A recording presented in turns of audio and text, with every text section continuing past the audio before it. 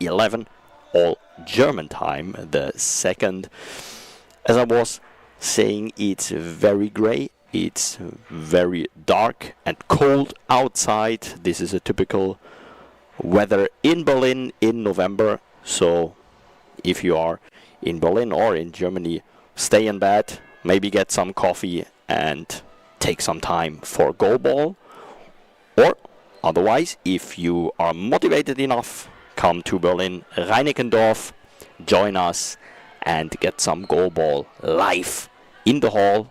And we can promise it's warm enough here, so the heaters are working, and we are looking forward for this first game of the day.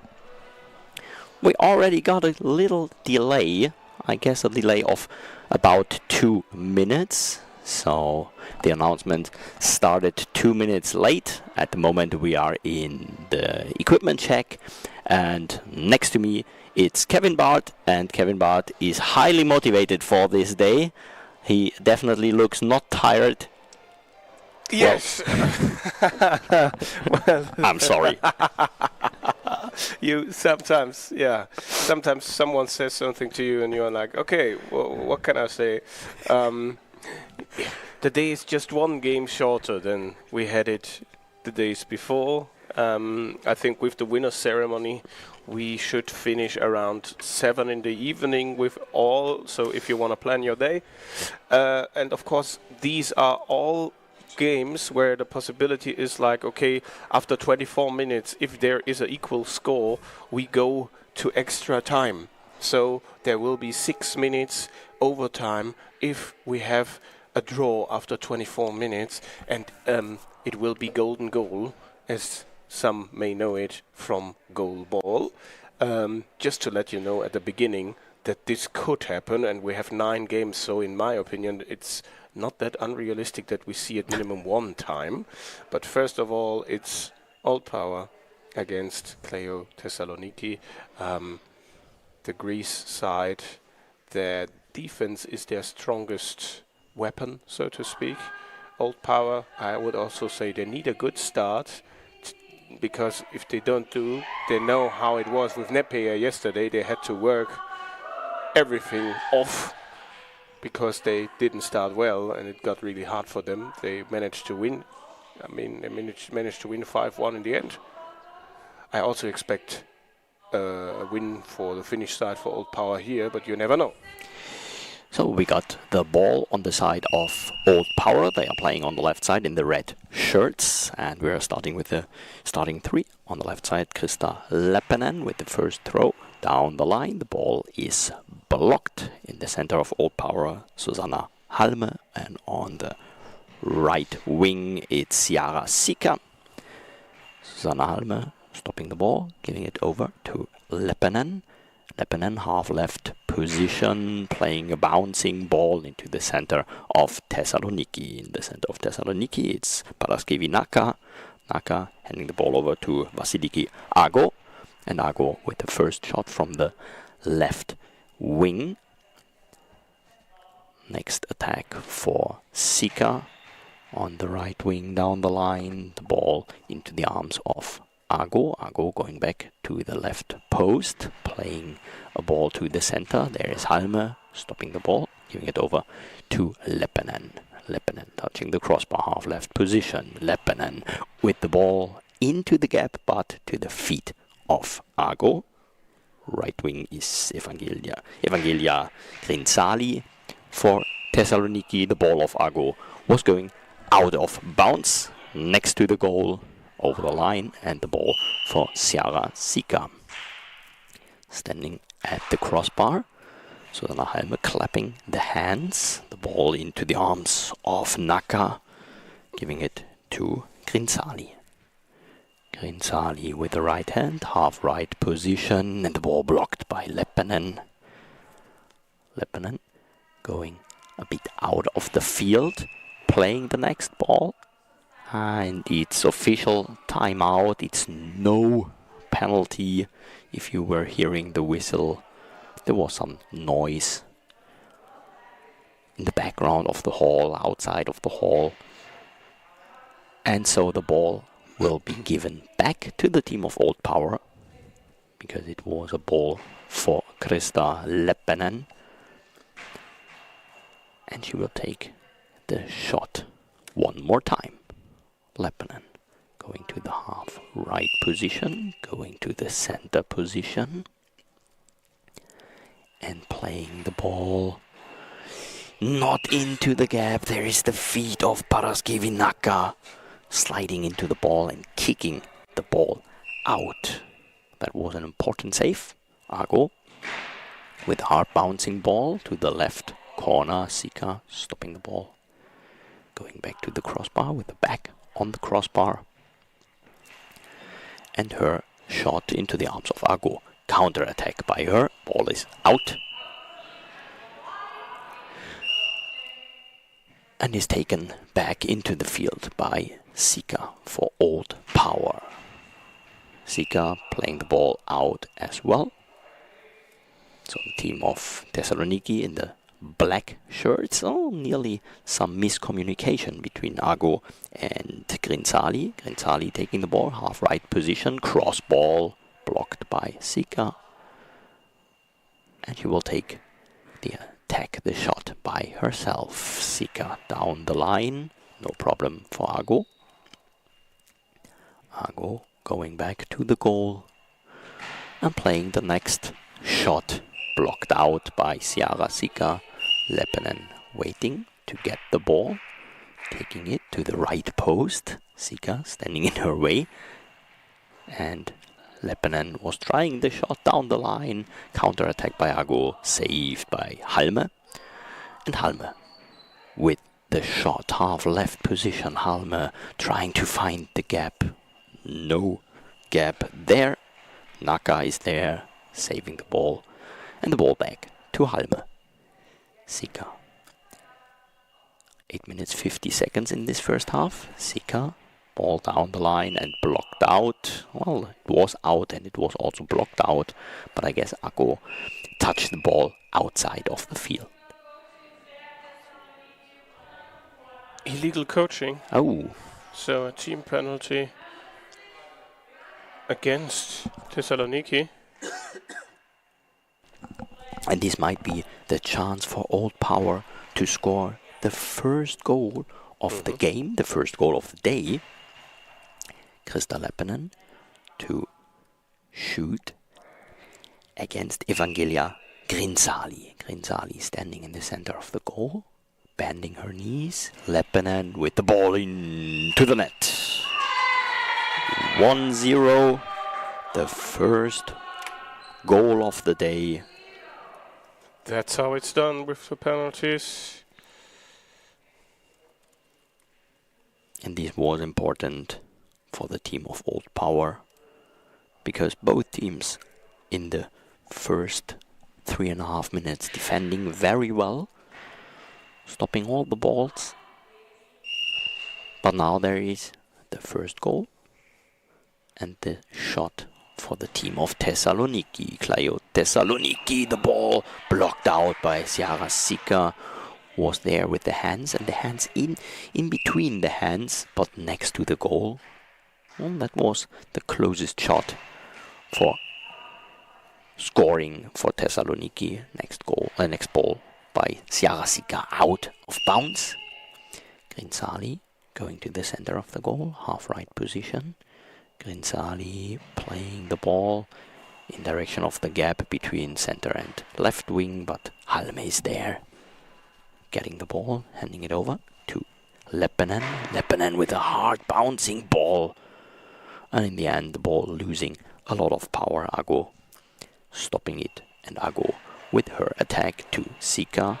Sika stopping it, and Halme with a smooth ball from the center to the center. There is Naka giving it over to Grinsali, half right position. Grinsali to the body of Susanna Halme.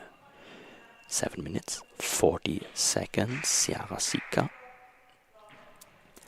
Ciara Sika down the line, no problem for Ago. Catching the ball, going to the center of the goal.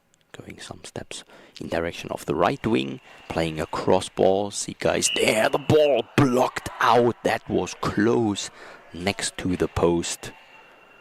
And I guess Ago is getting closer and closer for scoring these cross balls. Leppänen with the next cross ball, no problem in this moment. Naka catching it. Grinzali from the center to the center. There's Halme. Halme counter-attack, spinning around, and the ball to the legs of Grinzali, blocked out. 7 minutes, 3 seconds, still just one goal. And Ago from the right wing, cross ball. Again, sieka is there. In this moment she was catching the ball, not just blocking it. sieka with the attack down the line, no problem for Ago, counter-attack. And into the net. Yeah. The equalizer. Yeah, I was expecting this because Ago was getting closer and closer to this corner, and she was realizing that there might open a gap on the side of Ciara sieka. Ago with the counter-attack again, and the ball to the body of Ciara. Ciara sieka going back to the goal, playing the next ball. Ball saved by Ago. Grinzali going to get the ball in the center of the goal, playing the more or less cross ball, put into the arms of Susanna Halme. Leppänen with the ball down the line. The coach of Thessaloniki, Kesanopoulou, asking for a penalty. No decision of the referees, no whistle. Susanna Halme stopping the ball, spinning around and playing the ball out of bounds. Wanted to try to play a cross ball to the left corner, but it was too late leaving the ball. So it was going to the left corner and out of bounds. Susanna Halme catching the next ball, playing it to sieka, half right position. Ciara sieka. And the ball saved by Ago. Counter-attack. Down the line on the body of Ciara sieka. 1-1, 5 minutes, 23 seconds. Ago saving the ball, bringing it over to Grinzali. Grinzali touching the crossbar, going some steps to the half-right position, playing the cross ball, and Ciara sieka blocking the ball out of bounds, out of the field. She really seems to be the weak point. So just, let's say the point where the Greek side thinks there is the best possibility to score. Yeah, at the moment all the balls are going, or nearly all the balls are going to the left corner from the Greek side. Susanna Halme with the next attack, playing a ball to the left corner. Ball is blocked out by Grinzali. And Grinzali giving the ball to Ago. Ago going back to the center of the goal, half left position. And now she's playing a cross ball, but onto the feet of Susanna Halme. Giving it over to Krista Leppänen.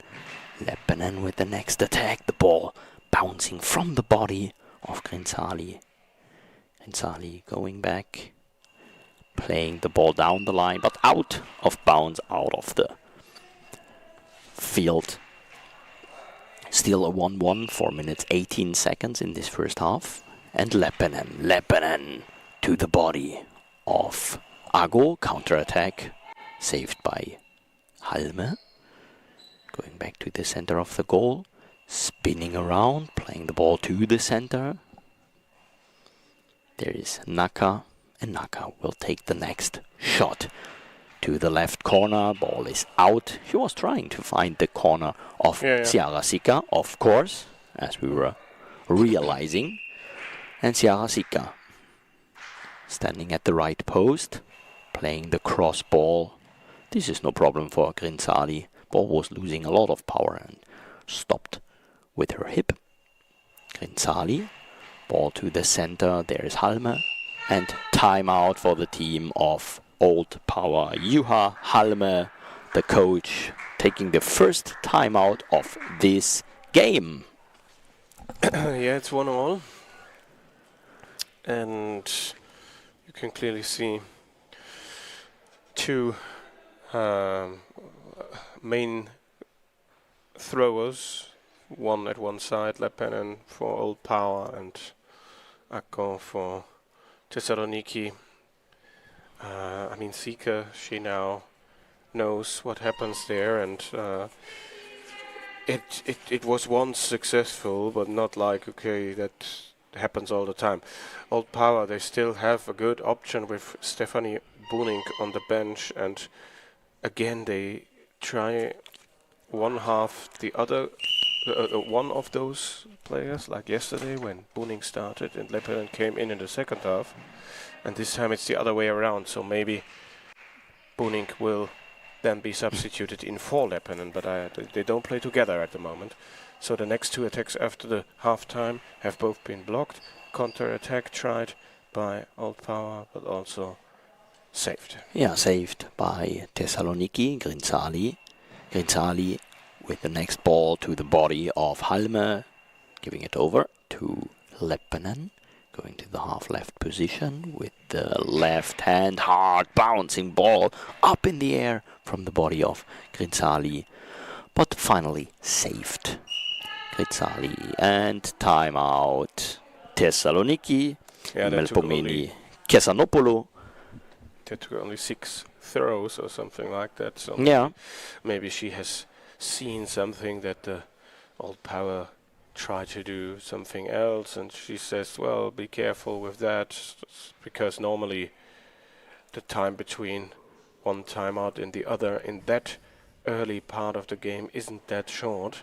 You sometimes have that at the end when it's really tight, but at the moment I don't really know what the reason is, but we can't always look into the heads of a coach. So still 1-1. And now the next possession for Thessaloniki. And the ball played on the center to Susanna Halme. Leppinen with the next shot. 2 minutes 40 seconds. Leppinen, hard bouncing ball into the arms of Naka. Giving it to Grinzali. Grinzali with a cross ball and saved by Sika. Ciara Sika waiting a moment, spinning around, playing the cross ball, no problem for Naka. Paraskevi Naka giving it over to Ago. Ago with the ball down the line. Halme is there, sliding into the ball, playing the next attack with a spinning ball and a cross ball, but into the arms of Grinzali. Naka standing in the center, no steps, immediately playing the ball, and from the center to the center into Halme's arms. Leppinen taking the next attack, hard thrown ball, 144, and Naka jumping for the ball to block it out. I guess she fell. Referee is asking if everything is fine.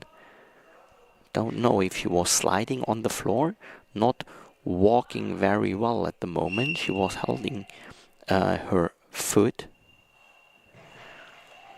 Ball played to the center, Halme. This ball was no problem for her. Last 90 seconds in this first half. The attack by Leppinen blocked by Naka and Grinzali. Substitution. There is the first substitution for Thessaloniki. I think it's an injury substitution. Well, at least it's Paraskevi Naka leaving the field, and Evlampia Mavronioti is entering.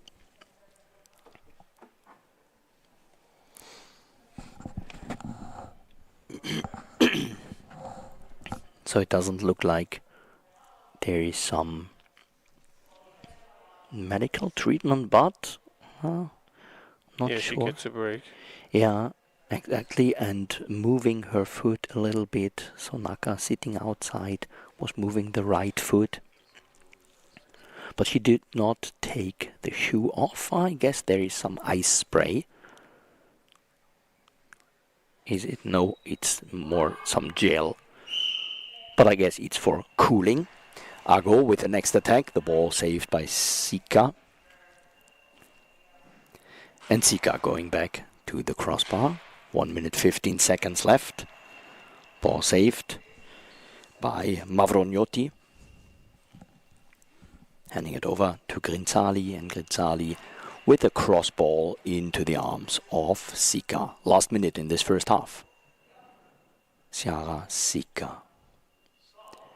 Spinning around, playing the ball to the center. Mavrognotti stopping it, giving it to Ago. Ago half left position. Ago hard bouncing ball into the arms of Sika. Leppänen waiting for the ball, but Sika will take the shot. 35 seconds. Sika. Ball stopped by Ago. Counter attack. And into the arms of Susanna Halme. Leppänen. 23 seconds. Leppänen with a hard bouncing ball, with a quick ball, with a fast ball. Saved by the team of Thessaloniki. Grinzali into the arms of Sika. Last 10 seconds. 7, 6, 5. Halme with the last shot. It's saved. And I don't get anything of that. 1 second before halftime. Yeah. Timeout for Thessaloniki. And the clock already was on 0 seconds, so now it is fixed on 1 second. Well, Kevin, tell me, is this kind of I'm throwing my timeout away? How do you? The coach would say no. Feel it. I don't have any clue from goal ball and things like that, like she did before behind my back. Greetings to the Greece coach. But I don't get it. A timeout 1 second before you have 5 minutes to talk and readjust and things like that. Maybe 5 minutes is not enough, and Yeah, 5 minutes 45. 45. Yeah, it's better. Yeah. But she didn't do that before. It's her speciality to do it at the end of games. Okay, When you think, okay, it's 7, 8 goals in front and 10 seconds left, and she takes a timeout. So, but now at the moment I don't get that. And now it's half time. Yeah, well done. 1-1 between Old Power and Thessaloniki. The first goal was scored with a penalty by Krista Leppänen. Exactly. The oldest player on the Old Power side, and Akko found the corner with a quick reply at the corner of Chiara Sika. A game where both teams were trying but not being able to really get problems in the opponent's defense. I mean, something which is already which I can already recognize. The throws of Old Power don't pressure the Greek defense too much at the moment, because in other games it was like, the ball was moving up in the neutral zone and a player had to pick it up and throw it back, and then they were scared of the 10 seconds and throwing the ball out. Just to be careful, just to avoid any violation of that 10-second rule. But that didn't happen because it wasn't necessary, because they had no stress whatsoever with that. So Old Power really has to try to apply more pressure on the Greek defense at the moment. This is, they don't have to. The challenges are not too high for them at the moment. It's all good for them. It's a 1-1. And Old Power, of course, can bring Stephanie Boonink in as an option to, really bring a bit more experience and power. Well, experience is already there with Leppänen, but also Buning. We know her for a long time. She is also a player who could help the Old Power offense immediately. One player who plays often for Old Power is missing this weekend, Ann-Kathrin Denker. Maybe she listens now on her free Sunday.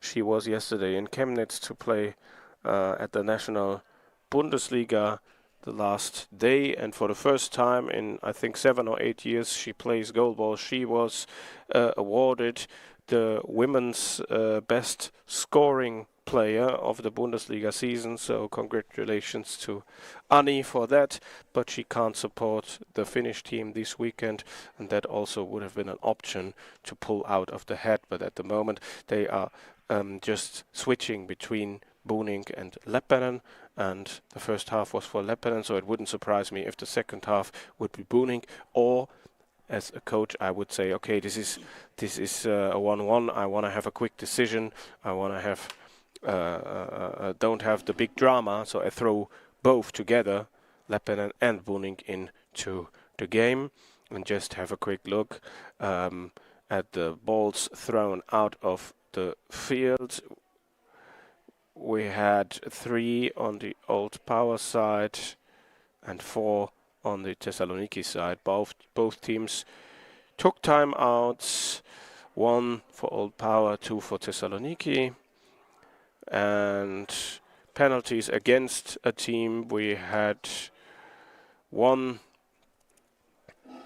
against Thessaloniki and 0 against Old Power.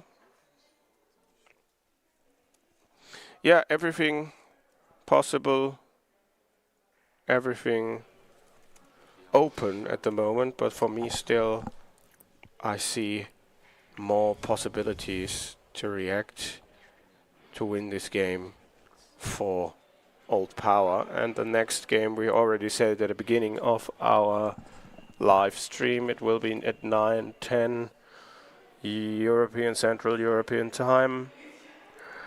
Nepal will face Golden Flash, so the winners of those 2 matches will face each other in the placement game for place numbers 5 and 6, and the losers will play for the places 7 and 8. And just to remind you, if after 24 minutes the score is still tight like it is at the moment, there will be 6 minutes overtime with the golden goal rule. 1-1 between Old Power and Kleo Thessaloniki.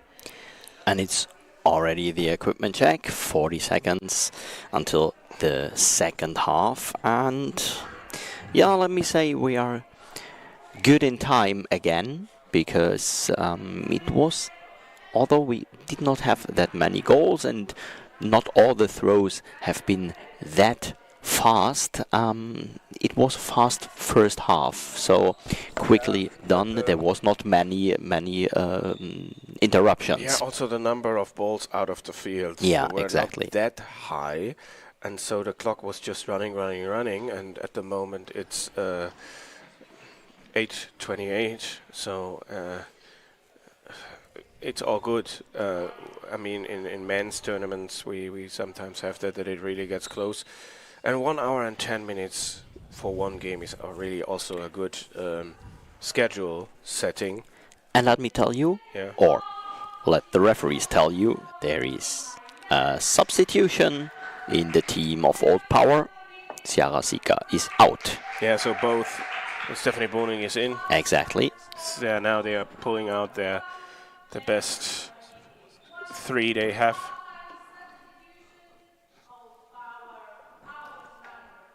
Yeah, we can hear it.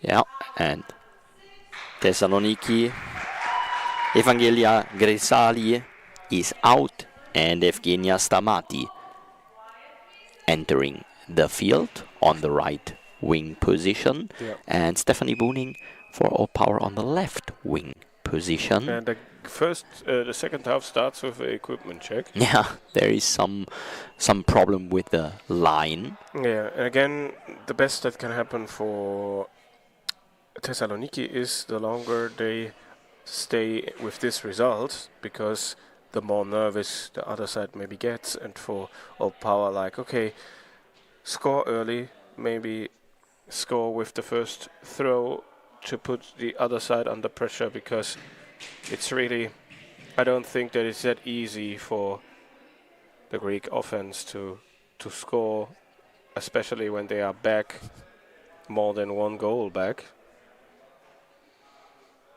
But they haven't scored. It starts right now. Yeah, and it starts with Mavrognoti. Mavrognoti playing the first ball, and Outside. This one is out. So maybe we were talking too much about it. Let's hope that not. It's okay. I am blamable. It's okay. Leppänen on the right wing, playing a cross ball up in the air from the feet of Mavrognoti. Mavrognoti searching the ball, playing it over to Ago. Ago with a quick attack, because she had to hurry. Halme stopping the ball, handing it over to Boning. Boning's first shot, and Boning's first shot is blocked, and ball over. Ball was blocked by Mavrognoti. The first ball over, and it already shows that there is a different And Boning challenge. with the next chance. Boning playing a ball to the center on the body of Mavrognoti, and now it's Stamati with her first shot. The ball very smooth, very slow. 4 seconds it took. No problem for Leppänen to take this ball. Leppänen shooting the next ball, and ball over. Mavrognoti in the center of the goal. Tall woman sliding into the ball and kicking the ball away. Boning again to the center, and again there is Mavrognoti. This time she she's walls catching up. the ball. Can't always throw on the center. Ago down the line on the left wing. Leppänen is there. Still the 1-all. Leppänen trying to find the gap. Ago closing the gap and saving the ball. Ago going back to the left wing. Ago with a hard bouncing ball into the arms of Leppänen. Leppänen half right position. Leppänen a cross ball. Nearly finding the gap between Mavrognoti and Stamati. Stamati with the next shot. And again this smooth ball. Cross ball, so it has a long way. And Boning half right position. Cross ball to the center, up in the air by the feet of Mavrognoti. We saw this 2 or 3 times, so maybe they are trying to play the ball that way, that it might go up in the air over the body of Mavrognoti. Halme with the next attack, and the ball saved by Stamati. 9 minutes 45 seconds. Next cross ball, and Leppänen got it. Leppänen standing at the right post, playing this next cross ball, saved by Stamati. Stamati trying the next attack. Cross, and blocked out by Susanna Halme with both hands. She was reaching the ball and blocking it out. Leppänen bringing the ball to Boning.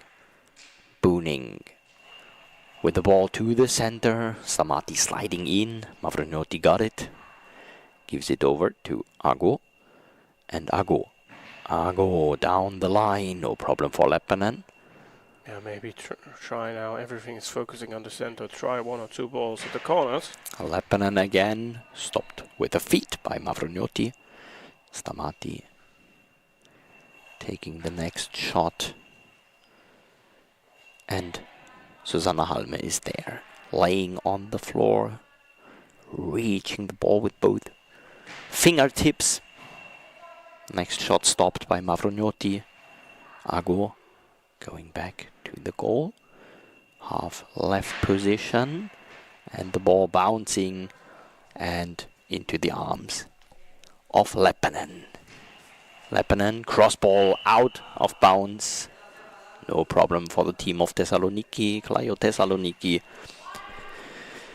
Getting the ball, Mavrognoti clapping on the floor. Stamati with the cross shot to the feet, to the legs of Leppänen, and Leppänen taking the next attack. Ball is out. So this is the second ball in a row that Leppänen was playing to cross, and that was going out of bounds.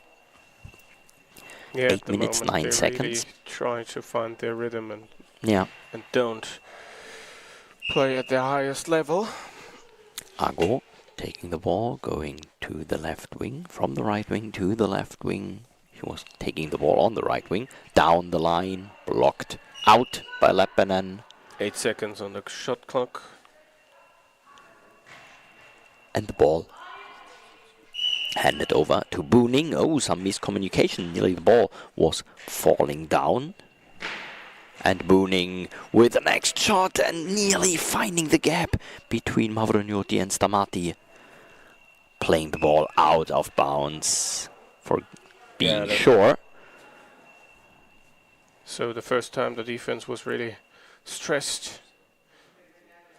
Yeah. Just what I was. That was a close at halftime. Close shot for Old Power to score the 2-1. Next attack for Booning, saved by Mavrognoti and Stamati. 7.5 minutes. Yeah, Stamati again. Soft ball. Starts to count. So the time, putting time from the clock is now. Leppänen, ball blocked by Stamati. Is now a factor. Close to the ball over, catching the ball. Mavrognoti playing the ball out, wanted to try or to play a cross ball, and the ball out of bounds. 7 minutes 10 seconds. Leppänen going to the center of the goal. Halme clapping with the hands, blocked out this time by Mavrognoti, by Stamati, sorry. And Ago going to the right wing to take the ball. Back to the center. Mavrognoti clapping on the floor. And Ago playing the ball to the left corner. Was mostly half left, and Halme was there.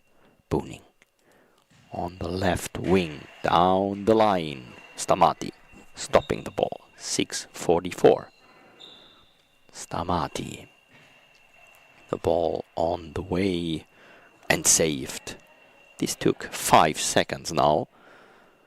And the next attack for Leppänen. Leppänen with a shot. Counter attack by Ago. Halme is there. Halme taking the counter attack. No, going back to the goal. Waiting a moment, and Halme with the ball into the arms of Mavrognoti, giving it to Stamati. Stamati with this next cross ball into the arms of Halme. Playing it over to Booning on the left wing. Booning with a cross ball. No problem for Mavrognoti. Last 6 minutes. Ago trying to find the gap, trying to find any gap, but Leppänen is there. Leppänen taking the ball back to her right wing position, down the line. Counter attack by Ago. Halme stopping the ball in the center with the feet. Going back to the goal, touching the crossbar, playing the ball to Mavrognoti, and Mavrognoti hurrying, giving the ball to Stamati. 5:21. And the next smooth cross ball. In this moment it's out.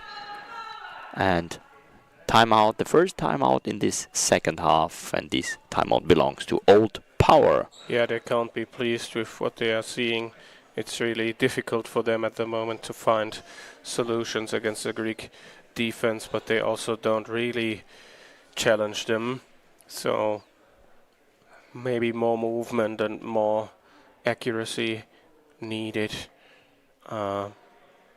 They have now normally 2 players in that can decide that game, but they don't do it at the moment. They don't have their rhythm really, and yeah, then nothing really changed compared to the first half. Still 1-1, and now the Greece side, of course, is in the comfortable situation. The longer the game goes, the better it is for them, because then they set maybe a lucky punch. Old Power with Stephanie Booning, the ball out of bounds. She was trying to find the corner of Good Stamati. try. Yeah. Played a little bit too cross. Because she was going in direction of the center and then playing the ball. Next attack by Ago. Stopped by Leppänen. 5 minutes left. Leppänen, cross ball to Stamati. Blocked. And brought to Mavrognoti. Mavrognoti. This was close. That was very close to the line. So she was playing a high risk. Was risking a high ball. Leppänen. And Kevin, let me say, I have this feeling the next goal will be the deciding goal. Yeah, can be. Stamati. Next ball out of bounds. So Stamati, now her balls still very soft, very slow, but all of them are out of bounds. No orientation in this moment. The next attack for Booning. 4 minutes, 22 seconds. Ago on the right wing, playing the cross ball into the arms of Halme. Giving it to Leppänen. Leppänen blocked by Stamati. Official timeout. Equipment check. Yeah, eye shades. Yeah. Looks like. For Stamati. So new 10 seconds. Everything is fine for them. Can take their time. Yeah, and when will Old Power start to take more risk and maybe too much risk? Is that also a factor? But we also have to say 6 penalties so far in the whole tournament for Thessaloniki, and none of them found the way into the net. So is this really an advantage? I'm not sure.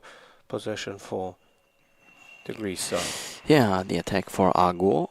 Ago's ball down the line. Stopped by Leppänen. And Leppänen with the cross ball. Not finding any gap. Stamati is there, giving it to Mavrognoti. And Mavrognoti playing the next attack. Cross and out. Hitting the wheelchair of the goal judge. But not the goal. 3 minutes, 35 seconds. The next attack by Booning, blocked out by Mavrognoti. She was sliding into the ball and blocking the ball with her feet. Still got the 1-all. 3 minutes, 27 seconds. And the next attack for Ago, blocked by Booning. And Stephanie Booning playing the ball out. Really early outside. For me, it was not that necessary. No, but it perfectly fits to what we have seen before. Mavrognoti going to the center of the goal, playing the ball as a cross ball from the right wing. He was running to the right wing and then playing the cross ball, but into the center there was Halme. Booning with the next shot. And into the arms of Ago. It was going over the body of Mavrognoti, but into the arms of Ago. A lot of bad luck for Old Power. That was a good chance for scoring. The next ball saved by Mavrognoti. So Old Power was close to a high chance for this 2-1. Still 1-all.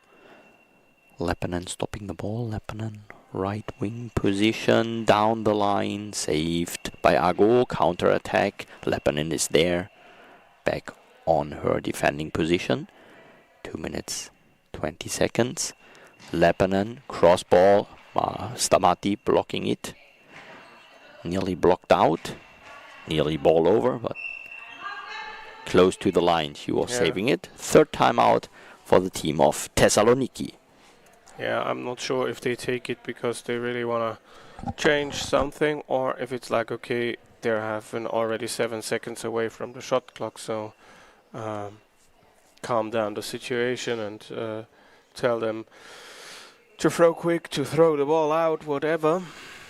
Yeah, time is ticking down, and only a penalty was the only goal that Old Power scored. And even Stephanie Booning couldn't up their offensive game. 1-1.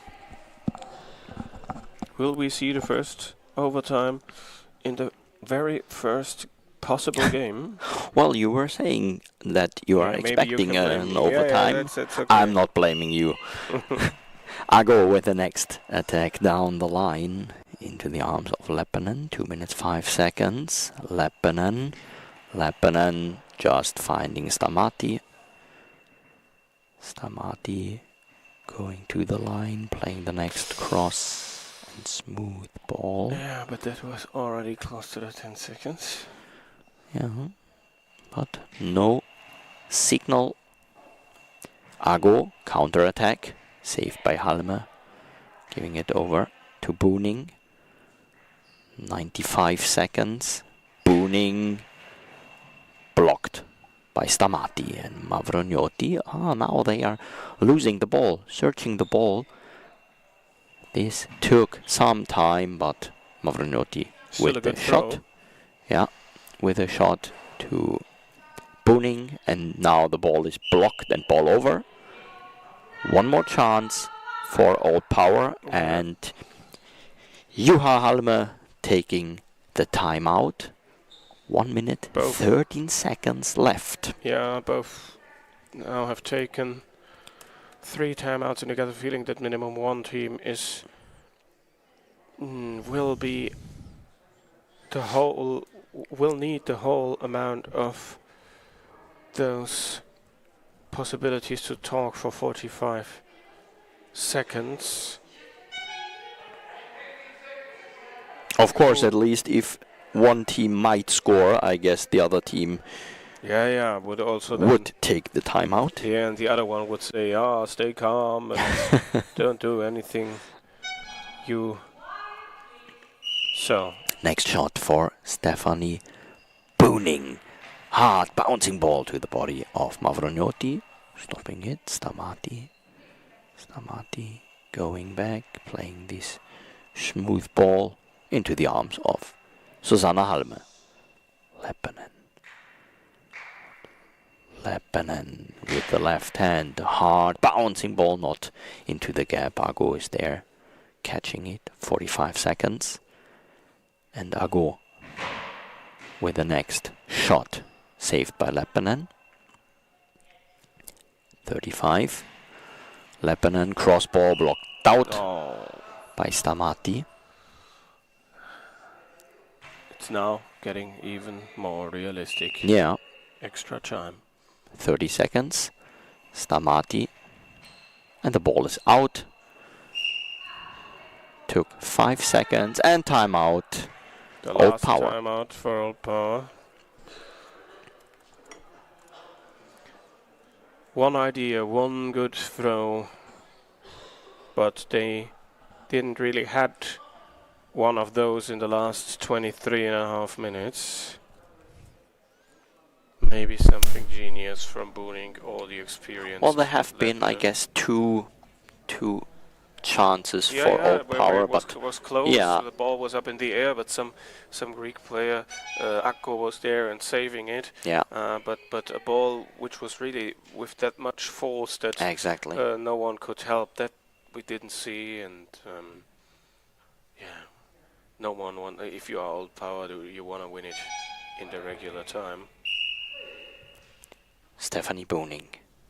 22 seconds. Stephanie Booning. Ball saved by Stamati. Timeout. Yeah, what we expected.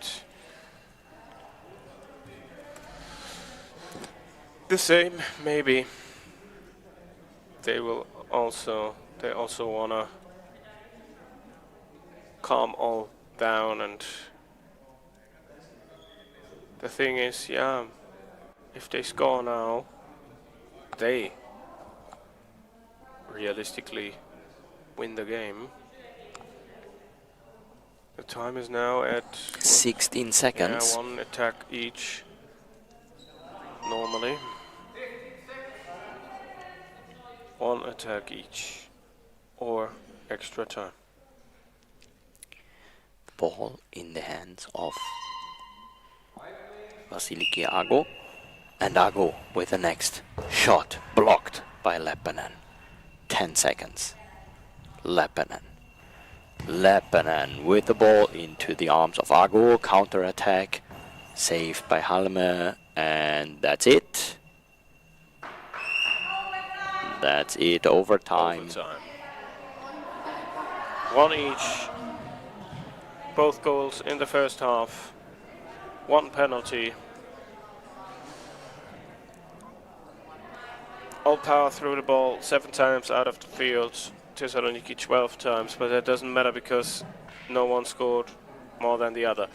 It means normally 5-minute break and then 6 minutes overtime. It was 2 times 3 minutes in before the change of rules, but now full 6 minutes without another change of sides. But the golden goal rule.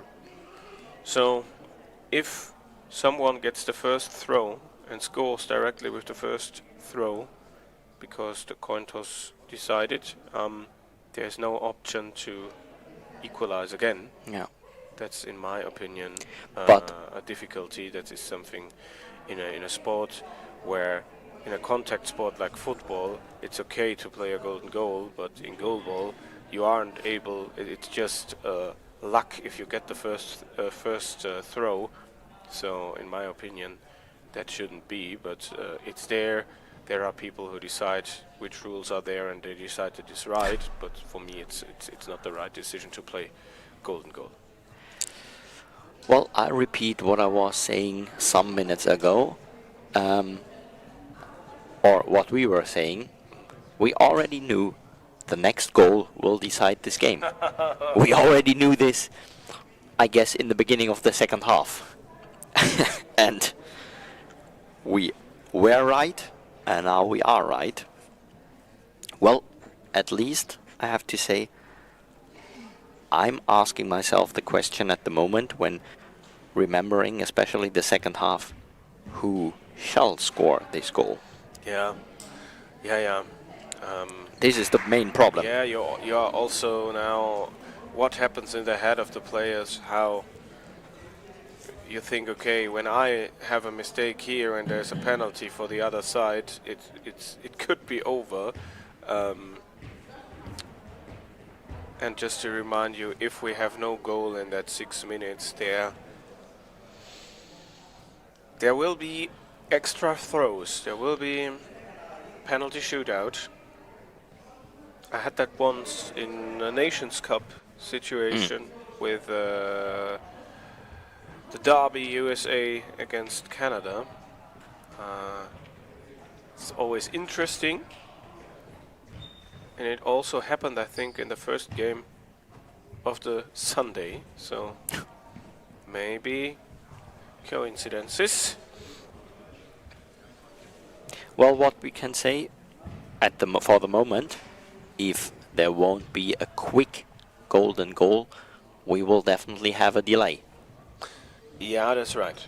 9:10, the next game is scheduled. And when we are starting, this will be in 90 seconds.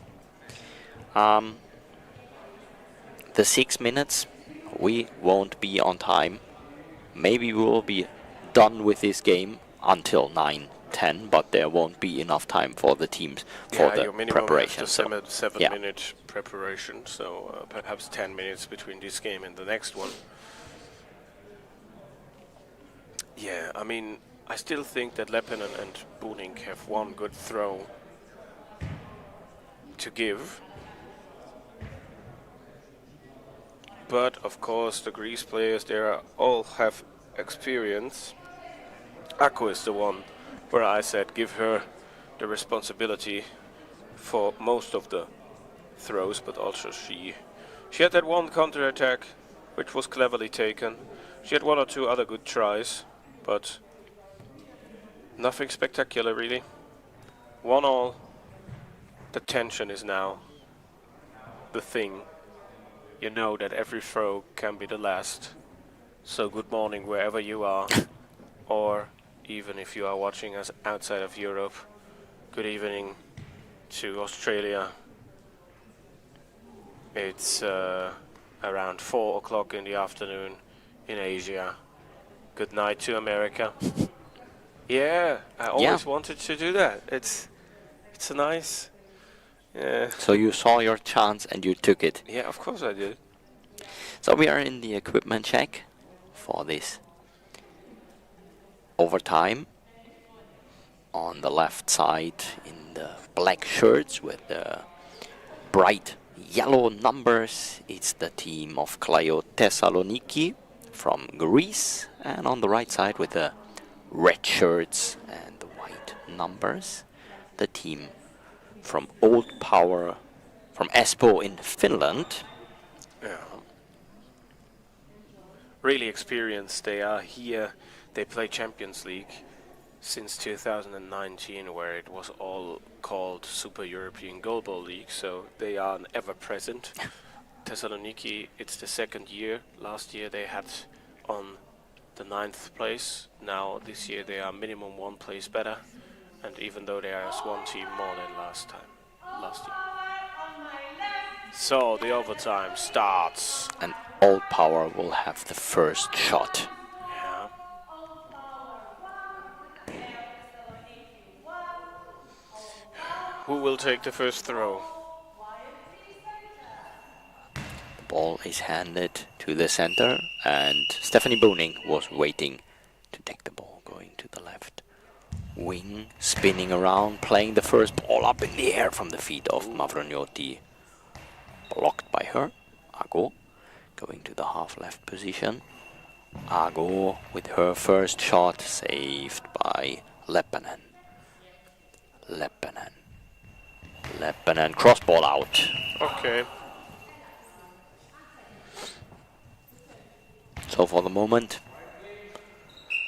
no. Everything continues like we took off. No very big chance. There was chances, but not that big. Next attack for Ago, saved by Leppänen. Was ball down the line. Leppänen also down the line. And again the question, both arms raised up. Melpomeni Kasanopoulou wanted to have a penalty for her team. Not given. Booning with the ball to the center. There's Mavrognoti. Searching the ball. Stamati playing the ball out. I don't get this because 3 seconds would have been left. But that is not. I'm sorry. That is not enough for Stamati's throw. You were counting the seconds. The next shot by Booning. So we saw this. That blocking action took. We saw this. Stamati with the very soft and very slow throws. Without being mean, but this takes some time. So maybe they wanted to be sure for not risking a 10-second penalty. Next attack by Leppänen, saved by Stamati. Now there it is. The ball by Stamati. Very smooth. Very low. Not bouncing. Nearly making no sound, or just a little sound. Or from the feet of some player deflected, but saved by Stamati. Next try. 4.5 minutes left.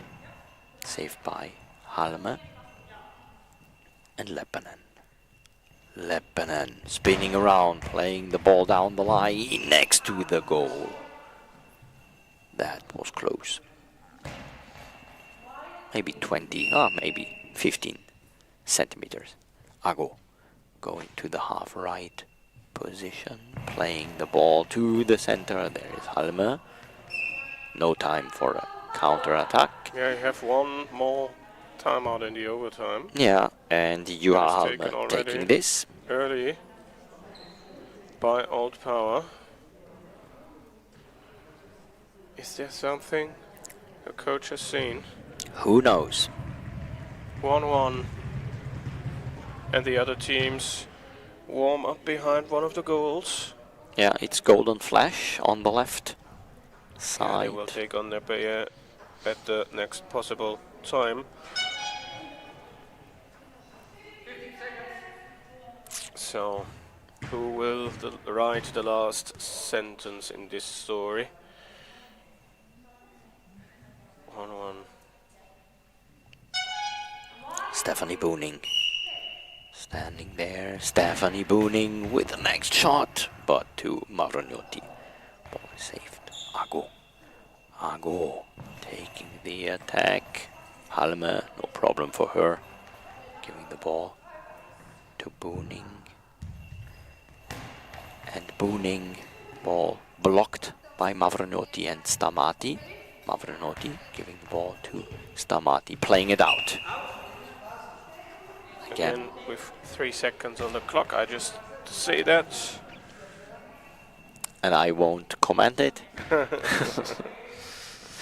The next shot by Krista Leppänen, half left position. Leppänen not finding the gap. Mavrognotti going for the ball, playing it to Ago. Ago with the response. And the ball saved by Halme. Leppänen on the right wing. Cross ball blocked and ball over. 3 minutes, 12 seconds. And the next chance for Old Power. Ball down the line. Blocked and ball over. Again. Third throw in a row. Yeah. Now it's Leppänen on the right wing. Booning was before. Leppänen. The ball saved by Mavrognotti. Giving it to Stamati. Stamati with the right hand. Soft, smooth ball was going out. 2 minutes 45 seconds.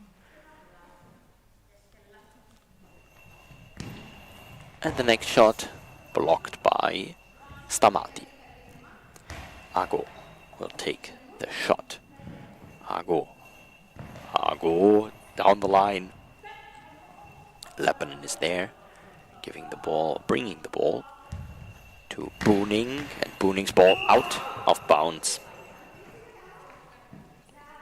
Not a real chance. Both teams now in double figures with the I guess. outfield goals. Substitution. Yeah, Grizzali will come back in for Stamati.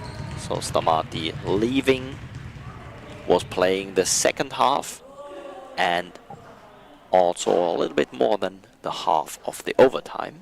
Yeah.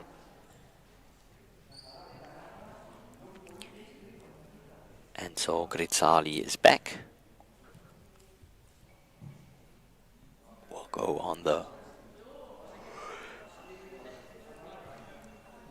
right wing with the ball in her left hand. She was taking it from Ago.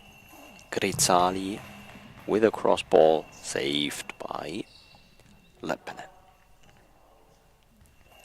Leppänen not finding the gap. Grizzali is there.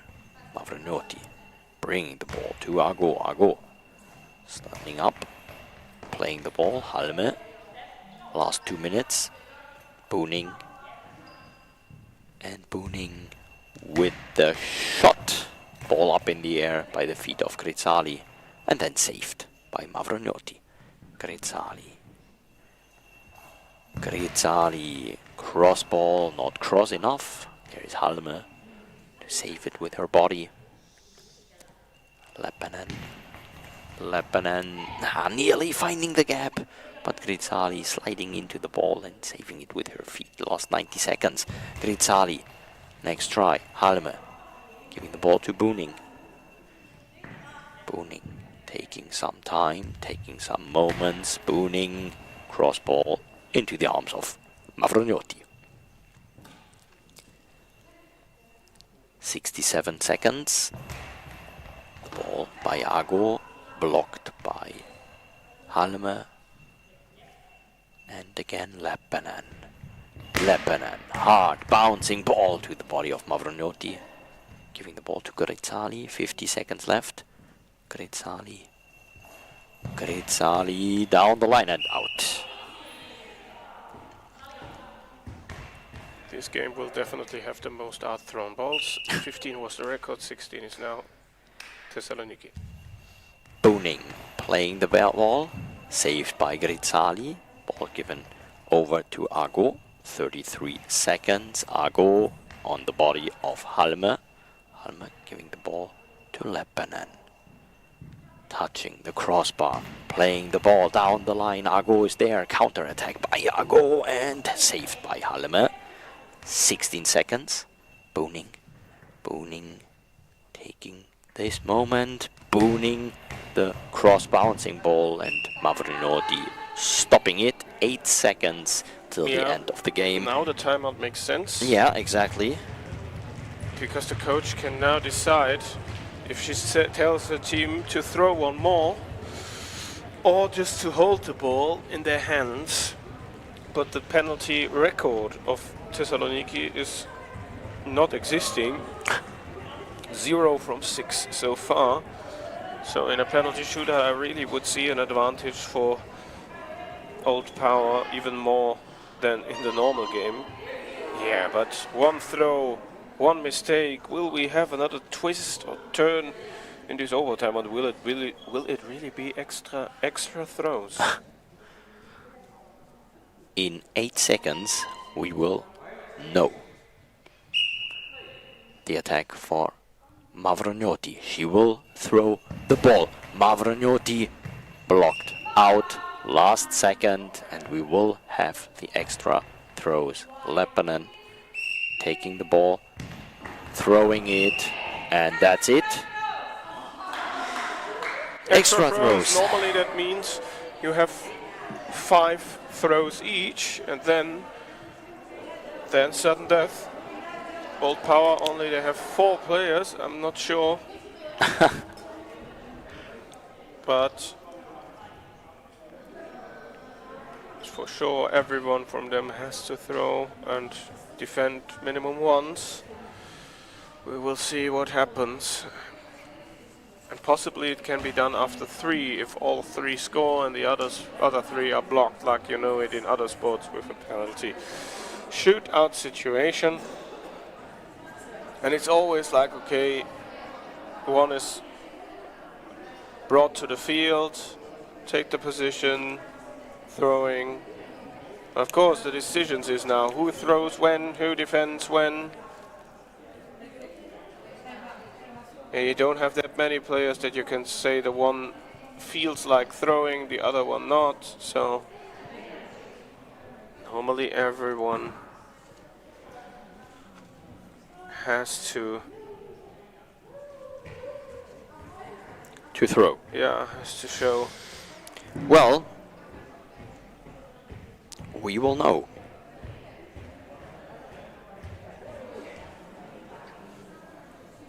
.908, normally the second game between Nepeye and Golden Flash would just start, but that will happen after this shootout.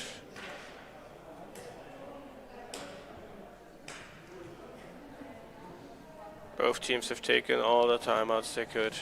10 timeouts we have seen. 1 penalty already in the game that was taken in.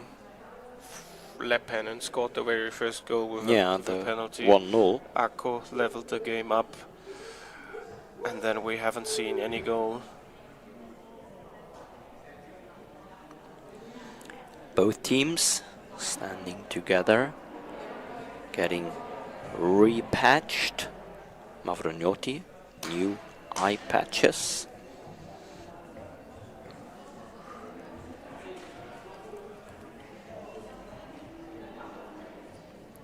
Of course, drama here. Pressure on every one of them. Well, if I see it correctly, maybe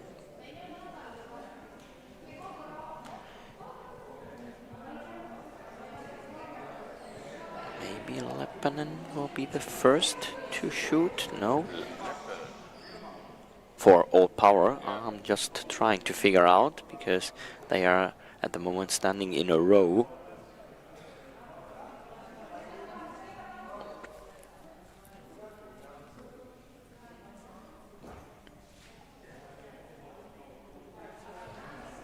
Oh, and we were saying, or I was saying, it's cold and it's grey and it's dark.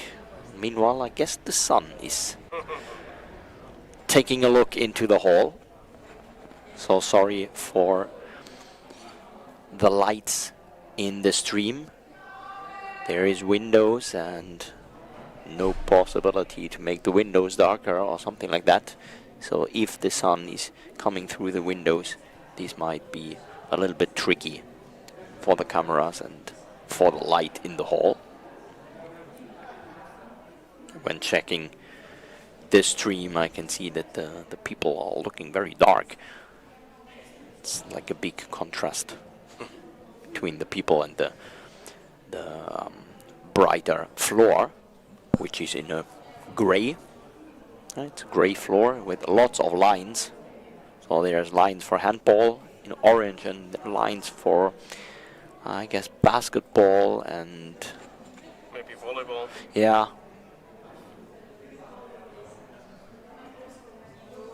And more basketball and I don't know what else. So there is black lines and orange lines and blue lines and green lines and more. Yeah, it's like for badminton. I forgot badminton. Of course, those for goalball you can touch also and feel with the hands and the feet, because for the players to orientate the goal, and those lines are the ones, and of course the other players at the communication in between and within the team. Well, we just wait time, the referee said. Yeah, so the time is over, like the break in between the overtime and the extra throws. And now the referees will ask for the order of throwings. Let's see what will happen. Yeah, maybe.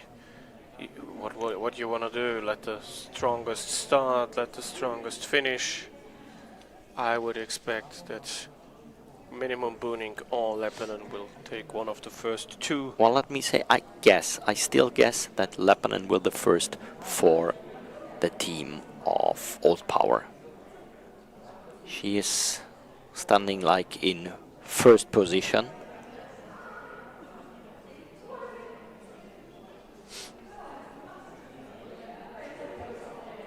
But we will know. Maybe she will just defend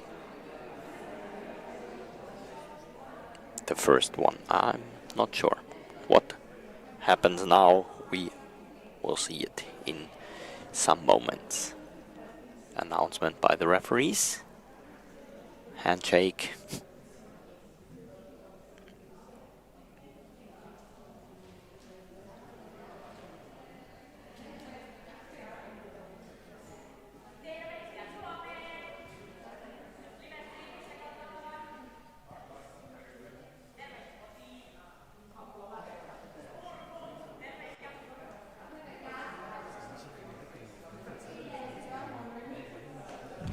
And the first one for Thessaloniki will be Vasiliki Ago. Yeah, strongest one. So we will have Ago versus Leppänen. Just listen to the referee.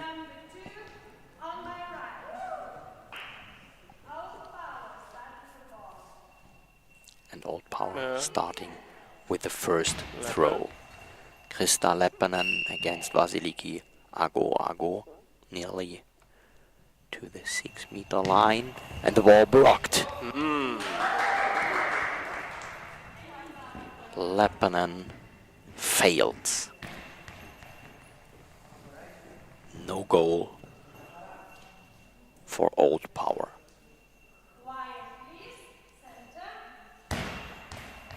And now Ago against Leppänen. Ago against Leppänen. Ago sneaking to the right wing, playing a cross ball, and it's out.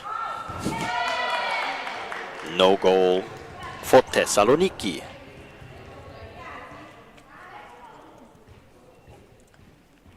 So the game continues like it stopped. Maybe the next goal will be the deciding goal. Can be. So who will be the next pairing? On the side of Thessaloniki, it's Evangelia Grisali, and for Old Power, it's Stephanie Booning. Yeah, you think normally Booning should be able to score one, but what is normal in that?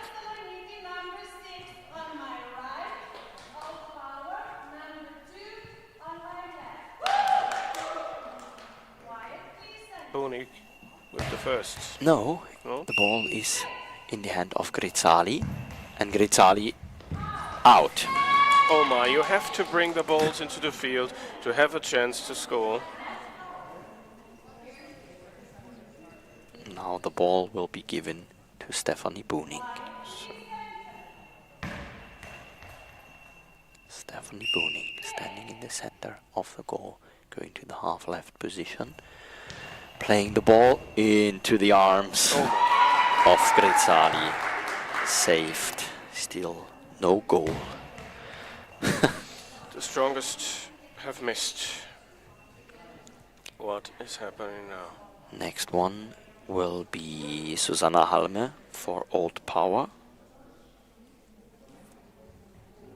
And Mavrognoti for Klaio Thessaloniki. Ball will be given to Susanna Halme first. Mavrognoti fixing her shoes.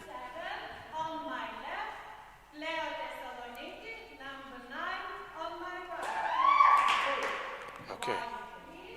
Halbe. Susanna Halme going to the half left position, going to the left wing, going 2-3 steps back, and the ball blocked. Blocked by Mavrognoti. And the chance for Mavrognoti to score the first goal in these extra throws. Mavrognoti, Susanna Halme at the line of the neutral zone. Mavrognoti, and blocked. No goal. Drama, drama. 6 extra throws and no goals. Kevin, let me tell you, the next goal will be the deciding goal. Yeah, but when will that be? Tonight? Thessaloniki, next one is Andriana Samuili and Ciara Sika for the team of Old Power. And Samuili with the ball in her left hand, going to the right wing, taking the ball in the right hand, and saved, blocked out by Ciara Sika.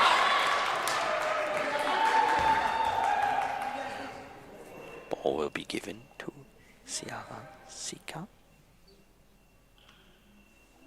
She was also throwing the ball out quite often in regular time. Yeah. In the half-tree play. Sika standing in the center of the goal, going to the half left wing, and playing the ball to the center of the goal. Ball is blocked. This is also not with force, not with anything.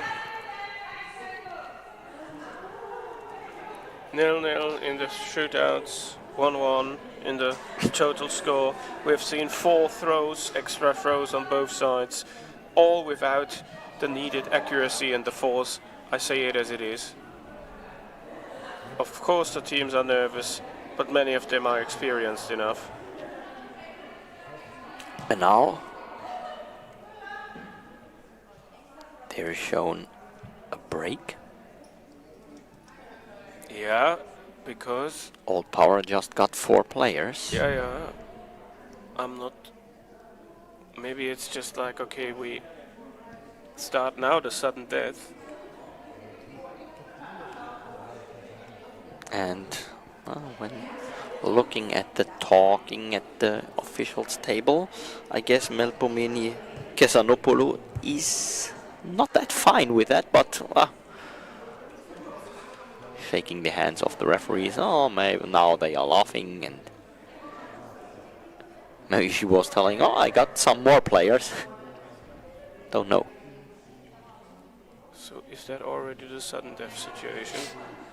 We will see. I cannot tell you, because I cannot hear what they are talking, but there is a big break now, and I guess... Yeah, everyone now has to pick the next player to throw and defend.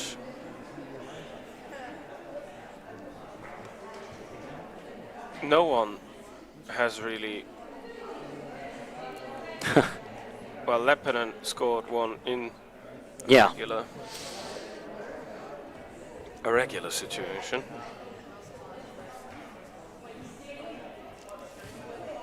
At least I guess they won't do the 5 minutes. It's sudden death. Yeah. So. And for Old Power, it's Leppänen and Ago for Thessaloniki. We've seen that before. Yeah. And Leppänen will start. Ago going to the center. Sneaking to the right side. Leppänen down the line and saved. It's blocked. Ago was hearing the ball. She was hearing the steps of Leppänen and was sneaking with her to the right side, or Leppänen, it was the left side. And she knew where the ball might go. Ago with the attack, with the shot, and blocked out.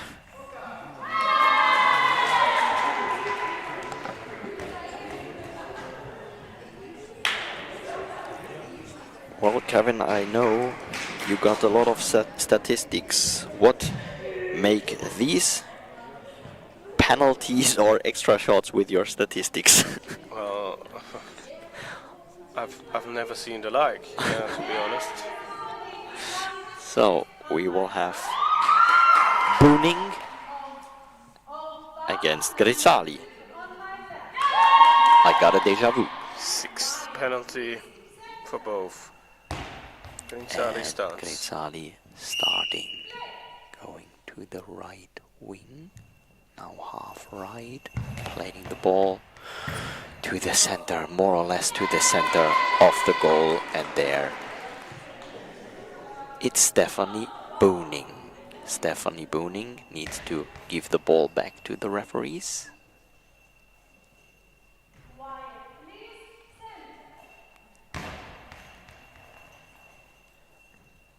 And Stephanie Booning, she can end this game playing the ball, and blocked. It's blocked.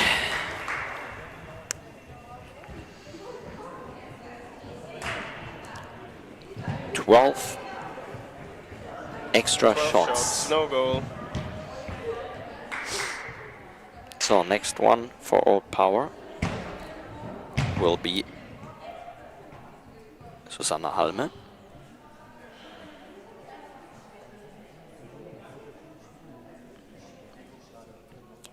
And Mavrognoti. Mavrognoti for the team of Thessaloniki. She was also throwing the 3rd throw. Yeah, everything. Yeah. The same.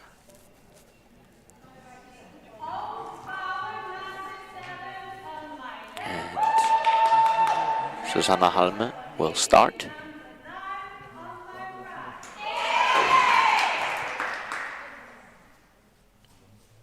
Halme and Mavrognotti. Ball given to Halme.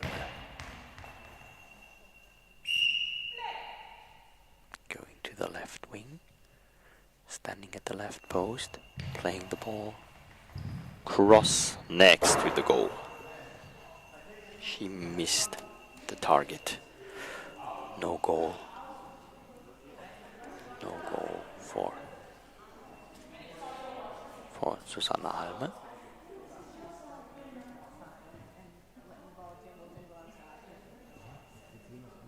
Oh, and Sarah Cooper got something to say. She's the chief referee in this tournament. Standing on the side at the bench of Thessaloniki, Mavrognotti.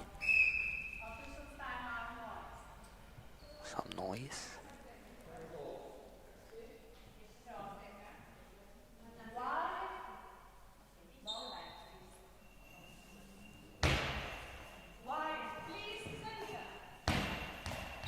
Okay. Yeah, ball given to Mavrognotti. Susanna Halme on her half right, and Mavrognotti missing the target that was clearly out. Wow. I'm sorry about the wow. Yeah, yeah. This was clearly out. That was, I guess, of all these shots now, 14 shots, I guess this was the worst. Yeah, there are 2 more and we can start again.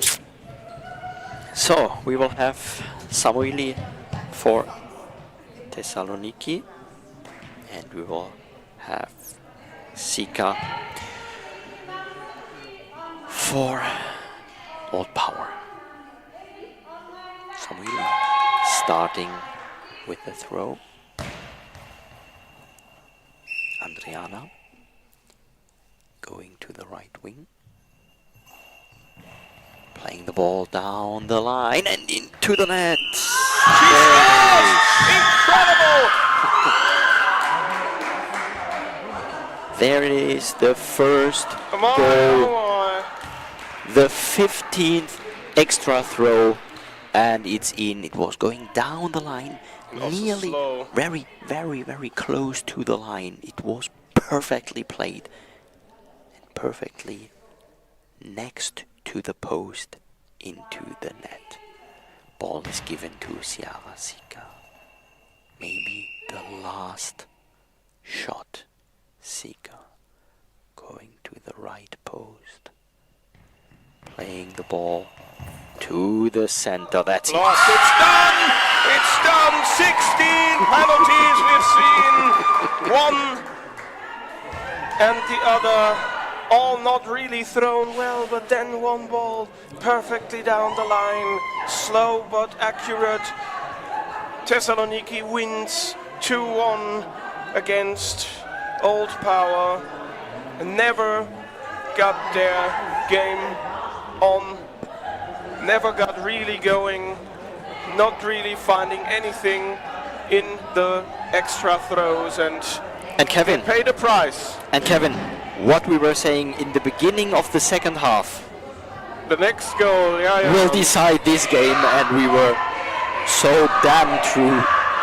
The next goal was deciding the game. It's 9:29. We got a delay of 19 minutes already because of this overtime and the extra throws.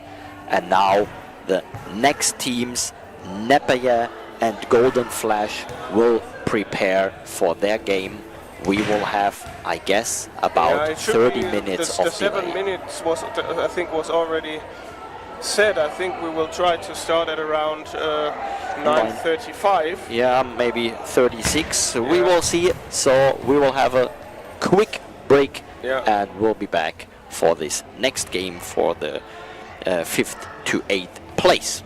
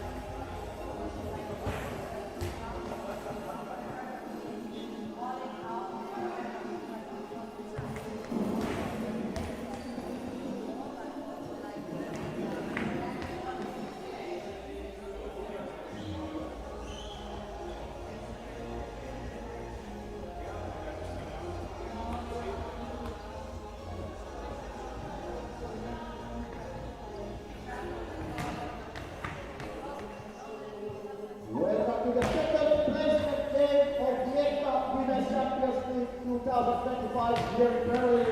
In this game we have Napoli from Finland against EGCA Golden Flash from France. Lineup of the Golden Flash. Number 2, Aliana holt. Number 3, Delta Alha. Number 5, Amelia Ayami. Number 7, Chelsea Hudson. Number 8, Lois Lodebia. Top members, Andre Tonne. Elisa Mahetki.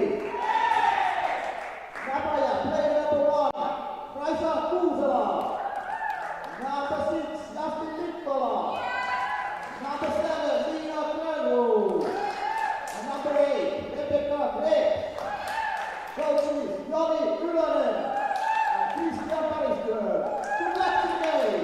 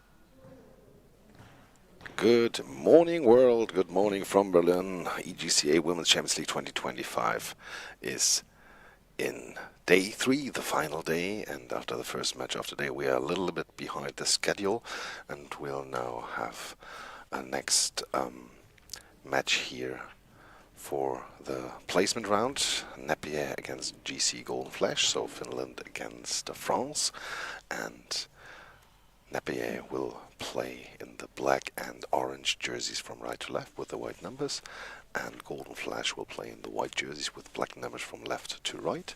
The starting lineup for Napier is on the left Rebecca Krebs, on the right Raisa Kusela, and on center Mina Grönros. And the starting lineup for Lions GC Golden Flash Lyon is on the left Chelsea Hudson, on the right Chelsea Hudson, on the left Louise Pierre, and on center Nelda Alhan. And right next to me, my fellow colleague, Christoph Scholz. Yeah, so to say, I'm on the right wing, and this is our starting two, and the team of Golden Flash will start into this game with Chelsea Hudson with a hard bouncing ball down the line. No problem for Rebecca Krebs taking the ball back to the goal with her first shot in this game. Melda Alhan stopping the ball, bringing it back to Ronde Pierre. And Ronde Pierre with the ball cross-played into the arms of Rebecca Krebs, bringing it over to Kusela. Kusela, hard bouncing cross ball, no problem for Chelsea Hudson. Hudson taking the ball and playing it down the line. Krebs, counter-attack. Krebs with the counter-attack in between Melda Alhan and Chelsea Hudson, but Chelsea Hudson was there sliding into the ball and catching it. Ronde Pierre, Louise Ronde Pierre with a high ball, and the first penalty of this game, that is an early penalty, will be given to Nepeye, and Raisa Kusela waiting on the right post. Ronde Pierre in the center, and the ball is blocked. Blocked by Ronde Pierre. Well, it was the first penalty, it was an early penalty, but it's no goal for the team of Nepeye. Golden Flash with Hudson. Hudson playing a cross ball, blocked out by Kusela. Kusela giving the ball to Krebs. Krebs on the half right position, going to the right wing, playing the ball down the line and out of bounds. He was missing the target clearly on this right wing. Ronde Pierre taking the ball to the crossbar, spinning around, playing the ball to the center. No problem in the center for Grönros to stop it and to block it out. Rebecca Krebs. Rebecca Krebs with the next shot. Chelsea Hudson getting up quickly, counter-attack, and in to the nets. Chelsea Hudson with the first goal, and the ball was touching Rebecca Krebs. Then it was Raisa Kusela sliding into the ball, kicking the ball, but she was kicking the ball behind the line. And the 1-0 for Golden Flash. Quickly the answer of Nepeye, ball saved by Chelsea Hudson, and the next shot by Ronde Pierre. Krebs taking the ball to the half left position. Krebs spinning around, playing a cross ball, but next to the post. She's getting closer to the post. Her first shot, or the last shot, was more far away from the post. This thing was close, and Chelsea Hudson with the next shot for her team. Ball is blocked out by Mina Grönros. Ball going to the official's table and is brought back to the team of Nepeye. And Raisa Kusela from the middle, starting, going over to the half left, the right winger with the spin, with the throw, right corner, blocked by Ronde Pierre. And so now the ball's brought back in on the left side. Louise Ronde Pierre at the crossbar, going to the middle, starting from the half left with a spin, with a throw to the center, and Grönros is there, pass to the half left to Krebs, going over to the half right, to the right post, colliding with Kusela now with the spin, with the throw, bouncing. Alhan is there. Alhan brings the ball back to Hudson. Hudson going at the crossbar to the right post, and now from there with a throw, bouncing down the line. Krebs blocks the ball, stands up, brings it to the middle. Kusela takes the ball over, and now from the half left, Kusela with a throw, but Alhan has the bouncing ball on center, hands it over to Ronde Pierre. Ronde Pierre now from the half left with the next shot to the right corner, but blocked by Krebs. Ball still in play from the half left now. Rebecca Krebs with the next shot to the center. Alhan is there, secures the ball, brings it back to Hudson, and Hudson from the half right with a ball down to the right corner and blocked out by the feet of Rebecca Krebs. 8:59 to go here. 1-0 the score for Golden Flash Lyon. And from the half right now, Kusela with the ball. And it's taken away by Alhan. Alhan brings the ball to Rondepierre. Rondepierre from the left with a spin, with a throw to the gap, but Grönholz moves over to the right, blocks it, gives it to Krebs, and Krebs now from the half left with a spin, with a throw to Rondepierre, blocked in front of her. Ball is in play. Alhan stands up. Alhan gets the ball. Alhan brings it back to Hudson. Hudson now hurries up from the half right with the throw, bouncing to the right corner, and Krebs now with a quick response there to Hudson. Hudson is there in position, stands up and then takes her time.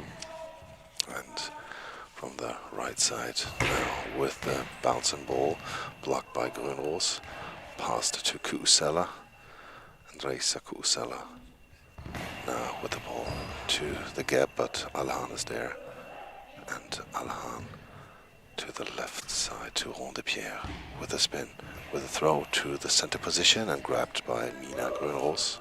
Grönholz to Rebecca Krebs, and from the half right now Krebs to the left gap, but the chest of Hudson is there, blocks the ball, still in play, and from the right post now the ball put out with the first contact, and so 1-0 the score. Napier is one behind, 7:37 to go. And Rebecca Krebs with the next shot, going to the right wing, playing a cross ball, blocked out by Chelsea Hudson, and she will get the ball back. Ball is given to her. Going to the center of the goal, there is Rondepierre waiting for the ball, taking it to the half left position. Louise Rondepierre with the ball down the line into the arms of Raisa Kusela. And Kusela taking the ball down the line to Melda Alhan. And timeout. Ball is ball over, so no option for a timeout for the team of Golden Flash, because the ball is in the hands of Napier. Raisa Kusela with the next shot, and now it's the timeout for the team of Golden Flash. Andre Torres taking the first timeout of this game. Golden Flash leading with a 1-0 after this first goal of Chelsea Hudson. And now both teams are taking these 45 seconds for having some instructions, for having some ideas for the next shots, for the next offense, and for the next defense moments. So let's see what will happen. Golden Flash with a 1-0 lead and 7 minutes 2 seconds in this first half left. Chelsea Hudson standing with the other players, with Rondepierre and Alhan. Rondepierre raising the right arm. Was it Rondepierre? They need to clean the floor a bit. Maybe some sweat, maybe some water because of the bottles. So now it's nearly done, and I guess Chelsea Hudson will take the next shot, going to the center of the goal, going to the half left, going to the left wing, and playing the ball down the line into the arms of Kusela. Counter-attack, but no problem for Melda Alhan to stop this ball. Melda Alhan giving it to Rondepierre. Rondepierre with the next shot to Mina Grönholz, and Mina Grönholz giving the ball to Rebecca Krebs. Rebecca Krebs trying a hard bouncing ball, blocked by Rondepierre. Ball was losing some power, some energy, and Chelsea Hudson trying the next shot. No problem for Grönholz, saving it with her feet. Kusela playing the ball into the gap. Melda Alhan blocking it. This took some time, and the ball is given to Chelsea Hudson. Chelsea Hudson needs to hurry a bit, playing the ball. Rebecca Krebs stopping it, going to the center of the goal, going to the half right. Rebecca Krebs with a cross ball and blocked out by Chelsea Hudson, 5 minutes 58 seconds. And now the ball is back in play. Chelsea Hudson brings it to the middle to Rond-de-Pierre. Lyon now start from the half left with a spin, with a throw left down the line, but Kusela blocks it out to her right. And again, Raisa Kusela gets the ball in her hands. Nepe will start from the middle with a spin, with a throw to the gap. Alahan with a block. Ball is in front of her. She takes it, brings it back to the middle to Hudson at the goal. She goes to the right side. Hudson now with a throw. Bouncing ball, right corner, blocked by Krebs. Krebs now going to the half left position and with a spin, with a throw, and the ball is secured by the feet of Louise Rond-de-Pierre. Rond-de-Pierre now at the left post with a spin, with a throw to the middle, and there's Grönros. Grönros with a pass to Kusela. Back in from the half right now, Raisa Kusela with a throw to Alahan. Alahan grabs the ball immediately and now has the ball given to Chelsea Hudson.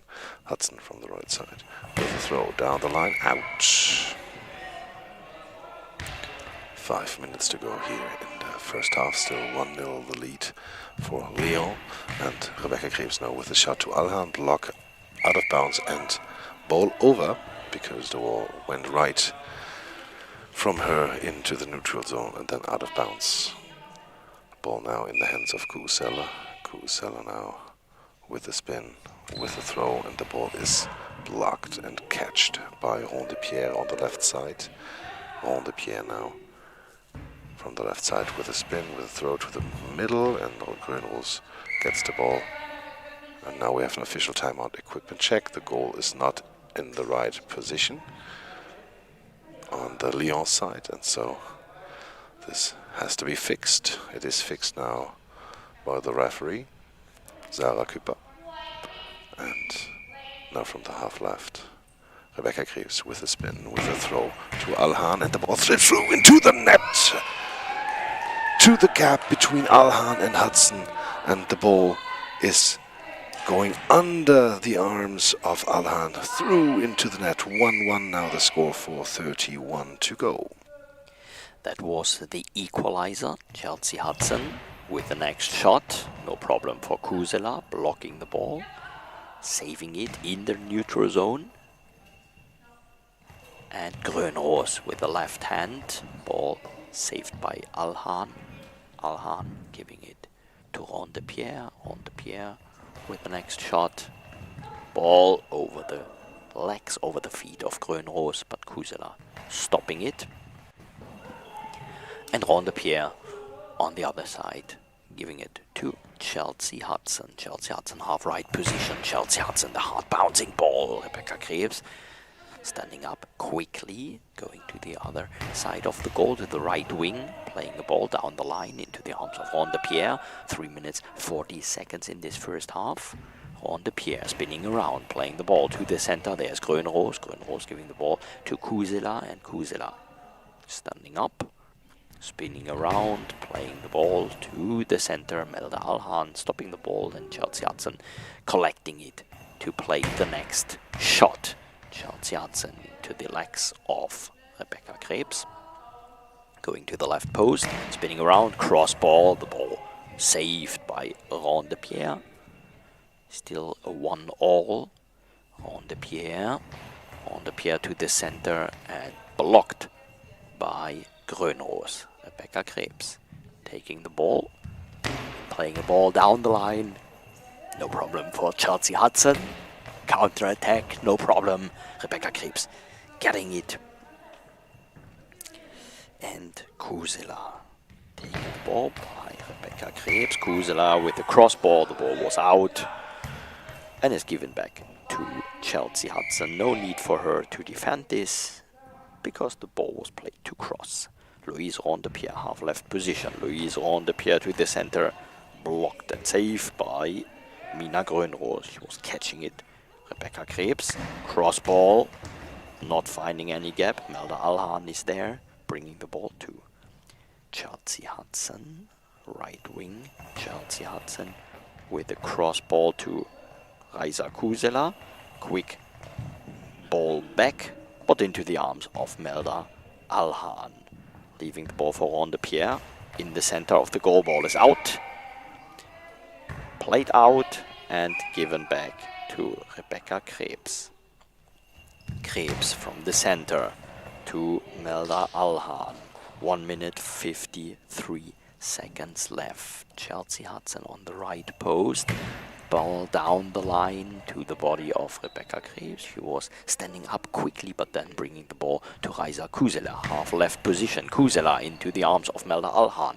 Alhan going to the left wing, giving the ball to Ronde Pierre. And Ronde Pierre with the ball down the line. Kicked out and blocked by Mina Grönros. Timeout for the team of Nepeye.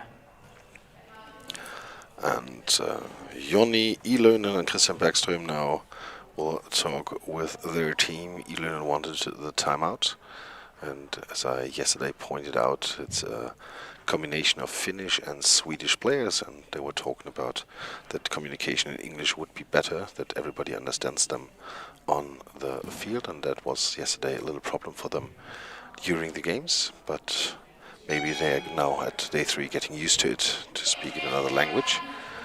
And they will see Reisa Kusela with the ball in her hands going to the middle, and the timeout is now over. And from the middle, Reisa Kusela with 1:29 to go. The ball placed to the corner, right side, but there are the feet of Ronde Pierre. Ronde Pierre with the block, and now with the throw from the left side with a spin to the middle. Center is there. Center brings the ball to the left side. And this is Rebecca Krebs, goes to the half right with a spin, with a throw down the line. Ouch. Out right side, 2 meters after the center line. 1:08 to go. And from the left side, the right winger Chelsea Hudson with the throw to the gap. But there is Grönros closed it, and the ball now given to Reisa Kusela. Kusela from the right post with the spin, with a throw left side. Out. Ball's out. And now Chelsea Hudson at the crossbar starts, throws the ball with a high bounce into the arms of Rebecca Krebs, the left winger from the left post. With the throw, bouncing ball to Alhan. Alhan blocks it in front of her to her right side. Ball goes out of bounds. 34 seconds to go. Chelsea Hudson hurries up, throws down the line. Rebecca Krebs with the block. Brings the ball to Kusela. 27 seconds to go. And Kusela from the middle with the spin, with the throw to Hudson. Hudson with the catch. 20 seconds to go. In the middle, ball given to Ronde Pierre from the half left with a spin down the line. Kusela with the block in front of her to the neutral zone. She finds the ball. Pass back to Grönros. 8 seconds to go. Grönros hurries up with the throw to Alhan. Alhan with the block. 4 seconds to go. Gives the ball to Chelsea Hudson. And so the first half is now over. And 1-1 the score. While we go into halftime, we make a short break here when they are changing the sides, and we're back in a few minutes.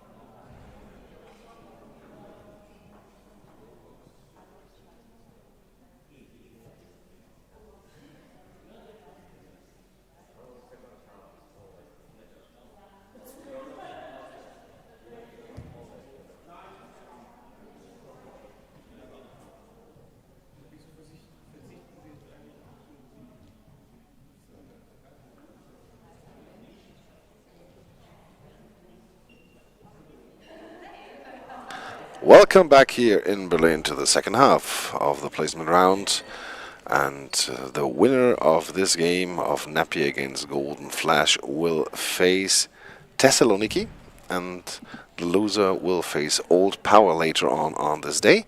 And 1-1 the score.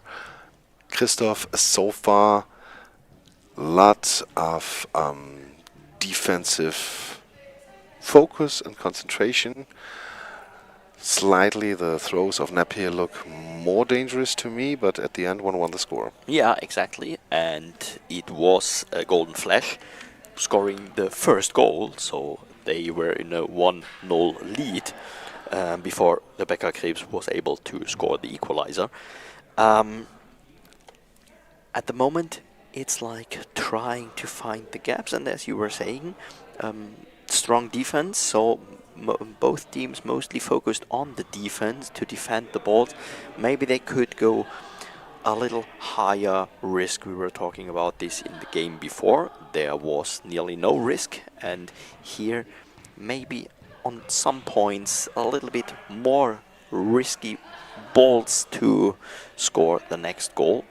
Because to be honest, I'm not that motivated for another overtime and extra throws after a possible 1-1 after the next 12 minutes. Are you not paid for overtimes?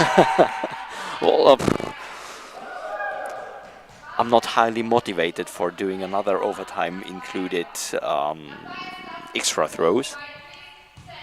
So, oh no. Back to the game, Christoph. Exactly, and just having a look on the schedule. The day is long enough, and we are already with a delay.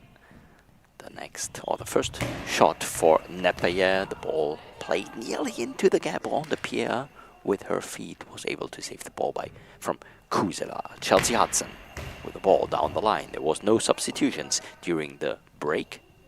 Krebs trying the next attack, a little bit stronger, and the ball not into the net. Wow, that was close. The ball was touched by Ron de Pierre, was going down the line, touching the body of Chelsea Hudson, and again down the line next to the post. It was leaving the field very close, and a lot of bad luck for the team of Napier. That was close to the 2-1 for the team from Finland. Kusela with the next shot to the body of Melda Alhan, giving the ball to Chelsea Hudson, and Chelsea Hudson with a hard bouncing ball to the left corner. Counter-attacked by Kusela.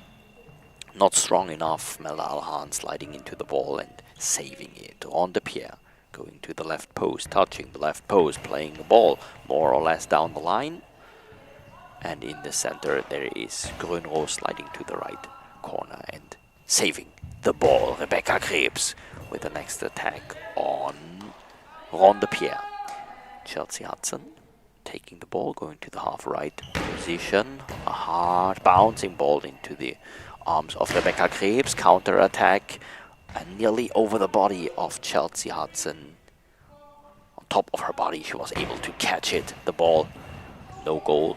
And Rebecca Krebs giving the ball to Raisa Kusela. 10 minutes, 30 seconds in the second half. Raisa Kusela not finding the gap. Melda Alhan giving the ball to Ron de Pierre. On the Pierre with the next ball down the line, blocked out by Kusela. 10 minutes, 17 seconds. Kusela. And Kusela spotting the place where she wants to play the ball and playing the ball down the line next to the goal. That was not where she was spotting. So it was more or less she was showing, okay, I will play a cross ball, and then was playing the ball down the line and even over the line. Chelsea Hudson on the left wing playing a cross ball, mostly to the center, was not cross enough. Rebecca Krebs switching the position from the left wing to the right wing, down the line, into the net. The 2-1 for Napier. Under the body of Louise Ron de Pierre, the ball went in, and Ron de Pierre now with the answer. No, Grönros is there. Pass from center position to the half right to Kusela. And Kusela now from the right post with the throw to Ron de Pierre. Ron de Pierre with the block, left out of bounds. The left winger now gives the ball to Chelsea Hudson. Hudson now moving back to her right winger position. From the far right now with a throw down the line, bounced into the arms of Rebecca Krebs. Krebs now from the left side with a spin, with a throw to Hudson. And Hudson grabs the ball, quick response by her down the line, and the ball is saved in the gap by Rebecca Krebs. Was reaching out to the middle, and now from the left side, Kuseller, the right winger, with a throw to the right corner and blocked by Alhan on the center position, left out of bounds. And again, left side, Ronde Pierre with a spin, throw down the line. Kuseller blocks in front of her. The ball is found by her, and she takes the next shot herself from the right side with a shot down the line, and it's blocked by Ronde Pierre. Clapping Hudson gets the ball into the hands, and from the half right, now Hudson to the middle, to the gap. Kuseller with problems, and the ball's in, deflected by Grünroos. Kuseller was standing like she always does, and is not fast enough down on the ground again, and so the ball went in. 2-2 the score now here with 8:46 to go, and Lyon is back in the game. Now from the middle, Raisa Kuseller goes to the right post, starts, throws the ball to Alhan. She blocks it, grabs it, gives it to Hudson. Hudson from the right side with a throw down the line. The ball bounces, and Rebecca Krebs keeps it in play. And after the block, standing up, coming to the right side with a spin, with a throw down the line. Ouch! 2 meters after the center line, right side, out of bounds. And now Louise Ronde Pierre from the half left with a spin, with a throw to the middle, and there's the center Grünroos pass to the right side to Kuseller from the half right. She'll start her motion with the throw right corner, and the ball is blocked by Ronde Pierre. Ronde Pierre gives the ball, and the clock is not running. There we have a problem now at the table, and the ball now is in play. Nobody's already said something, and I hope the referees will see it.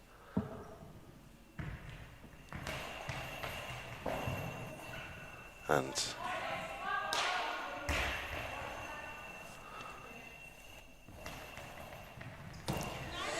yeah, so the time is not running now. The time is running, although the ball was blocked out. Now it's stopped again. 8:24, but there was at least like 20 seconds, I guess, without running time. 8:20. Maybe the clock is like a little bit jumping, and the next shot for Raisa Kuseller, the ball up in the air from the body of Ronde Pierre and out of bounds, was blocked out. 8 minutes 7 seconds.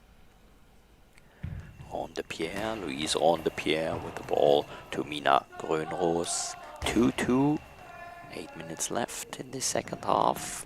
And Rebecca Krebs with a cross ball out. That was clearly next to the goal. No need for defending for Louise Ronde Pierre. Chelsea Hudson touching the left post, playing the ball down the line. Raisa Kuseller with a counter attack and playing the ball out. That was not what she was expecting as a counter attack, I guess. Maybe she wanted to play the ball in the other direction where Chelsea Hudson was leaving her position. And the timeout for André Torres for the team of GC Golden Flash from Lyon in France. This gives both teams the option or the possibility to talk 45 seconds. So we are on 7:41 now to go in this second half, and both teams got two strong scorers, Rebecca Krebs for Montpellier and Chelsea Hudson for Golden Flash. These are the two scorers who scored the 4 goals in total in this game. The team of Golden Flash still standing all together, or the 3 players still standing all together. Talking about who will take the next shot, and it's Chelsea Hudson. Chelsea Hudson down the line, in to the net. There it is, the 3-2 for the team from Lyon, for the team of Golden Flash. 3-2 the score. Golden Flash leading by 1 goal. Rebecca Krebs with the answer. Ball is out and even blocked out by Chelsea Hudson, but the ball was already over the line. Chelsea Hudson bringing the ball to Louise Ronde-Pierre. Ronde-Pierre with the ball to the center. There's Mina Grönros giving the ball to Raisa Kusela. Kusela going to the right post and playing the ball down the line. That was close to a long ball. Ball blocked out and brought back. Melda Alhan to Louise Ronde-Pierre to the center. There's Grönros giving the ball to Rebecca Krebs. Rebecca Krebs in the center of the goal to the right corner. Ronde-Pierre blocking the ball, raising her arm. She got the ball on her eye shades, and so there is an equipment check for her. And her eye shades will be fixed. 6 minutes, 57 seconds to go. And Napier needs to find a solution, needs to find a way to score the equalizer.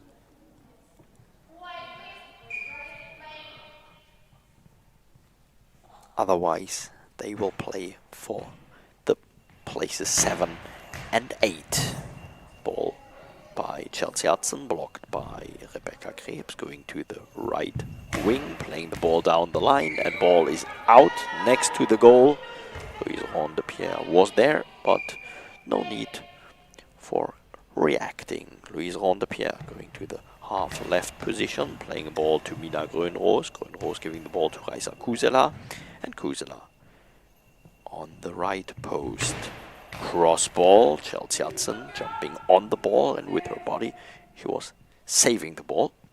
Chelsea Hudson down the line, blocked by Rebecca Krebs, and the next shot for her down the line. Rebecca Krebs, the ball out next to the goal. It was close, but not enough, and the ball not in the net. I think it also hit the post. So really close one from the left side now. Ronde-Pierre with the shot down the line, and the ball is blocked out by Raisa Kusela. Kusela is now waiting that the goal judge brings the ball back into the game, and now Kusela from the right is moving to the middle, to the half left, starts, spins, throws to Alhan. Alhan with the block. Alhan stands up, has some problems, now finds the ball and brings the ball out of bounds. Was afraid of the 10-second runoff. And so we have a ball going over back to Napier. 5:51 to go. And from the left side now, Rebecca Krebs with the spin, with the throw right side. Ronde-Pierre, no, the ball's blocked up by Alhan's feet. Nearly, I thought it would be deflected into the net, but blocked it, left out of bounds. Hudson, the right winger, from the right side with the throw to the middle. Grönros with the block, pass to Kusela. Kusela from the middle now with the spin, with the throw to the gap, and the ball is on the line. Ronde-Pierre's there with her right hand. She grabs the ball on the goal line.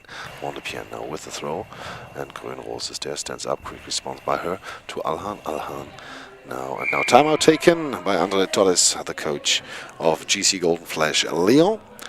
And with 5 minutes and 20 seconds left, they take their third timeout already. Napier had taken one in the first half, and this is a close game, 3-2. The next game that will come up will be the first semi-final of the EGCA Champions League 2025. It will be Malmö against Füchse Berlin, and then the other semi-final will come up. This will be Kahramanmaraş against RGC Hansa from Rostock, and these are two really tight games coming up after this match here.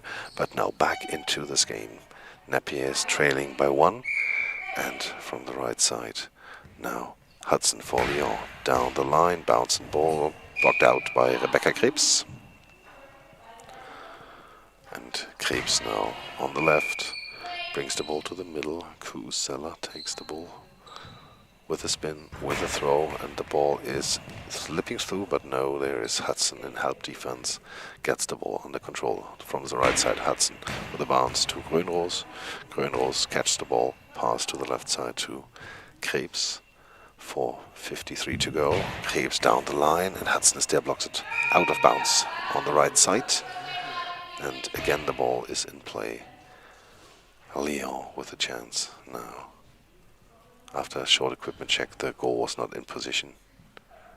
Now everything is fine, and so we can proceed here. And now Pierre from the left side starts, spins, throws to the gap on the half left, but Grönros closed the gap. Pass then to Kuseller from the half right. Kuseller to the middle, to the half left, and the ball is catched by Hudson. And Hudson now from the right winger position with a throw, bouncing down the line, and Krebs with the block, stands up quickly, comes over to the half right, and with a spin, with a throw down the line, and the ball is blocked by Pierre. Still 3-2 the lead here for Golden Flash Lyon. And from the left side now, Pierre with a spin, with a throw down the line, and the ball is catched by Kuseller. And Kuseller from the right side with a spin, with a throw to the gap half left, but Alahan is there, hands it over to Chelsea Hudson.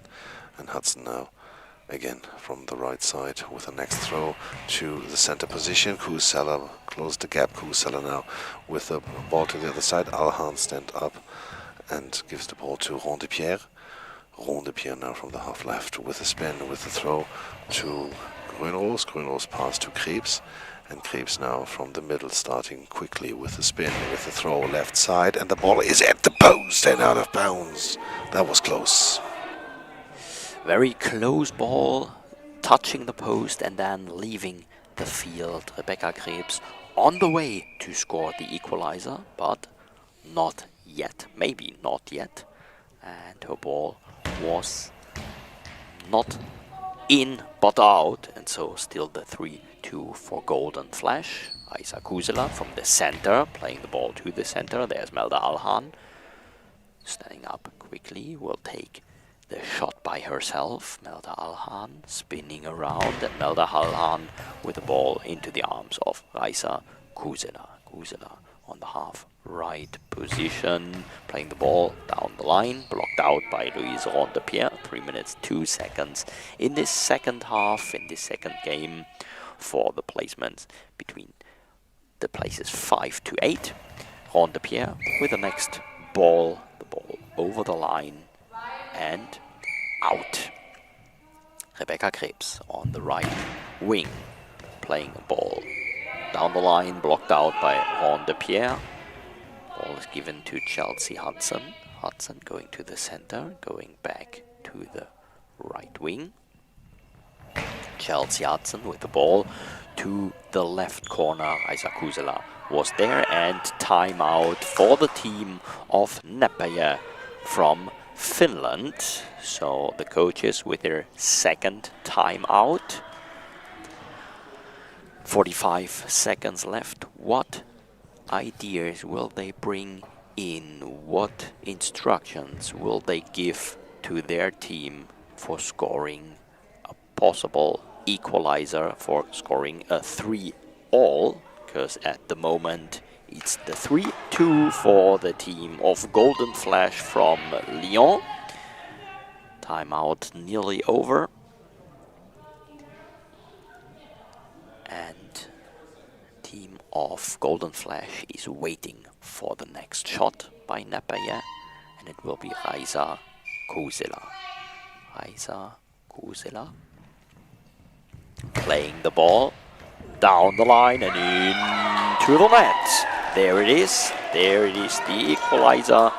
Isa Kuseller with the 3-all, and this was the best timeout you could take, I guess. And the best words, the answer by Chelsea Hudson. Ball is blocked out by Mina Grönros. So this timeout worked perfectly, And we got a 3-all. Rebecca Krebs spinning around, playing the ball into the arms of Melda Alhan. Melda Alhan standing up quickly, going back to the center of the goal, touching the crossbar with her back. And Melda Alhan, hard, bouncing ball into the arms of Mina Grönroos, giving the ball to Raisa Kusela in the center of the goal. From the middle to the left corner, Chelsea Hudson, quick respond, and next timeout for the team of Nepeye. 2 minutes, 14 seconds left. The third timeout for them. Both teams took 3 timeouts, and let's see if we will have a restart after this timeout as we had before. Funny thing was, after the last time out, the goal was scored by Kusela immediately, and Kusela was giving the thumb up to the coach, Joni Ilönen, to the outside. Also, Mikola, the substitute, was coming to Ilönen laughing and was hitting his shoulder like, well done, coach, and he was smiling like, I love it when a plan is working. And maybe we'll see another Ilönen plan now from Rebecca Krebs from the middle with the shot left side out of bounds, and this was 2.5 meters on the left out of bounds. And now we have from the right side Chelsea Hudson with the throw, with the shot, and the ball now given to Krebs from the half left with a spin, with a throw to the right side and blocked by Ron de Pierre. Ron de Pierre stands up at the crossbar, half left, with a spin, with a throw down the line, and Kusela blocks it out. 1:44 to go. Kusela from the half right with the throw. Alhan is there, hands the ball over to Hudson. 1:35 to go from the left side with a throw down the line, and the ball is blocked by Rebecca Krebs. 1:28 to go. And now Krebs with the ball out along the line, and we're getting closer to the golden goal. Either we have an overtime or maybe the next goal will decide here, with just 1 minute 24 seconds to go in this match. Goal clock is running, and Hudson for Lyon from the right side with a shot to the gap. Kusela can close it, has the ball in her hands, goes to the right post. 1:10 to go with a shot now down the line to the gap on de Pierre with the block, and was close at the high ball line, this shot by Kusela from the left side. On de Pierre down the line, Kusela goes down, blocks the ball, and the ball is now out. 55 seconds to go here. And Kusela from the right side with the shot down the line. On de Pierre is there, blocks the ball. Hudson comes to the middle, claps in her hands, gets the ball from the half right now. Hudson with the shot, bounce into the right side. Ball is blocked and then secured by Grönroos. Pass to Rebecca Krebs. 35 seconds to go from the left side.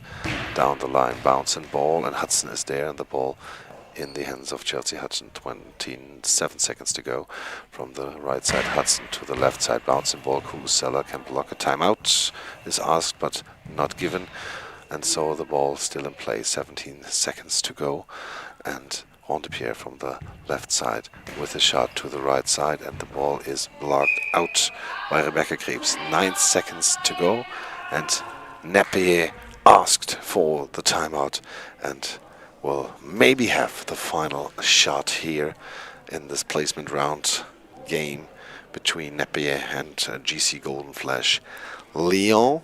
And maybe the golden goal before the golden goal will be brought to you by Christoph.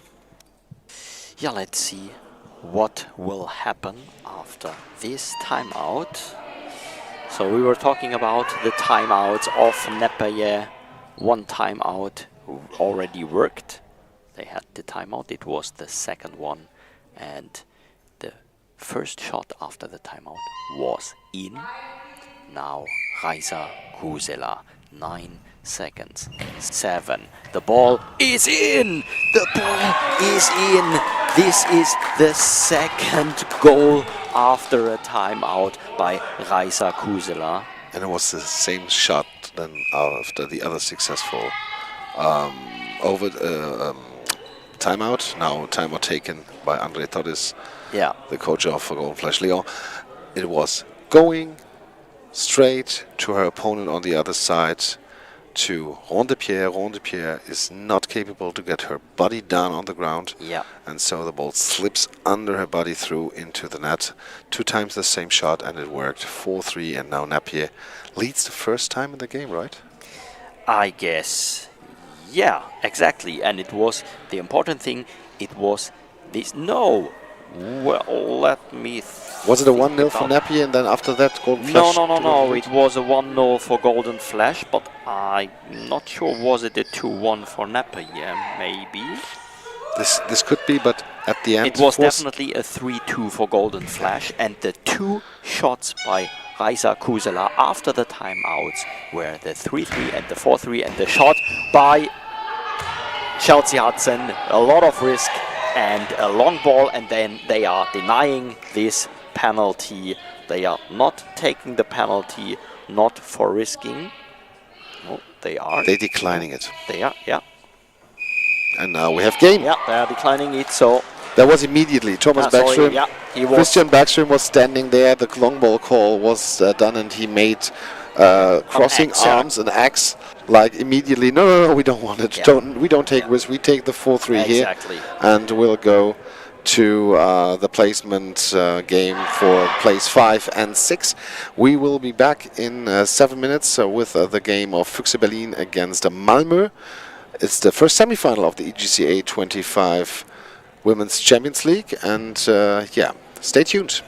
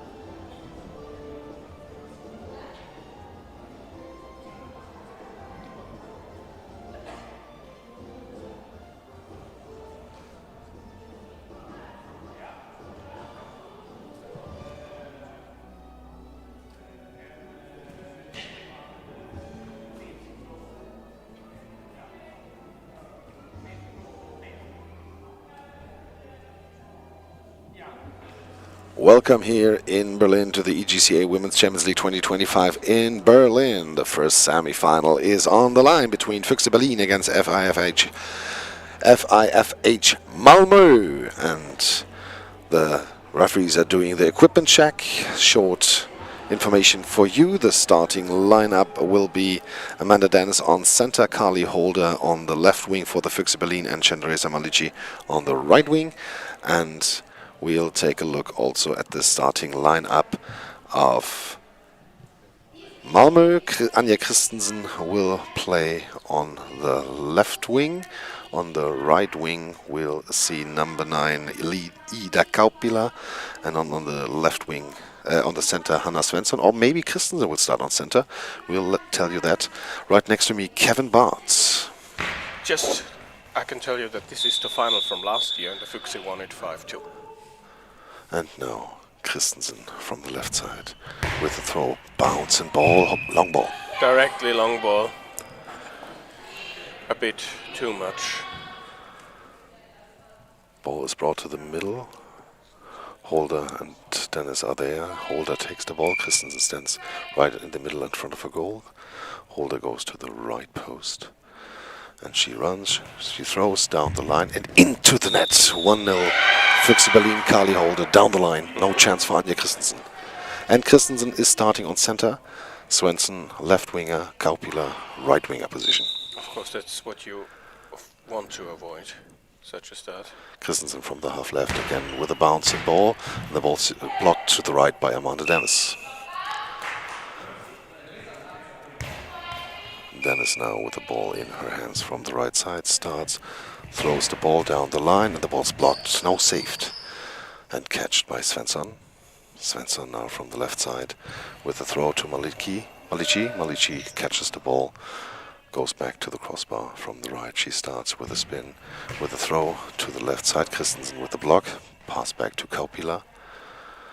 Ida Kaupila from the half right with a spin, with a throw down the line. Holder with the block, catches the ball.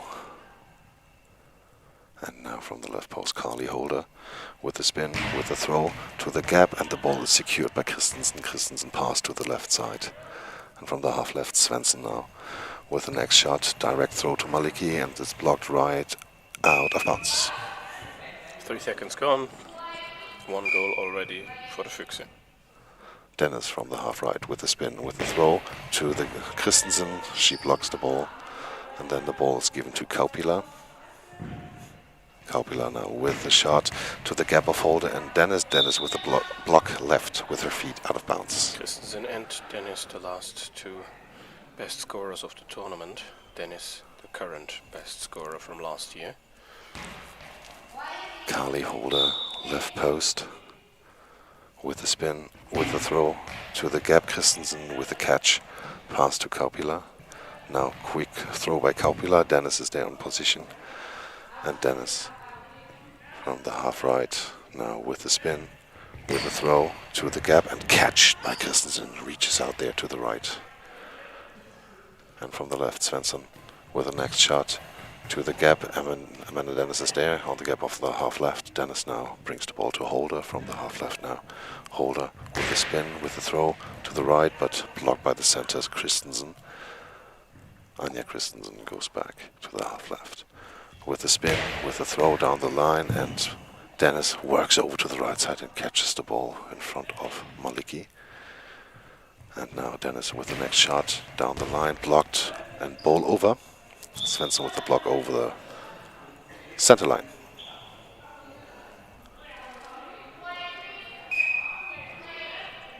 Malici gives the ball in the middle to Holder. Holder now from the left post. Starts, no spin. And Christensen works over to the right side, gets the ball. And now from the half left, Christensen again with a shot hard to the gap, and the feet of Maliki can save it at the end. Malici now from the half right with a spin, with a throw. Christensen is there, can block the ball. And now Svensson from the left post starts with her motion, with a throw down the line. Malici is there, hands the ball over to Dennis, Amanda Dennis from the middle with a spin, shoots the ball and close to eyeball. This one was one step maybe too much taken by her, but not whistled. Kaupila now out of bounds. 2 meters after the center line right. That was the very first throw out of the field in the whole match. Holder from the half left with a spin, with a throw. Christensen is there now. Svensson blocks the ball at the end to the left.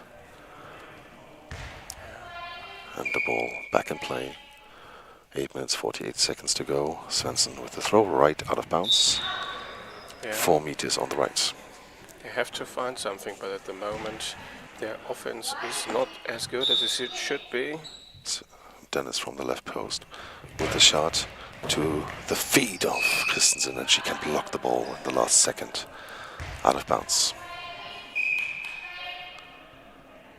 And now Kaupila moving over to the right side with a spin, with a throw down the line. Holder with the catch. And Holder now from the half left with a spin, with a throw, bouncing down the line. Kaupila is there. Kaupila stands up. Quick response by her down to the gap, and Amanda Dennis with the block left out of bounds. Yeah, every challenge they have been given, the Füchse defense, they are really up for it. From the half left, Holder with a shot right out of bounds, far out of bounds, 4 meters on the right.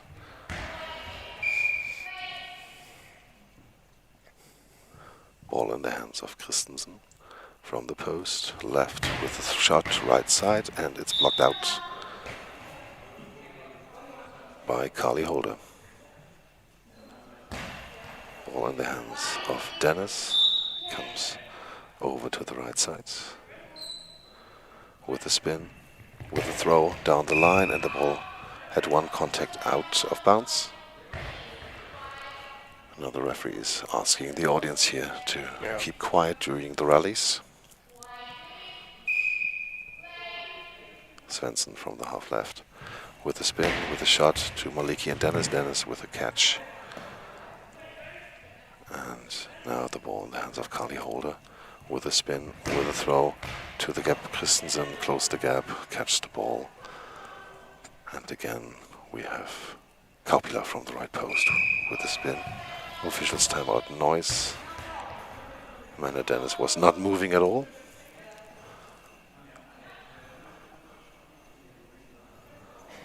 And New 10 seconds. New 10 seconds, 7 minutes 35 to go in the first half. And the ball goes back to Malmö from the half left. Svensson with the shot. Dennis keeps the ball in her arms. And now from the half right, Amanda Dennis with a spin, with a throw. Christensen works over, gets the ball in time. And now the center, Anja Christensen from the half left again with a shot bouncing to Dennis. Dennis catches the ball, gives it to Carly Holder. Holder from the half left with a shot to Christensen. And Christensen hands the ball to Kaupila. Kaupila from the half right, down the right side and blocked out. Carly Holder from the half left with a spin, with a throw to the feet of Christensen, and then ball over. She kicked the ball right over the center line.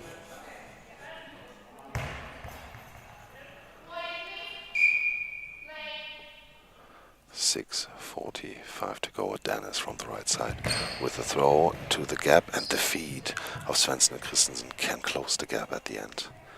Pretty close one there. Svensson now with a shot from left to right, but blocked out by Carly Holder. Yeah, not really dangerous, blocking it just to make sure.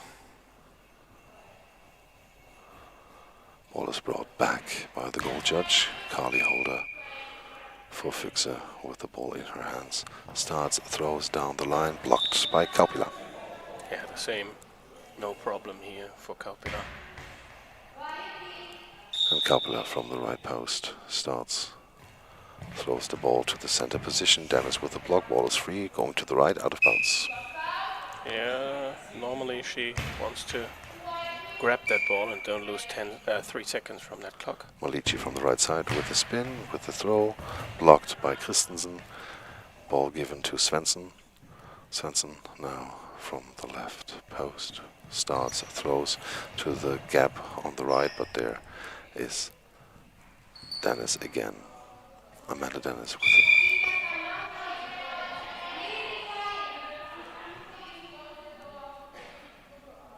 Yeah, noise. Noise. And the door has to be closed. And the ball in the hands of Amanda Dennis. 5 minutes, 58 seconds to go in the first half. Now the ball is back in play with a spin, with a throw, left corner, but Kaupila in position. Timeout taken, asked by Malmö, but not given. And so the ball now in the hands of Carly Holder from the half left. With a throw to the gap, but Svensson is there now. Timeout taken and given for the Malmö coach, Thomas Svensson. And with 5 minutes, 40 seconds to go, 1-0 the lead here for Füchse. The big mistake from Anja Christensen, where she really took in far too much in the very first throw. That penalty, and Carly Holder punished her. It's interesting, she plays in the center position. I mean, that's something you do for more defensive stability. But of course, also she now throws less throws, and that makes the offense a bit less dangerous at the moment. The Füchse with a bit more pressure, but still only one goal.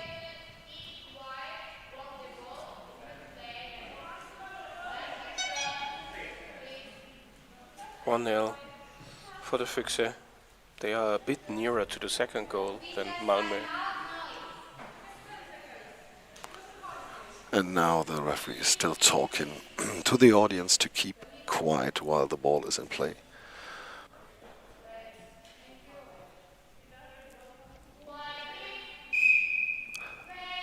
And now from the half left, Anja Christensen with the ball in her hands. She spins, she throws, bouncing ball to Kali Holder, blocks the ball, left out of bounds. 3 seconds gone from the shot clock. And the ball in the hands of Kali Holder. From the left side, with the spin, with the throw, to the feet of Christensen, blocked, ball over. Not the first time that they can just put the ball back to the attacking opposite. And now the ball in play. Half left, Amanda Dennis with a shot to the right gap and blocked again by Christensen. And blocked out at the corner of the team zone. It went out of bounds. Close to another ball over. From the left side, Svensson. Bouncing ball down the left side, but Amanda Dennis is there, grabs the ball. 5 minutes, 8 seconds to go. First half. Now Dennis with the shot. Svensson, ball up, and then ball over again.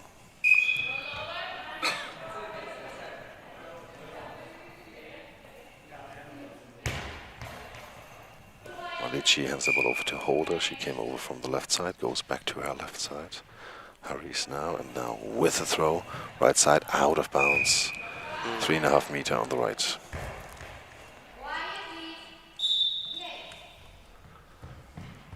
And Christensen now from the half left with a next shot. Bouncing ball to Holder. Holder with a block, out of bounds. Yeah, they also have to work, especially when Christensen throws the bouncing balls. Maybe she should try a flat fastball instead. Left side, Kali Holder with a shot. Fastball down the line. Kaupila with a block and has the ball in her hands. And now from the half right, now again with the spin, Kaupila with the throw to Dennis. Dennis can catch the ball. 4 minutes, 30 seconds to go, first half. Dennis from the middle with the spin, with the shot, and then Christensen and Kaupila can secure the ball together. Quick response to the left corner. Malici is there, can grab the ball after this attempt by Kaupila. And Kaupila and Malici now to Kaupila to the direction, but Christensen is there and catches the ball, goes back to the crossbar, to the goal. From the half left, Anja Christensen with the shot, bouncing ball, and Dennis in position catches the ball. And now Dennis from the center position with the throw right to the corner and blocked by Svensson. Yeah, they get nearer again, knocking on the door. Left side, Hanna Svensson. With the shot down the line, Malici is there, blocks the ball, stands up. And now from the crossbar she starts with a spin, with a throw, and Christensen can catch the ball, stands up and takes the next shot. From the half left, Anja Christensen now with a spin, hard ball down and into the net. Fast ball. Finds the gap from the feet of Holder, and the ball is deflected into the net. 1-1 the score now. 3:30 to go. And Malici takes the next throw for Füchse with a shot to Christensen. Christensen has no problems. Gives the ball to Svensson. Hanna Svensson now from the left side with a shot to the gap between Dennis and Malici, but Dennis is there. Timeout taken by Füchse Berlin. 3 minutes and 10 seconds to go. And you mentioned maybe not bouncy, make a fastball, and when she did it, Anja Christensen, she scored right away. Yeah, like in some games before, where she sometimes tries too much those bouncing balls, and well, at least she switches at one point. And for me, the Malmö side is stronger than in the games before, where they really had some struggles against Golden Flash and Hercules, and they never won a game with more than 1 or 2 goals instead of the last game against Rostock, which was also a struggle, a fight for them. But now they are different because they have that switch, and Anja Christensen plays on center, which she didn't do before, I think. Dennis from the left side with the spin, with the throw, and Christensen is there. Gives them stability in defense. Yeah. So we have a close match here. Gaupila from the half right with the shot to the gap. Dennis with the catch. She is herself up. And now from the middle, Amanda Dennis again with the spin, with the throw. Christensen can secure the ball. Pass to Hanna Svensson. Svensson now from the left side, bouncing ball to the middle. Amanda Dennis is there. Pass to Carly Holder. 2 minutes 38 seconds to go. Holder going to the half left. No spin, throwing to the right side and kicked to the other side, nearly into the goal of Füchse Berlin by Anja Christensen.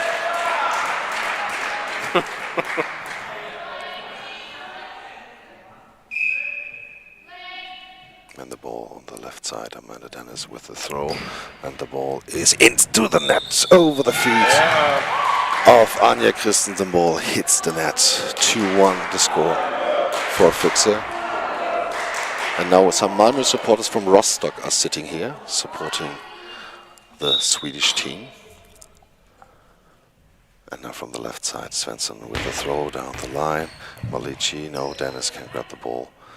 And Malici now with the next shot. Malici with a shot, left side, and the ball is secured by Kaupila. Kaupila from the half right with the next shot to the middle, nearly a high ball. Little scoop there. And from the left side now, Amanda Dennis with the shot to Kaupila, and she can grab the ball, stands up, quick response by her to the gap again, and the ball is saved at with the toes up to the left of Amanda Dennis. Yeah, that was pretty close. It's really an open game. Tight and tense. From the half left, Holder with the shot. Christensen takes the ball, and now the shot herself. From the half left with the spin, with the shot, and the ball is blocked out by Dennis to the right. Yeah, they have to work in their defense. 1:23 to go in the first half. Malici now with the throw, but Christensen is in position. Pass to the left side. And there's Svensson from the half left. She starts with this throw to the gap. Dennis is there, catches the ball. And now Dennis with the next shot to the gap. Christensen with problems, but Kaupila can deflect the ball outside.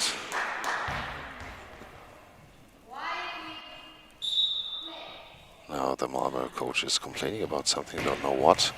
Ball is in play. Dennis with a block. Holder now with the attempt. Left side, bouncing ball, and Kaupila is there.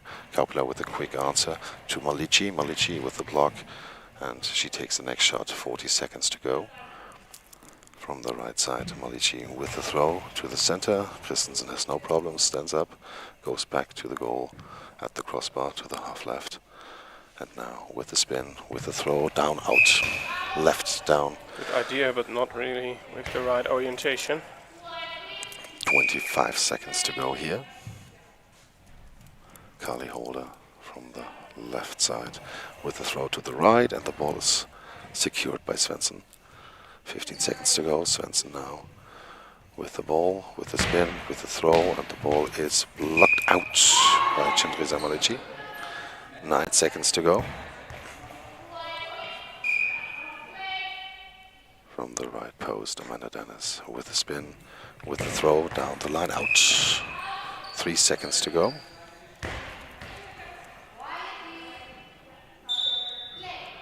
And the ball now played to the other side. Malici's there with the block.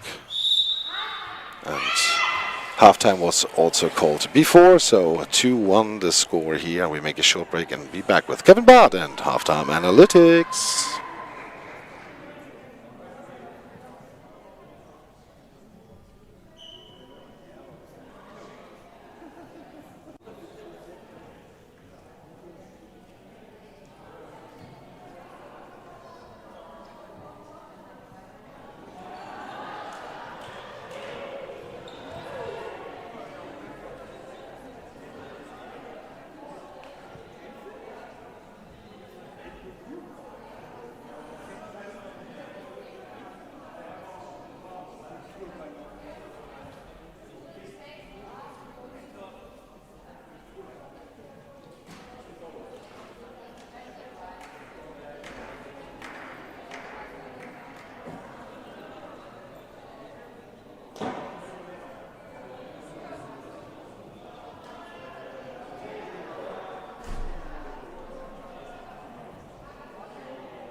And now we're back with Kevin Bart and Halftime Analytics.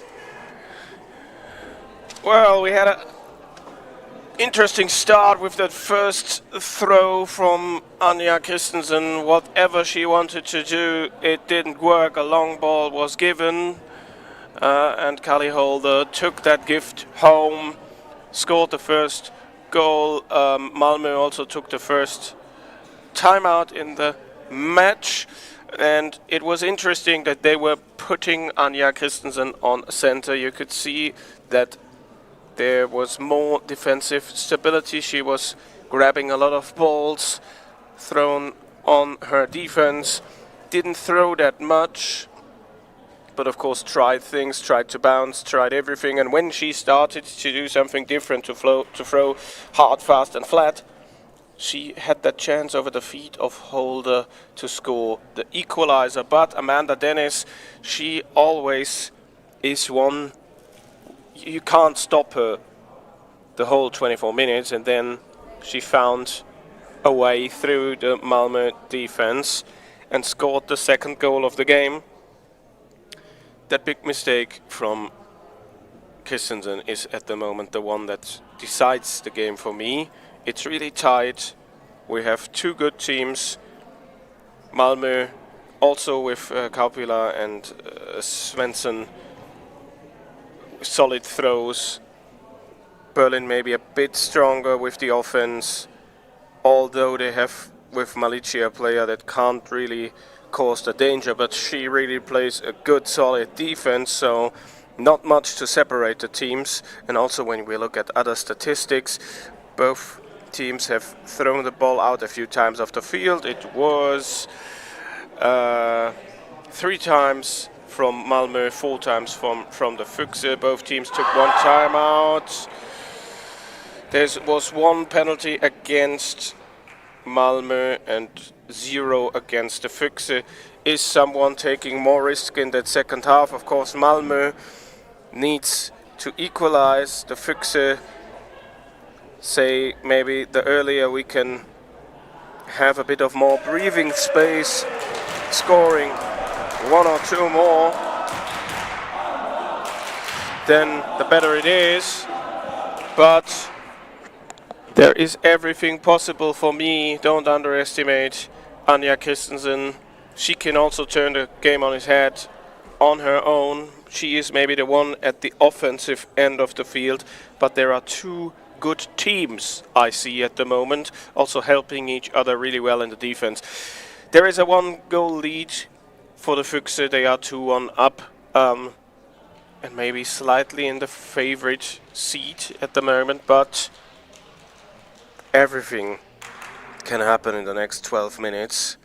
And the start can also be important, like we have seen in the first half with that penalty against Malmö. And just maybe you heard already people here in the hall, people from RGC Hansa Rostock supporting the team, because the next semi-final normally at 11:30, maybe 10 minutes or 15 minutes later, who knows, will be between Karamanmaraş from Turkey and Hansa, Turkey against Germany. That was Halftime Analytics with Kevin Bart. And now we are going back here into this first semi-final, second half. 2-1 the score for Füchse Berlin against FIFH Malmö. And now the equipment check is taken place. We see no substitution on the Malmö side and also no substitution on the Füchse side. Equipment check is done. And now the ball is brought back in by the table side referee, and Füchse Berlin will start with the first shot.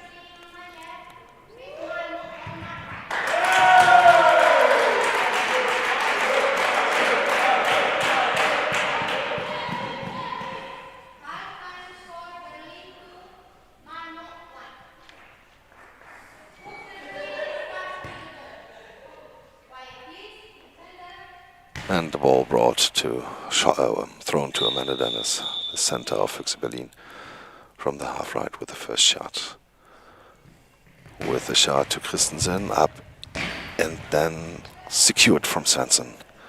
1 meter before the line, and then now Svensson with the throw down to Malici. Malici with the catch.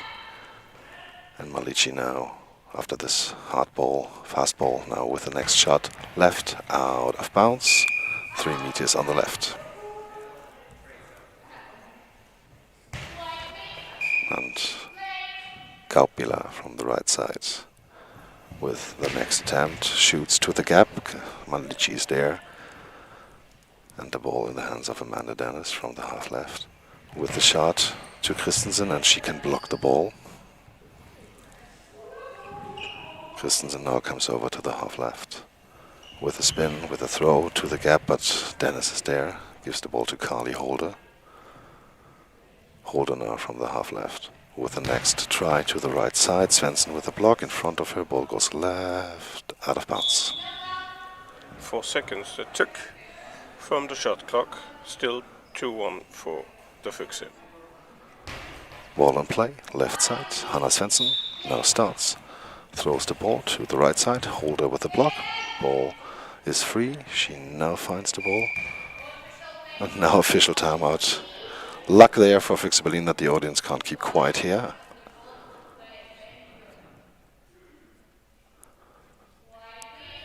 New 10 seconds for Amanda Dennis.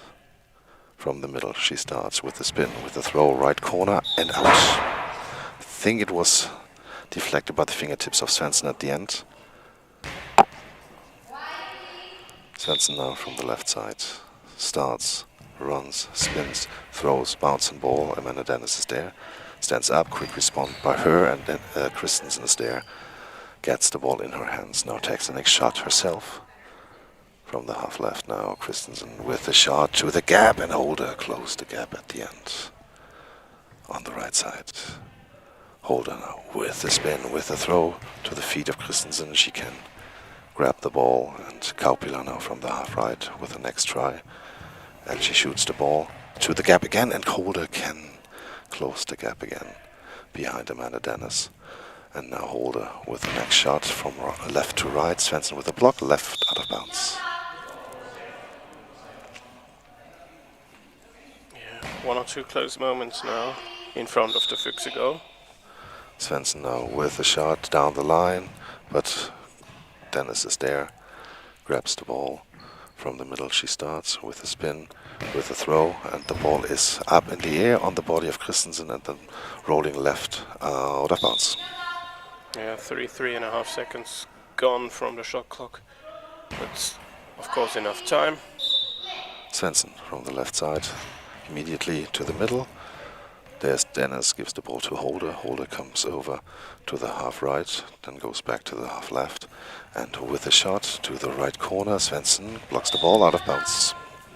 9:34 to go in the second half. Yeah, it was normally slow enough that you don't have to block that out. Kaupila now from the half right with a spin, with a shot to Dennis. Dennis blocks the ball. And Dennis takes the next shot from the middle, starts, spins, throws the ball. Christensen is there, up and in front of her. And now going back to the crossbar from the middle. She starts the center of Malmö with a shot to the gap again. And Dennis now there with the toes rolling left out of bounds. 4 seconds. Blocking action. And the ball with Carly Holder. She spins, she throws, and Christensen gives the ball to Svensson. Hanna Svensson from the left side. Now with a shot, bouncing ball to the gap, but Amanda Dennis is there. And now from the middle, Amanda Dennis with a spin, with a throw to the gap. Kaupila can catch the ball. Kaupila, quick response by her down the line. Holder is there, blocks in front of her. Ball is free at the 6 meter line. She finds the ball. Pass back to Amanda Dennis, and she shoots the ball to the left corner. Blocked out by Kaupila. Really good pace, good movement from both teams. 8:33 to go. Kaupila from the middle with a spin, with a throw, right side. Blocked out by Holder.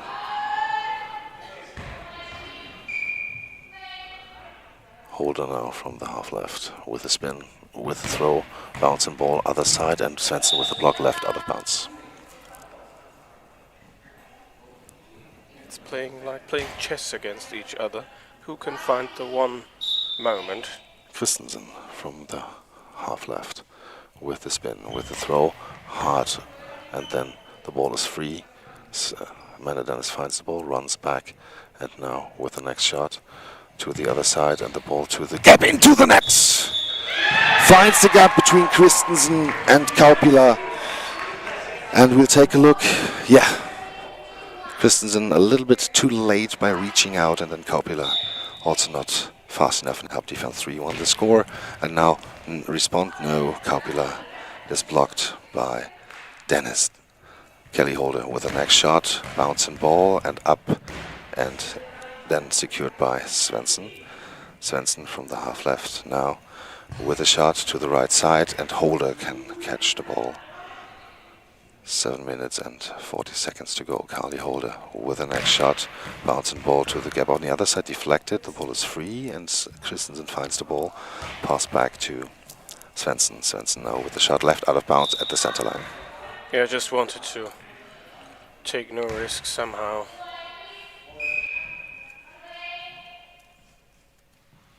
Amanda Dennis from the half right with the spin, with throw out at the center line right.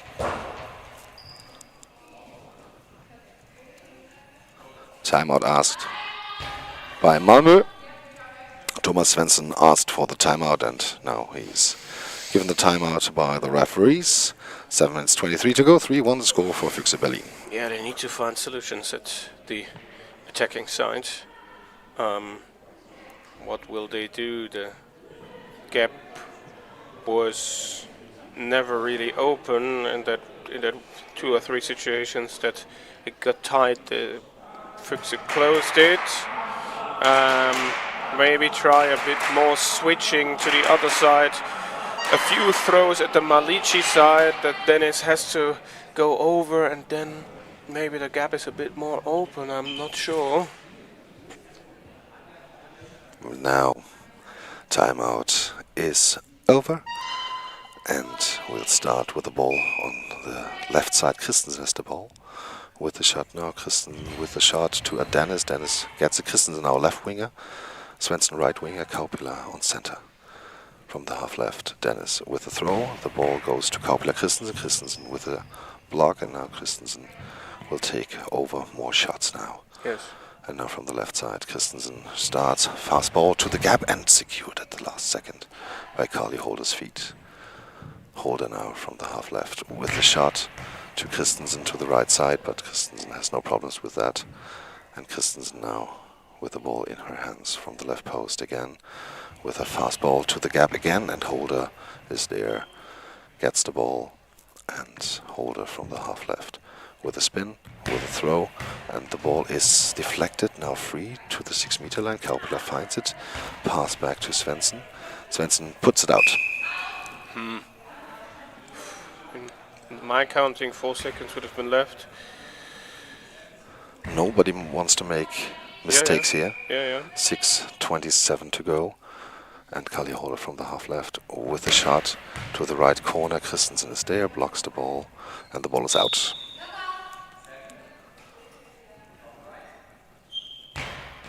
Seven seconds on the shot clock.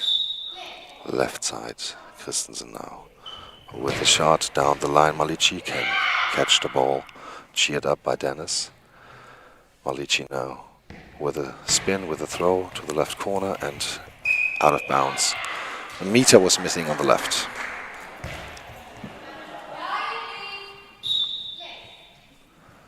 The ball in the hands of Svensson from the right side to the gap on the other side, and then deflected and secured from Malici after the deflection of Dennis. And Dennis from the middle with the spin to the gap, up in the air on the feet. The ball is secured by Christensen. She kicks the ball out in the last second. Now next ball to the other side, Svensson to Dennis, and Dennis hands the ball over to Carly Holder. Holder from the half left with the shot to the right corner, and Christensen is there. Can get the ball from the left side now. Christensen spins, throws, bouncing ball. Malici up in the air, and the ball is saved by her. Gets it back on her body and then catches it. And the ball, Malici just over to the other side to Svensson.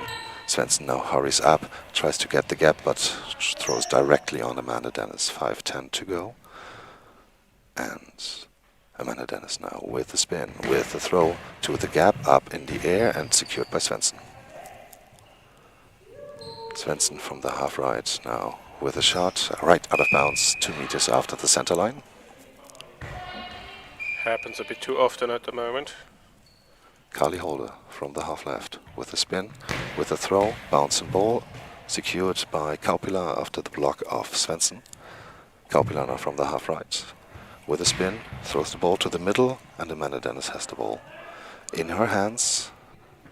Dennis from the middle with a spin, with a throw to Svensson. Svensson with a block, and Kaupila there gets the ball, and the ball now in the hands of Christensen, half left position. Christensen with the next shot, hard to the gap again, and Holder can get the ball together with Amanda Dennis. And this kind of ball, I don't know why she tried that on the left side down the line. Carly Holder again from the half left with the spin, and then deflected, and Christensen saves again after the deflection of Kaupila with her left foot. Christensen now from the left post takes her time, takes a deep breath now with a shot to Dennis, bouncing ball. Dennis with 4:07 to go, ball in her hands. Dennis from the middle with a spin to Svensson, and Svensson with a block. Kaupila searching for the ball, gets the ball 5 meter in front of the goal from the 3 meter line. Now she throws the ball, but Holder is there, stands up, takes some seconds, and now Holder with a shot again to the gap, up in the air, and then it's secured by Kaupila, given to Christensen. Christensen with a bouncing ball out, left at the center line, and went out of bounds. Just one contact in the field. And now the ball in the hands of Carly Holder from the half left, without a spin, throws right corner. Christensen there, blocks the ball, stands up. And Christensen now from the left post with a bouncing ball again, and up in the air into the... No, it's saved! Malici with a scissor kick there, like in football, on her back, and a scissor kick then out of bounds by Chandresa Maliki. Great effort there by number 13. Yeah, and as Malmö, you think, well, what else? What else can we do? Super throw from Christensen. Amanda Dennis from the right post with a throw down the line. Christensen with a block. Kaupila finds the ball and goes back, gives it now to Christensen. 3:10 to go. And now Christensen with the next shot to the other side, and the ball is secured by Carly Holder. 3 minutes to go, second half. Spin down the line, blocked in front of Svensson. Kaupila finds the ball. Now pass back to Svensson. Svensson puts it out.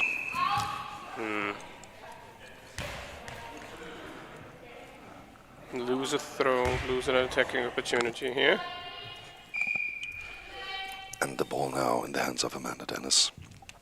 Left side with the spin, with the throw to the gap, and it's deflected and then blocked by Anja Christensen. Close balls now on both sides. Still 2-goal lead for the fixer. From the left side, Christensen with a throw, bouncing ball to the middle, and there is Amanda Dennis. Amanda Dennis to Carly Holder. From the half left now, Carly Holder with a spin, with a throw to the right corner, and the ball is kicked over to the other side. Now over the center line, ball over again. 2 minutes, 21 seconds to go.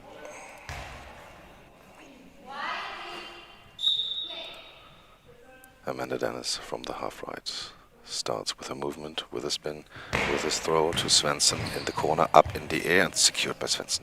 Timeout asked by Malmö, timeout given to Malmö. Thomas Svensson goes right on the field to talk in this 45 seconds with his team. It should be the third timeout of Malmö.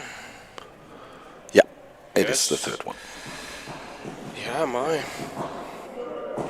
That is a real tight game. Anja Christensen tried everything she can at the moment. The other ones are not really able to help her offensively. I think she could mix it a bit more. These flat balls, quick and fast, they are really dangerous. Like I said, put 1 or 2 more on the left side. Don't bounce every 66%, maybe 50-50. Christensen now after the fake run, now with the shot, bounce and ball. Dennis is there. The last 2 minutes of the semi-final start now. From the middle, Dennis spins to Svensson, blocked in front, Kaupila's there. Quick response, Kaupila, and the ball is blocked.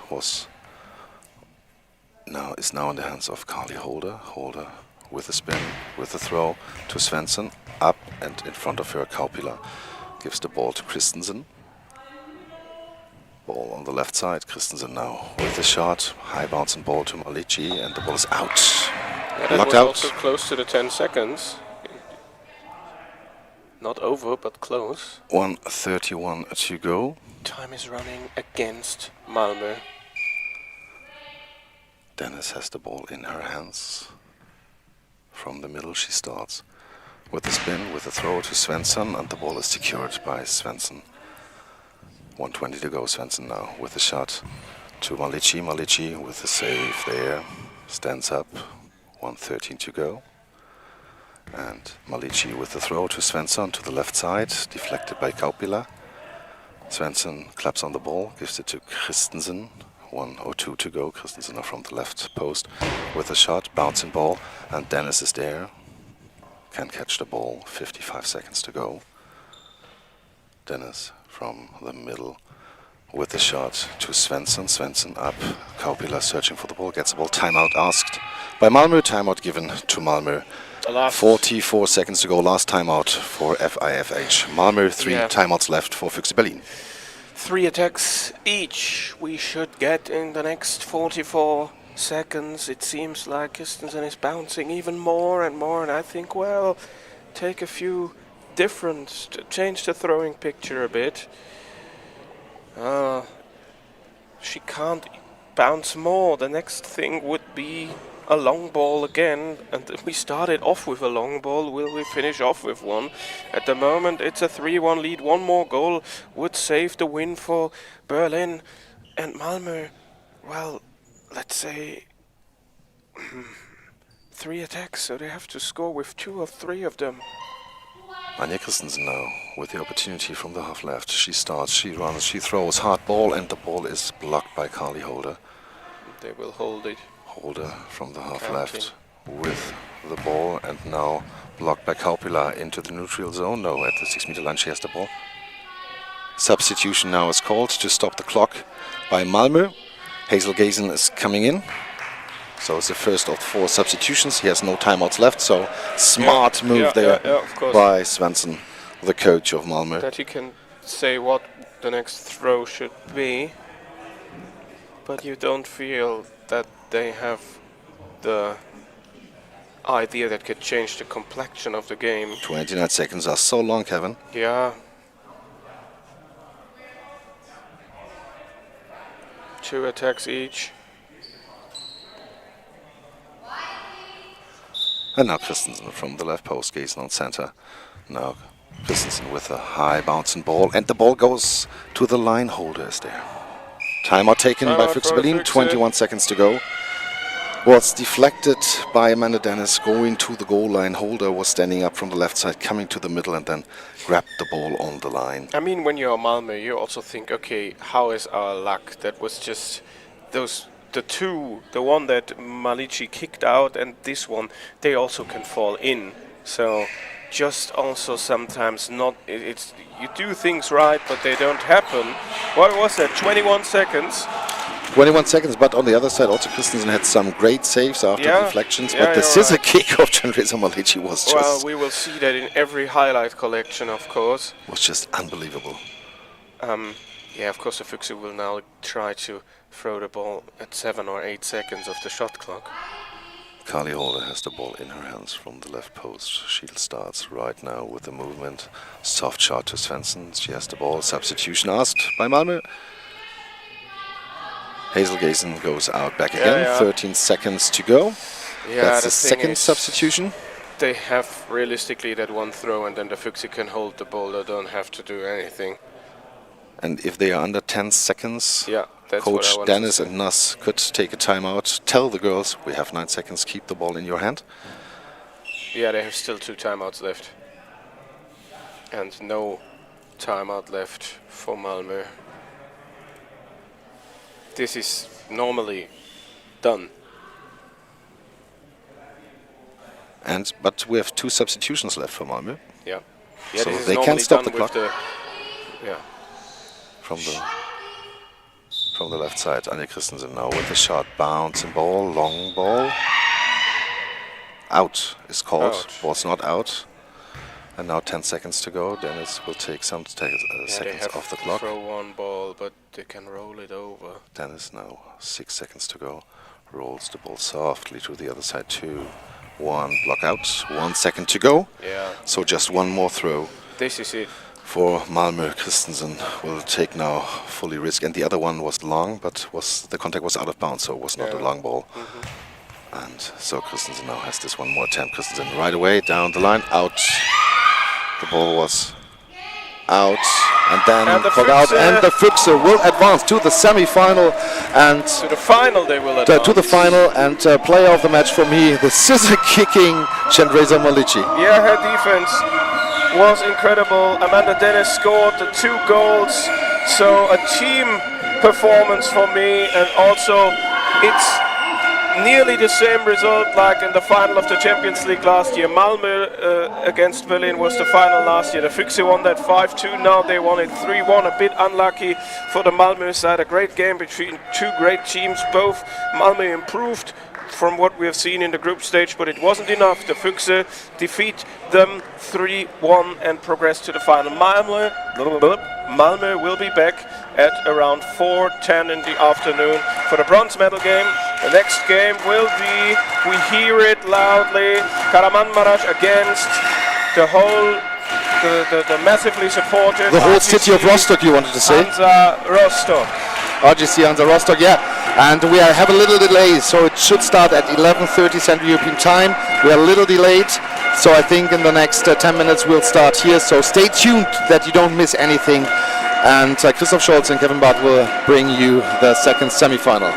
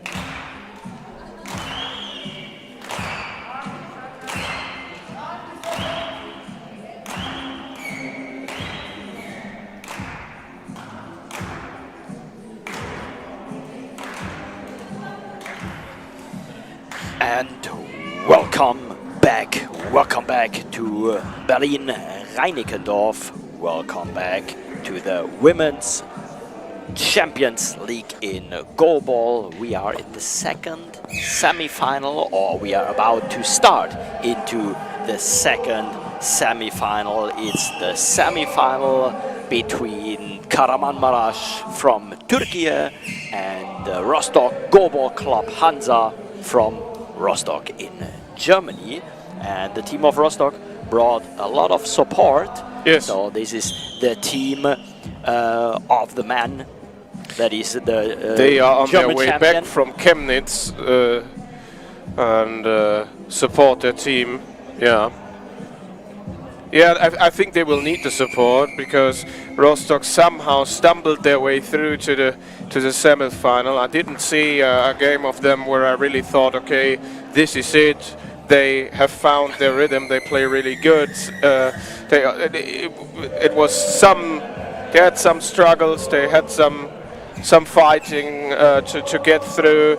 Yesterday they were 5-2 down against Hercules and somehow came back to 5-5. They are only 33% on the penalties. They per game they throw 12 times the ball out. And on the other side, Kahramanmaraş, they use their penalties. Only 8 throws out of the field. That's 2 per game, and with so much individual class that they are the clear favorite, to be honest. Yeah, exactly.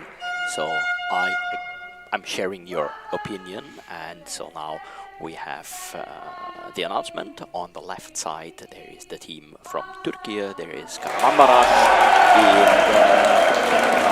the white-grey shirts without any sleeves, and on the right side with the dark blue and red and white shirts is the team from Rostock, the team of Hansa. And let's have a look on the starting 3. Kahramanmaraş, no surprise, it's Fatma Gülgüler on the right side. Sorry.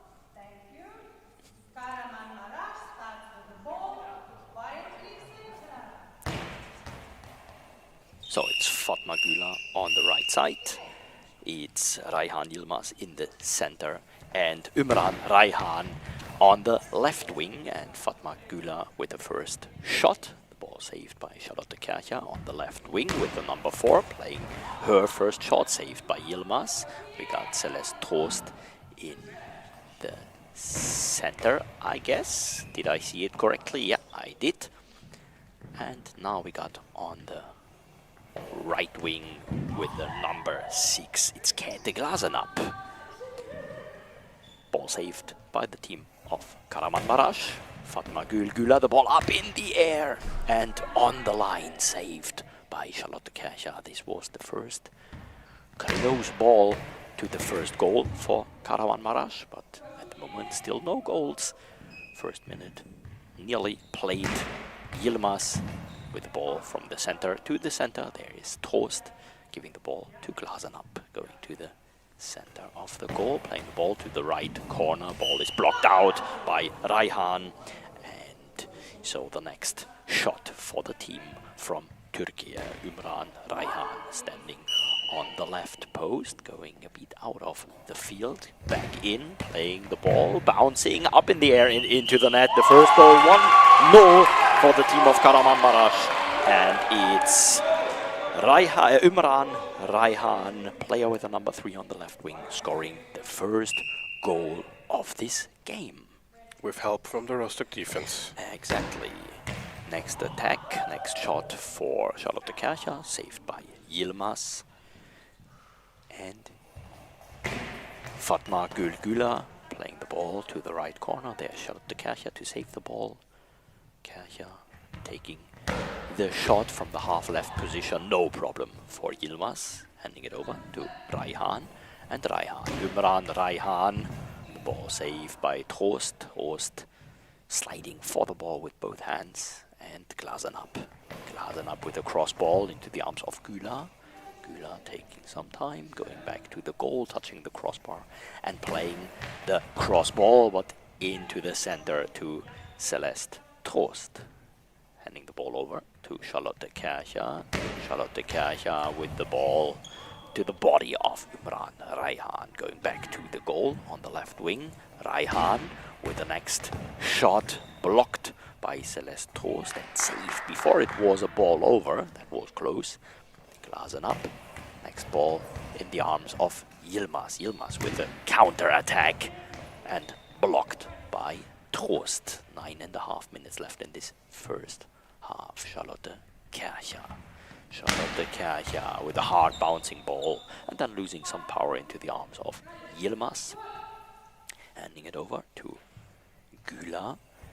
Güler with the next shot. The ball up in the air. That was very close, I guess. For me, it was a high ball. It was very close to the not line. the first time we've seen exactly. that from her. We had this the last days as well. Next shot for Charlotte Kercher. There was no whistle of the referees. And Raihan with the bouncing ball down the line on the body of Käthe Glasenapp. And Glasenapp taking the next shot. The ball is out. Would have been blocked out, but it was already out before Raihan was touching ball with her feet. And Fatma Gülgüler going to the left wing. On the half left, playing the ball up in the air and blocked out by Glasenapp. Next close ball, very important save by Glasenapp to avoid the second goal for Kahramanmaraş. The shot by Glasenapp, catched by Yilmaz. Yilmaz touching the crossbar on the half right position, playing the ball down the line. Safe there. And again, Charlotte Kercher, half left position. Charlotte Kercher, the ball saved by Yilmaz. Giving it to Raihan in the center of the goal, playing the ball to the gap. Ball blocked out by Celeste Trost. 8 minutes, 11 seconds to go in this first half. And Glasenapp with the next shot. Ball saved by Yilmaz. And handed over. The ball was blocked out by Yilmaz. Handed over to Fatma Güler on the left wing, playing a cross ball. Saved by Kercher. Still 1-0 for the team of Kahramanmaraş. Kercher into the center. There's Yilmaz taking some moments, taking the time, going to the left wing with the ball in her right hand. Raihan Yilmaz and saved by Celeste Trost, bringing the ball to Glasenapp, clapping her hands. Glasenapp with the ball to the right corner, blocked out by Yilmaz. And it's 7.5 minutes in this first half, still just one goal. Yep. And Raihan playing the next attack to the body of Trost. Giving it to Kercher, standing in the center of the goal. From the middle to the right corner. And the long ball by Charlotte Kercher, and the chance for Kahramanmaraş to score the second goal. It's Fatma Gülgüler standing in the center of her goal. Charlotte Kercher going to the right corner, half right position, back in the middle. Fatma Gülgüler on the right wing, down the line and into the net. 2-0. Yeah, that's how you do it.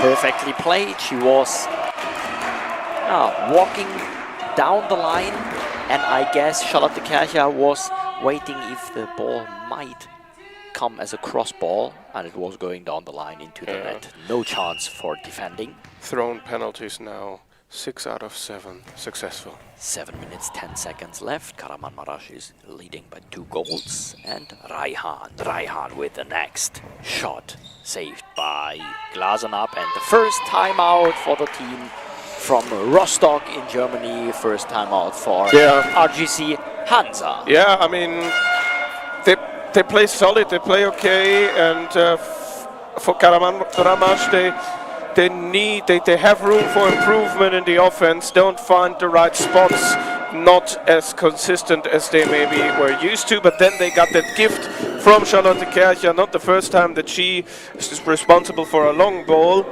And Güler, she takes those chances and scored the second goal.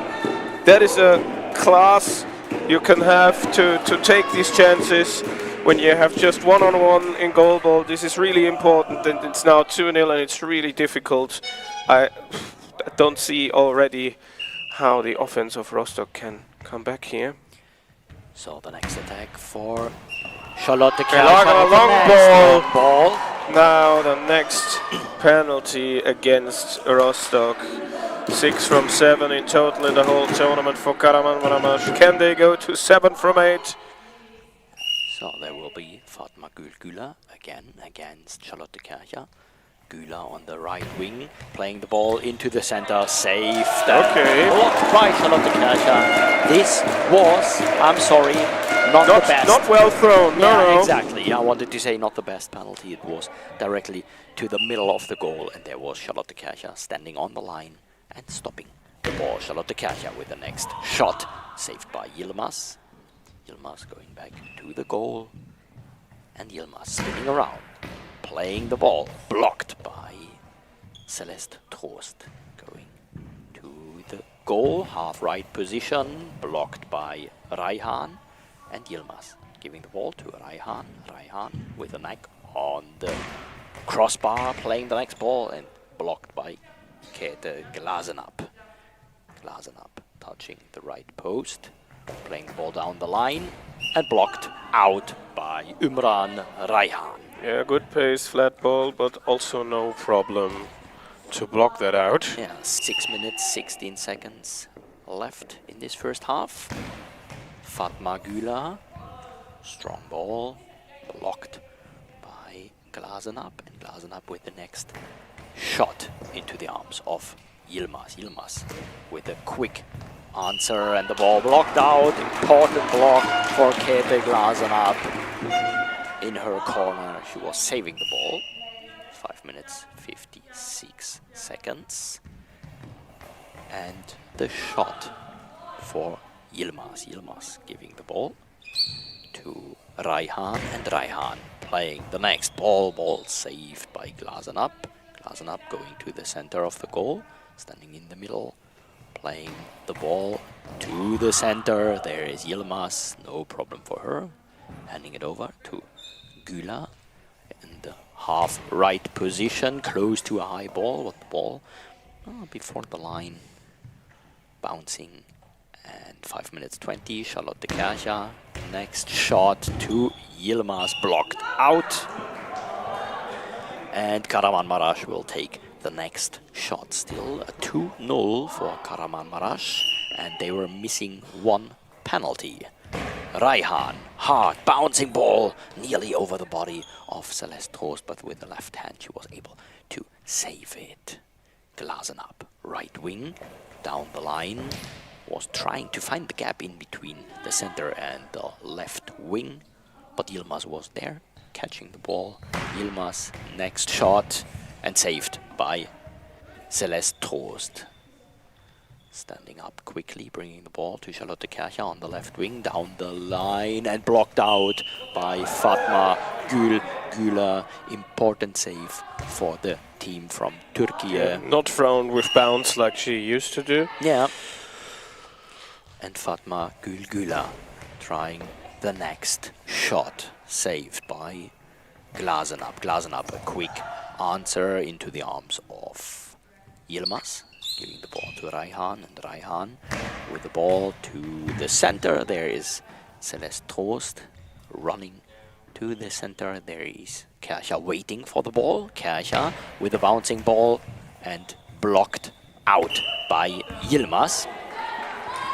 He was jumping for the ball, running after the ball, but the ball was already blocked out and is given to Güler. Güler going to the half left position. Güler with a bouncing ball and saved by Glasenapp. 4 minutes, 3 seconds. Glasenapp down the line, and Raihan is there. Raihan with the ball in her right hand. Raihan with the ball bouncing into the arms of Trost, giving it to Kercher. 3 minutes 47 seconds. Kercher and Yilmaz again. Jumping for the ball, catching it, will take the next shot in the center. Hard bouncing ball, long ball by Yilmaz. And now the penalty opportunity. I said it, they are only on 33% in their penalty throwing, Rostock. And it will be Käthe Glasenapp on the right wing, playing the ball directly to the body of Yilmaz. I wanted to say this is how to bring an opponent back into the game, by playing like a long ball as this, but they were saving the penalty, and so no goal for Hansa. And the next shot for the team of Kahramanmaraş, ball blocked out, and it was going next to the goal, so no risk, no danger. Dangerous ball for the goal of Hansa. 3 minutes 29 seconds to go in this first half. Kercher, Glasenapp was waiting, but Kercher will take the shot on the left post, standing there, playing the ball down the line and over the line. The ball is out. That is no good offense. It was only the second ball out of the field, so really better from Rostock than normally. Yeah. And the next shot by Raihan, the ball bouncing and on the body of Glasenapp. It's saved. Käthe Glasenapp playing the ball down the line and blocked out by Umran Raihan. That was important, sliding into the ball and blocking it away. Next shot for Fatma Güler to the center. There is Celeste Trost giving the ball to Charlotte Kercher. And Kercher with the next cross ball, trying a cross ball, but the ball was going to the center where Yilmaz was waiting. Yilmaz, hard bouncing ball, no problem for Celeste Trost. 2 minutes 40 seconds left. And Glasenapp playing the next ball, saved by Raihan. This time Yilmaz, no chance for stopping the ball. Trost standing up quickly, bringing the ball to Kercher. Hurrying, Kercher, ball down the line, not into the net. Fatma Güler jumping for the ball and saving it.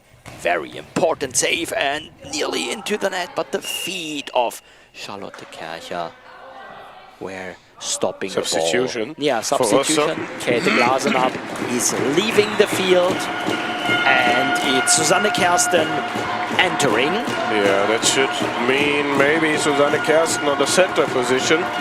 Could be.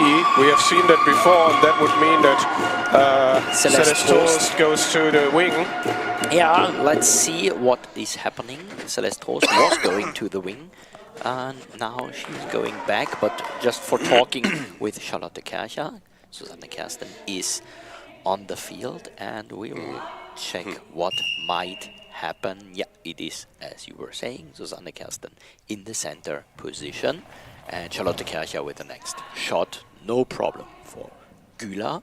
Güler taking the ball back to the goal, playing the ball into the arms of Celeste Trost, who is now playing on the right wing. Trost from the right wing to the center. There is Yilmaz, still the 2-0, and 1 minute 45 seconds left in this first half. Raihan with the next attack, with the next shot into the arms of Trost. Trost bringing the ball to Kercher, left wing.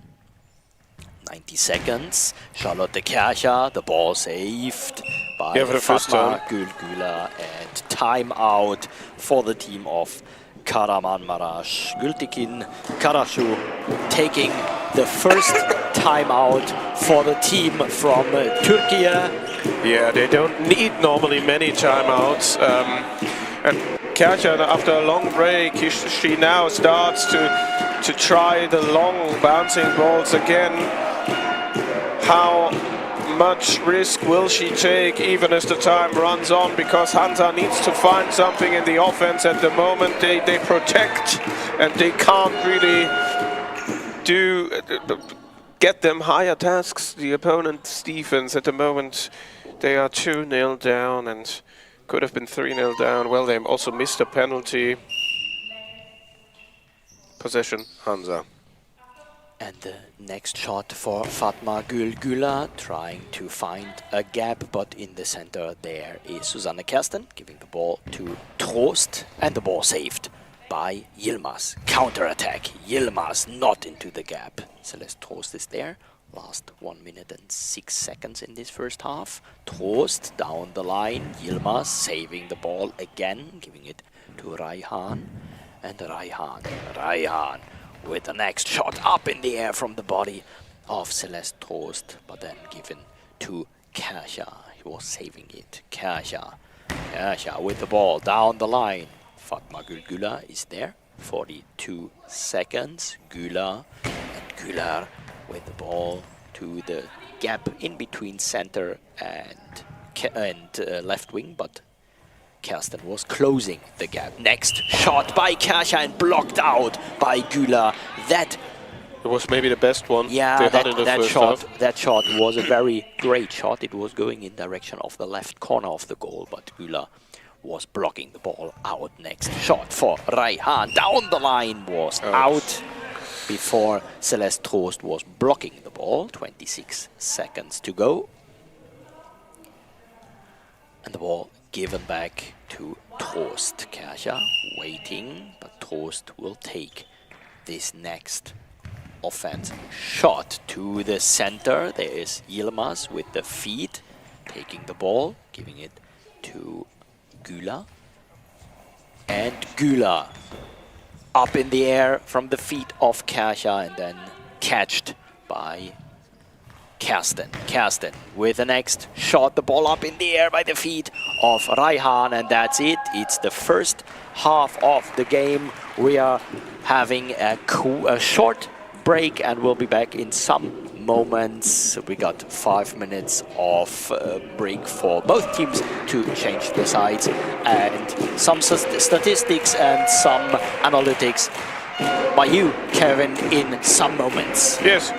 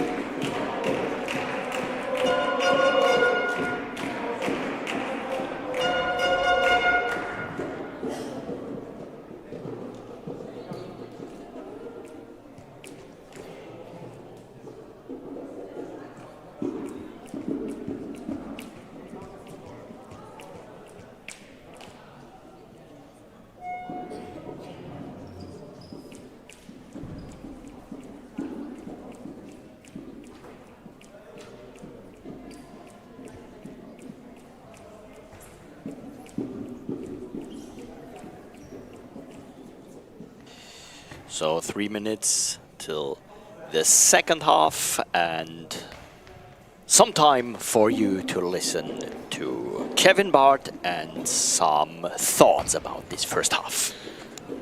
Well, it's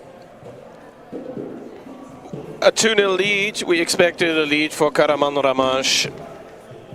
Maybe a bit higher expected, but Rostock, they fight, they are solidly organized in the defense. And for Kahramanmaraş, I said this in other games before where they should win high.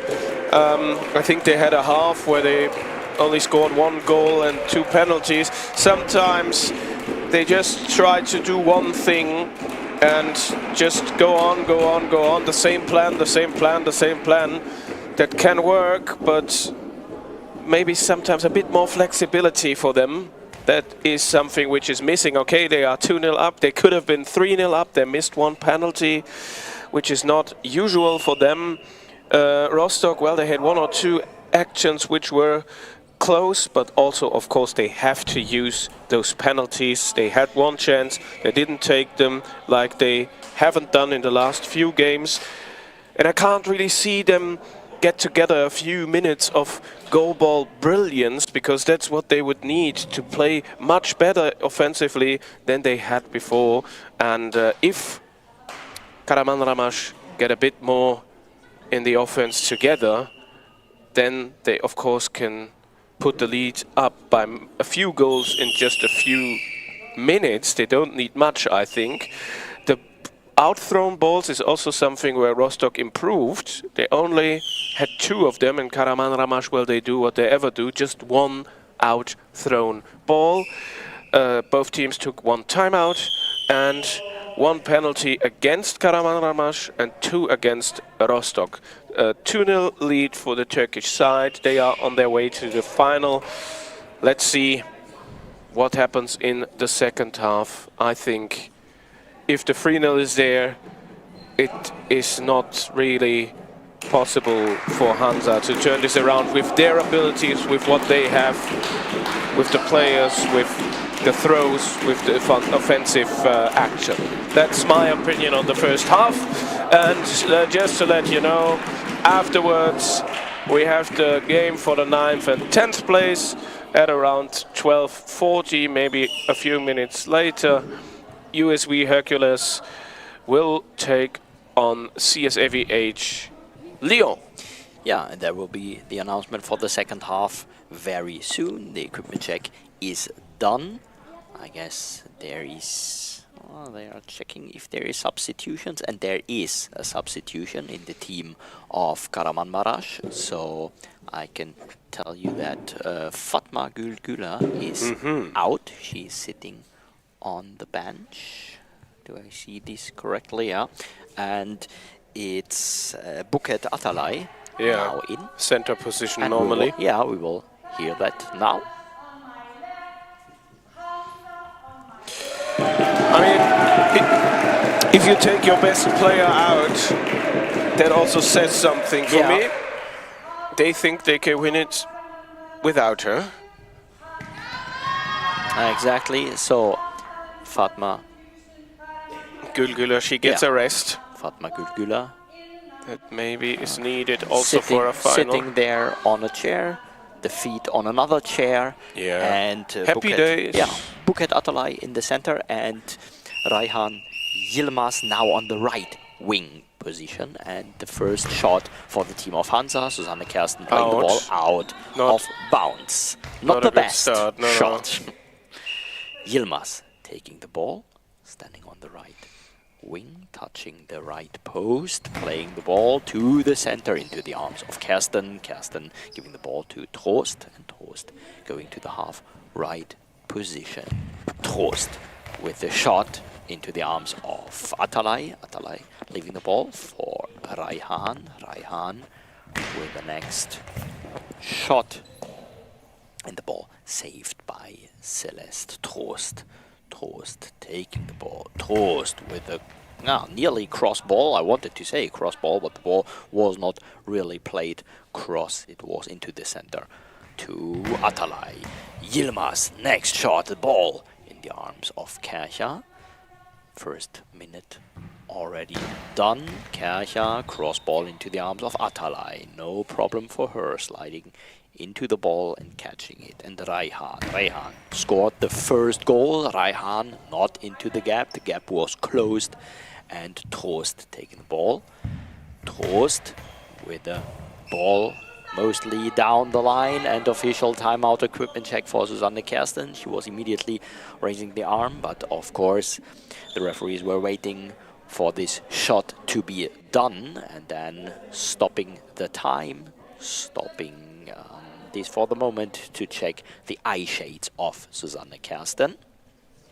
Susanne Kersten in the center of her goal, waiting for the next shot by Raihan Yilmaz, going back to the right post, outside of the field, and playing the ball on the line, directly into the goal, but the ball was already out. It was on the line, or it was next to, a little bit next to the line. She was not making the half step into the field enough, and so the ball was in the goal, but not given. Next ball by Charlotte Kercher, close to a long ball. Ball was very close to the line. Ball was out, and now the shot for Raihan. Ball up in the air from the body of Susanne Kersten, saved by Celeste Trost. 10 minutes, 15 seconds left. Trost with the ball to the center. There's Atalay giving the ball to Yilmaz, and Yilmaz touching the crossbar, going to the post. Again, she's outside, playing the cross ball, and blocked by Trost. Susanne Kersten taking the ball. Wanted to bring it to Celeste Trost, but the timeout for the team of Hansa. Christine Hohnermeier. Second timeout. Timeout, and yeah, what solutions can Hansa find to get back into this game? Karamanmaraş is leading with 2 goals. We have a 2-0, and Rostock had a penalty, but they missed. Of course, yeah, they missed. There was not really a change so far in the offensive action. Nothing which can really give them hope. Maybe the coach also explains what happened at the other side, what the Turkish side now tries to get past the defense. Celeste Trost with the next shot, and the ball is out. So this was not, we had this before, this was not the best shot after a timeout. No, we have seen some better. Well, we have seen shots after timeouts that were goals, and I guess this is from Nepe. Yeah, 2 times. Next shot by Raihan, saved by Celeste Trost, and Trost with the next shot into the feet of Umran Raihan. Ball blocked out, will be given back to her. 9 minutes 38 seconds left in this game, in this second semi-final, and we are waiting for the opponent for the final, which is facing Füchse Berlin. Today in the evening, the ball given to Charlotte Kercher. Charlotte Kercher going back to the left wing. Charlotte Kercher, the hard bouncing ball into the arms of Umran Raihan. Second bounce took a lot away. of energy, exactly. Ball blocked by Celeste Trost, going back to the goal. She's hurrying, and Trost spinning around. Trost with the next ball into the arms of Raihan.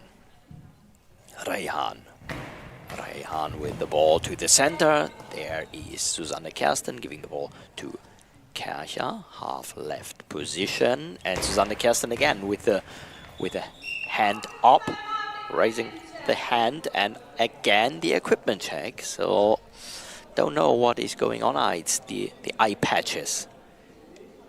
It's not the eye shades. It was the eye patches. Yeah. And they were like maybe losing some grip or something like that, and sliding underneath the eye shades. And now it's checked. She is on her position again, and Yilmaz standing in the middle of her goal with the ball in her right hand, playing the ball to the right corner, and blocked by Charlotte Kercher. Very important block. 8:32. Charlotte Kercher to the center. There is Buket Atalay giving the ball to Umran Raihan. Umran Raihan with the ball to the left corner. No problem for Celeste Trost. Going back to the crossbar, half right position. Celeste Trost down the line and the ball blocked out by Umran Raihan. 8 minutes, 14 seconds. The ball in the hand of Yilmaz. Raihan Yilmaz going to the half right position. Yilmaz, the ball to the body of Susanne Kersten. Kersten stopping the ball, giving it to Charlotte Kercher. Kercher out of bounds.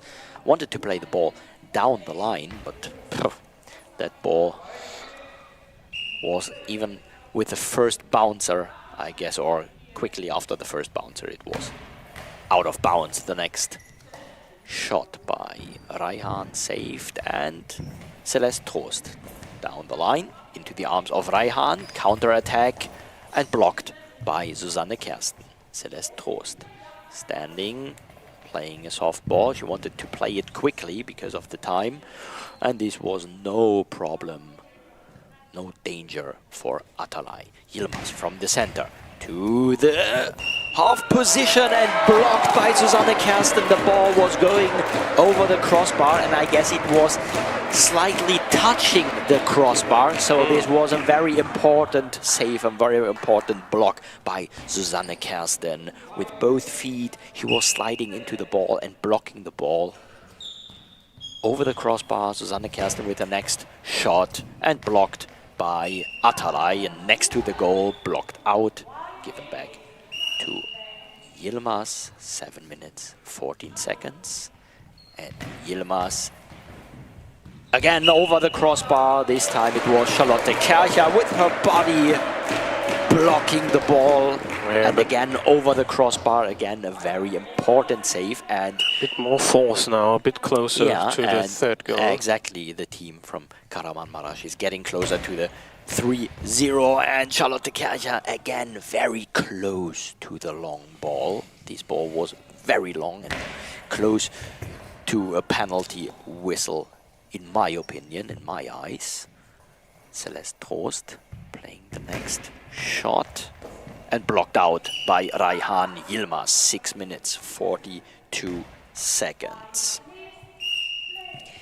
Ball in the hand of Raihan Yilmaz, half right position, playing the ball to the right corner. There's Charlotte Kercher, no problem for her, going back to the left post, and her ball into the net. Suddenly it's there, suddenly the goal by Charlotte Kercher, and Umran Raihan, she was standing there and nearly not moving. You can't play this kind of defense in that situation. Yeah. You have to finish the game professionally.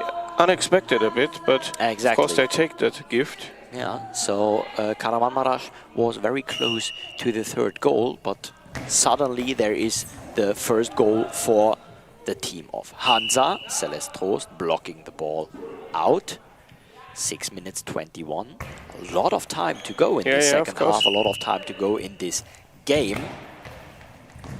And the next ball saved by Atalay, and I guess Fatma Gülgüler preparing for being substituted in, or back in. Next shot saved by Susanne Kersten, giving the ball, no, not giving the ball to Celeste Trost. The ball blocked out by Yilmaz and given back to her. Raihan Yilmaz. Yilmaz going to the center of the goal, playing the next shot into the arms or into the body of Charlotte Kercher.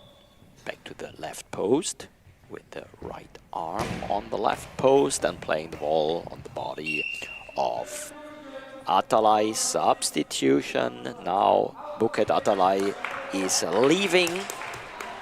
Was playing 6 minutes and I think it wasn't her 17 fault, seconds. but Exactly, it wasn't.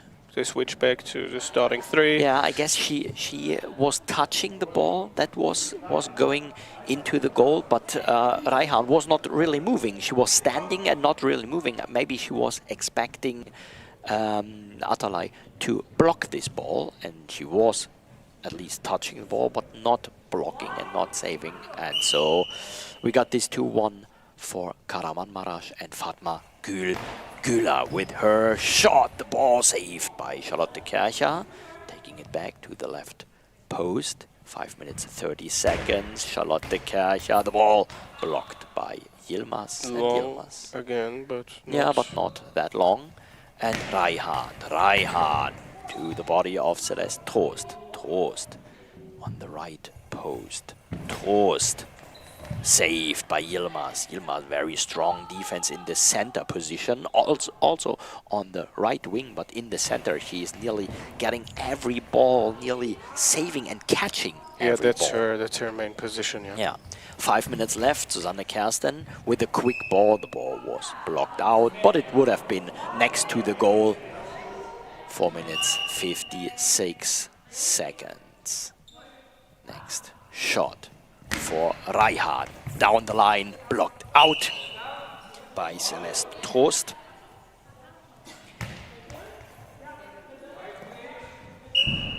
Possession Rostock.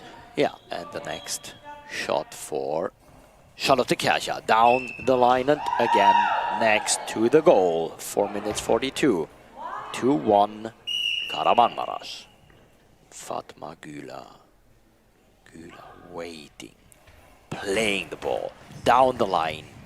Not over the body. Charlotte Kercher stopping the ball. And Christine Honermeier taking the next timeout for the team of Hansa. Third timeout in this game. I have 2 each.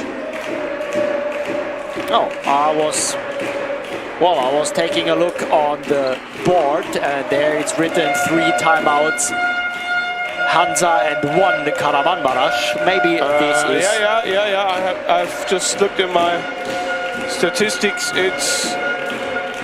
It's 3 for Rostock. Yeah, you're right. Okay. Not me, it's the board. It's which is right, it's the screen. 3-1 in timeouts. Yeah, of course now they have scored a goal and of course they try now. Yeah. Can try everything they want. Yeah, Charlotte Kercher with the next shot. The ball saved by Yilmaz. No problem for her sliding into the ball, bringing it to Fatma Güler. Half right position, Fatma Güler, and blocked by Celeste Trost. Susanne Kersten leaving the ball for Celeste Trost, and her ball is out. Too many of them. Yeah, this is not how to score an equalizer. So Rostock needs to keep the ball into the field. in the field, not playing the balls out. Raihan in the center of the goal, waiting, playing the ball bouncing and then losing some power. Reaching the arms of Celeste Trost. Trost with the next shot and blocked out by Raihan Yilmaz. Well, 7.5 seconds on the shot clock for them. Yeah, 3:54 to go in this second semi-final. We still want to know who will face Füchse Berlin and who will face in the game for place 3 for bronze, who will face Malmö. The next shot saved by Yilmaz. Yilmaz giving the ball to Güler, and Güler with the next shot, not into the goal. It's blocked out by Charlotte Kercher. So a great defense in this second half now by Rostock. Every shot they block, the more they believe. Yeah, 3 minutes 28 seconds. Next shot by Kersten, but no problem for Yilmaz. Yilmaz got the balls. Yilmaz saving the balls. Every ball is saved by her, which is going in direction of the center. Celeste Trost.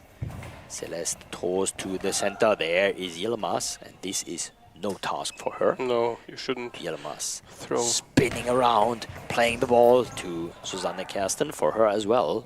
Saving the ball without any problems. Charlotte Kercher. Hard bouncing ball, and Yilmaz is there. 2 minutes 50. Fatma Güler, half left position, the ball up in the air, and now there is a clarification. The referee is asking the goal judges if the ball was in, and the goal judge is showing where he saw the ball, and the second one not asked, and now it's no goal. Well, I'm not sure about that, but we are far away from this. I'm not sure if we have a perspective. You know. Yeah, exactly. And I saw that Charlotte Kercher got this ball in the hand, and I'm not sure if she was in she was in the goal when catching the ball. I'm not sure if maybe she was with the ball in the goal, but now that doesn't matter because Sam is the 3-1. Yeah, Fatma Güler scoring the goal, and wow, Yilmaz making like some artistic movement on the court. The goal for Fatma Güler, her second goal, very important goal for the team of Kahramanmaraş on the way to the final. And this ball is saved on the line. Next shot for Fatma Güler and the next goal. Yeah, now it's done. Now they have found something, and for Rostock it's like, okay, this is it. 4-1, Fatma Güler playing 2 balls, 2 goals, 4-1, and the ball into the net, Charlotte Kercher. What was that? Yeah, let's say.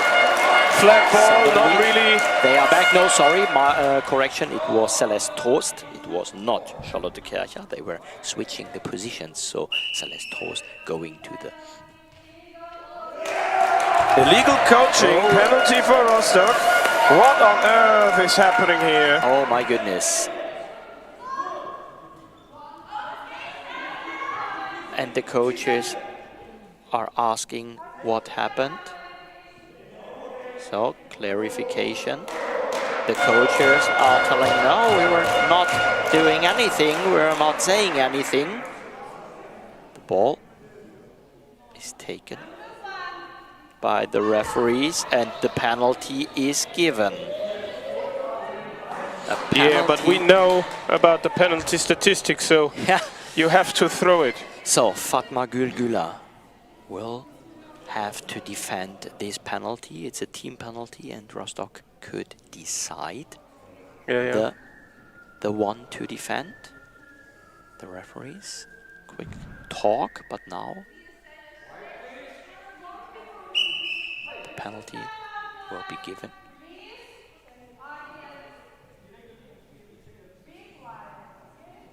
Please be quiet. Yeah, this is something you also need to tell the supporters. You need to tell to the stands.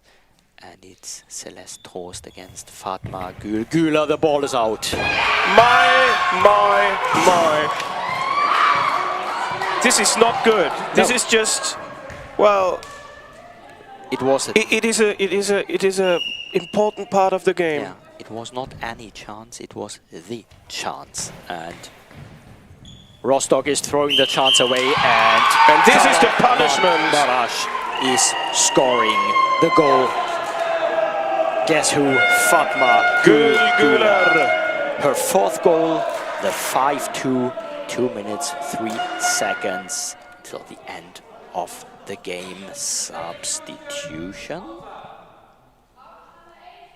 and Susanne Kersten will leave the game, and Käthe Glasenapp will be back in the game. So the same means she will go on the right wing. So let's toss back on the center. On the center, exactly. Well, let's say in the first half it was this formation. It was these 3 playing that are now back. Yeah. They got 2 goals against them. In the second half, they got 3. They didn't score anything. Yeah, that's true. So this, but it was Charlotte Kercher scoring both goals. No, Charlotte Kercher and Celeste Toast. Yeah. And they were not substituted. Substitution for Kahramanmaraş. Yeah, and Atalay will be back, and Güler is going out. Exactly. She has done enough, I think. Well, it's very interesting the team of Rostock in the second half. They got 3 goals against them, but they were scoring 2 goals. The defense of Karaman Ramash, this is interesting. They have been not focused enough in 2 situations. We haven't seen anything of that yesterday against the Füchse. Yeah. And the next shot for Reihan, blocked by Celeste Trost, 1 minute 45. Charlotte Kercher to the center, there is Atalay. Oh, they are taking some time, 1:39. Yilmaz with the next hard bouncing ball and saved by Celeste Trost. Giving the ball to Käthe Glasenapp to the center of the goal, to the middle, where is Atalay and Reihan. Reihan with the next shot, the ball blocked out by Celeste Trost. 1 minute 14 seconds. This will be very tough for Rostock to score 3 goals in 1 minute 14 seconds. Glasenapp, the ball is out. Yeah, you can't score with that, but you also take that much time from the clock. That was 1 second or things like that. And we have seen the opposite. We have seen Karaman Ramash, they took nearly the full 10 seconds away from the clock last possession. Yeah, exactly. So Yilmaz going to the half left position, playing the next ball, and it's on the post, and it's in. And it's in. But that was also a defensive lack of whatever attention. It was from the legs, if I saw it correctly, from the legs of Celeste Trost, and then Charlotte Kercher had Who no was it, chance. Ryan? It was no, it was Yilmaz. Yilmaz, yeah. So her first goal for Yilmaz. Next save by Reihan. 53 seconds. We got a 6-2 for Kahramanmaraş. Next ball saved by Celeste Trost, and I guess they know that's it. 4-goal lead for Kahramanmaraş. Last 41 seconds. Ball saved by Reihan. 39. And Yilmaz on the left wing, playing a cross ball and blocked by Celeste Trost. It was nearly the same ball as the last shot of Kahramanmaraş, but in this last shot there, Celeste Trost was sliding into the ball and blocking the ball with the legs, and it was going over the body of Charlotte Kercher to the inner side of the post and into the net. Oh, it took some time, the ball. It was like the ball was thinking like, shall I go into the goal? Shall I stay or shall I go? Shall I stay on the line? Shall I go just on the post? What shall I do? And the ball decided to go into the net. And this was the 6-2 for Kahramanmaraş. We will have 30 seconds left, and Kahramanmaraş will face Füchse Berlin in the final game for gold medal at 5:20 German time. Next shot by Charlotte Kercher, and this was a long ball. This was too much risk, and there is the chance for Buket Atalay. Third penalty against Rostock. 1 was in, 1 was missed. Yeah, and Atalay might score the next goal. Atalay on the right wing, playing the ball cross, but this ball's out. That was not the... I haven't seen that before from Kahramanmaraş, but well, you are through. It's also maybe not easy to keep the concentration, like they have shown us with the 2 defensive gifts they have given away. 6-2 for 23 seconds, 6-2 for Kahramanmaraş. Ball is out. The ball of Käthe Glasenapp. No chance for scoring a goal in this moment. And the ball needs to be brought back. It's in the end of the hall, and the goal judge was going to get it, bringing it to Reihan, and Reihan with one of the last shots. Umran Reihan playing a cross ball, and the ball into the arms of Charlotte Kercher. Kercher going back to the left post, 10 seconds, 9, 8, 7, saved by Yilmaz. Now she can wait. Let the time go down. 1. That's it. And the game is over. Kahramanmaraş winning with a 6-2 against Goalball Club Hansa. And so we will have the game for place 3 and 4, the bronze medal match between Malmö and Hansa at 4 German time. And we will have the gold medal match between Füchse Berlin and Kahramanmaraş at 5. Stay tuned. We will be back quickly. Should be 12:40. I guess we will have maybe a very short or a very small delay. It's 7 minutes until 12:40. Maybe they will go immediately to the 7 minutes, but in some moments we will be back with a game of Hercules and Lyon, the game for the places 9 and 10.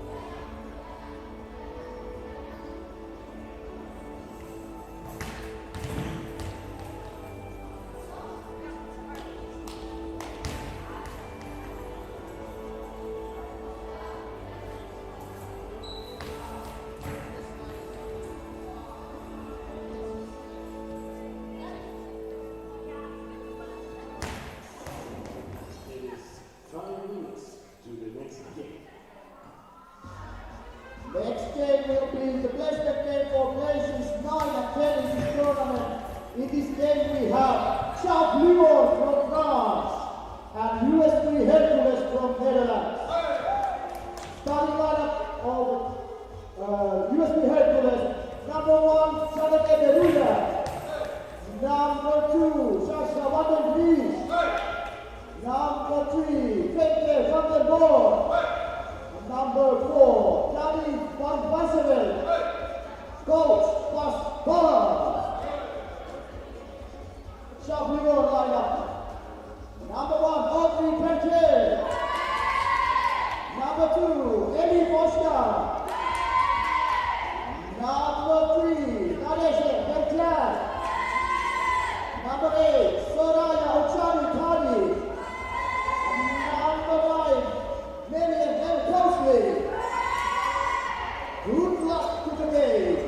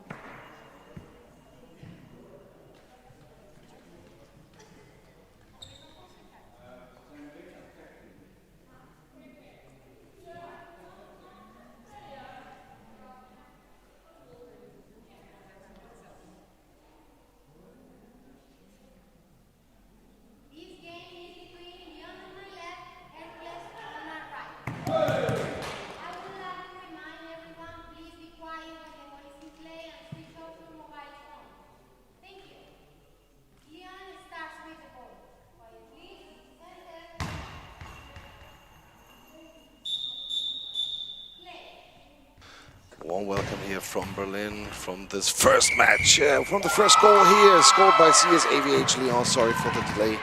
Had some technical issues to solve, and it was Audrey Belkir for CSAVH Lyon in the dark red jerseys from right to left with the first goal against USV Hercules. It's a game for place number 9 here at the EGCA Women's Champions League 2025 in Berlin. And starting lineup for Hercules is Van den Born on the right, Van Varseveld on the left, Van den Dries on center, and now Van den Born with the throw on the head of number 7, Shadi, the left winger. Center is Berthier, and Belkir, right winger for Lyon. Van den Born now from the right side with the throw, throws it down the line, and it's inside, deflected by Shadi into the net. Hits there. Inside, 1-1 the score now. Here with the next shot. Van den Dries with problems, and Van den Born, no! The ball is in, slips through the left corner.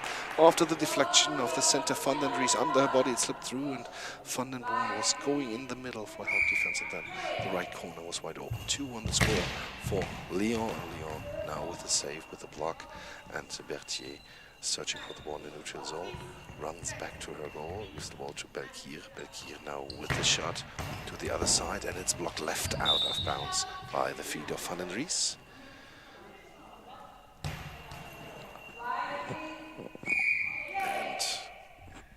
And now Van Varseveld from the left side with the throw down the line, and it's inside! Scores over the hands of Belkir. 2-2 the score. What a beauty, this shot down the line. And we have an equipment check on the Lyon side. Audrey Belkir has problems with the eye shades, and now gives the ball to number 2, Elif Özcan. So I saw something, was not number 3 inside. Elif Özcan is on the left wing, sorry for that, on the Lyon side, but she throws the ball right out of bounds, 2 meters on the right. Van Varseveld now to Van den Born with the throw, bouncing ball down the line, and then blocked by Elif Özcan. Özcan, the ball to Belkir from the left post to right winger, now with the shot down the line, out. Was dancing there on the line, but went then out of bounds. 6 meters in front of Hercules' goal from the right side. Van den Born with a shot to the center, deflected, and then blocked ball to the neutral zone, to the center line, and now it's found by Shadi. Shadi brings the ball back. Belkir from the half right with the shot to the gap, and blocked by Van Varseveld. And the ball is in her hand, stands up, quick shot by her to the right side. Özcan with problems, ball inside, goal for Hercules! From left to right, the ball is rolling inside. Elif Özcan now from the left post with a shot down the line, out. After the center line, immediately the ball went out of bounds, stopped by the referee Sarah Cooper. And the ball now back in play. Femke Van Varseveld from the right side to the center position. Shadi blocks it to her right side, and the ball is now out of bounds. Belkir from the right side starts, spins, throws, bouncing ball. Van den Dries gets the ball in her hands, brings it to Van den Born. Van den Born from the right side, bouncing ball to the gap and inside. Fourth goal for Hercules. Too accurate there for the defense of Lyon. Özcan was not reaching out with her hands, so the ball gets in nearly untouched. 9 minutes, 55 seconds to go in the first half. Belkir now from the right side with the throw to the center, up in the air and inside the net. Third goal here now for CSAVH Lyon. And Van Varseveld now from the left post with the ball throwing to the center and inside the net. Deflected by the feet of Shadi inside. 5-3 the score after 2 minutes and 19 seconds played so far in the first half. 8 goals we've seen. The ball now right out of bounds by Özcan. Was going shortly after the Now a timeout is taken shortly after the center line went out of bounds, and Barnes, the coach of USV Hercules, takes a timeout here. 9:37 to go in the first half. And Spans can be satisfied with the offensive so far, but not satisfied with the defensive structure of his team. So maybe that's why he called the timeout here and is talking to his team. No coach on the Lyon side, just the two substitution players, and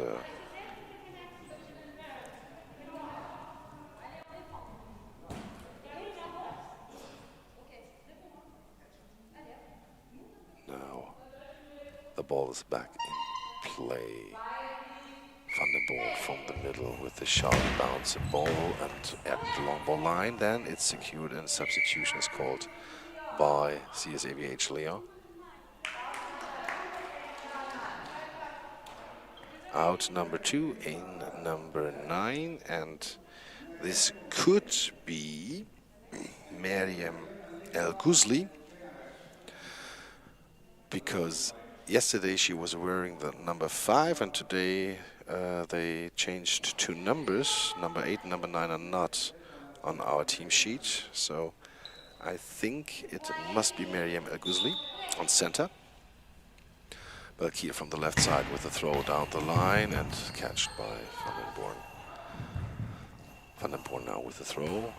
With a throw, no, it's Van den Dries now on the right winger position. Van den Born on center. Van den Dries was the shooting one. And now from the right side, the ball catched by the new center. Femke Van den Born passed to Van Waarseveld. Van Waarseveld from the half left with the throw to the gap, and touched and stopped at the end by Lyon. And now the ball from the right side to the left, out of bounds. 4.5 meter on the left.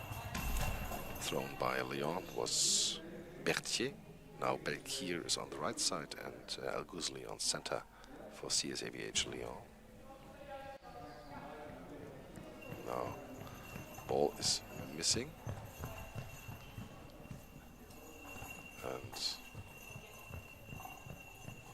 we'll just take a look.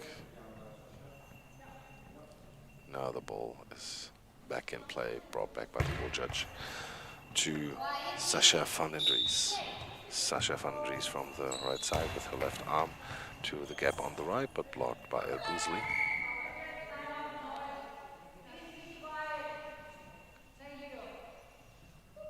Officials timeout now was given here, and now Belkier from the half left with a strong ball to the gap. Van den Born is there, gets the ball in her hands, and now from the center again with the shot and the ball to the middle, but Belkier is there, closes the gap. And from the right side now, Nadège Berthier starts, throws the ball down the line. Van Waarseveld is in position. And now from the left post, she starts with her shooting motion. Down the line, first contact out of bounds.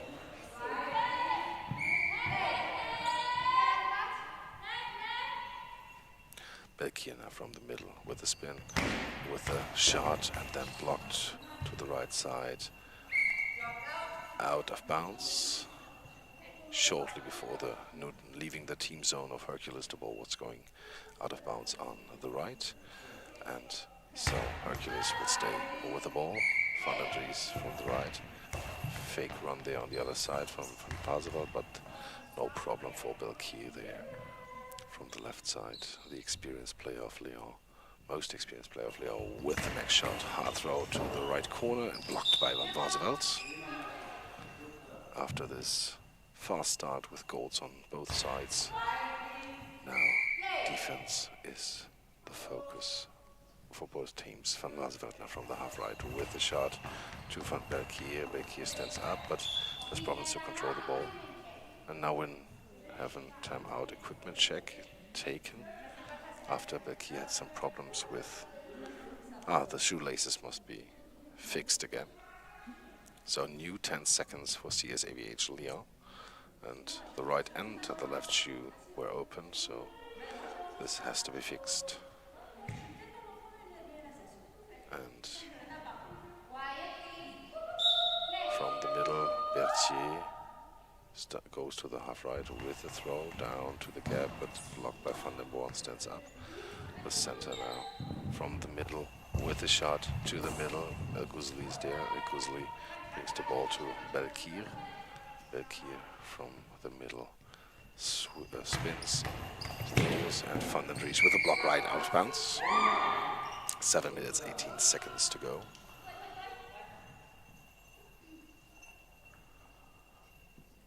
And now the ball from the right side back in play.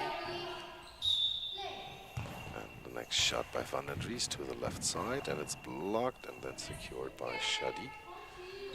Sohaya Shadi from the half right with a throw to the left side and out of bounds. And now the ball in the hands of Van den Dries, hands over to Van Baseveld. She goes back to the left side, half left, Van Baseveld with a throw to the right corner and out.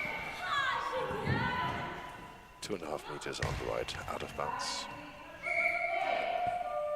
Belkir coming over to the right side, running, throwing, hard throw, and inside the net, under the feet of Van den Born. The ball slips through, 4-5. Goal for Lyon.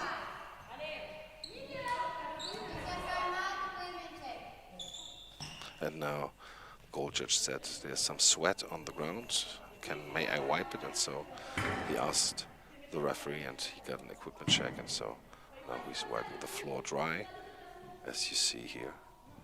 And now, with 6 minutes and 54 seconds to go from the left side, Van den Born with the next shot, and the ball blocked by Shadi.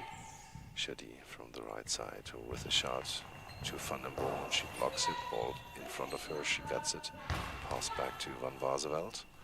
Van Baseveld now from the half left with the throw, bouncing to El-Ghuzli on her body, but she can secure it, brings it back to Belkir. Audrey Belkir with the spin, with the throw, right corner, aiming, but out. 2 meters on the right, out of bounds. 6:20 to go now, and from the right side, Van den Dries with the left hand, down the line. Belkir is there, stands up, quick response by her, and the ball is out. 4 meters on the right. From left to right, she was aiming. And the ball now from the left side, throwing, and El-Ghuzli with the stop. And the ball now in her hands brings it to Belkir. Belkir from the half left with the throw down the line. Van den Dries can catch the ball. And Van den Dries on the right winger position, right out. 5 meters on the right. Belkir coming over to the right side, gives the ball to Shadi. Shadi with the throw, right down the line. Van Baseveld can catch the ball. And she catches the ball and now starts with a spin, with a throw to the middle. And the gap is closed by the reaching El-Ghuzli. El-Ghuzli's ball handed over to Shadi. Shadi from the half right to the gap on the left.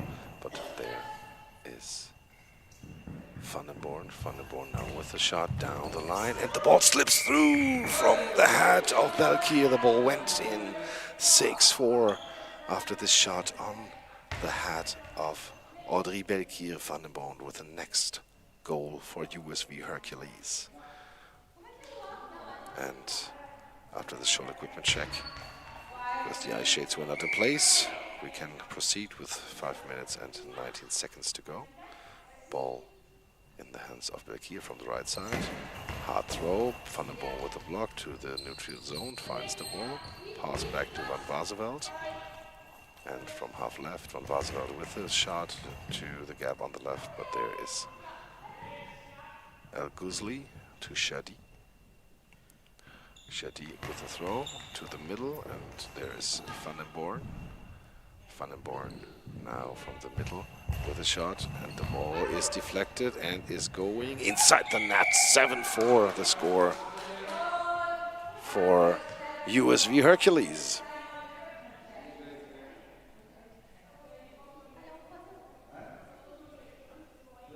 And again, equipment check by Audrey Belkir, got the ball again on her eye shades.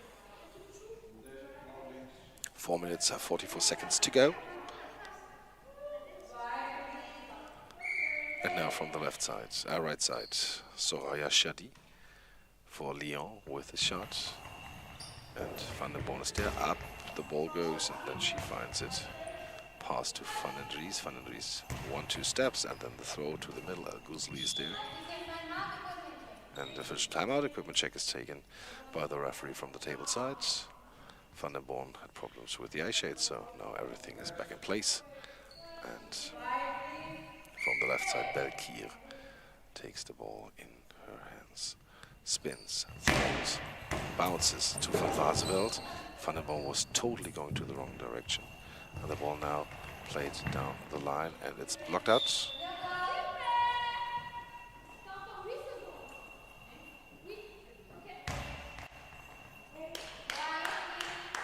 From the middle, Soraya Shadi at the crossbar, starting with a shot to the gap on the right, but Van den Born closed the gap, gets the ball after the block, pass back to Danique van Varseveld with the next throw, Van Varseveld, and the ball is blocked by Belkir. Belkir gets the ball back by El Guzli with a spin back here, down the left side, blocked by Van den Dries after the deflection of Van den Born. And now Van den Dries to the middle and inside the net! Inside the net! Every player of Lyon are sitting there on the same point. There was no gap really open, but it finds a way through. Van den Dries with a scorer here, 8-4 the score, and 3 minutes and 42 seconds to go. And now the ball back in play, and there is Van den Born. Van den Born now with a shot down the line, and Belkir, the left winger, stands up, takes her time, spins, throws, and blocked by Van den Born. Van den Born now with a shot from the right side down to the post, but at the end blocked by Belkir.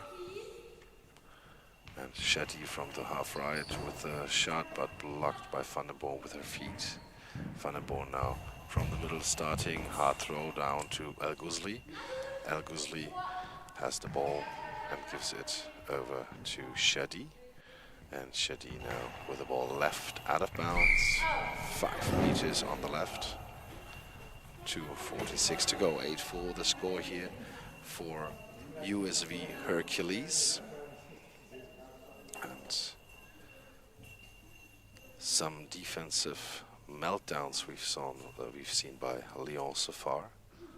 Last goal by Van den Dries was really an example for that. And now from the right side, Van Varseveld with a shot to El Guzli to the gap, and then the feet of Shadi can get the ball. And from the right side now, we have Audrey Belkir running, throwing down the line inside the net. What a beauty this shot was.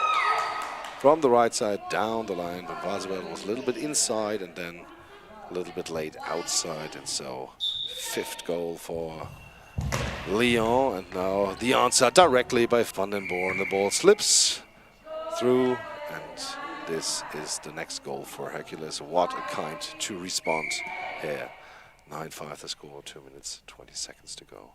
Audrey Belkir from the left with a shot down the line and at the post, deflected by Van den Dries, then at the post, and then back on the hands of Van den Dries, going out of bounds. Strong attempt there by Audrey Belkir, and the ball now back in the hands of Van den Dries from the right side with the throw to the middle. El Guzli can keep the ball in front of her. And now the ball. And now timeout taken by CSAVH Lyon, and we'll be back in a second.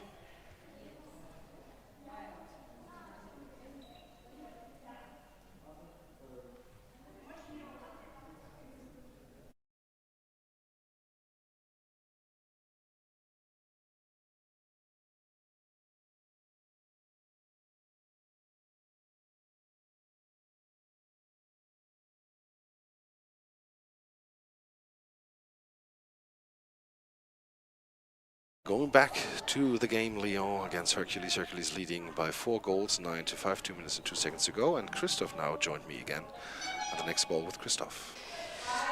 So the 4-goal lead for the team of Hercules, and Lyon with the next shot on the left wing. Belgier down the line, saved by Van den Dries, no problem for her, and her ball is saved by Belgier, bringing the ball over to Berthier. Berthier playing the ball down the line on the right wing, blocked, no problem, even catched by Danique van Vaaseveld, and her ball is blocked out by Berthier. Nadège Berthier waiting for the ball on the right wing.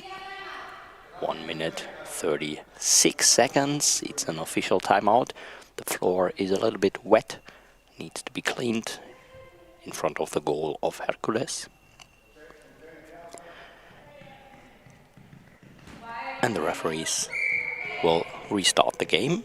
Belgier with the ball in the hand, and Belgier with the next shot. Van den Born kicking the ball out of the field. And there will be the next shot for Van Vaaseveld. Left wing, standing there, but there is the substitution first. Van den Dries leaving the field, and it's Janneke de Ruyter entering. Janneke de Ruyter with the equipment check for her. Van Vaaseveld still on the left wing. Femke van den Born sitting on the floor, leaning back, like relaxing a little bit. And now the equipment check for Janneke de Ruyter is done.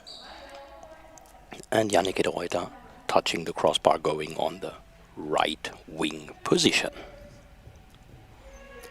Van Vaaseveld standing with the ball in the arms, going to the center position, half right position, and playing the ball with the left hand on the body of Belgier. Belgier, next attack, 1 minute 20 seconds left. Audrey Belgier on the left wing, down the line, no, to the center, and the ball was deflected by the feet of Femke van den Born, but then saved by Van Vaaseveld. Next attack for her, and the ball blocked out by Belgier, touching the ball with the body, and the ball blocked over the line. So still the 9-5 for the team from Netherlands. And Lyon with Belgier to the center. There's Femke van den Born. Van den Born taking the ball back to the goal, playing the ball to Belgier, and Belgier, no problem to save it. 45 seconds. Berthier with the next shot. There's Van Vaaseveld stopping the ball, bringing it to the center, bringing it to de Ruyter, and de Ruyter with a cross ball on the body of Berthier, and Berthier collecting the ball, going back to the goal. 22 seconds. Berthier blocked by Femke van den Born, and Femke van den Born passing the ball to Van Vaaseveld. Danique van Vaaseveld spinning around, playing the ball with the left arm, and saved in the center of CSAVH Lyon. There is the ball given to Belgier, and that's it. It's the halftime score of 9-5 for the team of Hercules from the Netherlands, from the city of Utrecht. And the teams will switch the sides, and there will be a short break, and we will be back in a moment.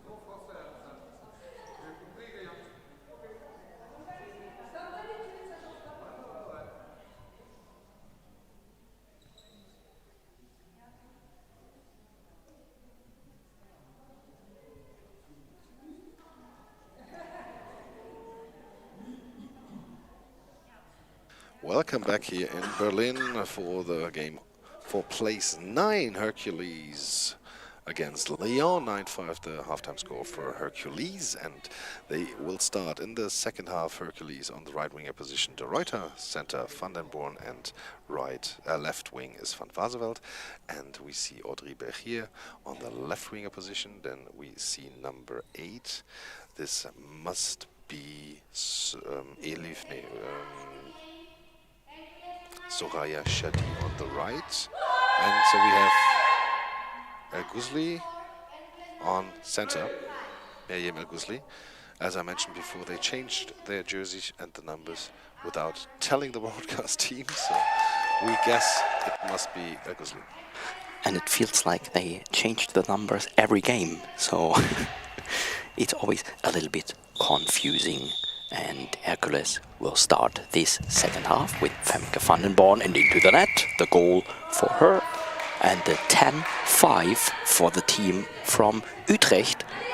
So a 5-goal lead, and now we got Chadi with the ball in her right hand, playing a cross ball, but just to the center to Femke van den Born, handing it over to the left wing to Van Varseveld. And Van Varseveld with the ball down the line. She was trying to play it down the line, but the ball out of bounds, and so no goal and no chance for a goal, because the ball is given back in to the team of Lyon. Chadi standing at the crossbar and playing the ball into the arms of Femke van den Born. Van den Born touching the crossbar, playing the ball straight into the center and over the fingertips of El-Ghusli. The ball was into the arms of Chadi. Next ball is out. Belgier with a shot, and the ball is given back to Van Varseveld. Van Varseveld going back to the left post, one step to the right with the left hand down the line and into the arms of Chadi. Chadi going back, waiting a moment and playing a cross ball. This ball is very well played, but Femke van den Born was sliding into the ball, catching it. And the next attack for De Ruyter, saved by Belgier. And Belgier stopping the ball, taking it back to the left post, spinning around, hard bouncing ball into the arms of De Ruyter. De Ruyter with the next shot, saved by Belgier. Counter attack that was close to a high ball, and the ball out of bounds next to the post. Very close, but still a 10-5 for Hercules.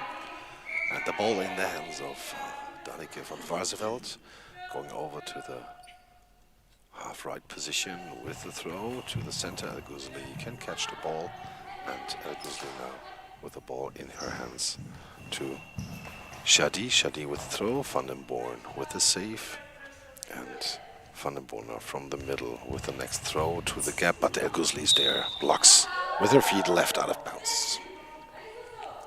10 minutes, 11 seconds to go. And the ball in the hands of Audrey Bergier. Starts, spins, throws to the gap, and Van den Born closed the gap with a jump and gives the ball to De Ruyter. De Ruyter now with a shot to Belgier. Belgier stands up quickly, quick response by her, and high ball. One step too much she was taken, and so high ball penalty is awarded against her, and so Hercules has the chance to score the 11th goal of this game. Van den Born will take the shot, stands in the middle. Belgier comes in the middle, 3 meters before the goal. Van den Born to the side, but blocked to the right side, and Belgier was running to her left and then sliding into the ball, blocking it out. And then she asked for equipment check again, and now the eye shades are back in place. Belgier now gets the ball handed over, and the ball is now back in play. She comes to the middle, gives it to El-Ghusli. El-Ghusli now with a spin, with a throw, right side, out of bounds. 3.5 meters on the right. And with 9 minutes and 47 seconds to go. Van Varseveld now going to the middle. Starts, throws, left post aimed inside. That was accuracy by Danneke van Varseveld.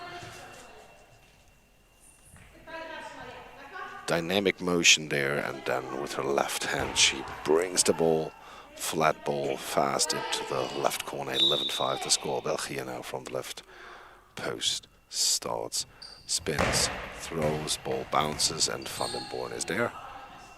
Van den Born now from the middle with the spin, with the throw, bounce and balls, catched by El Ghusli, handed over to Shadi.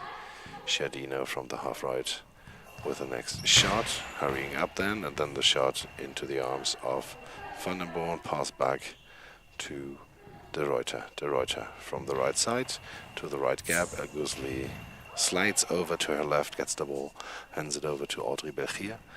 Belgier now from the half left with a spin, with a throw to Van Varseveld, and she's there at the end and can secure the ball. Van Varseveld again down the line, the corner, but out of bounds this time. Not as accurate as before, and so next ball in the hands of Soraya Shadi. Shadi takes her time. Play is already set, then she starts, throws, and Van den Born on center with the catch.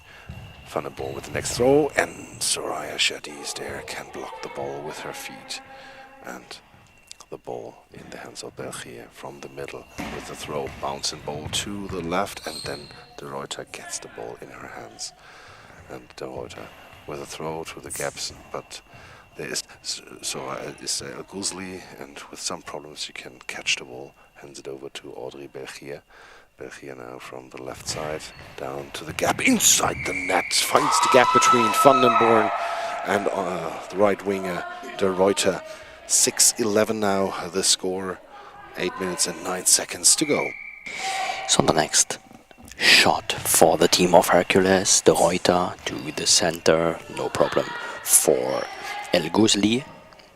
Miriam El Ghusli handing the ball over to Shadi, and Shadi playing the ball out of bounds. Wanted to try a ball down the line, but the ball was leaving the field. Van Varseveld from the center with the left hand, and this ball is out as well. He was trying to play the ball he was playing for scoring. He was trying to play it again, but this time she was missing the target. And Shadi on the body of Van den Born. Going back to the half left position, Van den Born with the ball nearly into the gap, but the legs of Shadi saving the ball. Shadi going to the half right position, playing a cross ball. Van den Born is there, sliding into the ball, giving it to De Ruyter. De Ruyter going back to the right wing, playing a ball to the center, no problem for El Ghusli. And El Ghusli leaving the ball for Belgier. Belgier in the center of the goal. Belgier, Audrey Belgier with a hard bouncing ball to the legs of Van Varseveld. Going back to the goal on the left wing, cross ball blocked by El Ghusli. Ball going in direction of the neutral zone, or in the neutral zone, and there's the own goal. Own goal by El Ghusli, playing the ball to Shadi, but playing the ball in between her legs and through the legs into the goal. And this is the 12-6 for Hercules. An own goal by Lyon, and the ball saved by Femke Van den Born. Femke Van den Born going to the half right position. Van den Born nearly the next gap in between the defense, but this time El Ghusli was able to save the ball. Belgier spinning around, playing the ball down the line into the net. Belgier with the 7th goal. This is a game we already got 19 goals. Belgier scoring to get closer to Hercules. Next shot for Van Varseveld. El Ghusli stopping the ball. Now she's bringing the ball to Shadi for not playing the ball that risky again. And the ball saved by Van den Born. Van den Born in the center of the goal. Van den Born from the center to the center. There is El-Ghusli giving the ball to België, standing in the middle, spinning around, playing a ball to the left corner, but ball is out and timeout. No, substitution for the team of Hercules.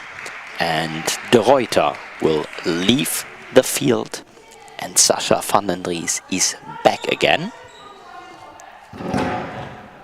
Janneke De Ruyter sitting down on the chair, and van den Dries gets the equipment check. She will be substituted back in, and the ball is given to her. And now the ball is back in play. Hercules from the right side with the throw. Van den Dries to El-Ghusli. Timeout taken by CSAVH Lyon. And now Nadège Berthier is there, the coach. Always have to look who says substitution and who makes also the timeouts there, because they don't have a coach there on the bench. And 5 minutes and 48 seconds to go.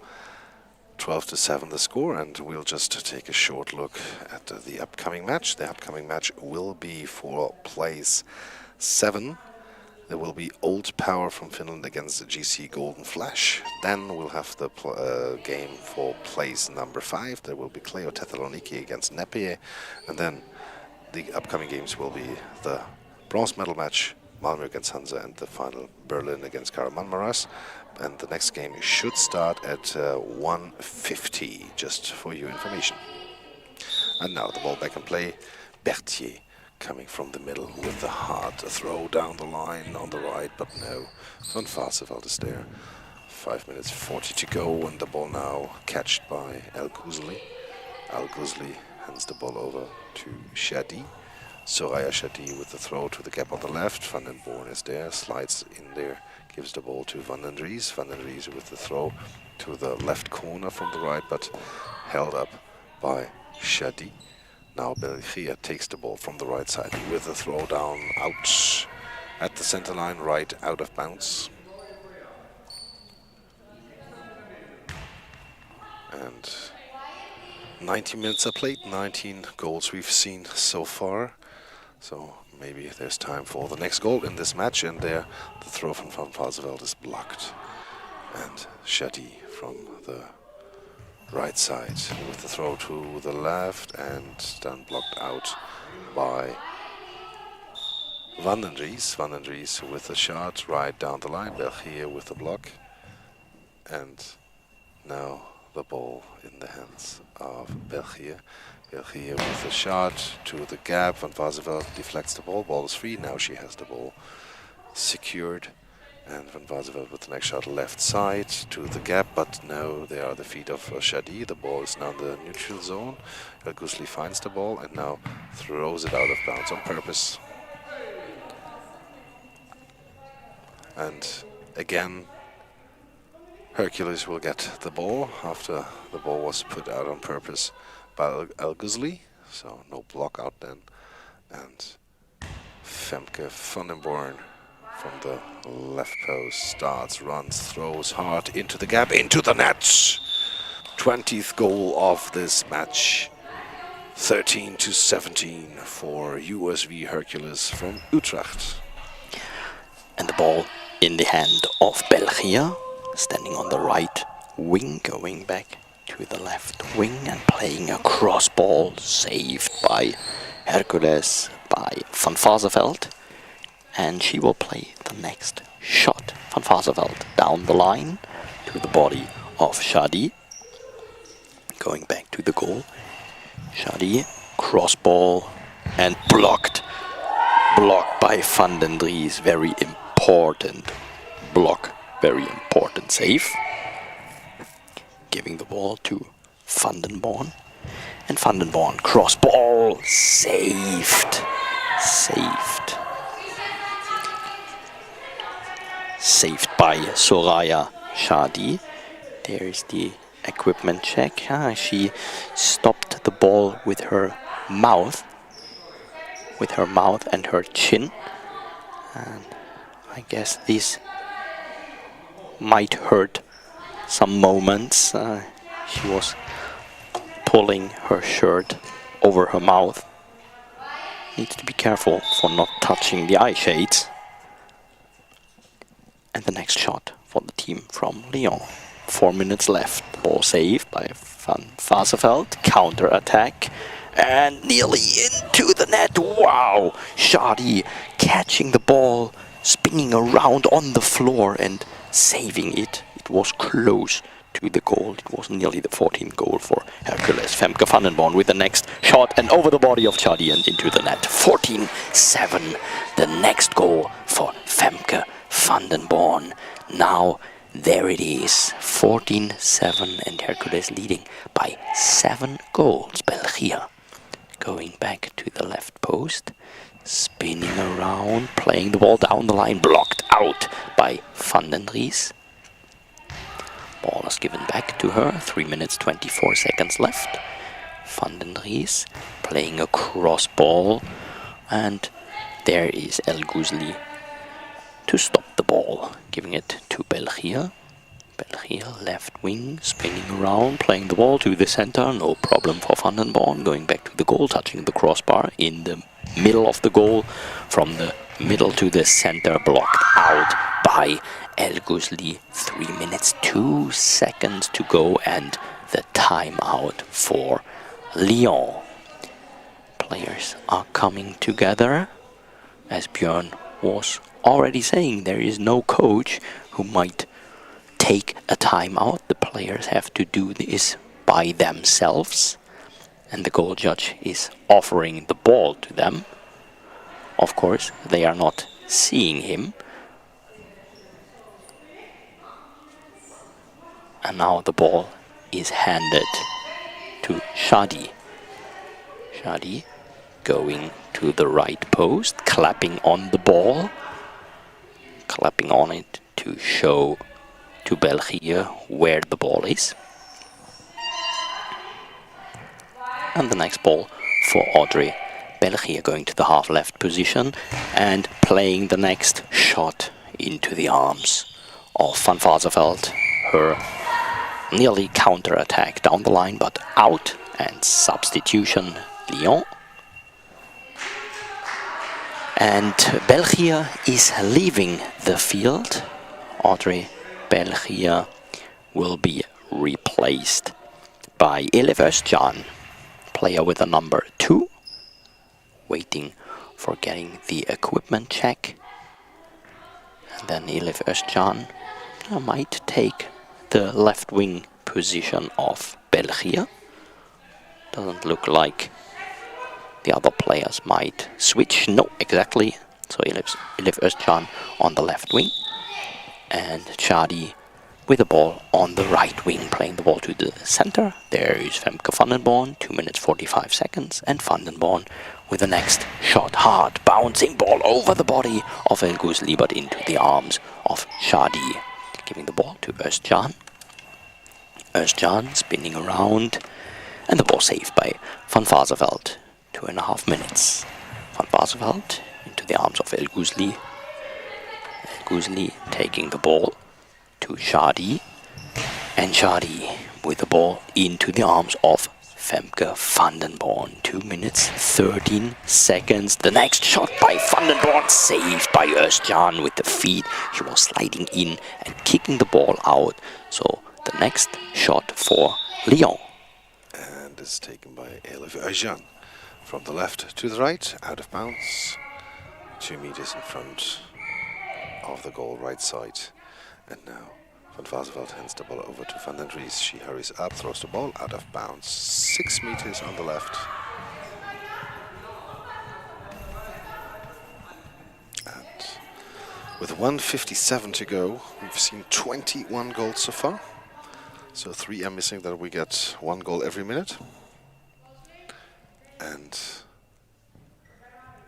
now Shadi tries to score for CSAVH Lyon from the right side. Now starting fast and then throwing. Van Vaaseveld is there on defense.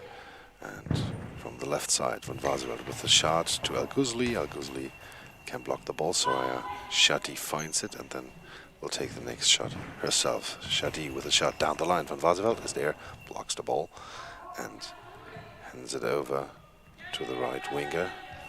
Van den Dries with the throw, but blocked again by Al-Ghuzli. 1:24 to go.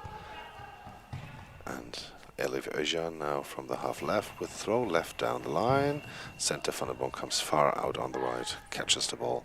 And Van den Boom with the next shot from the right side to Özcan. Özcan can catch the ball, was in position. And now Özcan from the half left with the shot to the right side. And Van Varseveld is there. Last minute started.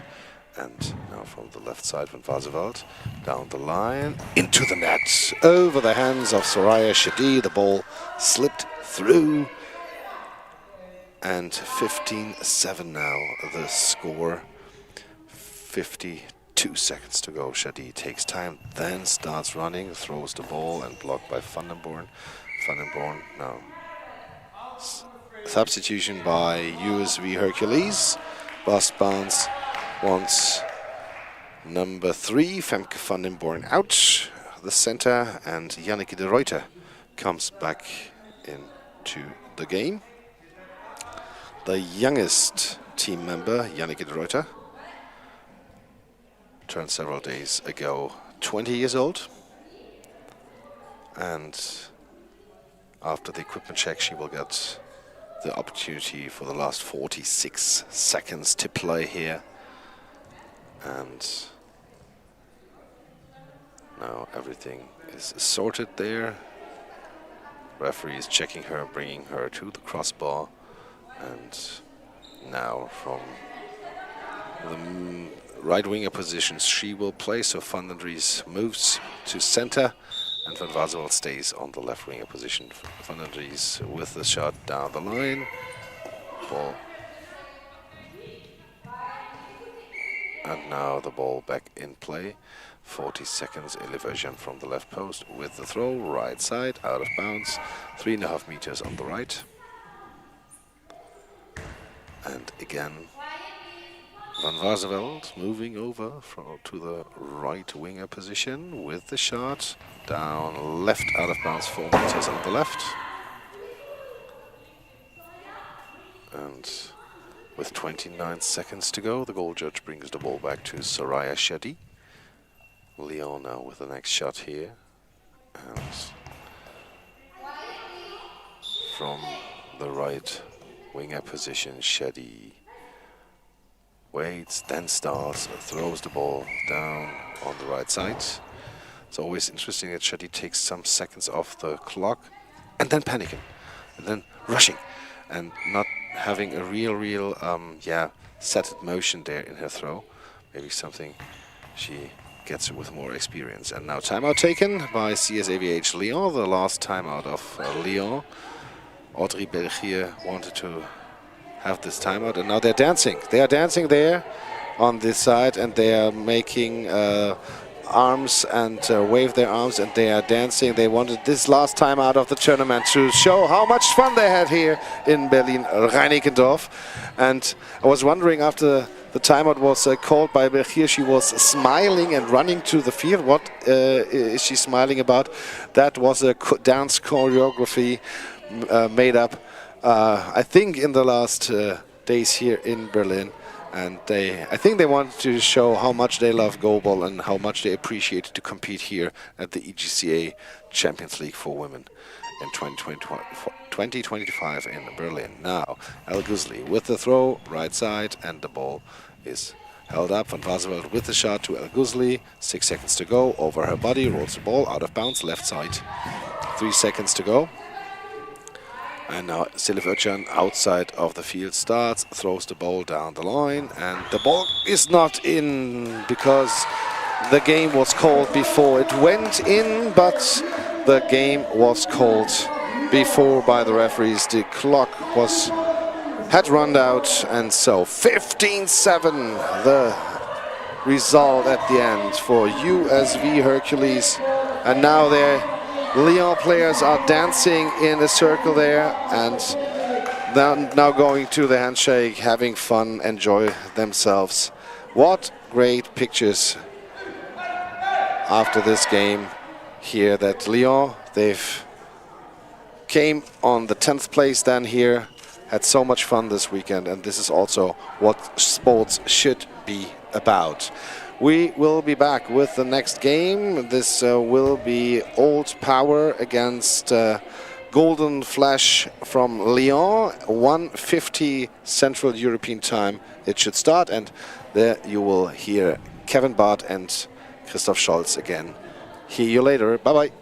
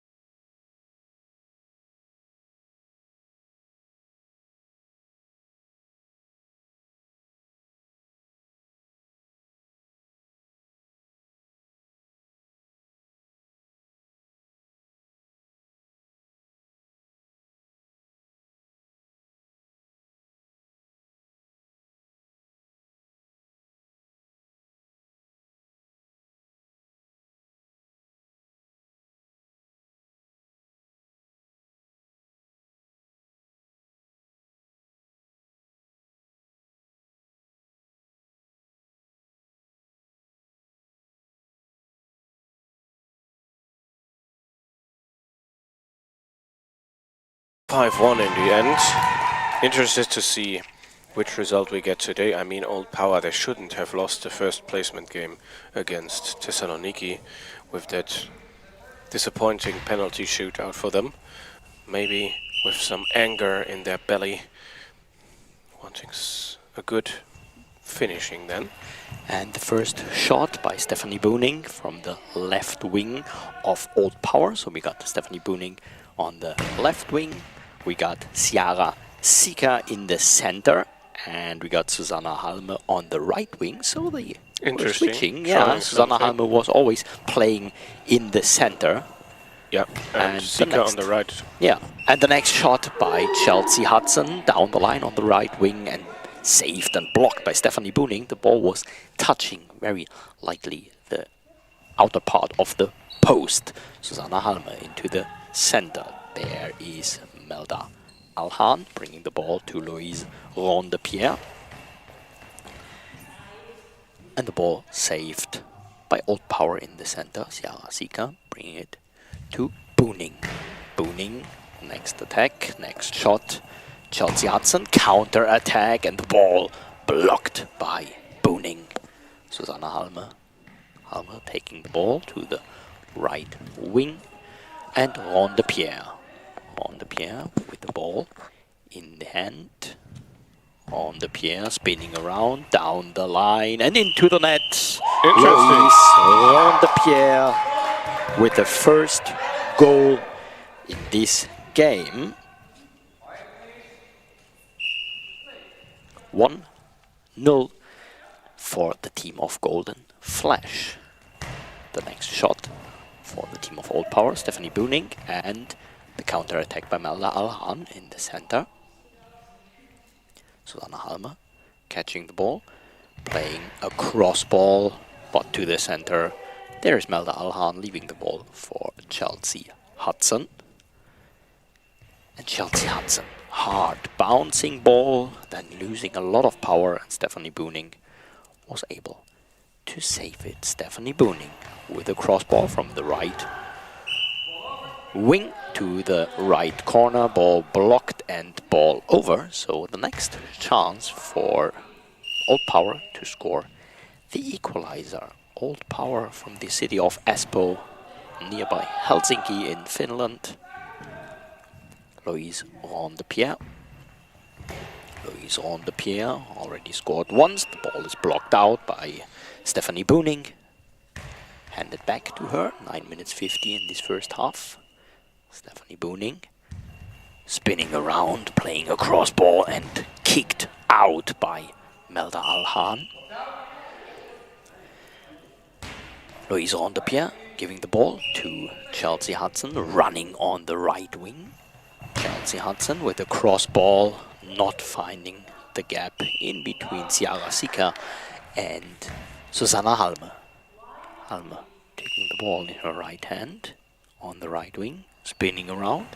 Soft ball and blocked by Melda Alhan, giving it to Rondepierre.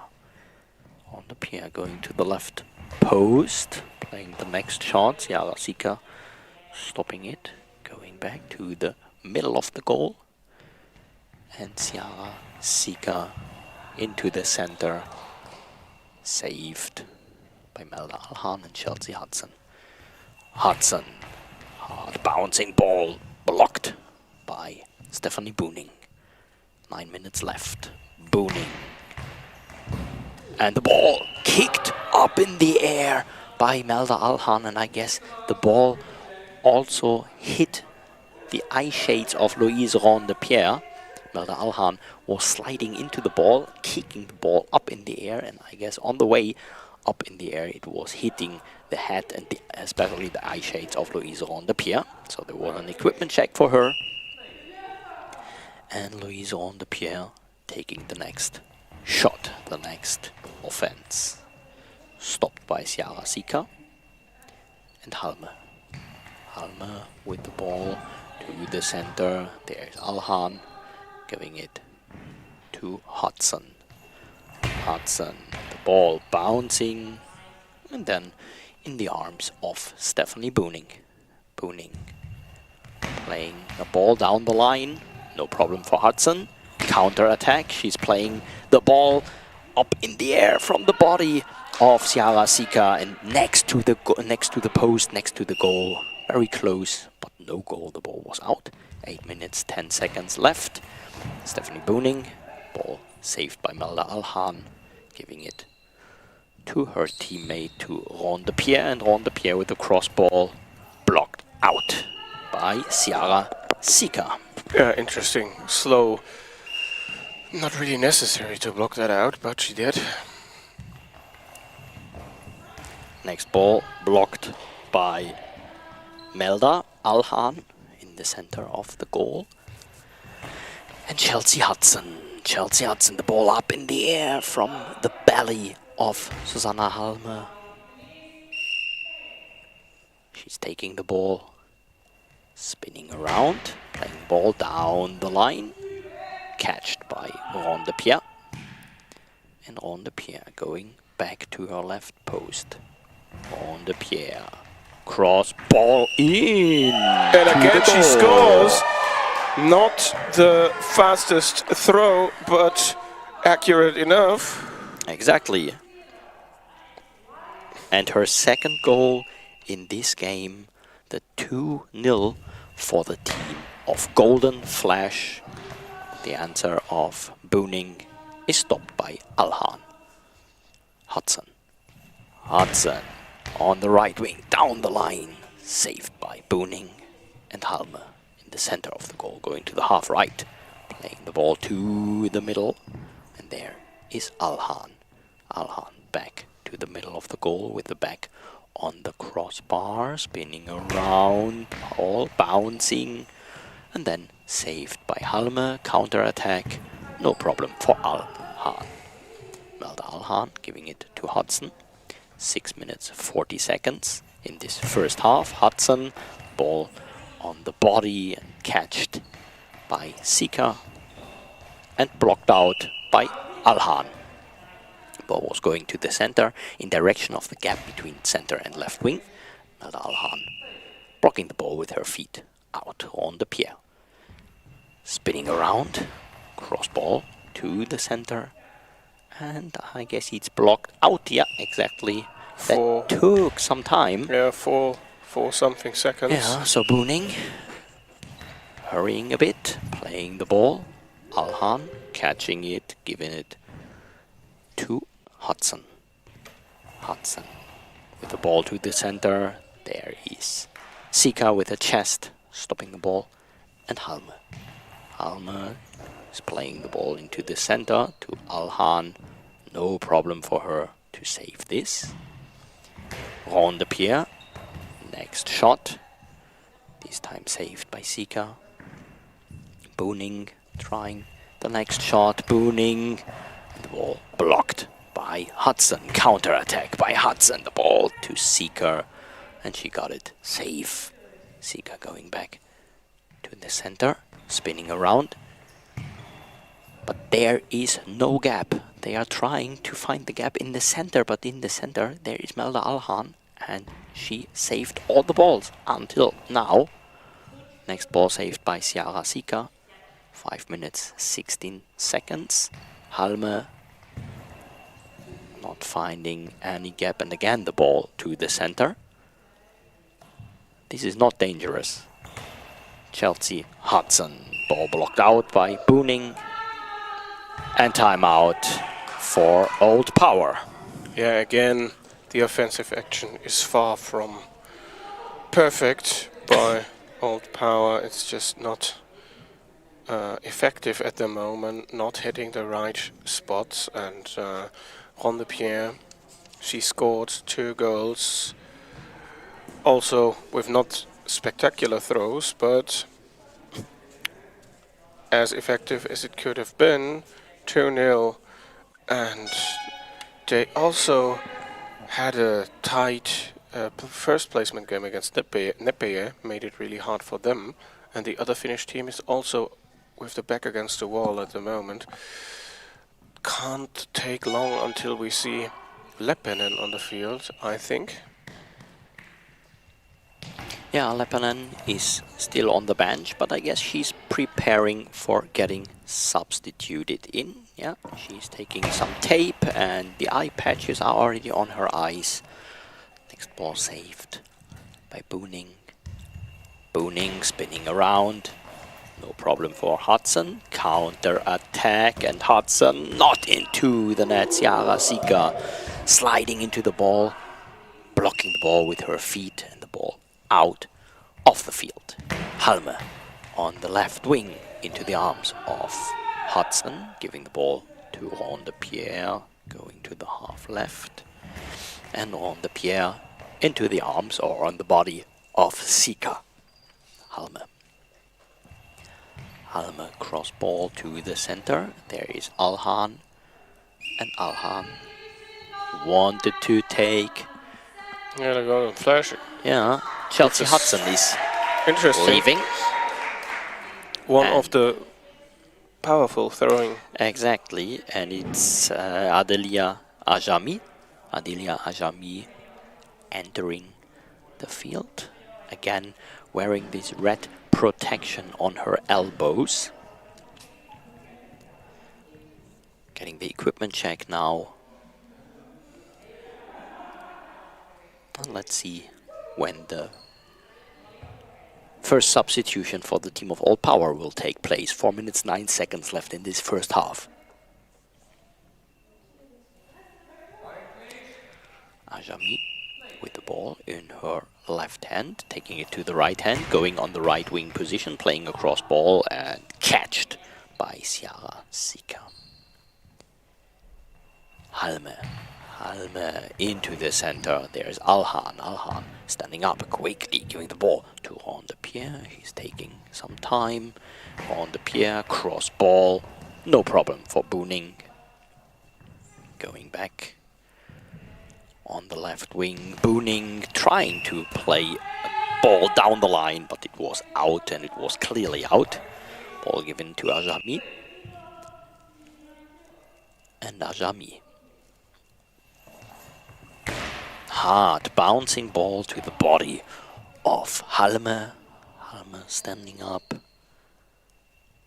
Playing the next ball into the net. There it is. The first goal for Old Power in this game. Susanna Halme scoring the 1-2. Or let's say the 2-1 for Golden Flash. Golden Flash leading by 1 goal. Next shot to the body of Ciara Sika, and there it is. Substitution. And Ciara Sika is out. no, Susanna Halme is Oh, out. okay. Yeah.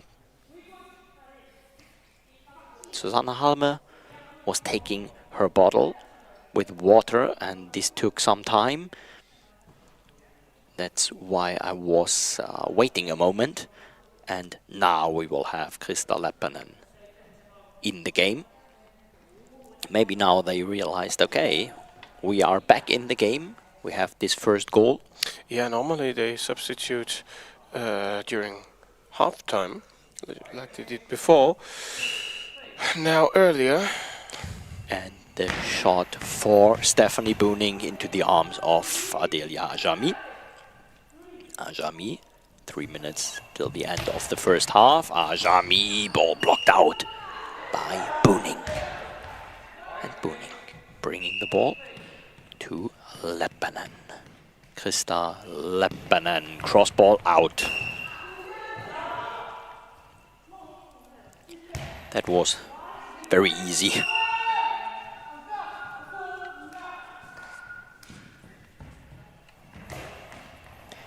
Next attack. Next shot. And the ball saved by Old Power. Leppänen with the ball to Alhan. Alhan going back to the crossbar. 2 minutes 30. Alhan bouncing the ball to the body of Ciara Sika. And she will take the next shot. Sika playing the ball from the middle to the middle. No problem for Alhan. And Ajami in the center of the goal. bouncing the ball hard to the body of Booning. Ball was losing some power, and so it was no problem for Stephanie Booning. Booning with the next shot into the arms of Ajami. 2 minutes left. Rondepierre to the arms of Sika. Leppänen standing on the right wing, playing the ball down the line, not into the net, yes, into the net.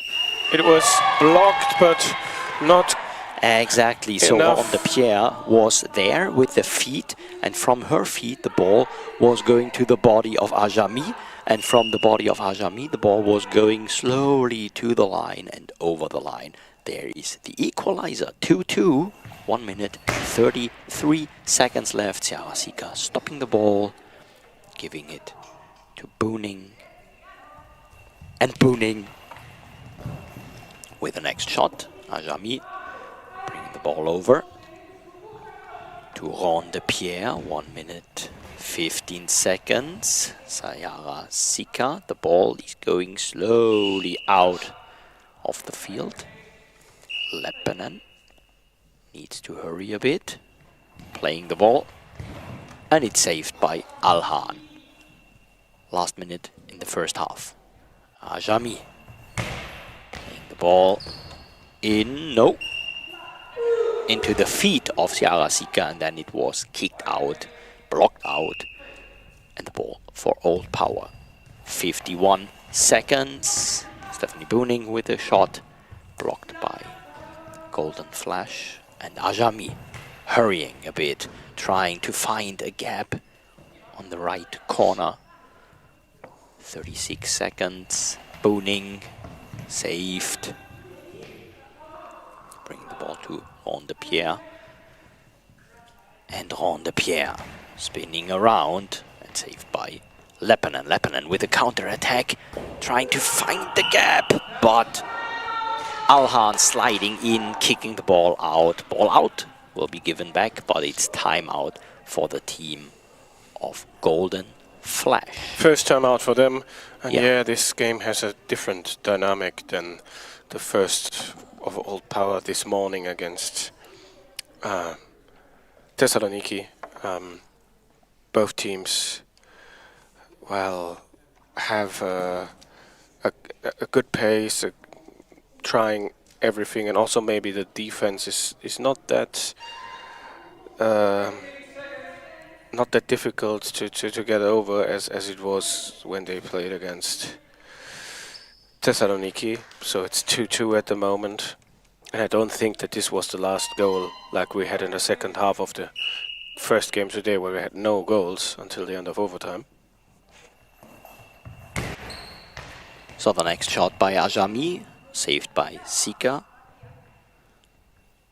Giving the ball to Leppänen, and Leppänen with the ball to the center. There is Alhan, and that's it.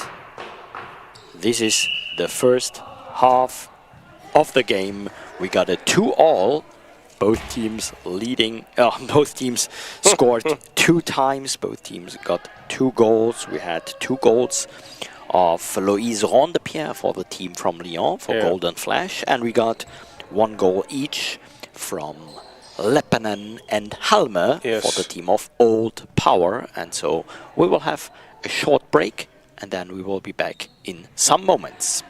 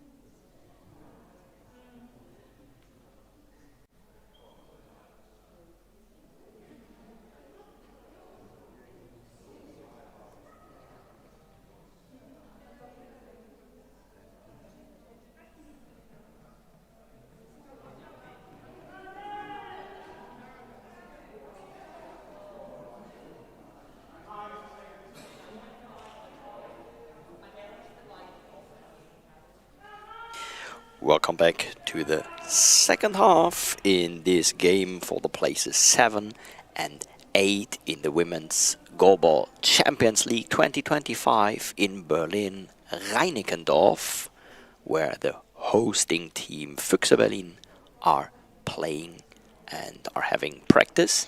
We are in the game between Old Power and Golden Flash, the teams from Finland and France. Yeah, and like I Kevin said, Bart.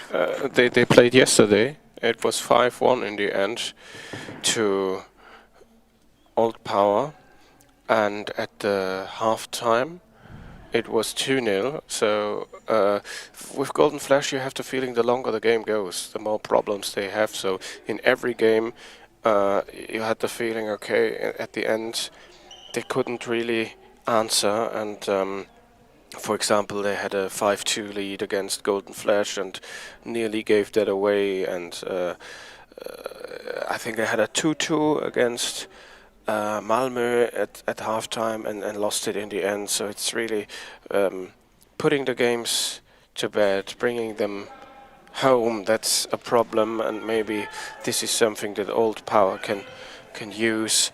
At the moment it's 2-2, but since Leppänen is back in, the Finnish team is slightly better. I mean, we can see, I think, on both sides, the weekend has been long. It's the 6th game for both in 3 days, and of course tiredness is also getting into the game, but we still had no penalties, so no big mistakes.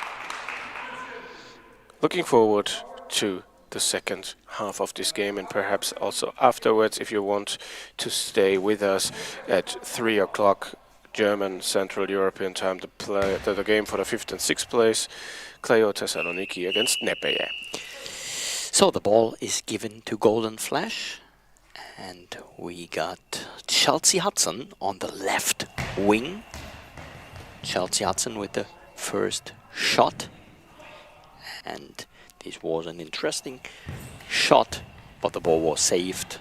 So Chelsea Hudson in the game for Louise Rondepierre, and Chelsea Hudson on the left wing. She was playing mostly on the right wing, now playing on the left wing. Leppänen playing the ball, and Old Power also the substitution. Halme is back. Halme back in for Stephanie Booning. So now we got this constellation with Leppänen on the left wing and Halme on the right wing and Sika on the center, and on the other side, as I was saying, with Chelsea Hudson on the left wing. So very interesting, and maybe some changes and some experiments, I don't know. It seems to be like this. The ball saved by Ciara Sika. So Old Power with the red shirts on the left side. Ball was thrown out here.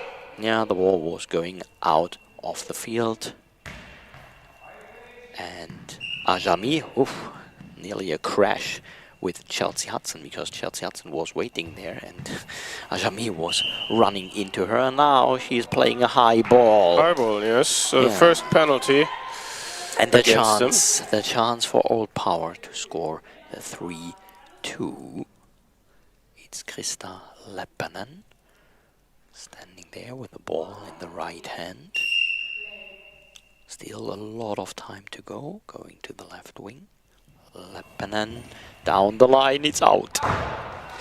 Yeah, It the was bad story that started this morning with the penalties that continued. She was, I guess the thought was the right one. It was a great try, but she was trying to make it perfectly, and this was not perfect. It was like not good enough.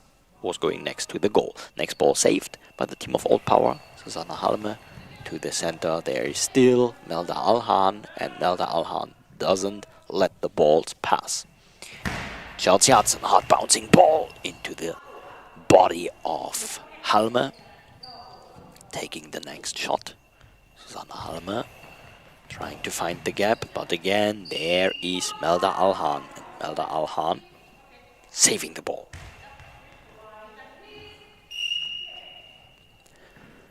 the chance for Ajami, standing in the center of the goal. Ajami playing the ball to the center. Ciara Sika blocking the ball out. 3 seconds that took from the shot clock. And we got 9 minutes 55 seconds left in this second half and in this game. Still 2-all. And Leppänen with a shot to Melda Alhan. Hudson clapping the hands, taking the ball to the left wing and to the body of Sika. Sika taking the ball, playing it back to Halme. Halme playing the ball out, being sure that the 10 seconds were not running too far. But so the ball is given back to Chelsea Hudson, bringing the ball to Ajami, Adelia Ajami. And Ajami with the next shot into the arms of Leppänen. Krista Leppänen going to the center of the goal. In the back of Ciara Sika, playing the ball to the feet. To the feet of Chelsea Hudson. The ball was blocked out. And the next chance for her. Chelsea Hudson going to the half right position.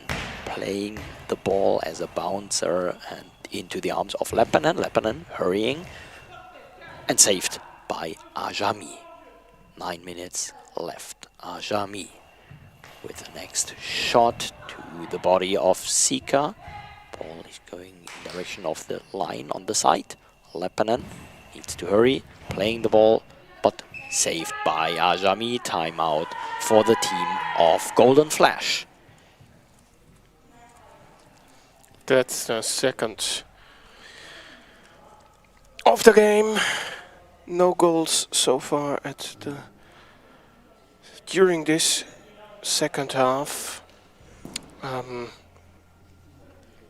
Both teams are at the moment not that dangerous with their offensive action, but there was the chance with the penalty, of course, for Old Power, which was not used.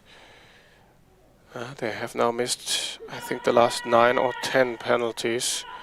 The last 9, including the 8 from that penalty shootout. It's, I think, also difficult to get that out of your head.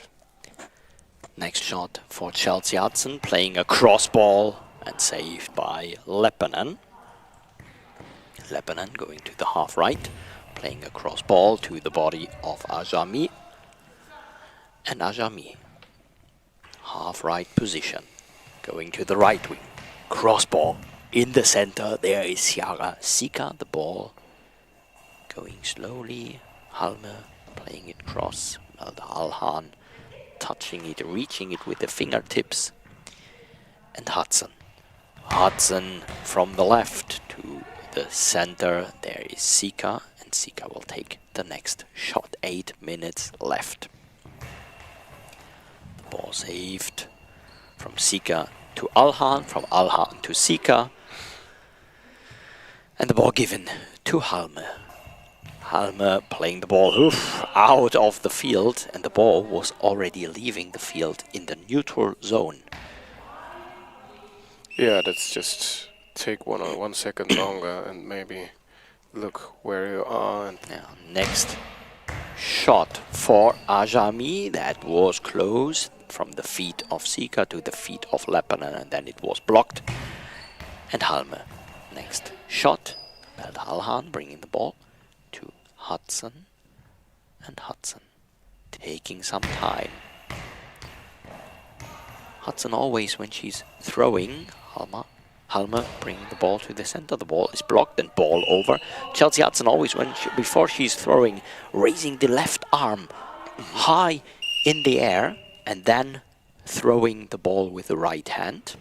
So maybe she gets some power from her left arm into the right arm. With all the body taking the shots. The next shot by Ajami into the arms of Sika, giving it to Leppänen, and Leppänen trying the next shot, but saved by Ajami and Alhan. Chelsea Hudson again, arm in the air, and then the shot To the center, there is Sika. Susanna Halme. Hard bouncing ball directly to Alhan. That was easy for Melda Alhan. Ajami. Soft or a low ball. Not bouncing, but no problem for Leppänen. And Booning is getting ready for being substituted back in. Hudson. Chelsea Hudson, cross ball to the center. From the left wing to the center, half cross.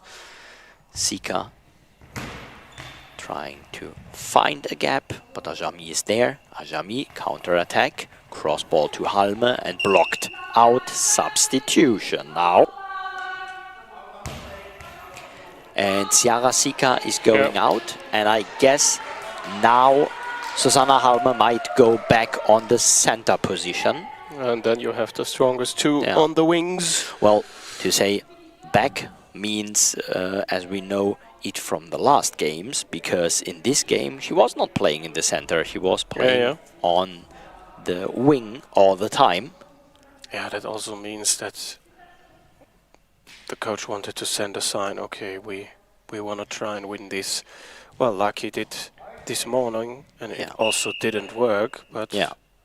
So now we got it, 5 minutes 53, and we got Halme back on the center. Oh, there is some miscommunication, and they are very lucky that they did not get a goal against them. I will try to explain when there is an interruption. The ball saved by Booning, and Booning playing the next ball. I don't know what happened there. This was very interesting. Chelsea Hudson taking the ball. Chelsea Hudson into the arms of Halme in the center, giving the ball to Leppänen. Leppänen playing the ball, blocked.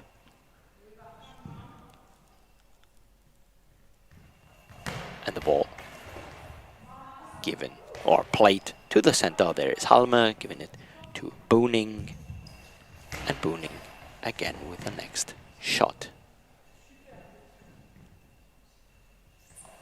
Ajami, hard bouncing ball, no problem for Halme, saving the ball. 4 minutes 36 seconds. Halme, and Halme to the center. Alhan giving it to Hudson. Hudson on the left wing, playing the ball low, not bouncing to Halme, ball blocked out. And Leppänen. Leppänen nearly finding the gap. Melda Alhan was not there, but Ajami could save it. So let me explain you what was happening. We had this substitution. Ciara Sika was going out from the center position, and Susanna Halme was going from the right wing to the center position, and Stephanie Booning was coming in. Krista Leppänen was on the left wing position, and then there was this miscommunication. Suddenly both of them, Stephanie Booning and Krista Leppänen, were on the left wing position, and on the right wing there was nobody. And they just realized, because they were touching each other, they were like running in each other, and then Krista Leppänen was going to the right wing position, and they had a lot of luck that the team of Golden Flash did not play the ball to the left corner from their side, because this left corner was empty. It was all open. Stephanie Booning trying the cross ball, blocked out by Ajami. We got less than 4 minutes, 3 minutes 57 seconds left. And the ball in the hand of Ajami. Ajami, the ball bouncing and saved by Halme with the help of Booning. Halme spinning around, playing the ball to the center, up in the air from the body of Ajami and out of the field, blocked out. Both teams now a bit problems with the right tension, but no harm done yet. Yeah. Ball saved again by Booning. Ball blocked out by Ajami. It seems like blocking out for safety reasons is now the thing. Ajami is standing on the half-right position, playing the ball as a cross ball into the arms of Leppänen. And Leppänen with the next shot down the line. Hudson, counter-attack. Not finding the gap because Halme was there and catching the ball with both hands. Leppänen, 3 minutes to go. Up in the air by Ajami, but then out of the field. Yeah, I think it's really a matter of time until the goals, maybe on both sides, will fall again. Yeah, there's some sweat on the floor. The goal judge was showing, I guess I need to clean the floor, and so the referees were stopping the time, stopping the game. 3 minutes to go. And just remember, maybe you haven't been there, you have been asleep this morning. If there is no decision after 24 minutes, now we have a timeout for Old Power, so I can explain what would happen if the result would still stay equal, 2-2 for example. Then there would be an overtime, so 6 more minutes without a break. So earlier in the years before we had 3 minutes a break and another 3 minutes, but now it's 6 minutes, but golden goal, so the next goal would decide. If that's not enough, if there is still everything equal, then there would be a penalty shootout. With there is always a pair, the one throwing and defending, and then the other way around. And normally that happens with 5 players. We have also learned if there are just 4 players in one team, well, they use the 4. And then it's sudden death. Yeah, so there is the shot by Krista Leppänen. Counter-attack by Chelsea Hudson. The ball blocked by Stephanie Booning. And Booning taking the next shot into the arms of Melda Alhan. 2 minutes 30 seconds left. Adilia Ajami. Hard bouncing ball to the center to Susanna Halme. And Leppänen. Leppänen playing the ball not into the gap. There was Ajami with her feet saving the ball, and the ball is blocked out. That was close. Leppänen very close to this 3rd goal for her team. Ball of Chelsea Hudson out. 2 minutes 10. And Leppänen giving the ball to Booning. Booning playing the ball into the center. Yeah, not accurate. Far from. Alhan again stopping it, and Ajami from the left wing. Cross ball blocked by Halme, playing it to Booning. And Booning with the ball down the line. There's the body of Ajami. She's on the floor and stopping it. Chelsea Hudson on the right wing, playing the ball to the gap, but Halme closing the gap by sliding into the gap, into the ball. 90 seconds left. The next shot, and saved by Alhan. Ajami,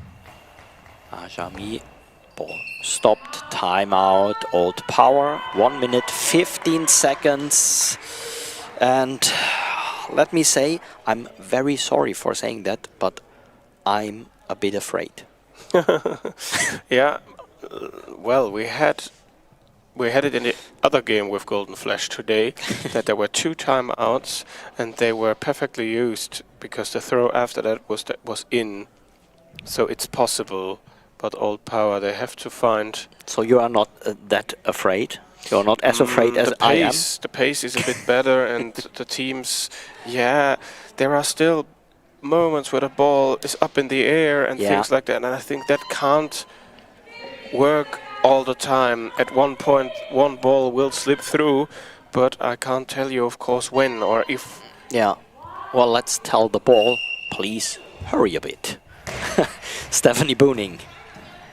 It's not because I don't want to see more goal ball, but we will have more goal ball. We will have 3 more games on this day. The next shot saved by Leppänen. Leppänen down the line, but over the line out. We wanna, of course, we wanna see goals. Yeah, exactly.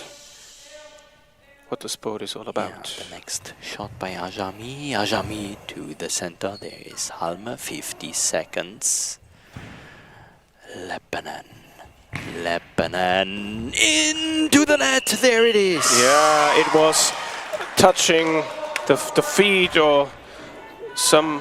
Yeah, the feet, I guess, of Chelsea Hudson. I was checking the replay too late. I guess from Chelsea Hudson going then cross into the net. 34 seconds. 3-2 for Old Power. And the ball saved by Ajami. Timeout. The 4th timeout, the last they can take. Of course, if they make it to overtime, they would have another one. They get 1 more timeout. And that was, of course, the right moment for Old Power to score that goal. They would take the 7th place, which would be the worst result they had since the start in 2019. But they have to take what they can get after the loss to today already. Of course, they want to have a good finish of this Champions League.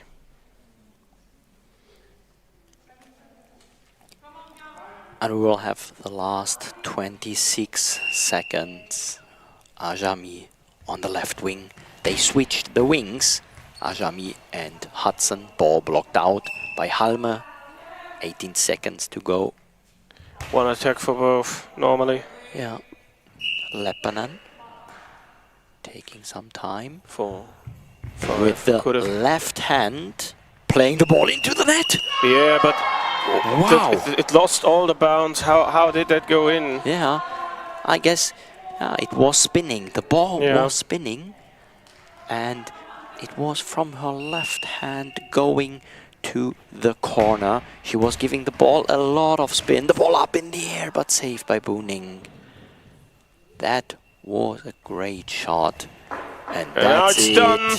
And we got a 4-2 for the team of Old Power. And Old Power reaches place number 7 in this tournament. And Golden Flash, well, they played their part in some great matches. They fight it. They caused some teams problems. But again, in the end, there had been moments where, well, the ball went through and they couldn't finish it off. So they showed us a great spirit, but in the end it's the 8th place at that debut, but hopefully we will have them back at the next Champions League. Exactly, so we will be back in some minutes. Well, we got nearly 20 minutes. We are perfectly back in time because 24 minutes. Yeah, in a little bit less than 20 minutes because we will start this stream, of course, a little bit earlier, but in 24 minutes, a little bit less than 24 minutes, there will be the game for the places 5 and 6 between Cleo, Thessaloniki and Nepaya, Greece against Finland. Stay tuned, we will be back soon. Bye-bye.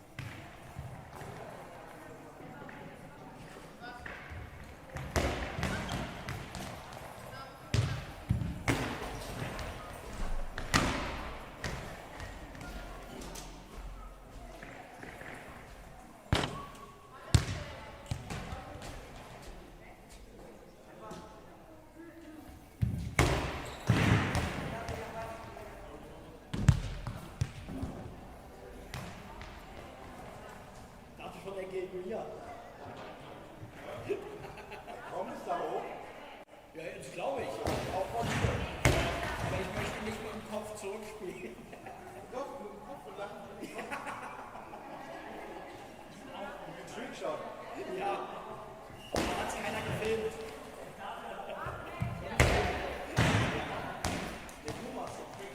Oh ja.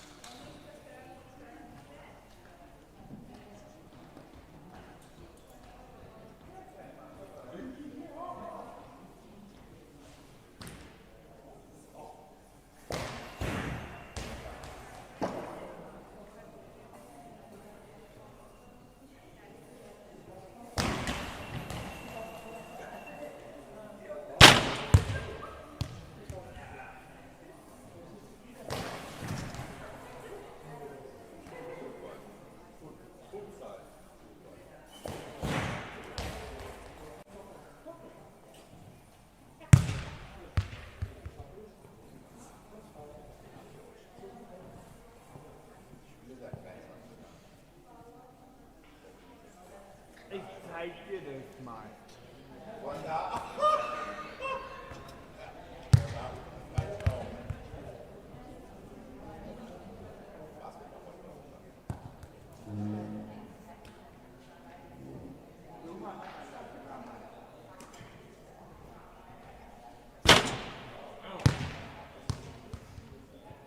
Vor allen Dingen 1,5 Meter hinter der Dreierlinie auch noch.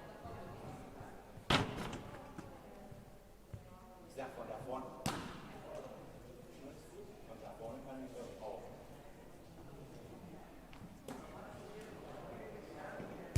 Ja, zeig mir mal, wie es geht.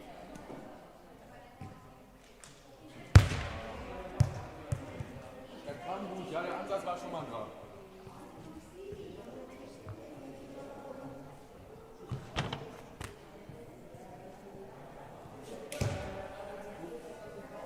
Ich hab ihn gestoppt von meinem Fuß. Ich hab ihn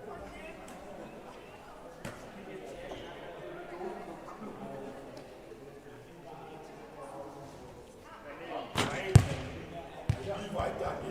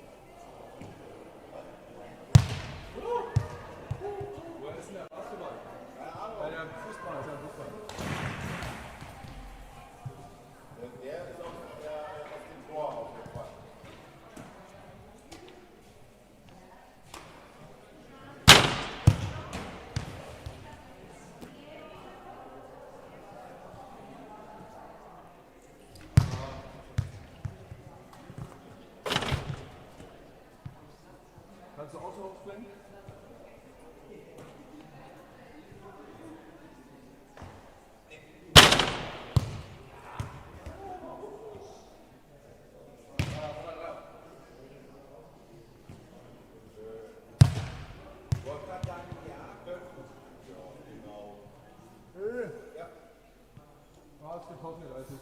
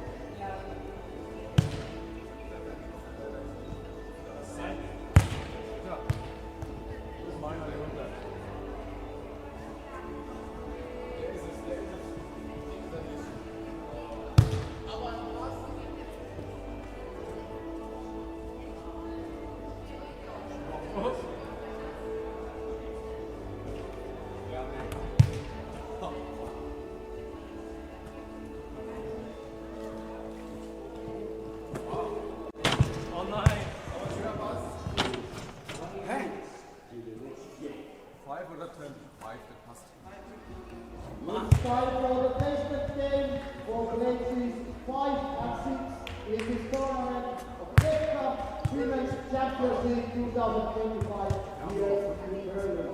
In this game we have player nationality from Greece and Natalia from Finland. Lineup of Natalia. Player number 1, Raisa Kusala. Player number 6, Justin Nicola. Player number 7, Nina Guerrero. Player number 8, Rebecca Krone. Johnny Ulleren and Christian Berg.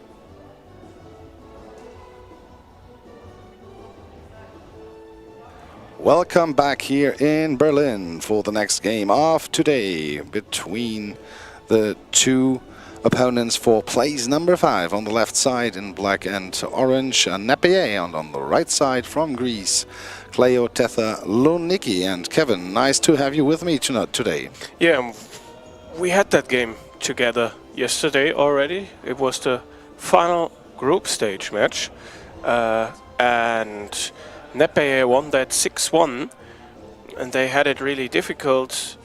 I think they have been 2-1 up at halftime. It was a game with many mistakes, with Thessaloniki missing, I think, 5 or 6 penalties, and in the end the lead by Napier was increased in the last 2 or 3 minutes, but it was really tough for them against the real passionate Greek defense, so to speak. And yeah, they won 6-1 yesterday, but at the longest part of the game it was tighter, and they really had to work really hard.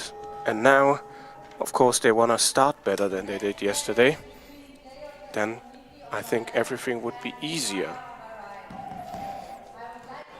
And now the teams are ready. The game is about to start. We have 3 games left today. Sarah Kupper made the announcement, the table-side referee, and Rebecca Skrebs from the half left with the first throw, and taken by Akko. Akko from the left side, Stamati in the middle, Grinsali on the right, and now Kuusela, the right winger for Napier, with the ball in her hands. Mikola, the center for Napier. And ball went out of bounds, right side 3 meters. Grinsali at the crossbar, half right, starts with the motion, shoots the ball to the left corner, Kuusela's there, blocks it out.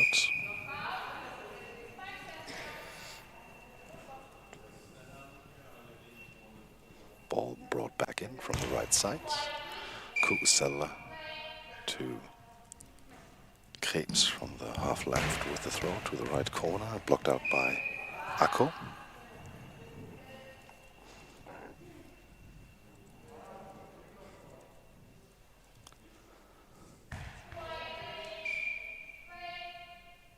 And the ball in the hands of Akko from the left side with the throw bounce to the middle. And there is Mikola. Mikola to Rebecca Krebs. Krebs from the left side with a spin, with a throw, bounce in. Stamati with a block, left, neutral zone. All over. Next possession for Napier, the debutants. And Raisa Kuusela now with the ball in her hands. Goes to the half left with a spin, with a throw, right, wide, out of bounds.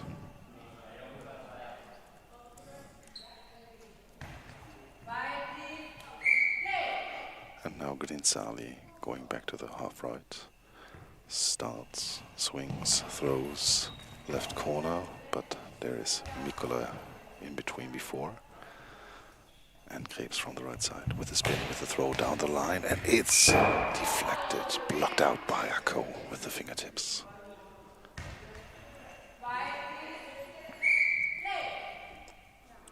From the left post, Vasiliki Akko with the throw, bouncing ball, and Mikola on the half right, and pass to Kuusela. And Kuusela with the spin, with the throw to the half left, but Stamati is jumping to the ball. And from the half right now, Grinsali shoots the ball to Mikola. Mikola has no problem. Pass the ball to Rebecca Krebs. Krebs from the half left with a spin, with a throw to the right corner, and get no to Akko. Akko with a quick response to the left corner. Ouch. 3 meters left. Yeah, Grinsali, she scored the first goal and the only goal for Thessaloniki in their meeting yesterday. Raisa Kuusela from the half right, starting with the bounce to Akko. Akko's there, stands up slowly, clapping on the ball. Now Akko keeps the ball after Grinsali was not coming in. Now the ball thrown left out of bounds, 3 meters. miscommunication there on the Greek side. And now Rebecca Gibbs from the left post with a spin, with a throw, bounce in and blocked by Grinzali. Finds the ball, goes back to the crossbar. From the half right now with a shot to the gap, but Mikola slides to the left. Pass the ball then to Kusela. And Kusela with a throw right down the line. Akko is there. 9:22 to go. Akko from the half left, bouncing ball to the gap, but Mikola's jumping on it. After the catch to Rebecca Krebs, the ball is brought from the half right, the left winger with the next shot down the line. Akko with the block.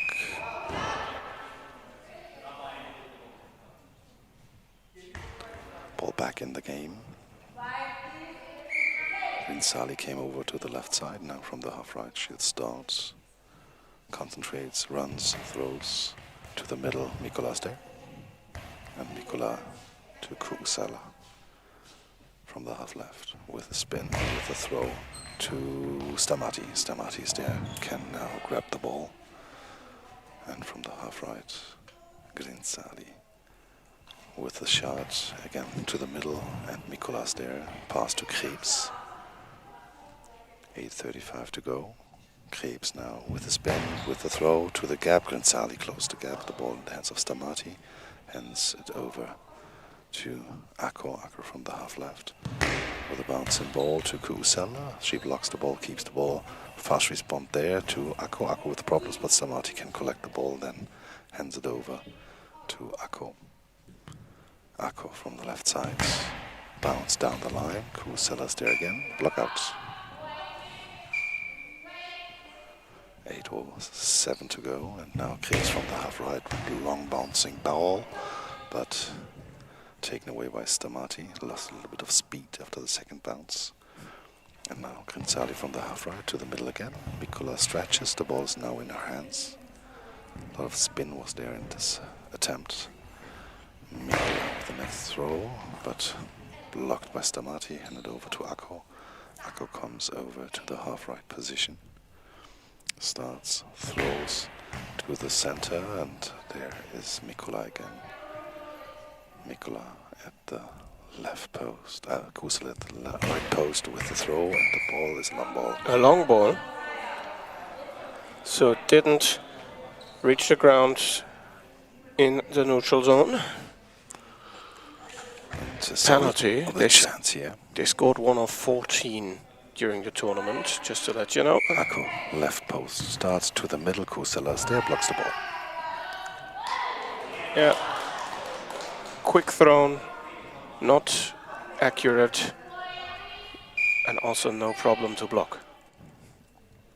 Left side, Rebecca Krebs now with a spin, with a throw, fast throw. Stamati slides to the right and gives the ball to Grinzali. Grinzali from the half right with a throw, left side corner. Kusela blocks it out.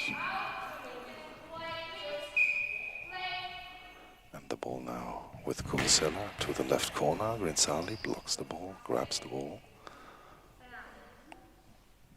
And Grinzali now with the next throw to Kusela. She stands up, quick response to the same direction, and it's nearly slipped through, but Grinzali saves for Stamati, who had the fingertips at the ball.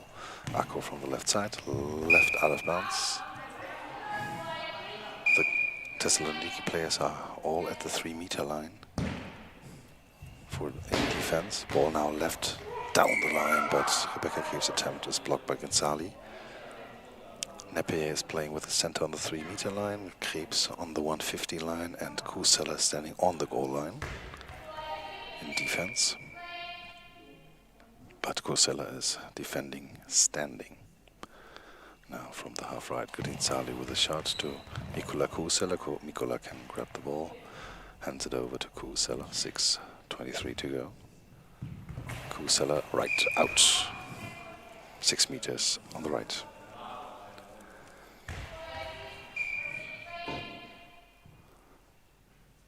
Left side, Vasiliki Akko. Now with a shot to the gap on the half left. Mikola reaches out, gets the ball pass to Rebecca Krebs from the half left with a spin, with a throw, bouncing ball, blocked and catched by Akko. Quick response, Akko left out. 5 meters left.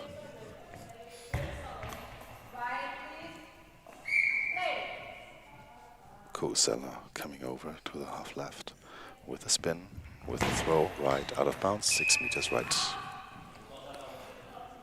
Yeah, it's all a bit calmed down, the game. It's not really like, okay, we expect goals in the next few moments. Right side, Rinsali now. Half right with a throw to the left corner. Kusela is diving to the ball and has the ball in her hands. With a spin, with a throw. Half left, Stamati is there. And now from the half right, Rinsali again with a throw to the middle. Mikola's there. Yes, Mikola gives the ball to Krebs. Krebs comes over to the half right with a spin, with a throw to Stamati, up and in front of her she gets the ball. 5:13 to go. From the half left now, Akko, bounce and ball to the left corner and out. 150 on the left. And now from the middle, Kusela with the next shot. Last 5 minutes, first half started. Kusela with the shot to Akko, and Akko grabs the ball with a quick response to Kusela. Kusela is back in position, and the ball is still in play. Now she has in her hands timeout, asked by Joni Iloinen, the coach, one of the coaches of Nepeje. And so we have a tensed but slow start here. Yeah, that's true. Both teams try to find the rhythm. I mean, I think Thessaloniki have found that. That's what they play. That's what they played all through the tournament. I think Nepeje, they can be a bit more effective in their offense, a bit more dangerous at the moment. Not really. Also lucky that Thessaloniki missed that penalty shot. So a bit slightly more pressure from Nepeje, but the result is at the moment not really there. Ball back and play, Krebs from the middle to the left corner, out. 3 meters left.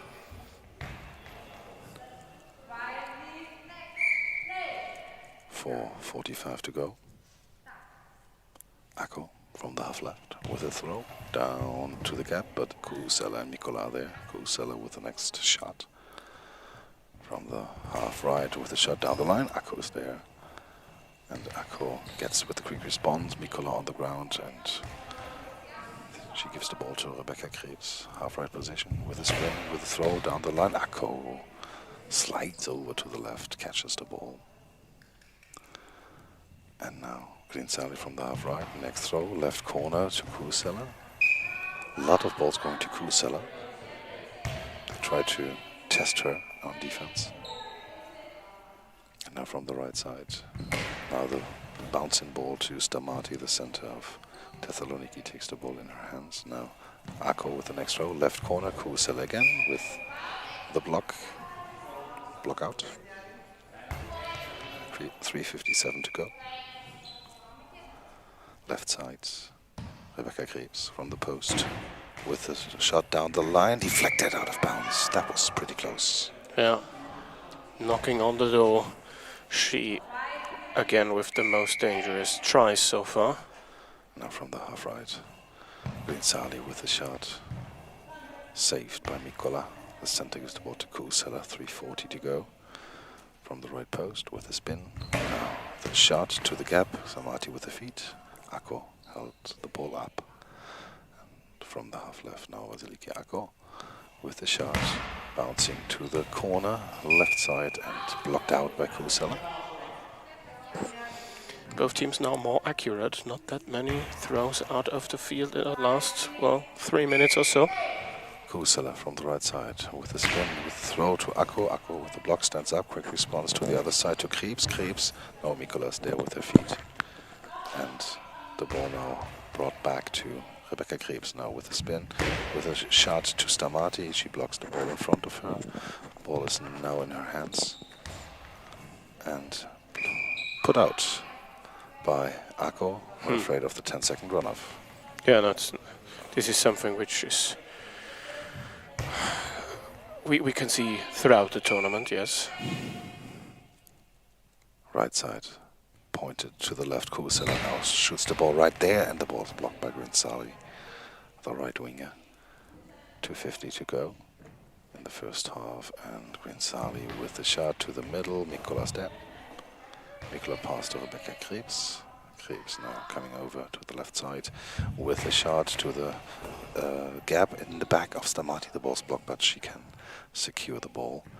And now from the half left, Akko bouncing ball out. 5 meters on the left. And the ball in the hands of Raisa Kusela. From the middle she starts with the spin, with the shot right corner and out. 3 meters right.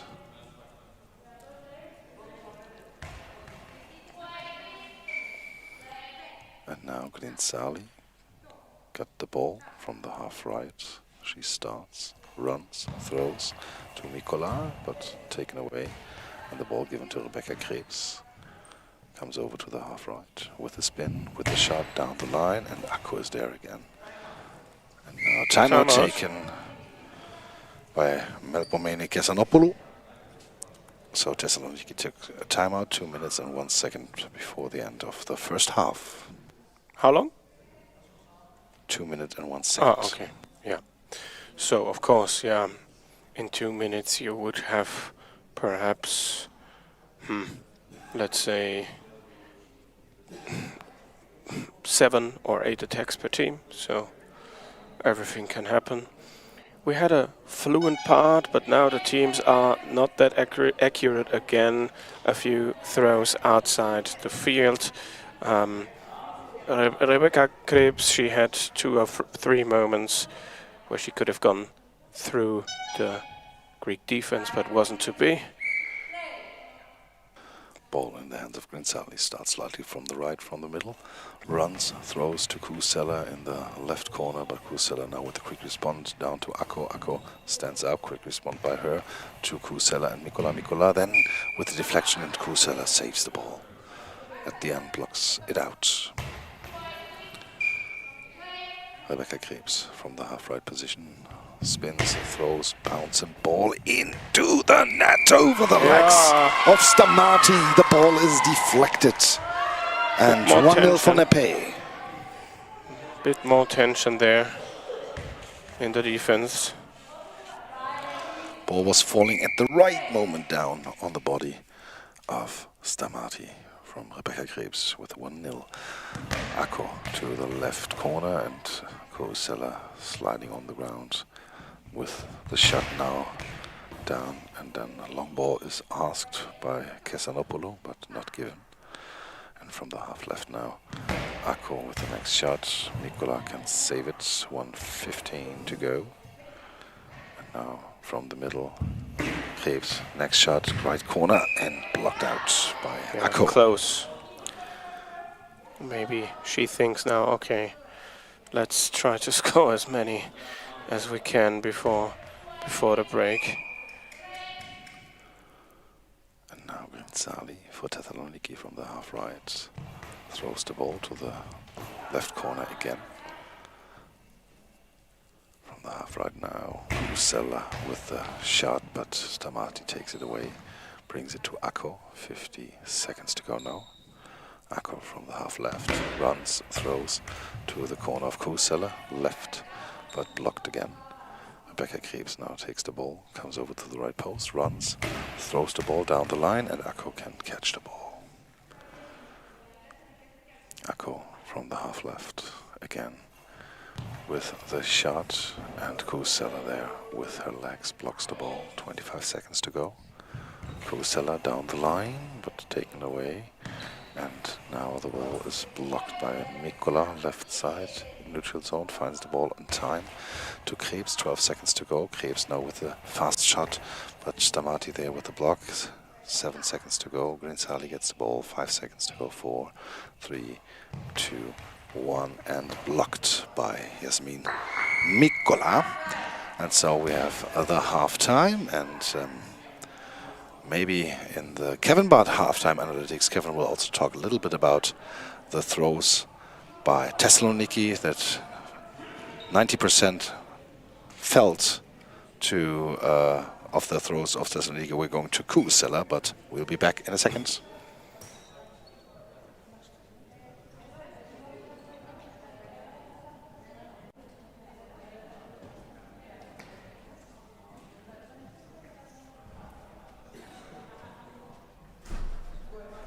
And we're back with Kevin Bart, halftime analytics. Thank you very much. Well, one goal in this half that shows us again that it's hard work for Nepeye, Rebecca Krebs and Kusela. They were both trying and bouncing most of the time, where I just think, well, try to mix it more up maybe, but there was that one ball from Rebecca Krebs that was good, that was bouncing at the right moment, but the other shots were taken away by a good organized Greek defense. And on the other side, yeah, we haven't seen that many mixtures in the throws either. And Björn said it in his commentary, a lot of throws to Kusela or to the area around Kusela and the center Mikola. Not many balls to the other side. So this is also not really dangerous at the moment. They can take many of those shots away, so don't throw only at the same quarter or half when you throw. Also try to put some pressure on the third player, on Rebecca Krebs. That's also something I would do, I would change.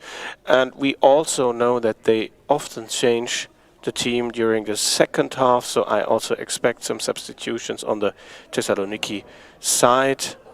And when you are Nepeye, you have the minimum you wanted, you have that one goal. And when you are Thessaloniki, you again have the problem that you had a penalty chance, you couldn't take them. It was okay, it was in the field, but nothing more. It was too much central and no problem to block that.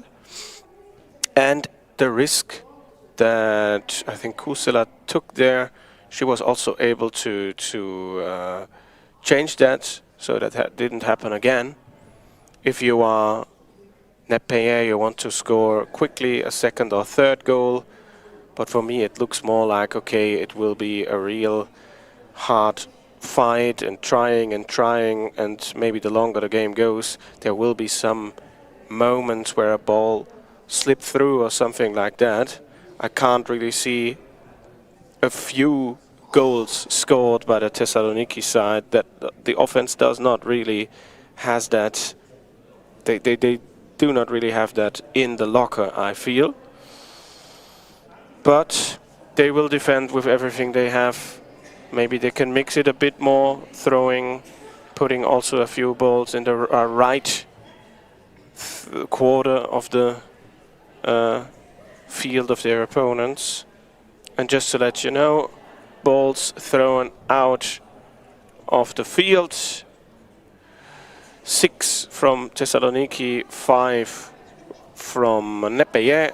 Both teams took one timeout, and there was that one penalty against Nepeye and none against Thessaloniki. The next game will be the bronze medal game at 4:10 Central European time, and that will be IFH Malmö against RGC Hansa.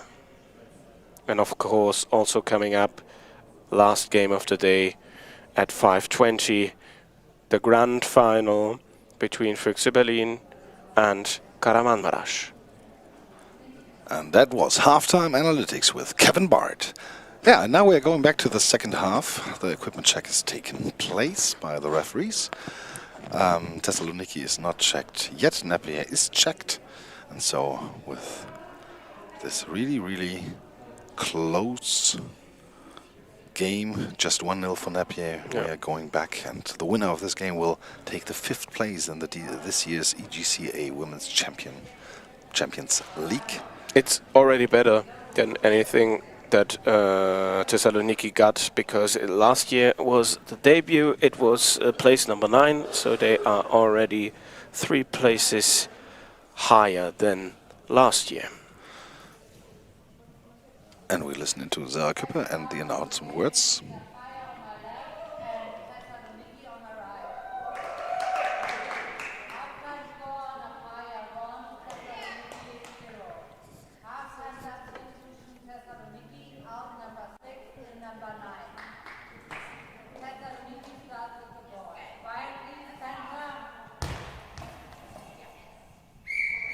And now we're back, and Kevin told me that we have a halftime substitution, and he will tell you in the next break what the substitution is about. Now left side, the ball is blocked by Kuusela, and Kuusela now from the half right.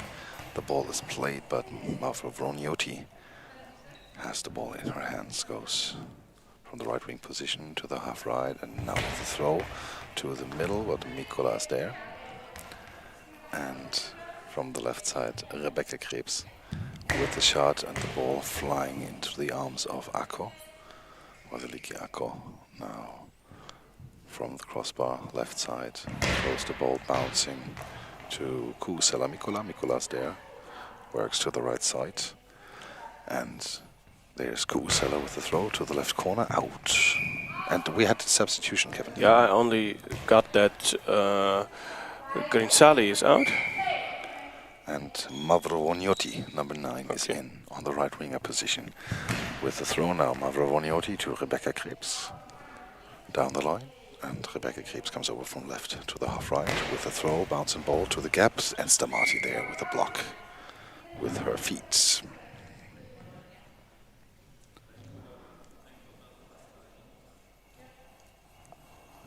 Ball now brought back in, left side, Vasiliki Akko with the throw, bounce into Mikola. Mikola pass to Kuusela over her shoulder, and now Kuusela with the spin, with the throw to Mavrovounioti, block in front of her, 6 meter line, the ball is in the neutral zone, Stamati finds it, pass back to the clapping Mavrovounioti, she throws the ball now to Mikola, try to get the gap between her and Krebs, but Mikola was there, and now Krebs with the next shot from left to right, but Akko is there, and now with the next attempt.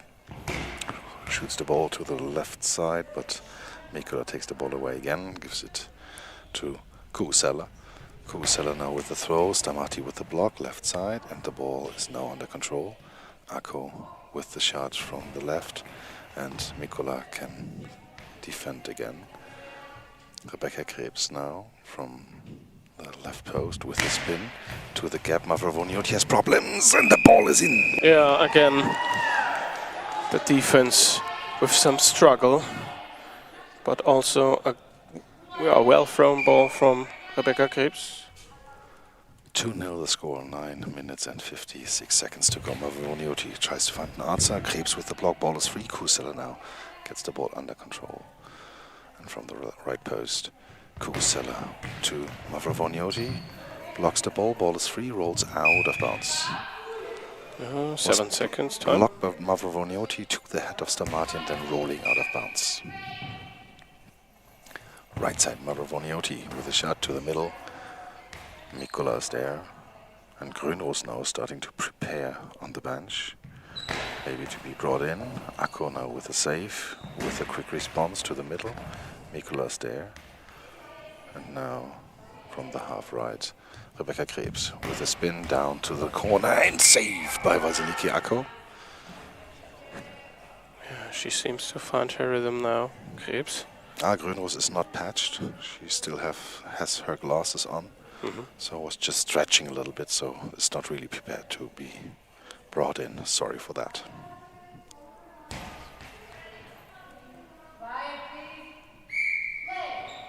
Mavrovounioti from the middle, running half right with the throw down the line. Krebs is there. Some more throws now going to Rebecca Krebs on defense. And Krebs with the shot from the left to the right. Akko is there, stands up, quick response to the other side, but Mikola gets the ball passed to Kusela. Kusela from the half left with a spin, with a throw to Stamati, and she blocks the ball with her legs left, out of bounds. And Vasilikiako directly with a throw to the middle. Mikolas there. Pass to Rebecca Krebs, comes over to the half right from the goal post. Now from the crossbar she starts with a throw to Mavrovonioti. Stamati catches the ball before substitution. So we have Akko out and Grinchali back in. Akko really solid. Yeah, the best defense. thrower from them also. And also the best thrower. Maybe she should get a short rest, that she's been fully recharged for the final minutes. Yeah. Grinsali now is going to the right winger position, and Mavrovonioti on left wing. Straight away, Mavrovonioti with a throw to Kusela, high ball. High ball, yeah. So the first penalty against Thessaloniki. Kusela and Krebs are standing there. Kusela has the ball in the hands at the 3 meter in the middle on the center position. Mavrovonioti goes back to the goal. Kusela from the half right with a spin, with a throw down the line and inside the net. Yeah, she was on her way, but too late, or the ball was thrown too good. However you may call it. And so 3-0 now for Napier. 8:23 to go. Grinsali from the half right with a throw down the line. Rebecca Krebs blocks the ball, stands up. And from the crossbar, left side with a throw to Stamati and Grinsali. Together they can now control the ball. And Grinsali with 8 minutes and 3 seconds to go from the half right with a shot down the line. Rebecca Krebs is there. Quick response by Krebs to the corner, and then nearly slipped under the feet of Grinsali to the gap, not the corner. The throw was timeout taken. Yeah, that was like, okay, where's the ball? And before the 10 seconds are... The ball was in the hands of Grinsali. She wanted to start the throwing motion, and then the timeout was called. So... Not sure what the matter is here. Maybe also explaining what... Kesenopoulos is talking a lot to Grinsali. Stamati and Mavrovonioti just were handed some bottles of water. And Kesenopoulos just speaking with her right winger. Yeah, that's interesting, because yesterday you told me the same, like she speaks a lot with Mavrovonioti. So that seems usual. Grinsali right away with the shot, but there is Mikola. Jasmine Mikola to Kusela from the half right with the shot to the gap, but Stamati is there on the right and ball over.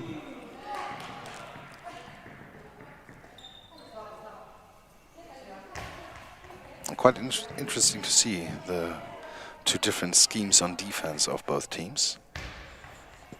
Stamati a little bit in front of the 3 meter line, the others on the 3 meter line, and yeah, Napier totally different. Napier now with a shot to Mavrovonioti, left out of bounds.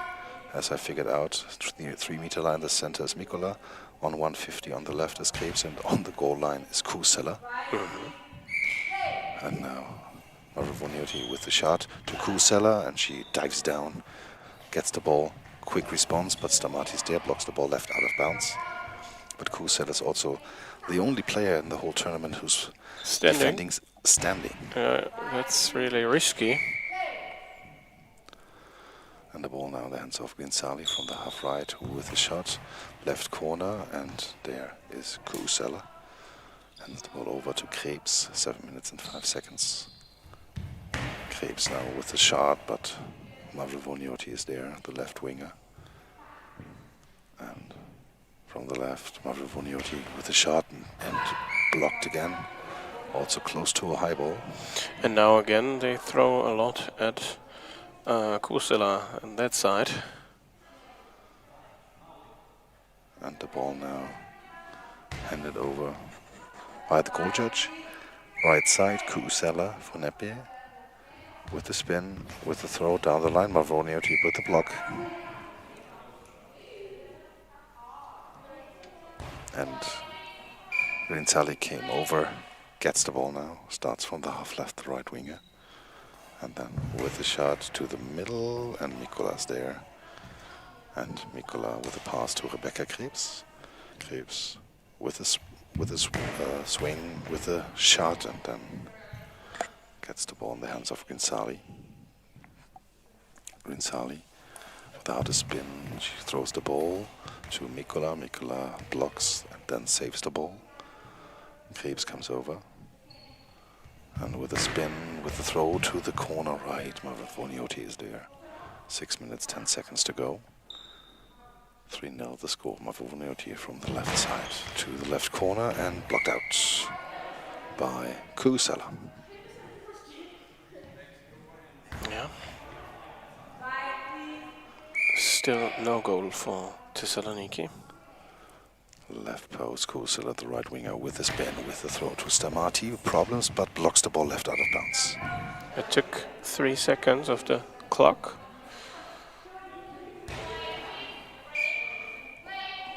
Ball in the hands of Grinsali, coming back over to the other side. Grinsali now with the throw, and the ball to Mikola. That took long. Was just in time. From the half right now with the shot.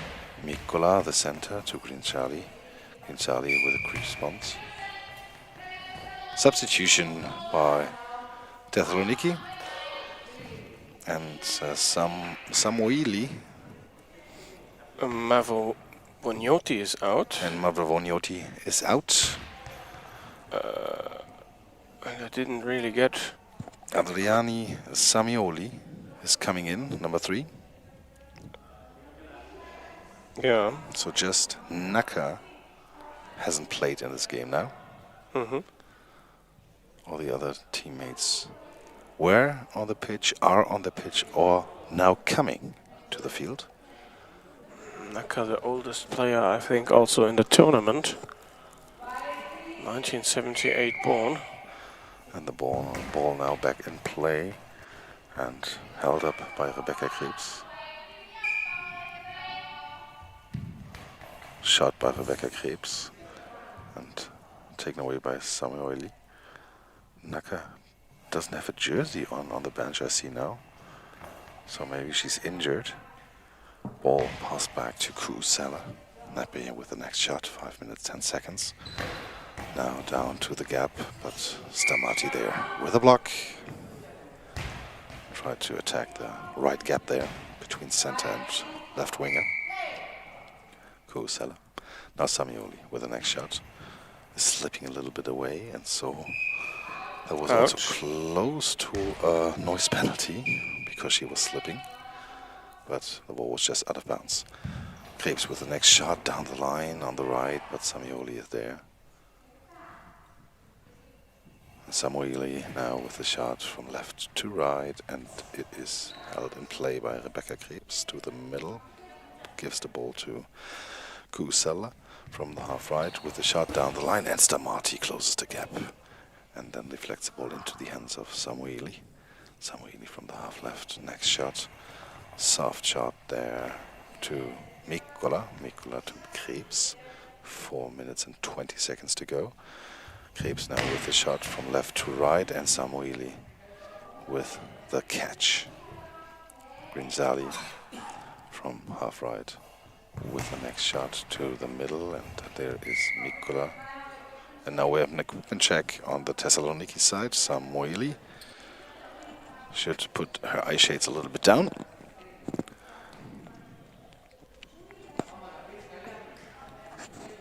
And the coach has always something in between to say.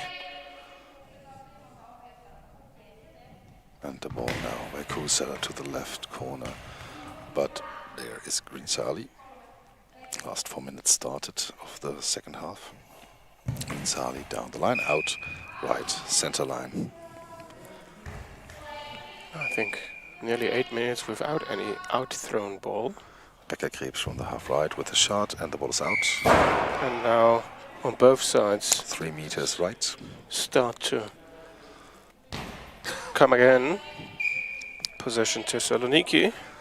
Samueli from the half left with the shot, soft one to Mikola, to pass to Kusela. Kusela from the right post with the shot down the line. Samueli with the block, finds the ball, stands up and takes the next shot from the left post. Runs, and then the ball is thrown to the right side, but it is taken away by Mikola. Center pass to Rebecca Krebs. Krebs with the spin, with the shot, and Stamati with the block. At the 6 meter line, she finds the ball. Now doesn't know where Grinsali is. Passed the ball in her direction, and a timeout taken. Yeah, this is what we have seen before. That the coach takes the timeout before there is a 10-second violation. So we have the third timeout now by Thessaloniki. She Yes. made 2 substitutions during the game.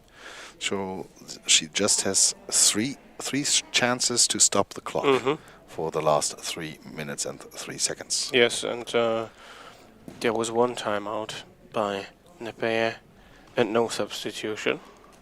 So they have three timeouts and 4 substitutions.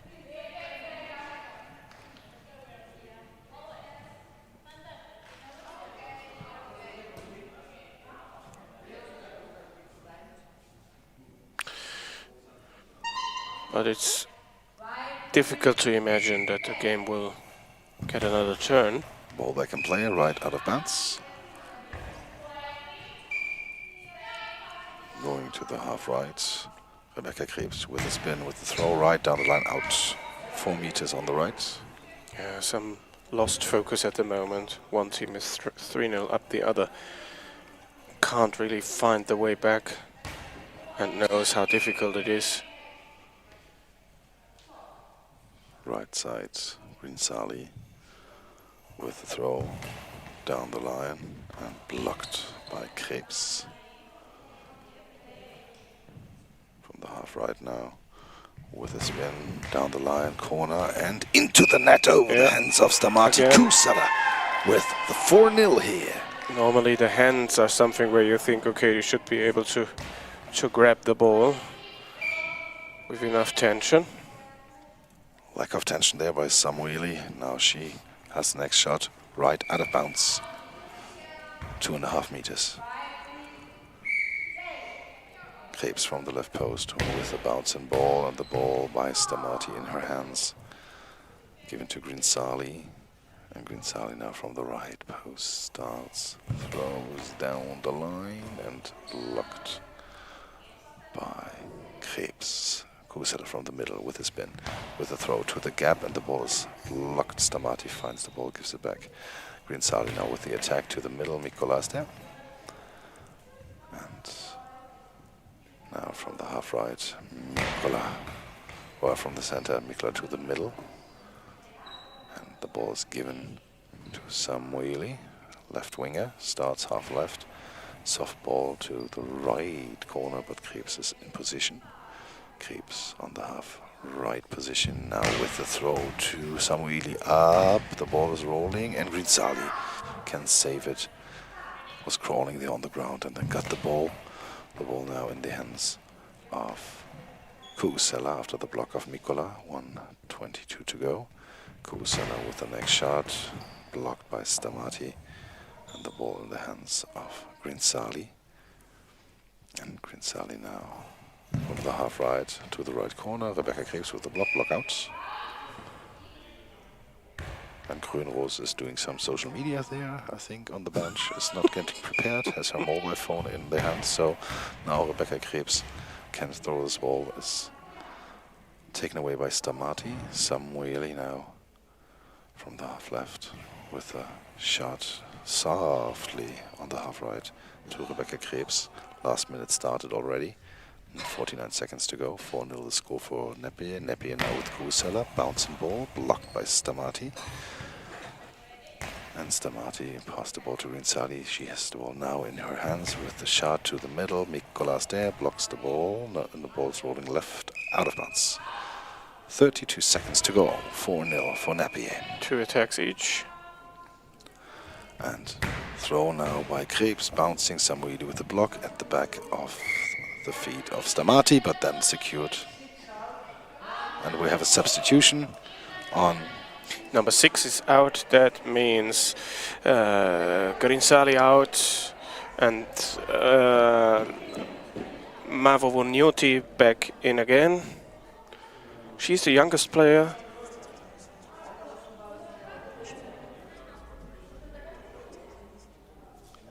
"19 years old.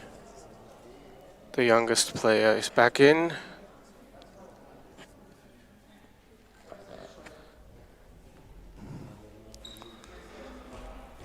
And now we have Mavrovonioti back from the right side with a shot down the line. Rebecca Krebs block out. 19 seconds to go. And from the left side, Krebs with the bounce and ball blocked by Stamati, left out of bounds. 12 seconds to go. The timeout. And of course, the timeout is taken. Regular game is decided, but I want to take a Some timeout. coaches think if I have 4 timeouts, I'll take 4 timeouts, yeah. and that is their right, Kevin. course I they know can. you're not so happy about it, but it's their right to take it, even though in 12 seconds 4-0 is really hard to equalize. But Mrs. Casanopoulos wants to talk something over with the team. She does it. And so Ilönen and Bergström started to tell Napier that they can prepare for celebration, that they may place 5 here in their debut. And now 12 seconds, Mavrovonioti from the half right with the throw. The ball is blocked and to the neutral zone, so it's blocked out. And 1 ball second. over. No? 5 seconds to go. Okay. So one more shot for Thessaloniki. And the shot goes to the center, and Mikolas there. And that is game. Game is over. Congratulations to Napier. First time at the EGCA Champions League for women, and at their debut, place number 5, as I mentioned just seconds before. And so Thessaloniki will end up on place number 6 in this tournament. And now we are coming to the medal matches. And the medal match, Malmö against Hansa for the bronze medal, will start at 4:10 p.m. Central European Time. And please be there, watch the game. Now the medals are on the line. Kevin Baden-Björnar say thank you.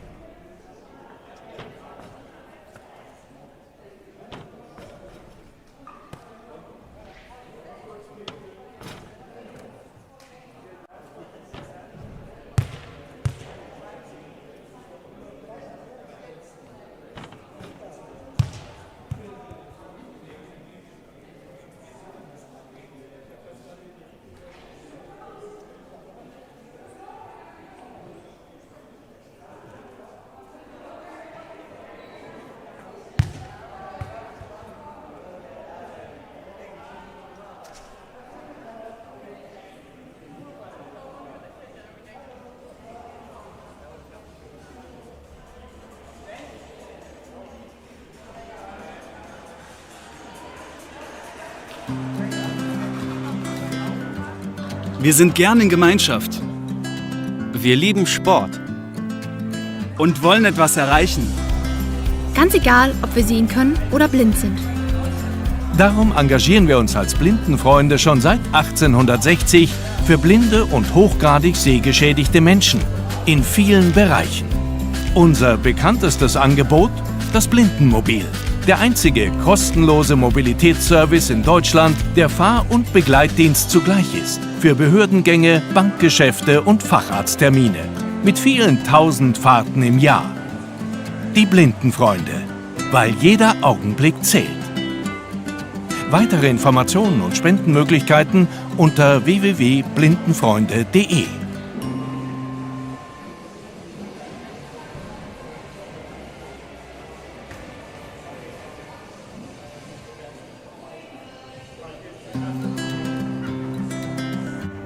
Wir sind gern in Gemeinschaft Wir lieben Sport. und wollen etwas erreichen. Ganz egal, ob wir sehen können oder blind sind. Darum engagieren wir uns als Blindenfreunde schon seit 1860 für blinde und hochgradig sehgeschädigte Menschen in vielen Bereichen. Unser bekanntestes Angebot: das Blindenmobil. Der einzige kostenlose Mobilitätsservice in Deutschland, der Fahr- und Begleitdienst zugleich ist. Für Behördengänge, Bankgeschäfte und Facharzttermine. Mit vielen tausend Fahrten im Jahr. Die Blindenfreunde. Weil jeder Augenblick zählt. Weitere Informationen und Spendenmöglichkeiten unter www.blindenfreunde.de.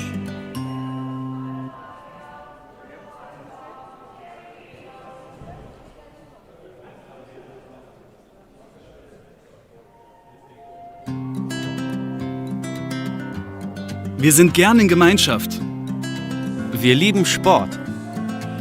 und wollen etwas erreichen. Ganz egal, ob wir sehen können oder blind sind.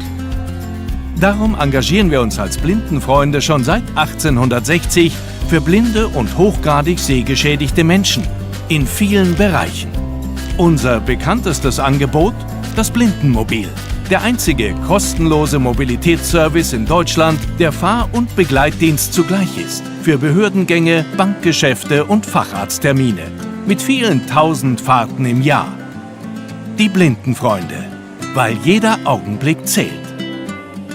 Weitere Informationen und Spendenmöglichkeiten unter www.blindenfreunde.de.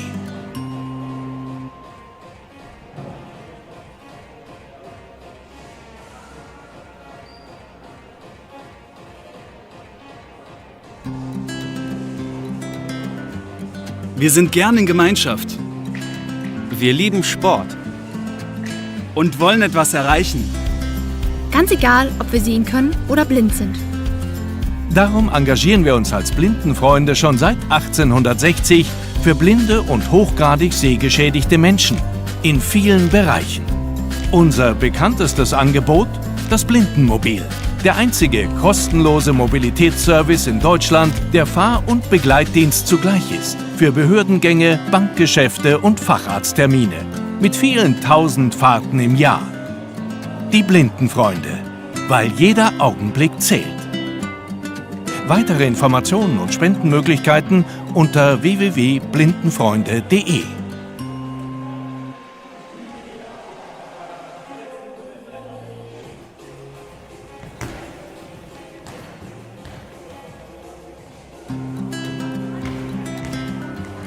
Wir sind gern in Gemeinschaft Wir lieben Sport. und wollen etwas erreichen. Ganz egal, ob wir sehen können oder blind sind. Darum engagieren wir uns als Blindenfreunde schon seit 1860 für blinde und hochgradig sehgeschädigte Menschen in vielen Bereichen. Unser bekanntestes Angebot: das Blindenmobil. Der einzige kostenlose Mobilitätsservice in Deutschland, der Fahr- und Begleitdienst zugleich ist. Für Behördengänge, Bankgeschäfte und Facharzttermine. Mit vielen tausend Fahrten im Jahr. Die Blindenfreunde.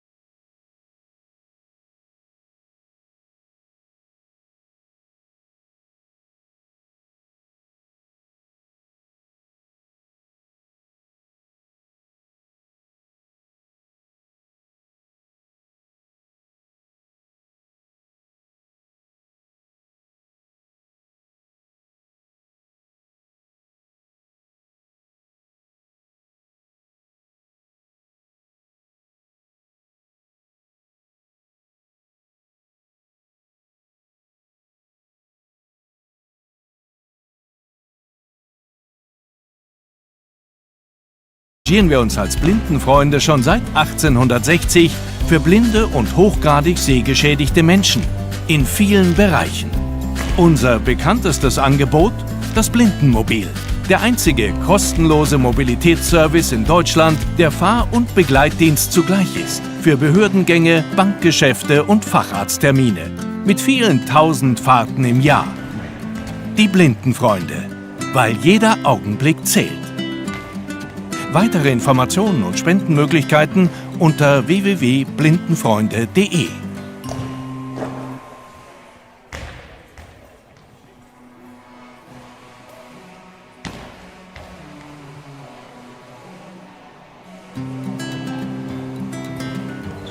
Wir sind gern in Gemeinschaft. Wir lieben Sport. Und wollen etwas erreichen. Ganz egal, ob wir sehen können oder blind sind. Darum engagieren wir uns als Blindenfreunde schon seit 1860 für blinde und hochgradig sehgeschädigte Menschen in vielen Bereichen. Unser bekanntestes Angebot: das Blindenmobil. Der einzige kostenlose Mobilitätsservice in Deutschland, der Fahr- und Begleitdienst zugleich ist. Für Behördengänge, Bankgeschäfte und Facharzttermine. Mit vielen tausend Fahrten im Jahr. Die Blindenfreunde. Weil jeder Augenblick zählt. Weitere Informationen und Spendenmöglichkeiten unter www.blindenfreunde.de.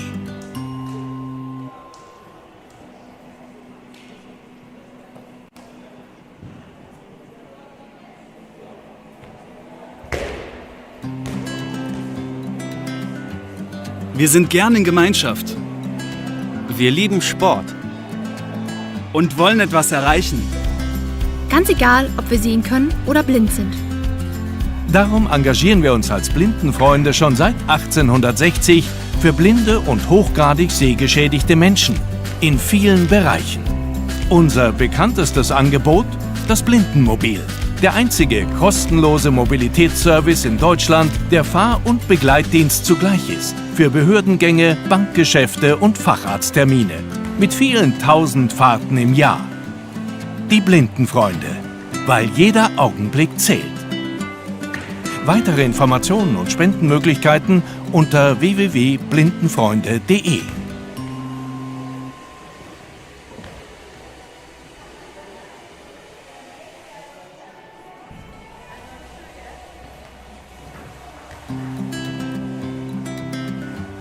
Wir sind gern in Gemeinschaft. Wir lieben Sport. Und wollen etwas erreichen. Ganz egal, ob wir sehen können oder blind sind. Darum engagieren wir uns als Blindenfreunde schon seit 1860 für blinde und hochgradig sehgeschädigte Menschen in vielen Bereichen. Unser bekanntestes Angebot: das Blindenmobil. Der einzige kostenlose Mobilitätsservice in Deutschland, der Fahr- und Begleitdienst zugleich ist. Für Behördengänge, Bankgeschäfte und Facharzttermine. Mit vielen tausend Fahrten im Jahr. Die Blindenfreunde. Weil jeder Augenblick zählt. Weitere Informationen und Spendenmöglichkeiten unter www.blindenfreunde.de.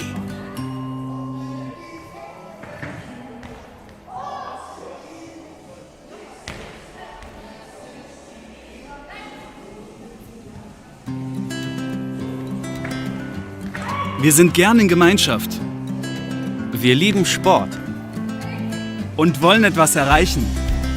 Ganz egal, ob wir sehen können oder blind sind. Darum engagieren wir uns als Blindenfreunde schon seit 1860 für blinde und hochgradig sehgeschädigte Menschen in vielen Bereichen.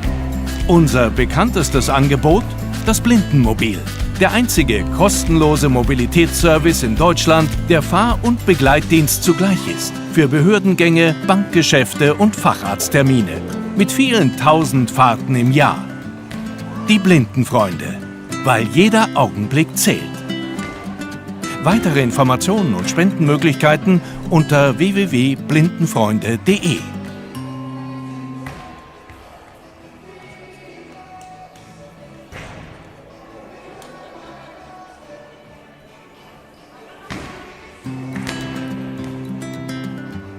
Wir sind gern in Gemeinschaft.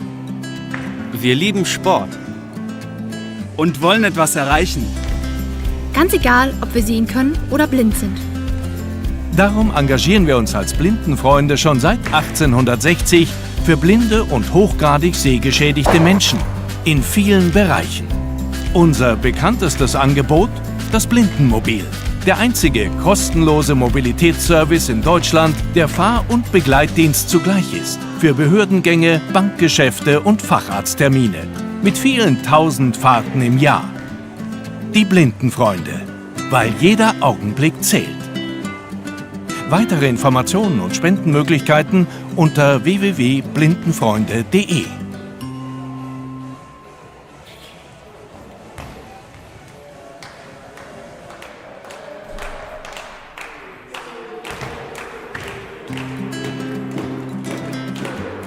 Wir sind gern in Gemeinschaft Wir lieben Sport. und wollen etwas erreichen. Ganz egal, ob wir sehen können oder blind sind. Darum engagieren wir uns als Blindenfreunde schon seit 1860 für blinde und hochgradig sehgeschädigte Menschen in vielen Bereichen. Unser bekanntestes Angebot: das Blindenmobil. Der einzige kostenlose Mobilitätsservice in Deutschland, der Fahr- und Begleitdienst zugleich ist. Für Behördengänge, Bankgeschäfte und Facharzttermine. Mit vielen tausend Fahrten im Jahr. Die Blindenfreunde. Weil jeder Augenblick zählt. Weitere Informationen und Spendenmöglichkeiten unter www.blindenfreunde.de.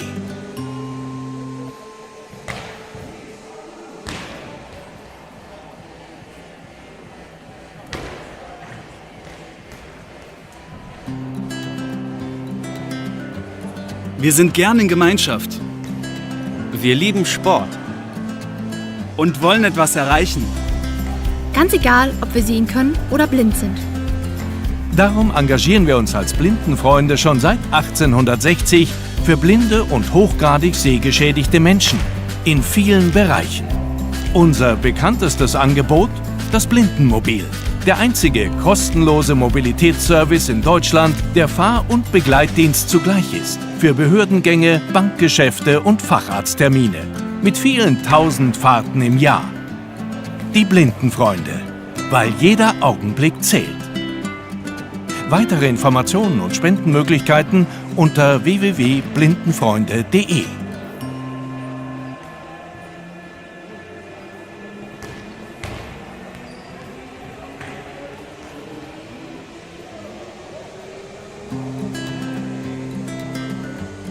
Wir sind gern in Gemeinschaft Wir lieben Sport.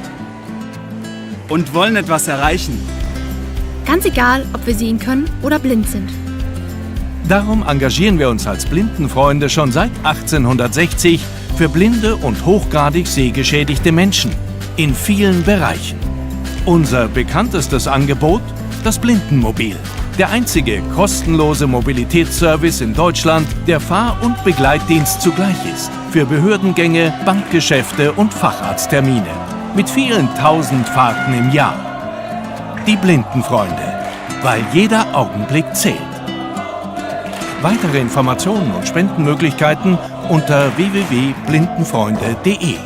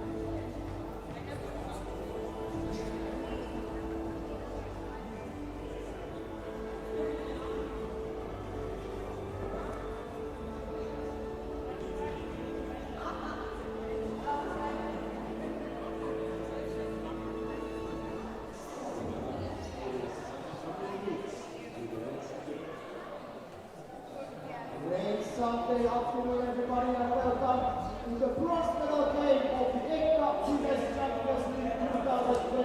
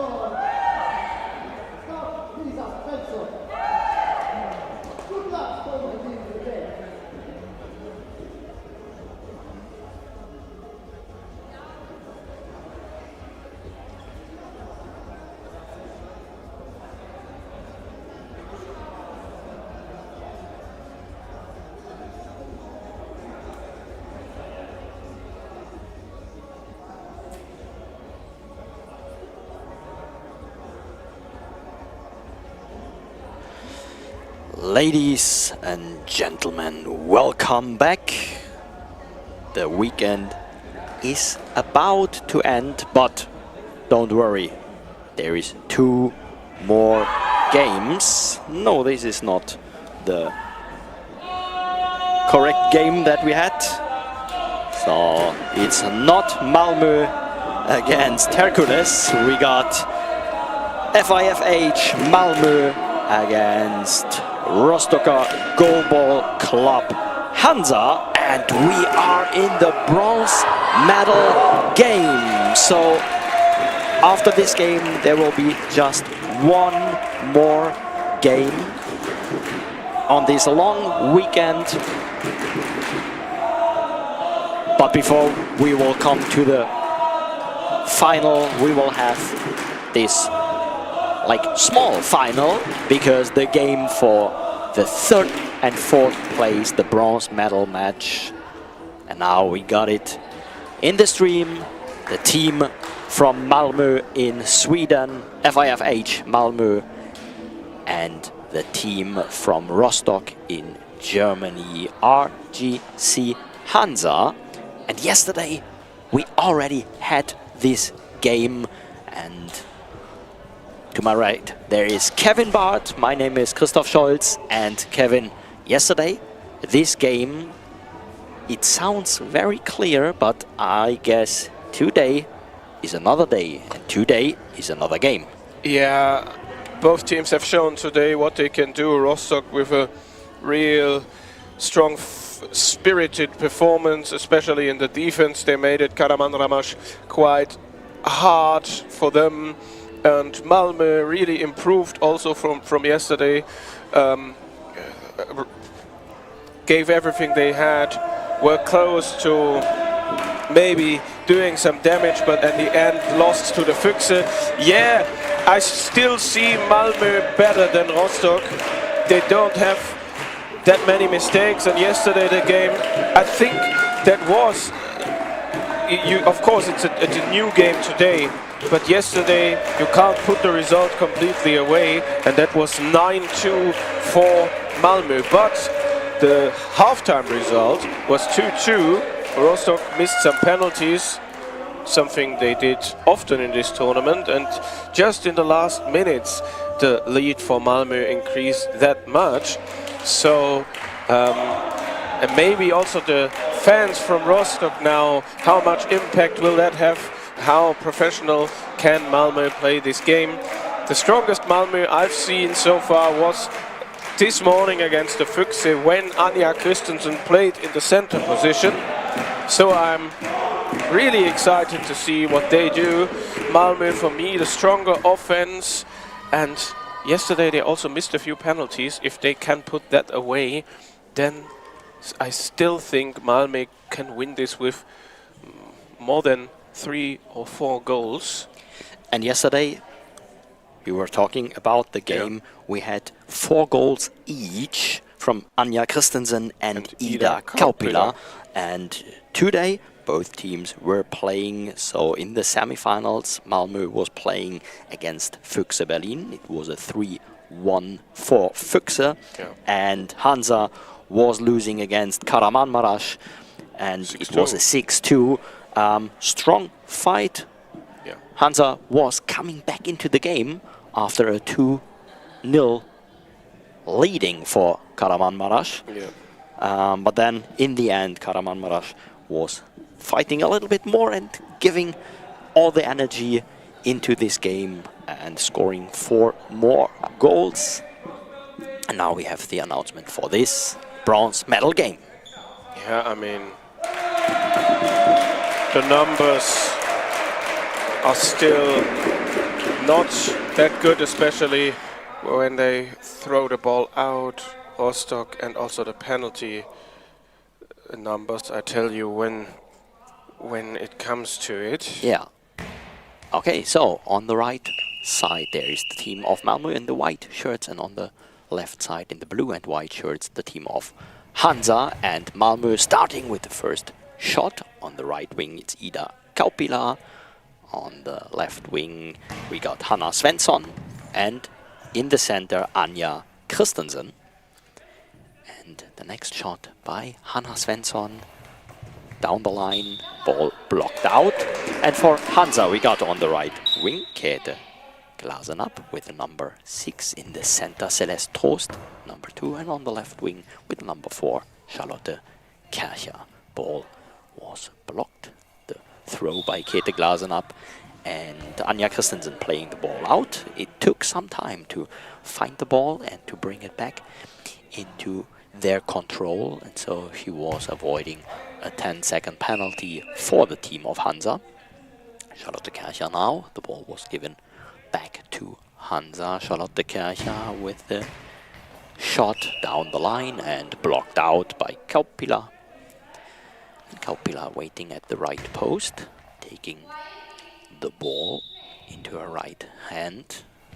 Kauppila with the ball to the center. There's Trost. Trost taking the ball, bringing it to Kercher. Kercher hurrying, bringing the ball down the line and blocked out again by Kauppila. Kauppila getting the ball back, going to the half-right position. And Kauppila spinning around down the line. Ball is out. Was missing the target. No need for saving for Charlotte Kercher. Kercher going to the half left, going in direction of the center.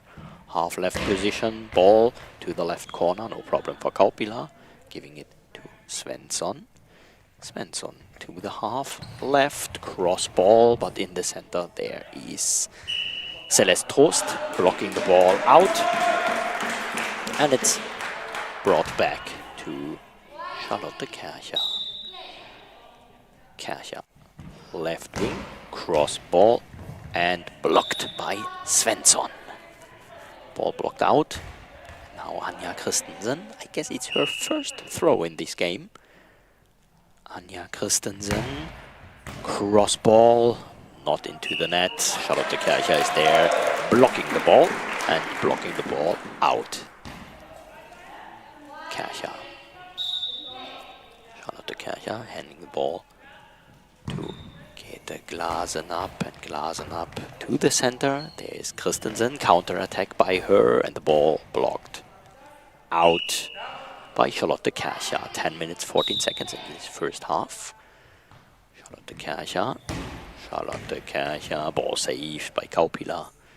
Kauppila taking some seconds, taking the time, spinning around, down the line, hard bouncing ball into the net. There it is, the first goal, Ida Kauppila with a 1-0 for Malmö. The ball over the body of Charlotte Kercher. Glasenapp on the left wing, down the line. Maybe the counter attack, nope. Kauppila taking the ball back to the goal. Kauppila over the line, out.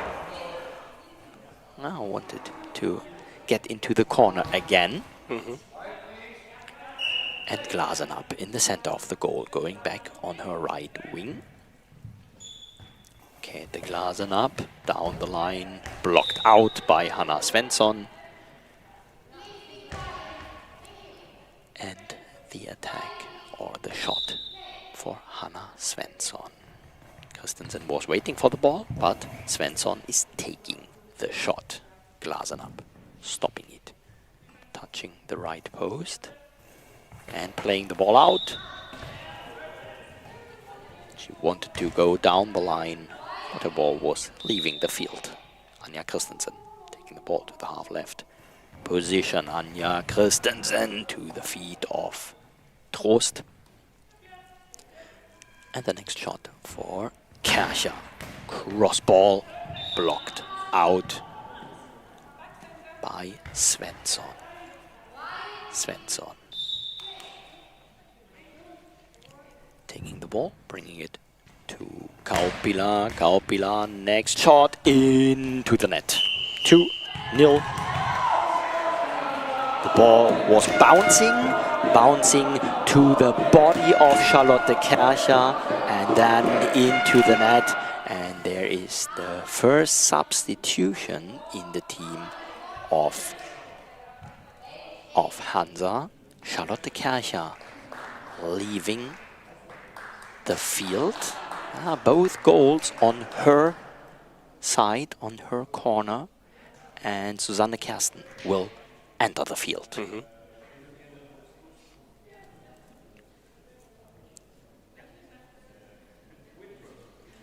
Equipment check for her. Malmö can be fine with this game in the moment. 2 goals. No goals for Hansa. 9 minutes to go in this first half. Susanne Kersten going to the left wing, the position that Charlotte Kercher was playing. Ball over. Malmö was blocking the ball, catching it. It was Anja Christensen, but she was catching it behind the line in the middle of the field. So it's a ball over, and the ball is given back to Hansa. Susanne Kersten with the next shot down the line, stopped and counter-attacked by Kaupila. Cross ball, but too cross and the ball out of bounds. Käthe Glasenapp going to the half-right position, going to the center, going to the half-left position, playing the ball to the left corner, and it's next to the goal. Ball was out, but it was a strong shot. Was missing the target closely.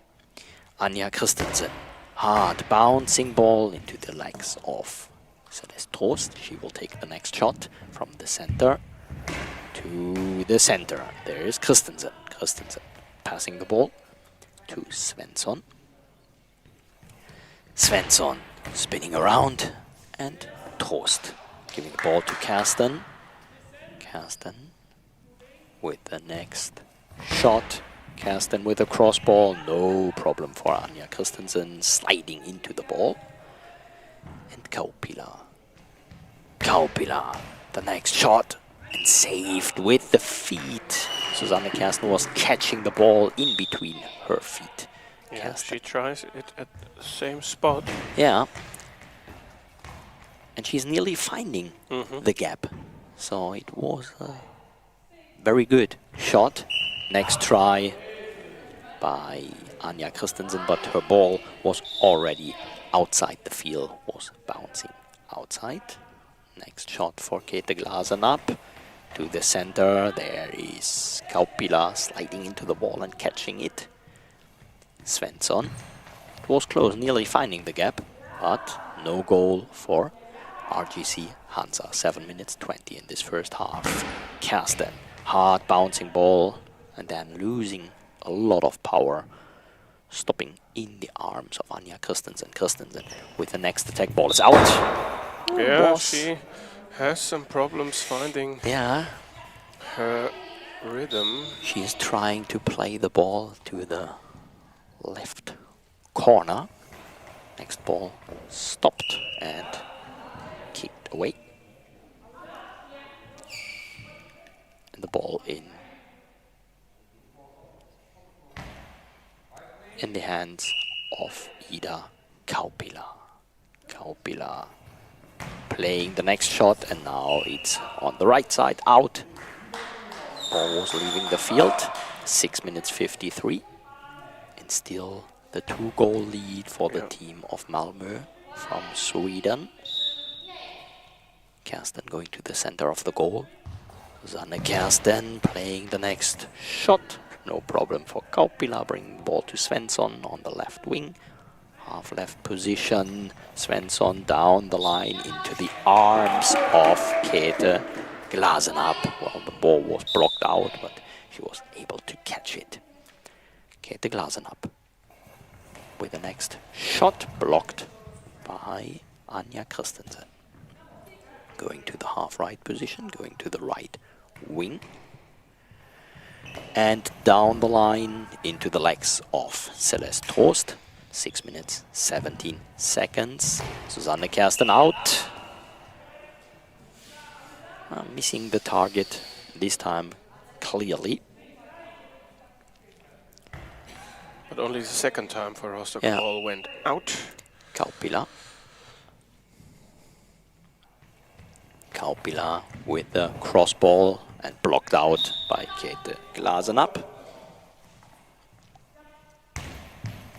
Käthe Glasenapp taking the ball on the right wing, touching the crossbar, and playing the next shot into the arms of Anja Christensen. Christensen on the half left position, playing the ball into the gap between the center. Flat ball this time. Yeah, into Good the center decision. and the right wing, but Celeste Trost was there. Her shot is blocked by Anja Christensen and given to Ida Kaupila. 5 minutes 36 seconds. Kaupila, hard bouncing ball, and it's a long ball. And this is how to bring a team back into game, but yeah, but we had Rostock is this. 3 from 11 in the penalty segment. Yeah, we had this before, I guess, in the game of Karamanmaraş. Rostock had the chance for scoring the 1-2, and I guess this was the penalty they scored, wasn't it? They didn't score. No, they did not. And this time they do. Celeste Trost from the right wing to the left corner. First goal for RGC Hansa. 2-1 the lead for Malmö. Who's Glasener? No, it was Celeste Trost.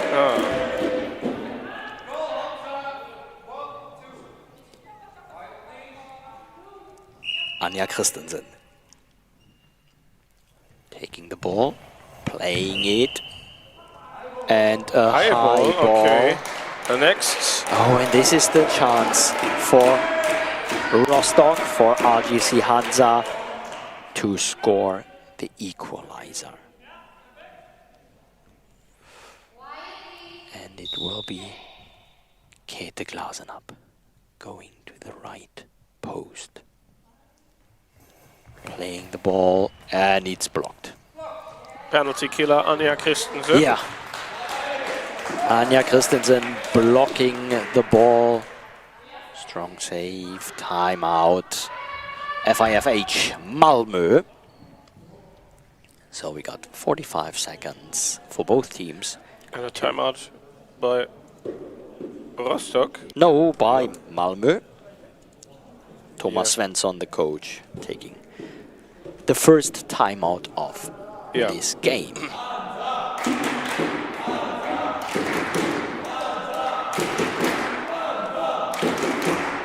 Yeah. But again, a missed penalty for Hansa. Yeah. They have a bit more stability since they had that substitution.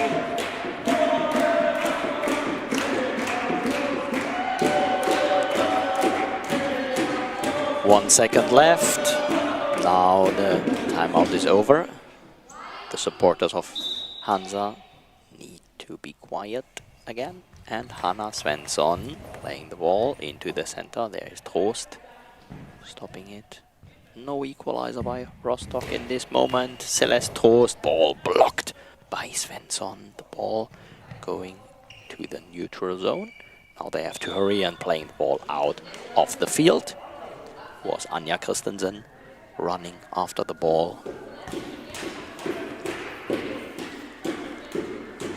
And the ball is given to the team of Hansa. 5 minutes, 6 seconds left. The ball saved by Christensen, going to the center. Anja Christensen with the ball, not into the net. Susanne Kersten is there, going back to the crossbar, to the left post, playing the ball down the line. And there is Anja Christensen, counter-attack. Not into the gap. Celeste Trost and Susanne Kersten can save it. And the ball blocked out by Hanna Svensson. Was going to the right corner. Hanna Svensson was there. And will take the next shot. Blocked up in the air by Celeste Trost. And then given to Käthe Glasenapp in the center of the goal, playing the ball to the body of Hanna Svensson, and with her feet she was able to save this. Anja Christensen blocked by Susanne Kersten, still the 2-1, 4 minutes left in this first half. Susanne Kersten, always with this very interesting way of running to the line. The knees very high up in the air, making big steps and then playing the ball. The next shot. You hear the last step quite loud. Yeah. And the next shot for Käthe Glasenapp. On the body, on the chest of Anja Christensen. Going to the half-left position. Anja Christensen blocked out by Käthe Glasenapp. Very important save by her, sliding into the right corner to save this ball. I guess this was very well played. Might have been in. And Glasenapp with the next shot, cross ball, saved with her feet by Ida Kaupila, touching the crossbar, right wing, and Susanne Kersten. Susanne Kersten down the line, blocked by Kaupila. She's hurrying, bringing the ball to Svensson, and Svensson with the cross ball. Again, it's Kersten blocking the ball out. So, since the substitution of Susanne Kersten, no goals for Malmö. Yes, but also only a goal for Rostock. Yeah, Rostock, exactly. with a penalty. Next shot by Anja Christensen, blocked by Käthe Glasenapp, and timeout for the team of Rostock. Must be the first timeout for Rostock and the second in the game. Yeah, they need to find something in the offense. I mean, Malmö, they had that short moment where they had a long ball and a high ball just shortly, around, well, 30 seconds or something, but they have regrouped. They don't score at the moment, but they are 2-1 up.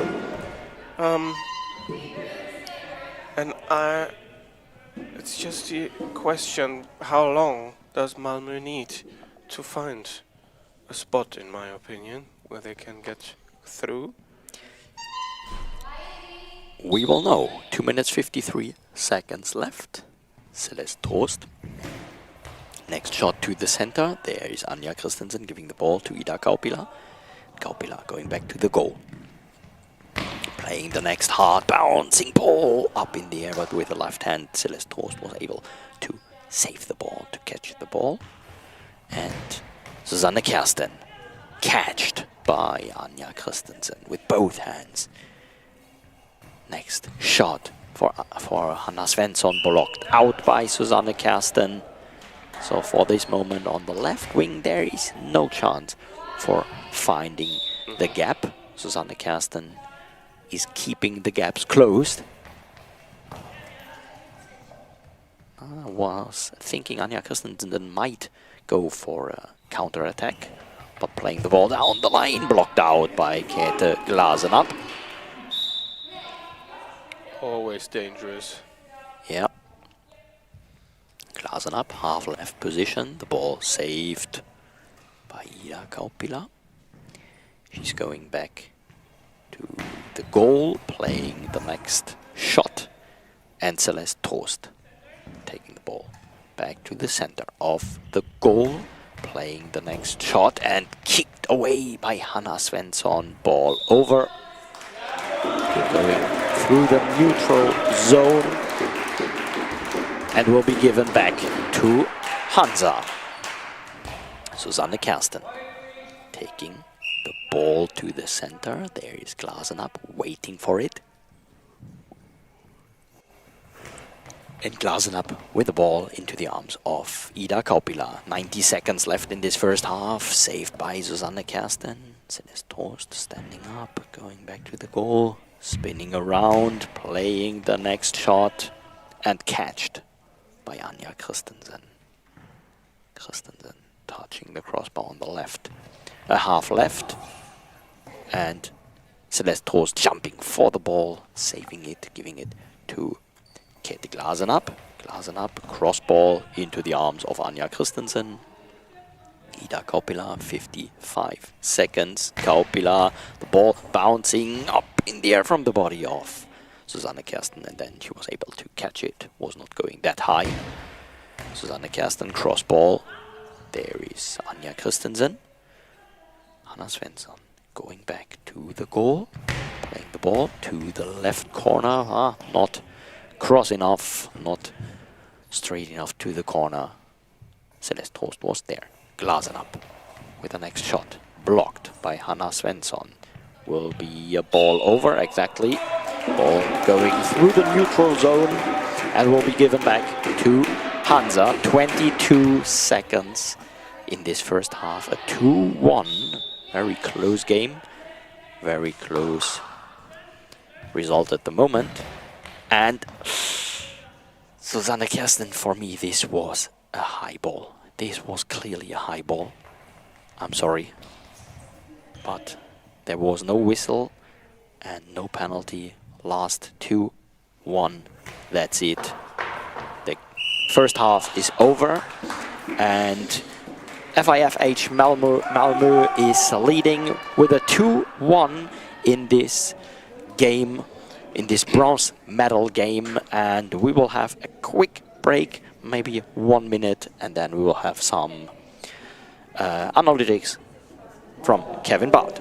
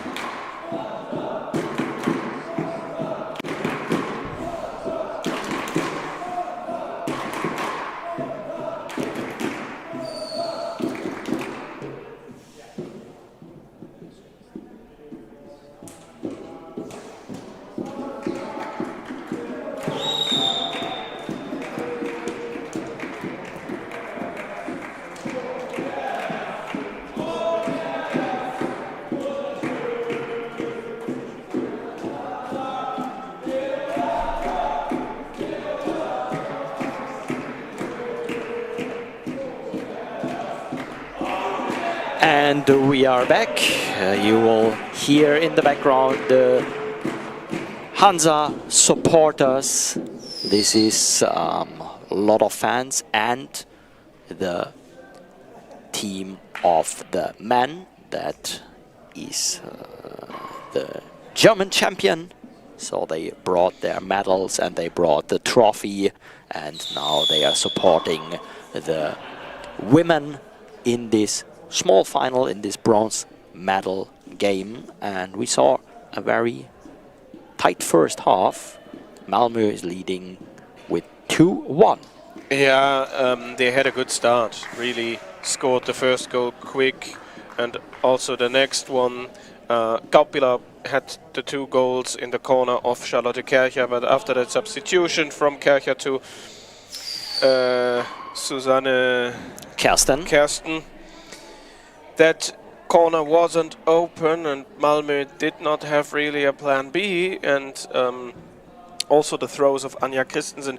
There have been a few close ones, but interestingly Malmö threw the ball more often outside the field, really more often than Rostock. 7 times out and Rostock only twice, so that's something which normally is a quite higher percentage with Rostock, but they were able to keep nearly every ball in the field, and they took one chance they had. Celeste Trost scored only the 4th penalty of the tournament, went in then, but there was another penalty. There was a high ball from Anja Christensen and a chance for Rostock to level up, and they couldn't take that in. Käthe Glasenapp missed that opportunity, and of course you have to take that one in those tight matches, and they were lucky that a throw from Kersten was no high ball, that the referees did not say that is a high ball, because that could have been the chance to make it 3-1.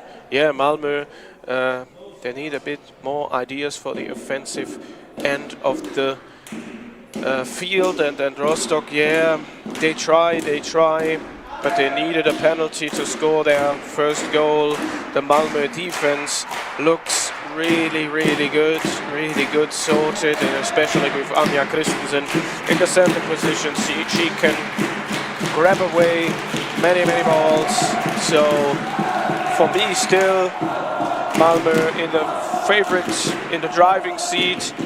And we know that the result was 2-2 last time they played, and now it's 2-1, and then Malmö was able to score 7 more, so maybe I think that it will be a matter of time that Malmö takes the chances. Okay, we will hear the announcement. There is a substitution, we will tell you soon. And it's substitution on the side of Malmö. Ida Kauppila is leaving the field, and so it's Hazel Gesen now in the center position, and Hanna Svensson on the left wing, and Anja Christensen going on the right wing. So yeah, sure, so she gets more. Yeah, exactly. And throws. Malmö now on the left side, Hansa on the right side. The ball is given to Glasenapp on the right wing. Glasenapp playing the ball to Hazel Gesen. Hazel Gesen clapping on the ball, bringing it to Anja Christensen. Right wing, playing the ball to the center. There is Celeste Trost. No problem for her. With her body, she was able to stop the ball. And the ball bouncing from the feet of Hazel Gesen, clapping on the ball and playing it out. This took a lot of time, bringing the ball over to Hanna Svensson, and there was some miscommunication because Hanna Svensson was not going in the direction of Hazel Gesen, and Hazel Gesen was clapping on the ball, and Hanna Svensson was not taking the ball, and then she threw it out. Next shot for Hansa, ball blocked, and it's ball over. All over for the team of Hansa. The ball will be given back, but it has to be taken out of the goal. And the goal judge had to ask Käthe Glasenapp to let him go to the goal to take the ball. And now it's Susanne Kersten going back on her left wing, playing a cross ball. It's out.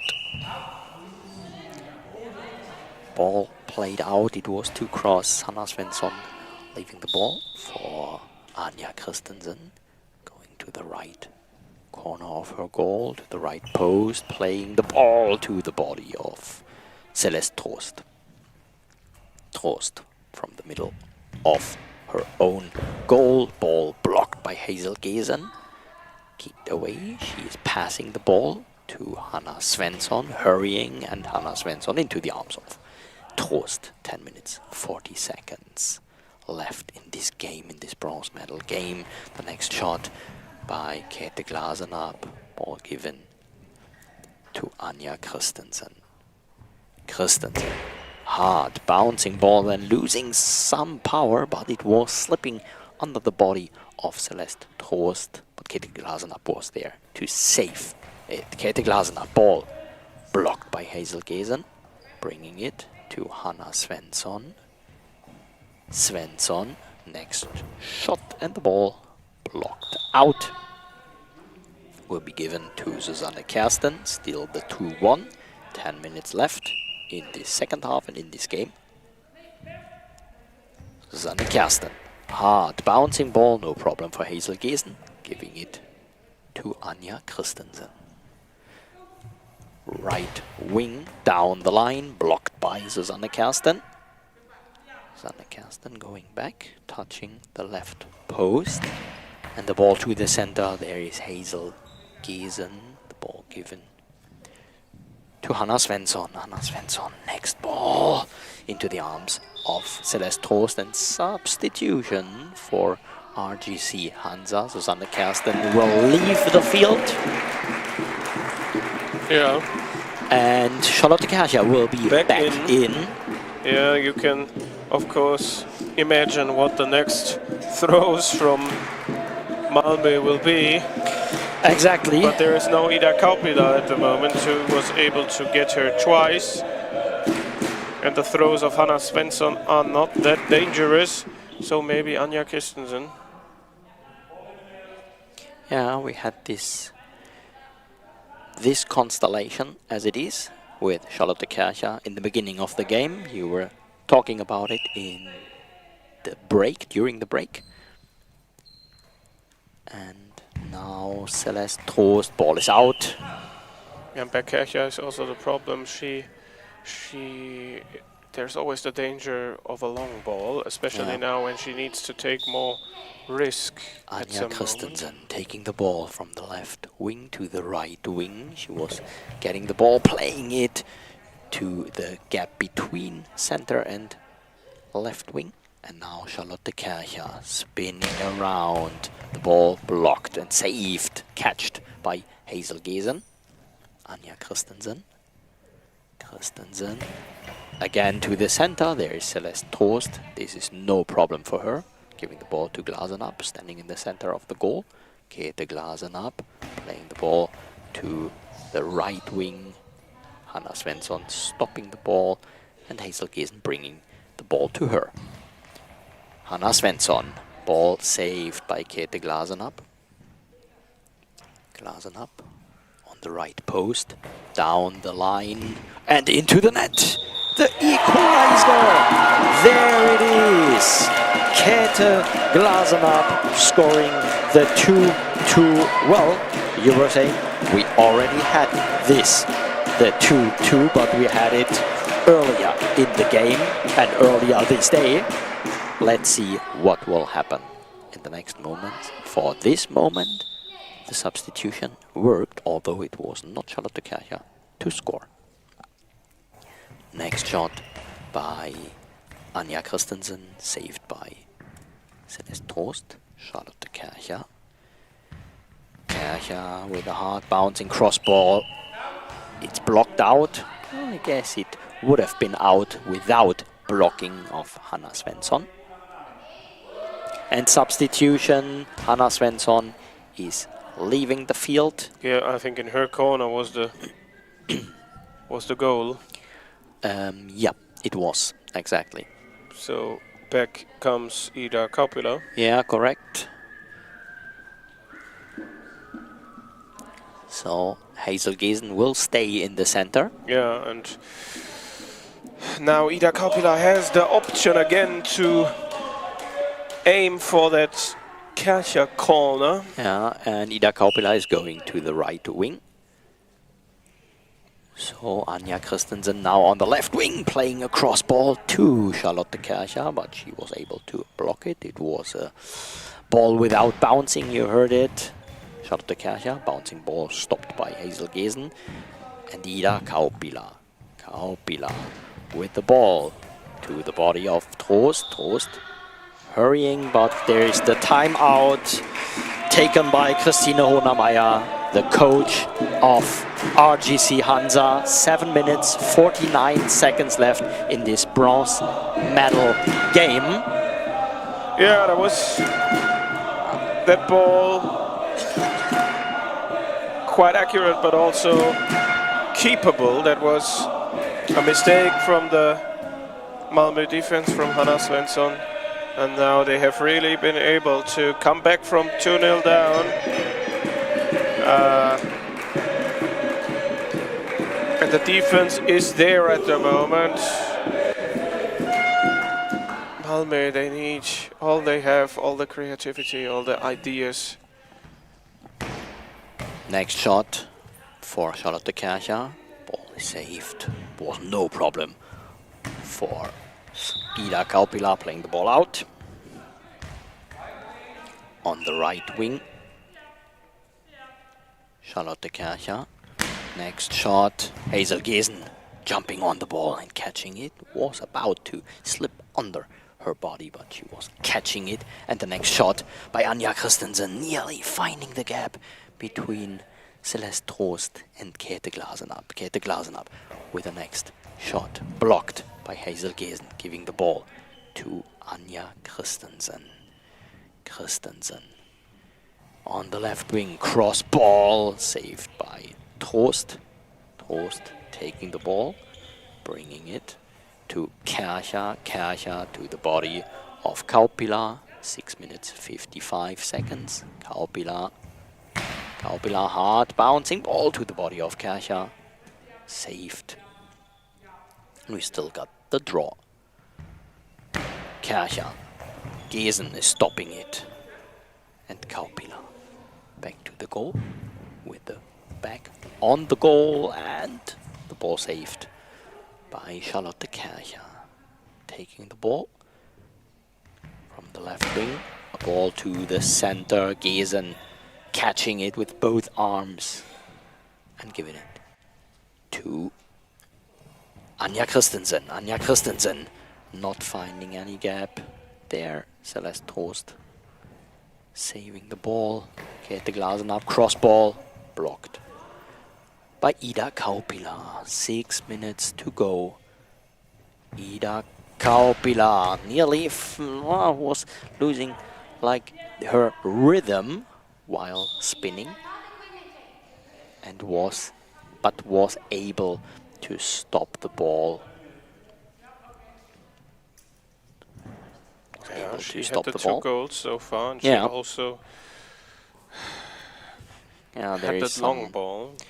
Some equipment check. The goal had to be fixed, had to be adjusted. Ball saved by Ida Kaupila. She is playing risky. She is playing the ball very close to the line, to the neutral zone. So she needs to be careful. She's sitting at the 3-meter line. And the ball's nearly or close to high balls. Next shot by Käthe Glasenapp. Ball saved by Ida Kaupila. Now she's going back to the goal. Too many throws from her at the moment. Yeah. And the ball saved by Celeste Trost. She is not finding any gaps, and she's not finding the direction of the goal. Next ball saved by her. And now she's giving the ball to Anja Christensen. Exactly. Anja Christensen with the next shot saved by Trost. So the defense of Rostock very well at the moment. Glasenapp down the line. Ball blocked by Christensen. And timeout. Thomas Svensson. So the team of Malmö taking the second timeout in this game. Yeah, Rostock actually is able to keep the game open longer than they maybe did yesterday. No big mistakes, and Kaupila can't find anything with her throws. Christensen, I think she always has 1 or 2 moments in a game, and I think they can still come. And she is still the one player where I say she can decide a game. But that didn't happen so far, and Rostock, kudos to them, supported by their men's team. They have a good organized team at the moment. Yeah. So the next shot by Anja Christensen, standing on the half left, playing the ball. The ball blocked out. Blocked out by Käthe Glasenapp. 4 minutes 32 seconds. Glasenapp. Glasenapp, the ball blocked away by Hazel Gesen. Then she takes it, brings it to Ida Kaupila. And again, it was a very close ball to the line, but this time the ball was going out. And it was no high ball, of course. Next shot by Kercher, blocked out by Kaupila. Kaupila is going very close to the line, so this is, I'm not sure if there might happen a penalty soon, but very precisely before the line she's playing the ball. Kercher, next shot, down the line, into the arms of Kaupila, bringing it to Anja Christensen. 3 minutes, 53 seconds. Christensen into the gap and into the net. There it is, the 3-2. It seemed like the ball was saved, but it wasn't. Nah, it wasn't. Celeste Trost was sliding into the ball, and from her body, the ball was going up in the air, was also touching, as I saw, the body of Käthe Glasenapp, and then maybe from the back of Celeste Trost or of Käthe Glasenapp, the ball was jumping into the net. So Anja Christensen with her first goal in this game. We are remembering the game before this day, earlier this day, it was a 9-2, and Christensen and Kaupila scored 4 goals each. The next shot by Käthe Glasenapp, catched by Ida Kaupila. Yeah, but since the substitution, the defense seems to be really... Oh, blocked out, very important save by Charlotte Kercher. The ball was on the way to the corner of the goal, but she was blocking the ball out. Charlotte Kercher with the next shot, 3 minutes 30 to go, and blocked out by Ida Kaupila. It's really a close job since that Kaupila substitution. Anja Christensen, half left, playing the ball down the line, but over the line the ball was out and will be given to Käthe Glasenapp. Glasenapp taking the ball to the half left, playing the cross ball into the arms of Ida Kaupila. 3 minutes 10 seconds. Kaupila, hard bouncing ball to the belly of Charlotte Kercher. Going back to the post and saved by Kaupila. Down the line, giving the ball to Anja Christensen. Half left, Christensen. The ball nearly under the body of Käthe Glasenapp, but then she was jumping on the ball. Hazel Gesen saving the next ball. Going back to the goal. And playing the ball. Not into the net. The feet of Celeste Trost blocking the ball out. And timeout Hansa. 2 minutes 32 seconds left in this bronze medal game. Malmö at the moment is winning by 1 goal. Yeah, and the thing is, I don't know if there are some offensive options left. Normally there's one good thrower on the field. At the moment it's Charlotte Kercher. I don't know if they can also throw something in like they've done before, Susanne Kersten, but she also didn't really find the solutions. Yeah. So the offensive end is the problem, in my opinion. Yeah. Let's see what will happen. Charlotte Kercher with the next shot. The ball bouncing and is out. It was close, but it was no blocked out ball. Yeah. The ball was next to the goal. Anja Christensen. Next shot. Not finding a gap. Käthe Glasenapp wanted to hurry, wanted to go for the counter attack. Saved by Hazel Gesen, giving the ball to Kaupila. And Kaupila with the next shot to Charlotte Kercher. Charlotte Kercher standing up, going back to the goal. 2 minutes. Charlotte Kercher and Kaupila taking the ball, giving it to Anja Christensen. Christensen half left. Christensen and saved by Trost. 1 minute 43 seconds. Trost out. Ball was going to the right corner, but It was leaving 3 meters before the goal. Anja Christensen taking some seconds. Cross ball saved by Kercher. Standing up. 90 seconds. Charlotte Kercher. Hard bouncing ball. No problem for Ida Kaupila. The ball was losing the power, the energy. Kaupila with the next shot. And the ball was out. Guess it was given out. Not blocked out. Although Charlotte Kercher was there, but the ball was out before Charlotte Kercher was there to save it. Next ball blocked by Hazel Gesen.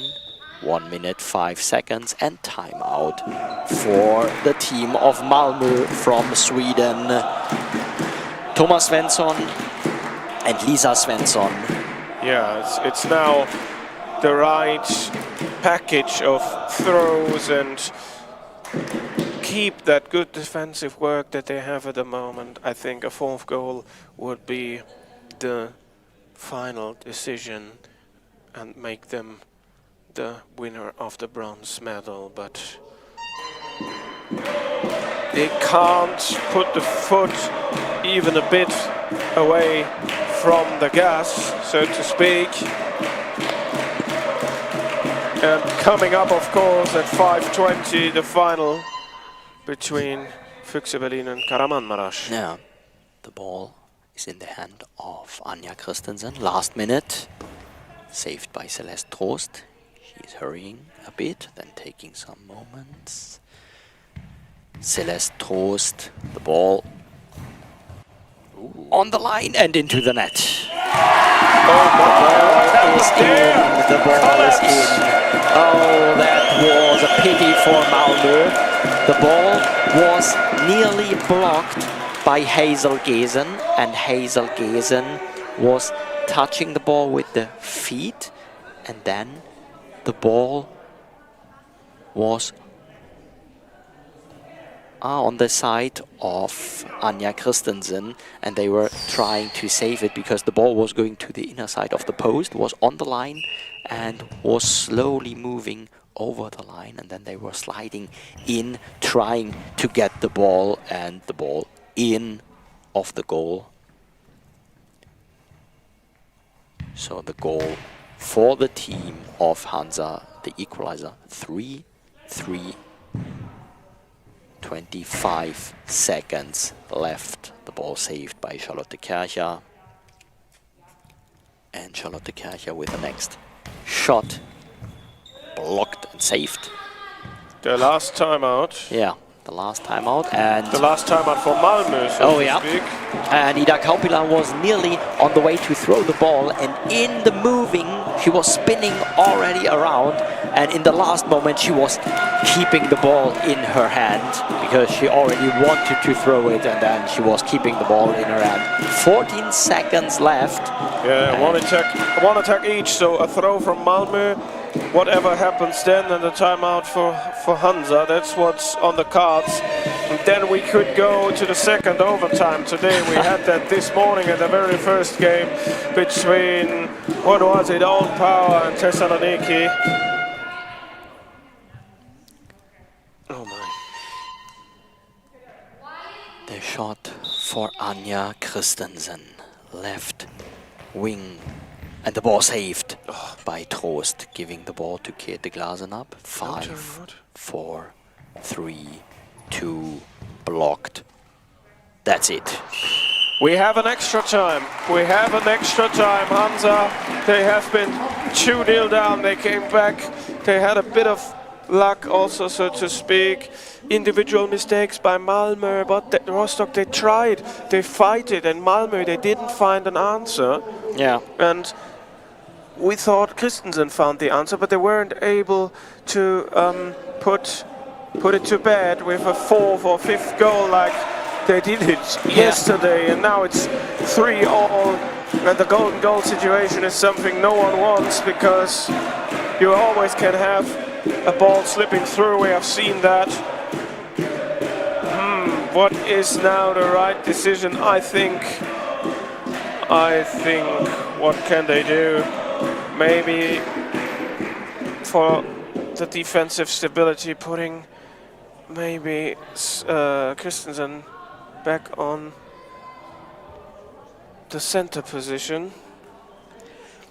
I guess And we will see. Svensson back in or whatever, but they can react. But the thing is, they now have to look if they will get the first throw.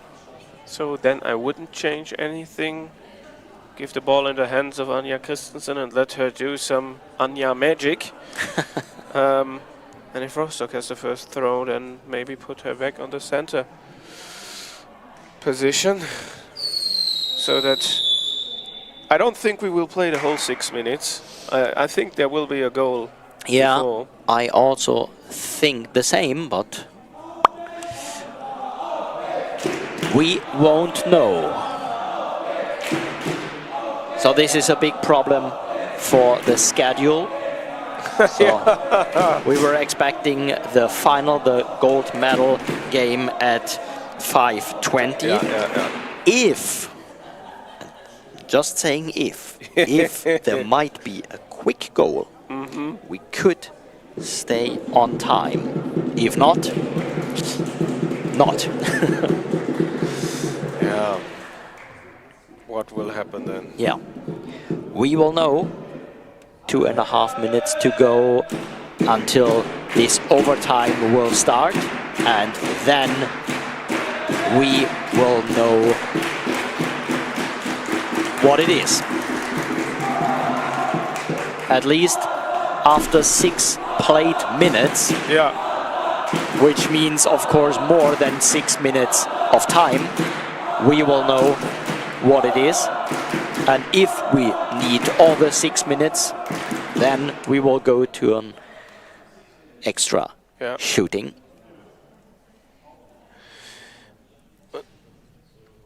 But first, we need to play.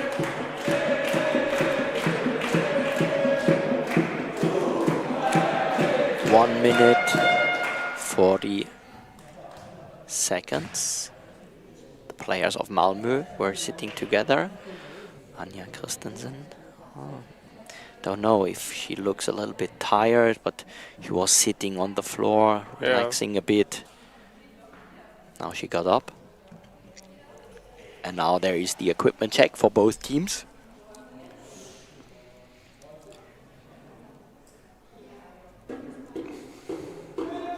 Three.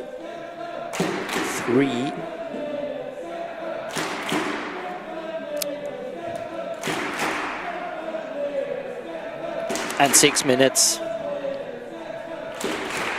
to go if there won't be a goal. Yeah. So let's check. Trost scored 2 for Rostock and Käthe Glasenapp One, scored 1. exactly. Christensen scored 1 for Malmö and Kaupila scored 2. We will have Charlotte Kercher on the left wing, Celeste Trost in the center, and Käthe Glasenapp on the right wing. So no substitution there. We will have Hazel Gesen in the center. We will have Ida Kaupila. And we will have Anja Christensen, so also no changes there. Hanna Svensson was leaving earlier.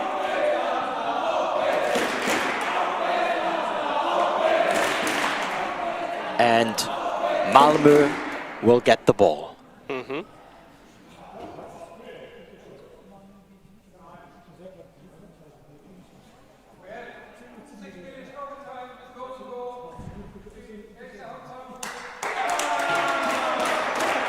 Yeah, 6 minutes overtime with golden goal. You were explaining it. Yeah.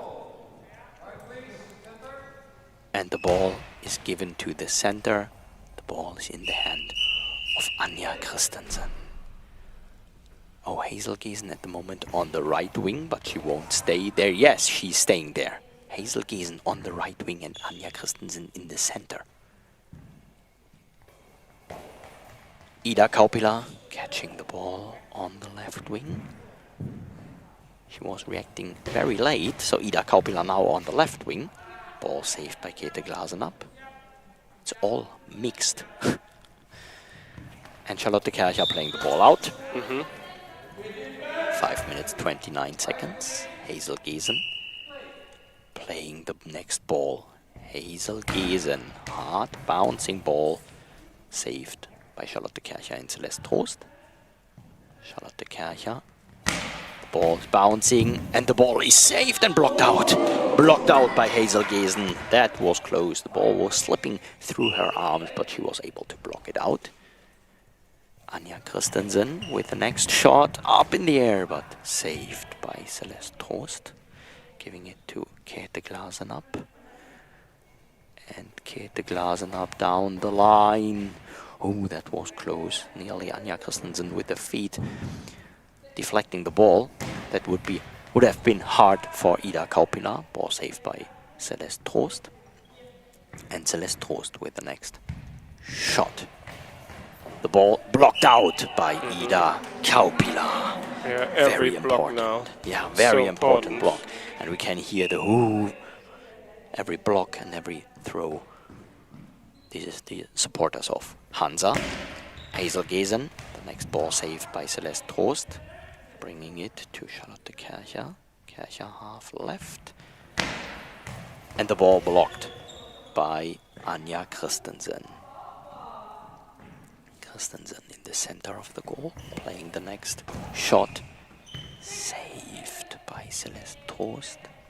Ball given to Käthe Glasenapp and catched by Anja Christensen, going to the half left. Anja Christensen, the ball bouncing and catched by Charlotte Kercher. Going to the left post, cross ball, saved by Christensen, giving it to Kaupila. Kaupila back to the goal, spinning around. Oh, that was close. Again, very close to the line. Blocked out. And Käthe Glasenapp. Glasenapp down the line, saved by Kaupila, giving it to Gesen. 3 minutes, 30 seconds. Hazel Gesen with a hard bouncing ball, no problem for Charlotte Kercher. Kercher with the ball in her right hand, spinning around. And Gesen catching it, giving it to Anja Christensen. Touching the crossbar with her right hand, half right position, playing the ball and into the feet of Celeste Trost. The ball catched with her feet, Trost, and blocked, saved by Anja Christensen in the center. The ball from Trost to the center, and Christensen trying to find the gap, blocked out by Trost. 2 minutes 54 seconds to go. And Käthe Glasenapp standing at the right post. Glasenapp into the arms of Ida Kaupila. Kaupila spinning around, and the ball saved by Trost, giving it to Charlotte Kercher, standing on the center of the goal. Charlotte Kercher, no problem for Kaupila, giving it to Gesen. 2.5 minutes. Hazel Gesen, bouncing ball, nearly going through the gap of Kercher and Trost. Trost with the next shot, blocked by Christensen. Christensen going back to the goal, half left. Christensen, and saved by Trost. Bring the ball to Glasenapp. Glasenapp, 2 minutes to go. On the right wing, down the line into the arms of Kaupila. Kaupila with a counter-attack, blocked by Glasenapp, and counter-attack by Glasenapp through the arms of Christensen, but into the arms of Hazel Gesen. Her ball is out. 1 minute 41 seconds. Charlotte Kercher. The ball is given back to her. 1:36. Cross ball. And Ida Kaupila going to the left post. not spinning around, playing the ball down the line, and it's saved. Whoa, it was blocked out by Käthe Glasenapp. This ball was perfectly going to the corner of the goal. Not that fast, but Käthe Glasenapp with the fingertips, and it's timeout for Hansa. yeah, you really think now with every throw this could be it. Wow, 1 minute 25 seconds Tension to is go. so high, and It was very quick. These 4.5 minutes have gone so quickly. There was nearly no interruptions. There was some balls blocked out or out, exactly. but nearly no interruption. It was one throw, the other throw, next throw. Yeah. And so the 4.5 minutes were very quick.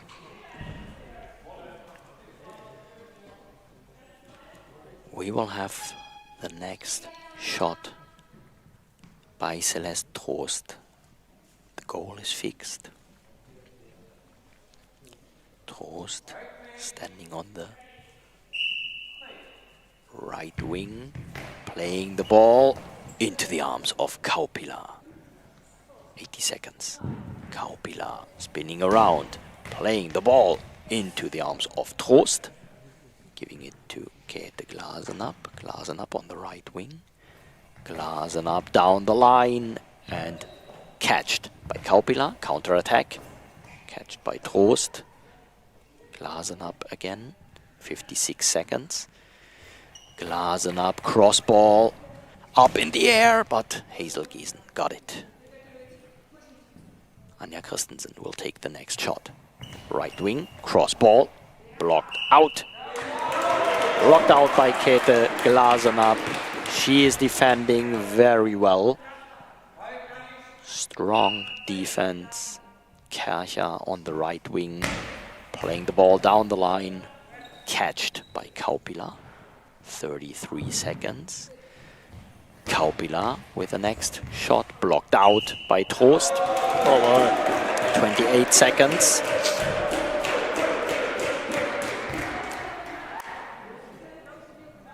And Glasenapp giving the ball to Kercher.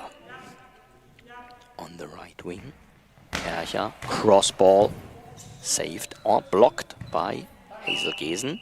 And timeout. Malmö. Yeah. 3-all and 19 seconds left.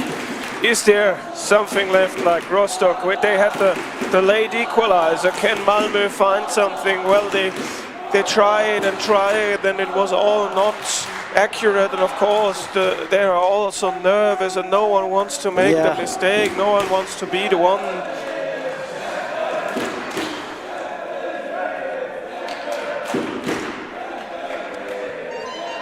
So, the last seconds in this bronze medal game before we might go to an extra shooting. Who will it be? Anja Christensen playing the ball, but to the center there is Trost. Trost bringing the ball to Kercher, standing on the half left. Kercher, the ball is blocked by Hazel Giesen, and substitution. Yeah, he does that for one reason. There's no timeout left, and so he can tell his team how much time is on the clock, if they should hold the ball in their hands, if they should throw one more. It's just 3 seconds. It's 3 seconds, and Thomas Svensson is showing something in the direction of the referees. I'm not sure if he is asking if the time stopped late. Yeah, it did. He was showing it must have been 6 seconds, and now it's fixed. So the time. So that's one throw, of course. Yeah. One throw you can take. Yeah, and it's Anja Christensen on the half left position. Anja Christensen blocked out. 1 second. And that's it. Oh that's my. it.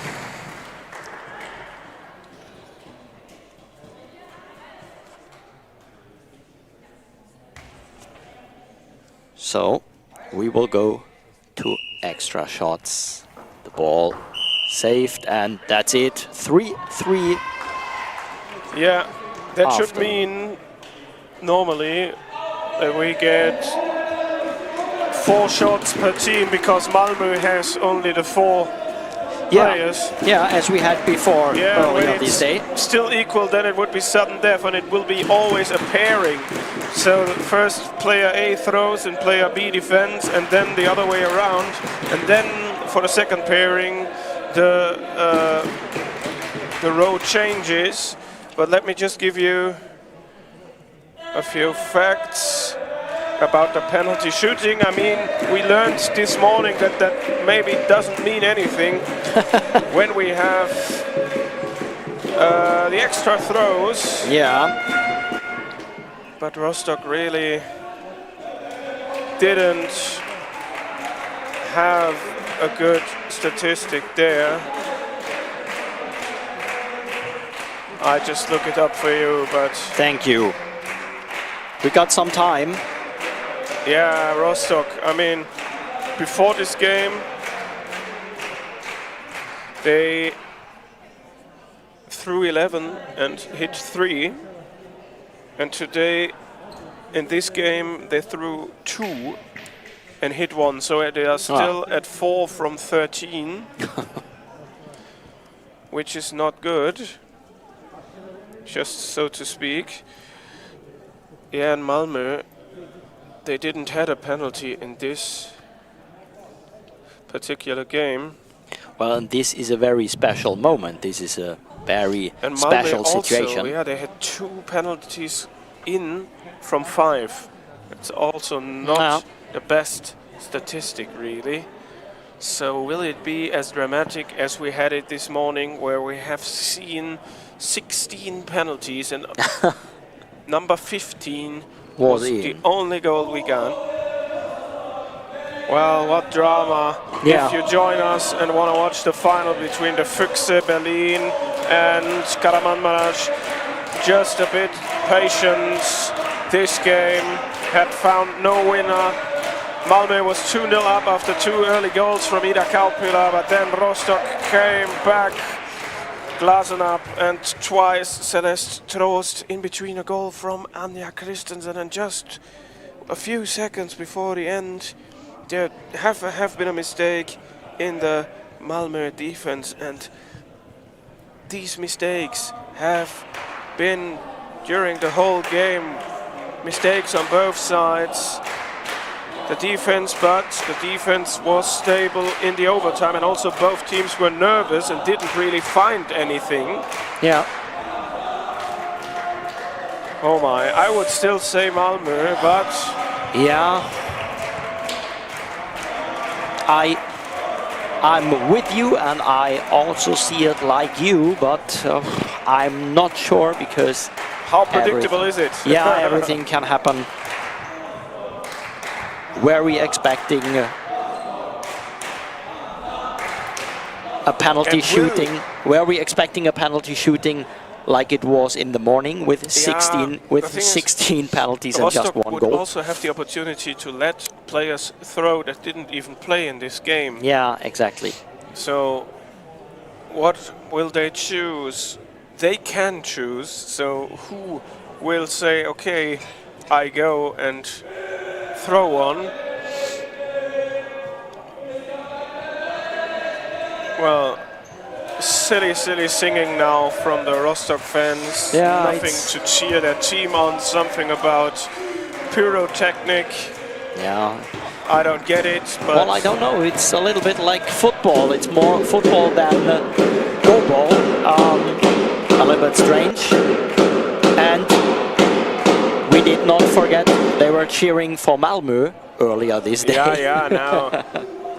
This was in the just game. because they can play, they have an easier final or whatever. So yeah, but maybe it helped them. It helped the team, the support. Okay, let me tell you the first shooters. We got Celeste Trost for Hansa. Yeah. And I guess we got Anja Christensen for Malmö. Is it? Yeah, exactly. So Anja Christensen.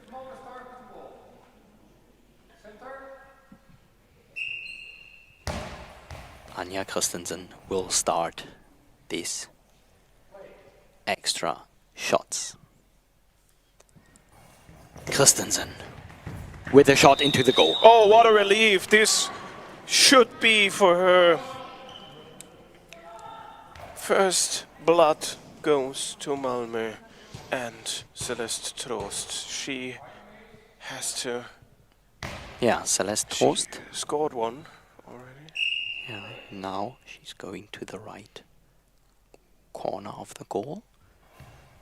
Playing the ball, and it's blocked. Anja Christensen. The advantage is with Malmö after that first, and Rostock misses they are now 4 of 14 in penalties.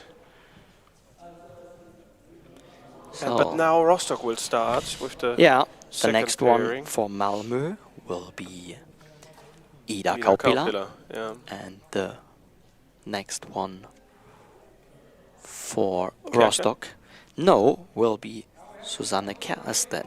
Ah, she didn't play the whole second half. So Kersten is given the ball. Susanne Kersten with the ball in her right hand, going to the left corner of the goal. Playing the ball, and it's blocked. Ida Kaupila blocks this ball, 4 from 15. She was trying to play down the line, and Ida Kaupila was like feeling this ball. In the last moment, she was going to the right corner of the goal, and the ball was played on the half position. Ida Kaupila now on the right wing, playing a cross ball, and it's in. Easily. That's good, that's solid. That's in. No drama. 2-0 for Malmö. Very cross played, and the ball was cross from the right wing to the corner of the goal. No chance for Susanne Kersten to catch this ball. 5-3 in total. Hazel Gesen will be the next for Malmö, and I guess Charlotte Kercher for Hansa. And the ball will be given to Hazel Gesen. Malmö will start. Exactly. We got a total of 5-3, 2-0 in extra shoots. And the ball is in. Oh, is that good? Wow, this is great. Yeah, Hazel Gesen going to the left wing and playing the ball perfectly down the line. And it was next to the post. And it's game. It's game because Rostock Hansa can't score three goals because it's just 4 I was just, shots. Come on. Yeah, we're commentating on it and we can't count. Sorry. It's a 3-0 sweep in the extra throws. All 3 Malmö players score. Rostock can't put that penalty miseritis out. I was waiting because I had these 5 penalties in mind and was waiting, if they now don't score, then it's over. But of course, when Malmö scores the third goal, it's already over, of course, because it's only 4. Because it's only 4, exactly. So that's it. Congratulations to Hansa for a strong 4th place, strong fight in this bronze medal game, and big congratulations. They are clapping to the supporters. Congratulations to the bronze medal to FIFH Malmö. We will be back in some moments, but in a minimum of 7 minutes with a gold medal game.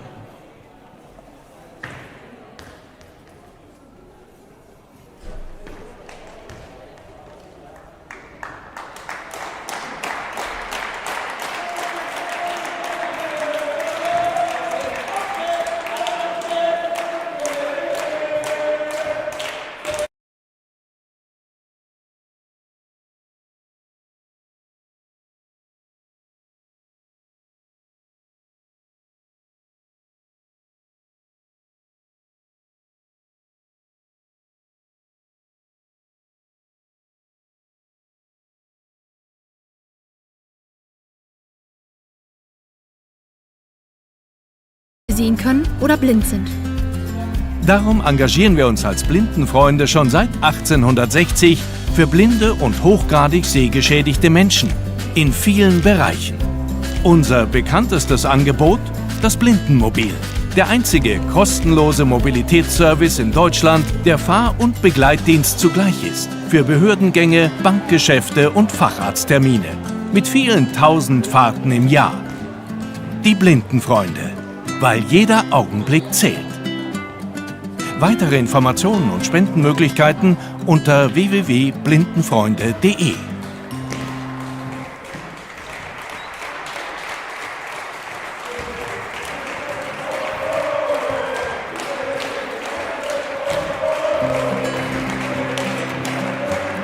Wir sind gern in Gemeinschaft Wir lieben Sport. und wollen etwas erreichen. Ganz egal, ob wir sehen können oder blind sind.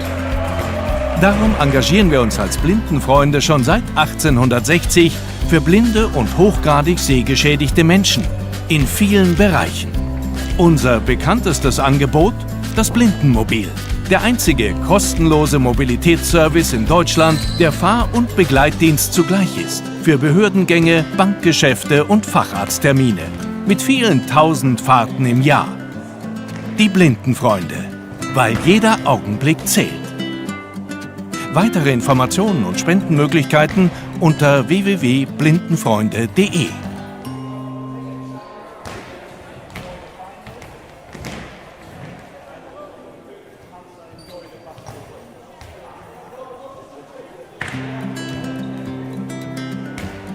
Wir sind gern in Gemeinschaft Wir lieben Sport. und wollen etwas erreichen. Ganz egal, ob wir sehen können oder blind sind. Darum engagieren wir uns als Blindenfreunde schon seit 1860 für blinde und hochgradig sehgeschädigte Menschen in vielen Bereichen. Unser bekanntestes Angebot: das Blindenmobil. Der einzige kostenlose Mobilitätsservice in Deutschland, der Fahr- und Begleitdienst zugleich ist. Für Behördengänge, Bankgeschäfte und Facharzttermine. Mit vielen tausend Fahrten im Jahr. Die Blindenfreunde. Weil jeder Augenblick zählt. Weitere Informationen und Spendenmöglichkeiten unter www.blindenfreunde.de.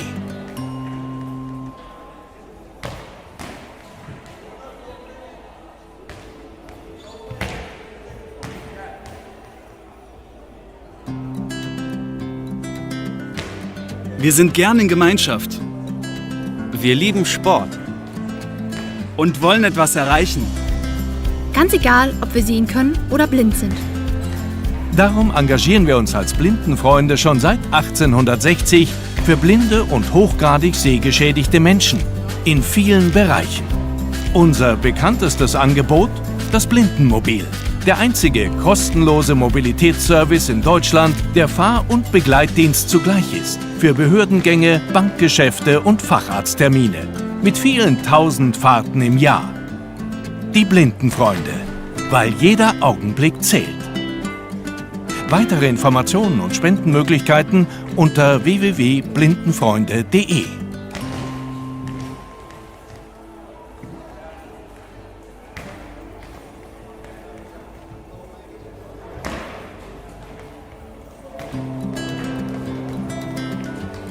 Wir sind gern in Gemeinschaft Wir lieben Sport.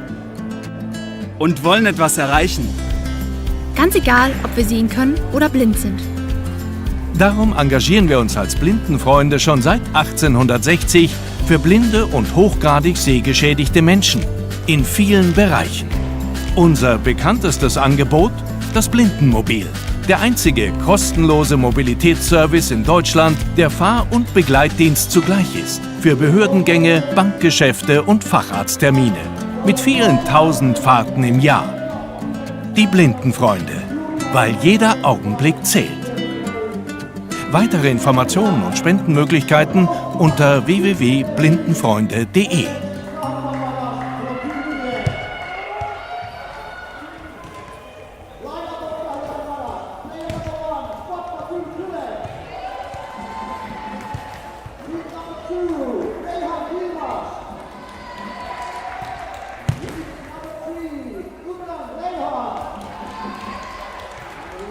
speed. Put it up the line. Coaches, keep it in front of you. Daniel Parizzi. And Paris Chester. Keep the family lineup. Number 1, Kelly Holder. Number 2, Christina Bello. Number 3, Angelina Herman. Number 6, Emily Reiter. Number 7, Amanda Kelly. Number 13, Teresa Maliki. Coaching, Apple Day. And Lars Nuts. Referees of the game, Peter Mark, Felipe from Ukraine, and Stefan Amoros from Ukraine. Good luck with the game.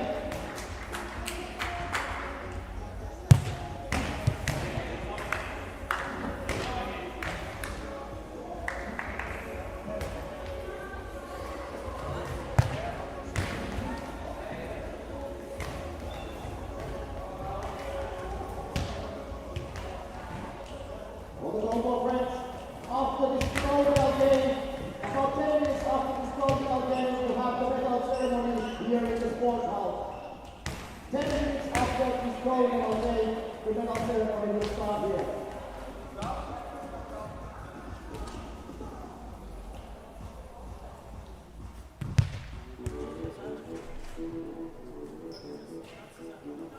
Gar nicht. Ich habe schon einige hinbekommen. Ja, Frau Vögel.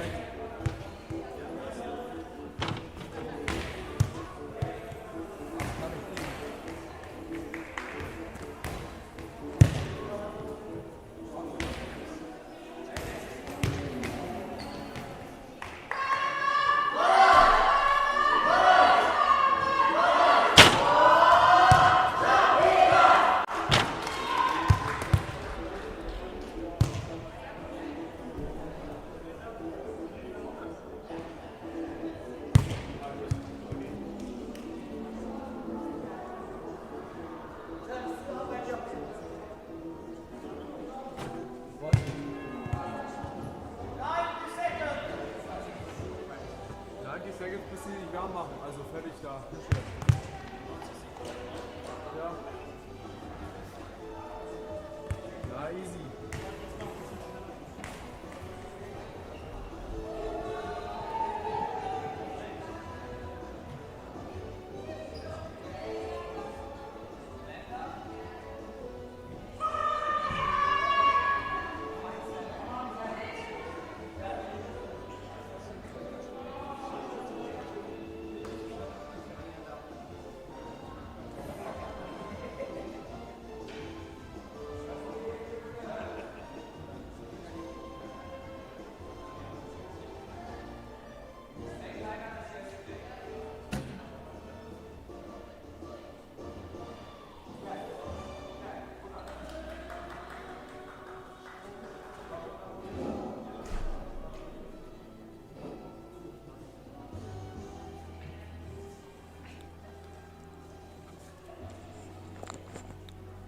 Welcome here from Berlin to the EGCA Women's Champions League 2025 from Sportpark am Fuchsbau. And we have, after 3 days of goalball, the final. Füchse Berlin against Kahramanmaraş Büyükşehir Belediyesi Spor Kulübü, and they will play in the dark blue jerseys with light blue at the bottom. Again, on the left and on the right, the Füchse will play in black jerseys with grey and pink stripes and a left pink shoulder, and white numbers also on the backs of Kahramanmaraş and on the front. And Kevin Bard is right next to me. Kevin, what do you expect after 3 days of goalball now? A last firework. I mean, we have seen the game yesterday between those two. Kahramanmaraş won that 7-5. That was the best game of the tournament. Expect something similar. Don't know how fit Fatma Gülgüler she had back problems, although she decided the semi-final with her 4 goals against Rostock. It would be nice if all players would be in full health here. And now we listen in to the referee Wilma Winsko-Tönüte with the opening words.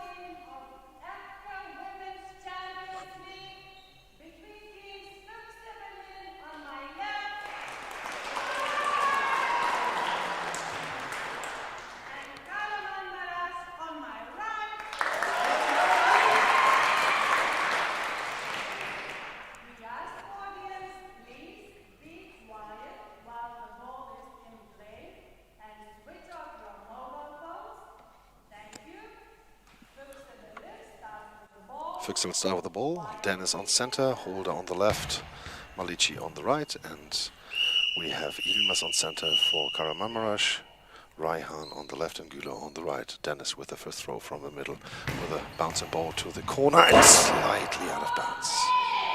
Right corner missed by inches. Fatma Güler now from the middle, starting with her first throw. Spins, throws down the line, Holder with a block left out of bounds. Really emotional from the beginning.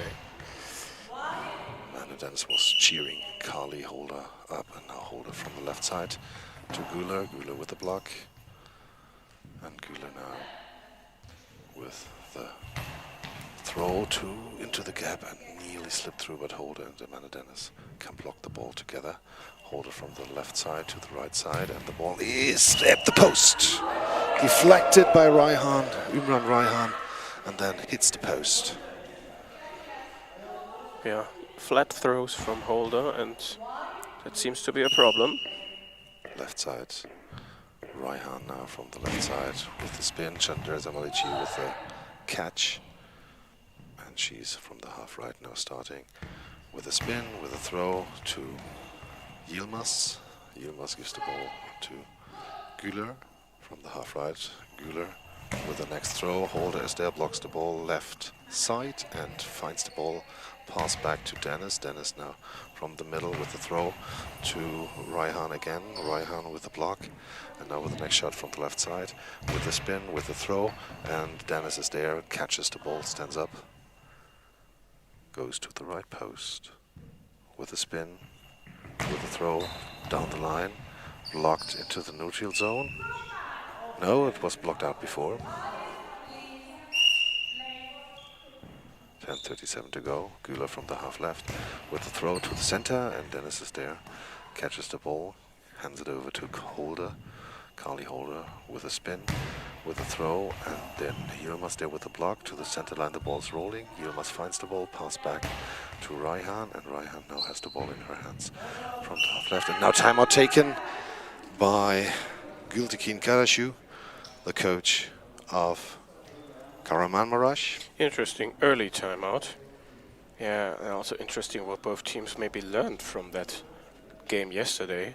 The first throws from Kahramanmaraş all in the direction of Dennis and Holder, and Berlin one bouncing ball, and the rest was thrown a bit more flat because maybe they think that this is their chance to get through there, and no balls reaching Chandrisa Malici in the defense so far. One reached her.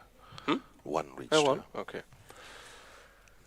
Güler, Fatma Güler from the half right now. Starts, spins, throws, and the ball is in play. Was a short stop, but now Dennis from the middle for the Füchse with the throw to the gap, and Yilmaz with a block to the left has the ball in her hands. Yilmaz at the crossbar, half right position with a spin, with a throw down the line, and Holder with the block left out of bounds. Holder now from the left post. Starts, spins, throws to the gap to Güler. Yilmaz with the feet high up in the air, blocks the ball. Fatma Güler now from the half right. With the spin, with the throw, and the ball is blocked by Holder. Helps out there, closes the gap behind Dennis. Dennis from the middle now with the throw to Yilmaz. Block. Ball's at the 6-meter line. She finds it, brings it back to Raihan. Raihan from the half left with a throw to Dennis. Dennis with the block. Ball in front of her. She has the ball not controlled. Holder now controls the ball from the half left now. Kali Holder with the throw, but there's Yilmaz, and Yilmaz takes her time now. The center of Kahramanmaraş with the spin, with the throw to the corner, and Holder with the blocks. Keeps the ball in play. And now from the half left, Kali Holder again with the throw to the center. Yilmaz is there. 8:57 to go. Güler comes over to the left side. Güler now starts, runs, and throws the ball to Malici, and she catches the ball. And now Malici from the right side with the throw to Yilmaz. And now we have an official timeout equipment check by Amanda Dennis. Yeah, Malici is maybe the one of those 6 who can't throw that hard. Bit more consistency in the Kahramanmaraş team, but at the moment no goals on both sides, and still don't have a clue what happens next. Raihan, the left winger from the half left with the spin, with the throw to Holder. Holder with the block, ball in front of her. Has the ball now, pass back to Dennis to the middle. And now the center Dennis with the next throw to the gap, and the ball is secured by Raihan. Closes the gap there on the right. And now Güler from the half left with the next throw. Throws the ball hard. Holder blocks it in front of her and now has the ball in her hands. Runs back to the crossbar, and now with a throw, flat there, and the ball is blocked. Raihan collects the ball. Yilmaz collects the ball. Goes over to the half left with the next throw. Dennis with the block. And Amanda Dennis at the crossbar, starting from the middle. And now with a spin, with a throw to the left corner, but Güler is there. Güler now with the ball long line, and there was a cuffing in the corner. That's why Güler was complaining that no noise timeout was taken. On the left side now, Kali Holder with the next throw, spins, throws the ball, but Yilmaz keeps it in front of her to Raihan. Raihan from the half left, runs, throws the ball to the middle, and there's Dennis. 7 minutes, 25 seconds to go in the first half.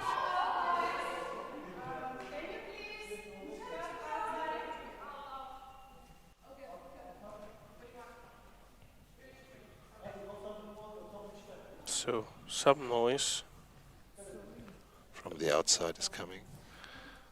So, that's why there was the complainant. Still no goal, still no big mistake. Both teams. I'm not sure if they already play full 100%. On defense they do. Yeah, offense I'm not sure.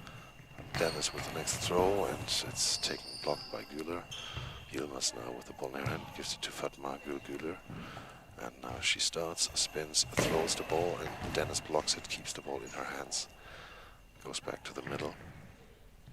And Dennis with the next throw to the gap, up in the air and inside the net. Yeah, I know, but both there, both touching the ball, both. I think the fingertips of Yilmaz were there, and then Raihan gets the ball on her feet up and then falling down into the net. 1-0 for Füchse Berlin. So Amanda Dennis scores the first goal in this final. But this is still a long way, of course. From the half right now, Güler down the line, and the ball at the post. Oh. Hits the post there. Great try by Fatma Güler.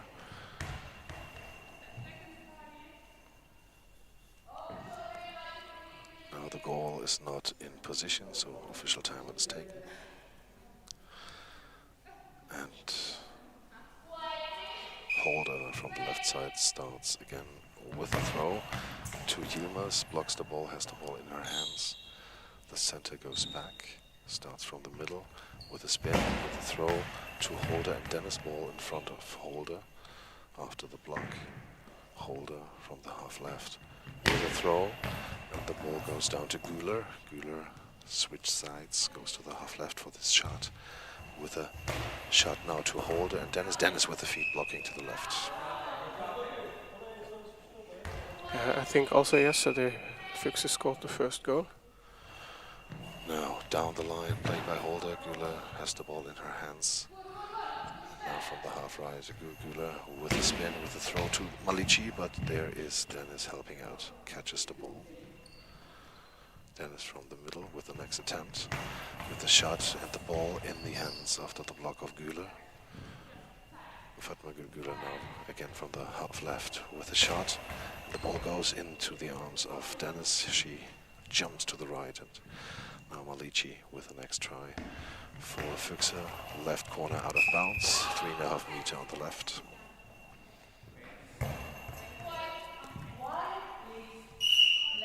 Five minutes 47 seconds to go. From the left now Yilmaz with a throw to the other side, and no block by the center by Dennis.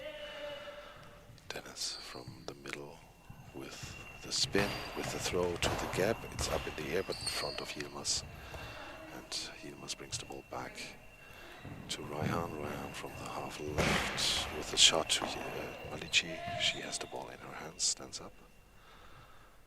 And from the right side now with the spin, with the throw to the middle. And there's Yilmaz, has no problem with this ball, hands it over to Fatma Güler from the half right now. With a spin, with a throw to the gap, but no, Dennis jumps to the right. And now Dennis from the middle with a shot to the corner, and then blocked out by Umran Raihan. Yeah. So, Karamanmara still searching for the answer. Now ball long line up in the air, and saved by Dennis after the deflection of Malici. And now timeout taken by Michael Dennis and Lars Nast, the two coaches of Fuchs Berlin. That was pretty close. Yeah. Situation like that. I think we had that for the first while. Güler also hit the post. So, I mean, that has been 2 or 3 situations where you just think, okay, there wouldn't be complaints if it would be 1-1. So, but sometimes, and I mean, they are always there to help each other in the defense. That is also the key here, that it works. So, still the lead for the Fuchs, and it was maybe also to give them some breathing space after that close action. Kali Holder from the half left with a throw to the right, out 6 meters on the right.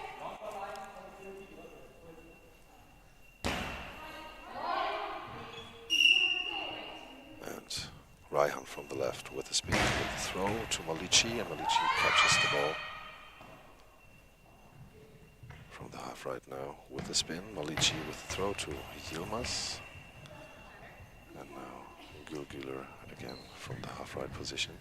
Fake attempt by Yilmaz, and then the shot, and Dennis is there. Dennis is complaining, the coach, but now his wife with the shot. Güler can block the ball. 4 minutes and 12 seconds to go. First half, Güler with the next shot to the gap, but blocked by Dennis, left out of bounds.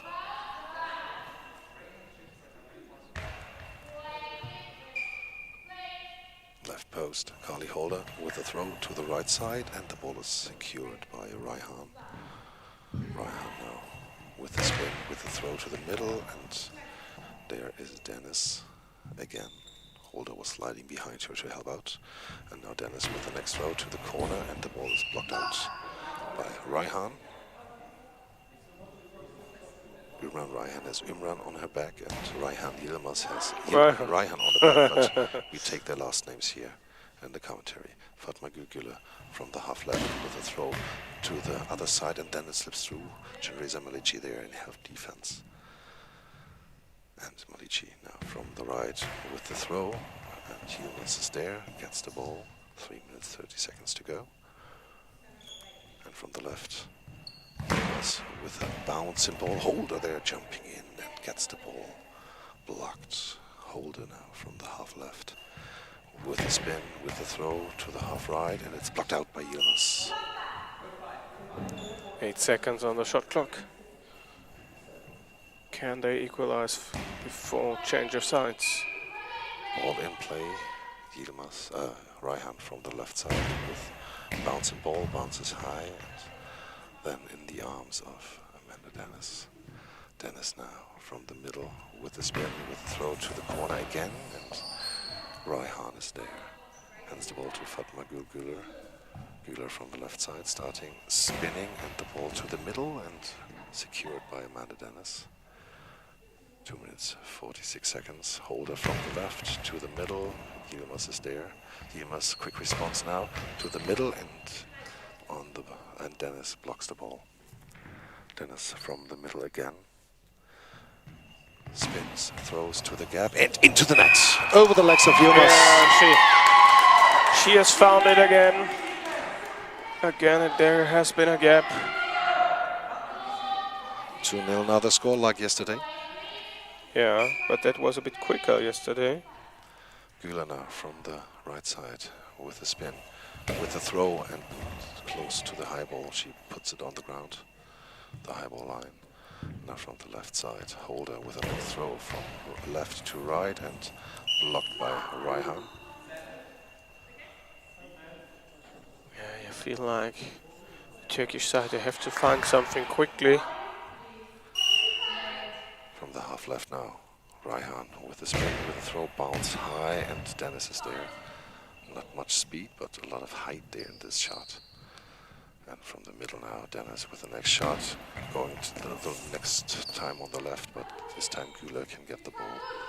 And Güler from the half left with the spin, and the ball is blocked by Malici.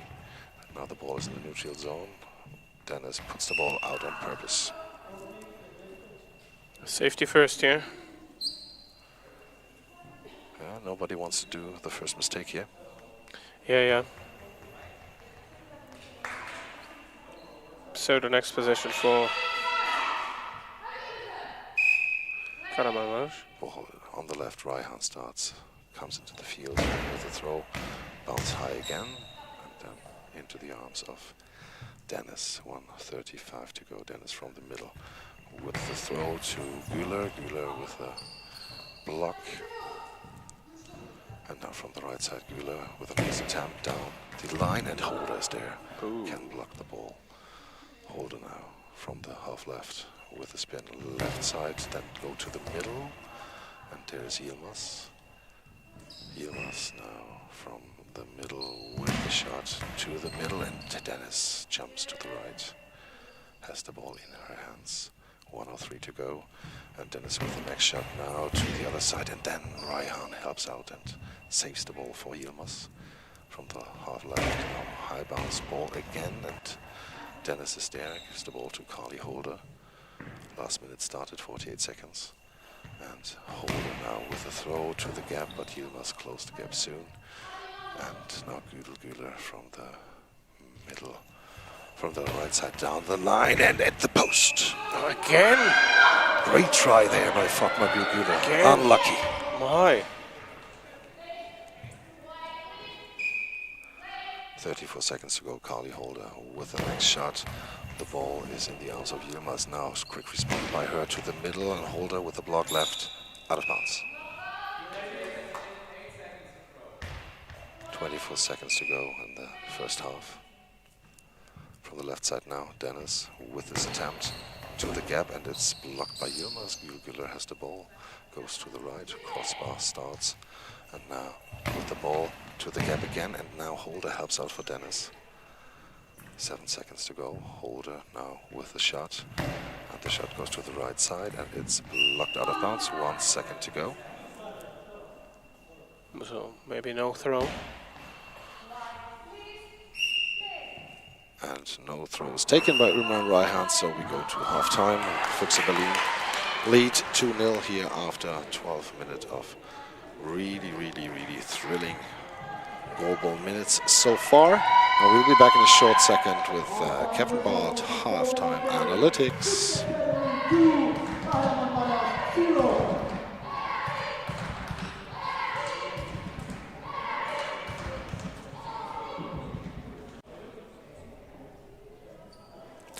And here we're back with Kevin Bart, halftime analytics. Well, the game is really intense. It's really what we expected. High level, two teams that maybe didn't show already everything they can, but they changed throughout the first half. I mean, there have been a few flat balls at the beginning from the Füchse, also from Dennis and from Holder, but then that changed to the typical bouncing, bulldozing, and they were successful. Amanda Dennis was successful. She is the one who was able to score both goals twice in a small gap between two players. They were slightly touching the ball but couldn't avoid the goals. And on the other side, Kahramanmaraş, they were trying everything, and especially Fatma Gülgüler, twice she hit the post, once or twice more. The Füchse could just save the ball, so maybe 2-2 maybe should be the right result, but it wasn't to be. The ball just didn't went in. And it's a good team performance from the Füchse. Everyone is there. And also, Kahramanmaraş, they are not able to score where they scored, I think, 5 or 6 yesterday. That was that gap between Dennis and Holder, where they had feet to feet yesterday. That did not work so far. The best chances have been at the corners for Gülgüler. I can't see that they don't score, that they score no goal in the whole 24 minutes. And we have learned, maybe also over the last 2 days, for all who haven't been into goalball so far, the second 12 minutes it feels like they are longer and they are more stressful and harder, especially for those teams. It's their 6th game in 3 days, so it will be a hard and a long dance for the Füchse to bring that over the time, but they have played a good first half, and Amanda Dennis has scored them 2 goals. And Kahramanmaraş, well, they have been a bit unlucky, and maybe the luck will come back to them. Maybe they will be the one who have the first mistakes, the first risky things, because they have to come. The Füchse at the moment, they have what they wanted, a lead, a healthy lead of 2 goals. The pressure is on the Turkish side with so much national and ex-national players. Timeouts, we had 1 each. Thrown out balls, the Füchse with 4, Kahramanmaraş, as we are used to, with only 1, but that didn't make a difference, and no penalties at all, and everything to play for. Second half, it's a 2-0 lead, but that's nothing in goalball and nothing with this incredible good lineup we have here. Kahramanmaraş 0 or 0, and the Füchse 2 at the moment. That was halftime analytics with Kevin Bart.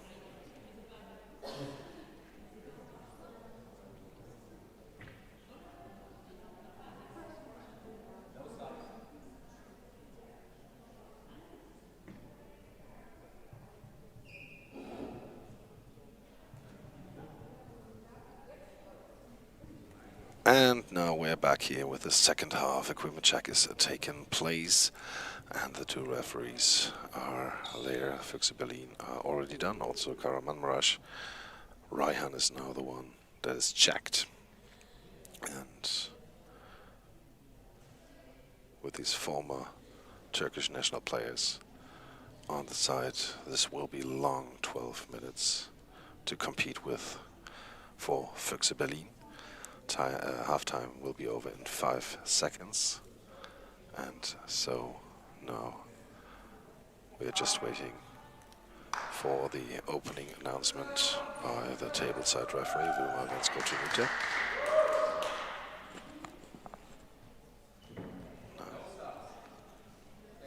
She grabs the ball. We don't see any substitution on either side, and now we just listen in what she tells us.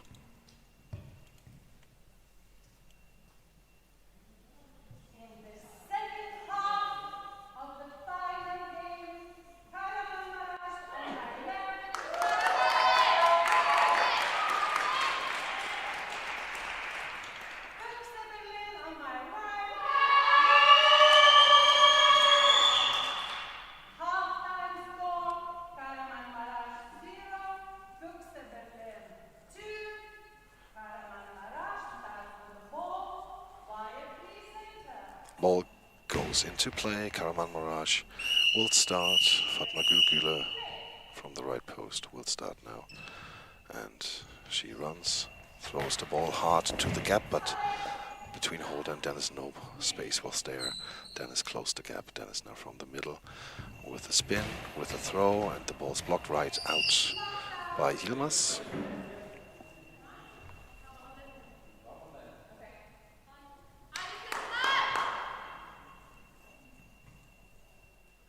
And now the ball is brought back by the goal judge. And Fatma Gülgüler from the right post again. Maybe with a hard ball like she did before. Now hard ball again, and it was on the line. So goal through the gap of Holder and Dennis. She came, and that was pretty close to a high ball. She just managed it for the referees to be there on the line. High risk, high reward. Güler, yeah. Holder from the left side with a spin, with a throw to the right side, blocked by Raihan. Raihan gives the ball to Güler. Güler now from the half left, the right winger with the next throw, and again close to the high ball line. Now should they take more risks here? Karaman Mirage. And from the middle now, Dennis with the next throw to the right corner, blocked out by Raihan. Pushing each other now. Hey, they are now the ones who scored the early goal, but they need a minimum one more. Shoelaces must be closed now by Chandresa Malici. That's why we have an official time and equipment check here. The girl with the greatest defensive action of the weekend in the semi-final. From the left side, Raihan with the shot, bounce high to Dennis. Dennis takes her time, goes to the crossbar from the middle. She starts with a spin, with a throw, and the ball is blocked and secured, catched by Raihan. Fatma Gülgüler now with the next attempt from the right side, and the ball is blocked by Dennis to the left side, goes to the neutral zone, so ball over. Maybe that's the first time. Can't remember that happened in the first half. From that Karaman Mirage, they get a second chance. Karaman Mirage now from the right position. Güler again with the throw. Holder with the block, left, out of bounds. Michael Dennis, the coach, celebrates that blocking action. Kali Holder now from the half right with a spin, with a throw to the right corner, and Raihan there catches the ball easily from the left side. High bouncing ball, and Dennis is there, gets the ball. A lot of height again, but not much speed. So Dennis now with the response, now blocked by Yilmaz. The center takes it away. And Yilmaz again from the middle, hard one to the middle, but Dennis is there. 10 minutes, 12 seconds to go. And from the half left now, Kali Holder with a spin, with a throw, right out of bounds, 150 before the goal on the right side. Yeah. And now from the left, we'll see Raihan with a throw to the middle. With a little bit more speed in it, less of height. And Dennis from the crossbar with a spin, with a throw right corner, and blocked away left, out of bounds by Raihan. Yeah, maybe they have to mix it more. Karaman Mirage. Güler now from the half left with a throw, and Malici with a save. Yeah, flatter thrown. Malici now from the half right with a spin, with a throw, and it's blocked by Yilmaz. Yilmaz now coming over to the left post, fake attempt from the other side, and Yilmaz with a throw, and Dennis with a kick left out of bounds. Important. Still in front, the defending champion. 9:29 to go. Holder with a throw out of bounds. First contact was out of bounds. Oh, went then back in, but was already out of bounds. Right side, Güler now with the shot. Left, blocked out of bounds by Holder. 3 seconds away from the clock. But that shouldn't be a problem. Dennis from the left post starts, spins, throws the ball to the right corner. Blocked left out of bounds by Raihan.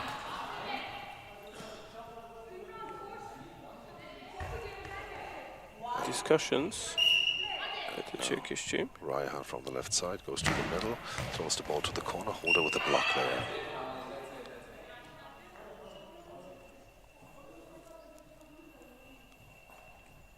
Nine minutes, 7 seconds to go here.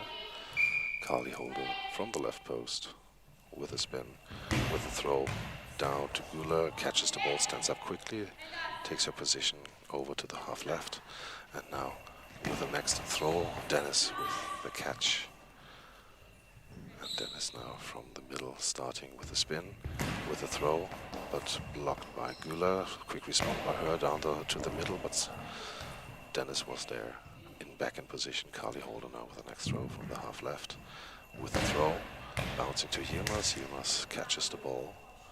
8 minutes 30 seconds ago. Yilmaz now with a shot to the middle, and Dennis is landing on the ball. That was close, but it slipped through.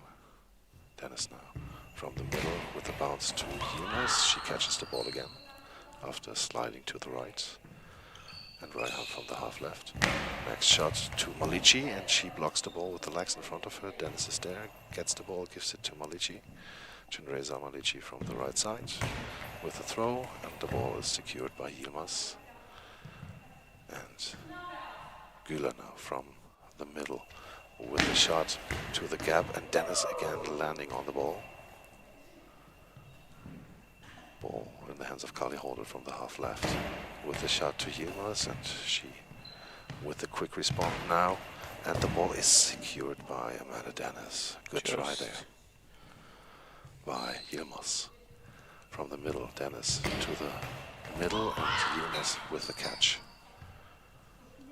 Dennis out of position, doesn't know where she is, and the ball now comes into her direction, and she can grab the ball. Kali Holder now from the half left with the spin, with the throw, and Yilmaz with the block. Gets the ball into her hands, brings it to Fatma Güler. Güler now from the right, half right, with the throw down the line, and the block by Holder. Now she has the ball in her hands, stands up. 7 minutes to go. And with a shot from left to the middle. Lost every bounce. Yilmaz has now the ball in her hands. Raihan Yilmaz now from the half left with a throw, bouncing ball. Holder can block it, and the ball in the hands of Amanda Dennis. Stands now up.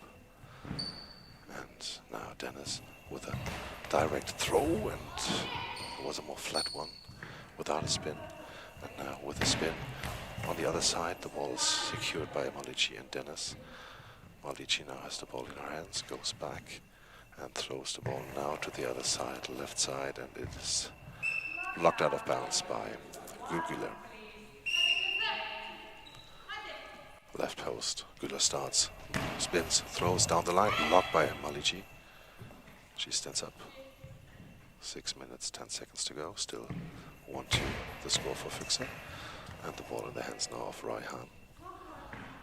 Raihan with the spin, with the throw, bounce and speed is there, but Dennis also.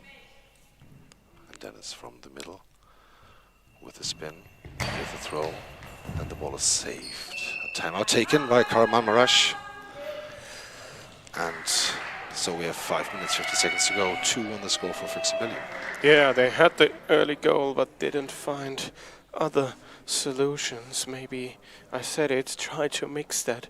The bouncings have been sometimes high, but not that effective. That bouncing ball at the beginning where Güler scored was perfect, but also, so you said it, near to the high ball. Maybe they take more risk, or they try to throw a bit more flat and spinning and hard, that the opponent does not know what happens next. It seems like, okay, both sides know now what they get, are just good organized. Who can surprise the other side? That's a question for me. From the left now, Yilmaz with the throw, throws it bouncing, and Dennis is there, closed the gap between her and Malici. And from the middle now, Dennis with the spin, with a throw to the right corner, and saved by Raihan. Now Güler from the half left with the spin, with the throw, and blocked out by Dennis and Malici. Yeah. Was deflected by Dennis, and Malici was in position, so She got the ball at her hands and then it rolled out of bounds. Malici with the next throw down the line, and there's Raihan. Yeah, Dennis wanted to put the ball in the right corner. Raihan now again with a try. A long ball, that's the first mistake. Umran Raihan with a long ball here. 5 minutes, 16 seconds to go. Carly Holder against Umran Raihan. And now they are discussing together with Amanda Dennis which shot they should take. Yeah, Holder did many of those in the last few days. Holder takes the ball in her hands. Slightly to the left on the 3-meter line there is Raihan. Ball down the line and blocked. That would have been the 3-1. Missed opportunity there for the hosts. Yes. And now Güler with the next shot. Left side starts, the right winger down to Dennis, and Dennis grabs the ball. Dennis from the middle again with a spin, with the throw, left corner, and Güler is in position, dives to the ball, has it. Güler from the right side, and the ball down the line, and Holder with a block left out of bounds. Good try there, long line by Fatma Güler. Last 5 minutes started. And now from the half left, Carly Holder with the spin, with the throw, and it's secured by Yilmaz. Yilmaz now from the middle with the spin, with the throw to Malici. Malici with the save, blocks it out of bounds. Yeah, the admiration is there. Possession for Malici. Malici from the right side, down the line. Raihan is there. Raihan stands up, the left winger. Wants to give the ball to Güler, but then takes the shot herself. Bouncing ball to Dennis, and she catches the ball. And from the middle again, Dennis with a spin to the right side and blocked by Yilmaz. She was going inside, but then stayed outside with her feet. Güler from the half left. Next try to Malici, and she saves the ball again. Ball is free. She now has the ball in her hands, and she just rolls it to the other side. Out of bounds, left side, 1 meter after the center line. 4 minutes, 8 seconds to go.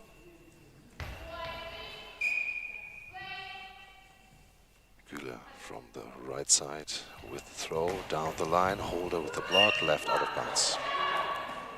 2-1 still the score here for Fixabelli. Interestingly, she hit the post on the other side twice, but tries most of the throws on the other side. Now timeout taken by Fixabelli. Coaches Michael Dennis and Lars Nass. And also now Gültekin Karashu can talk to his team.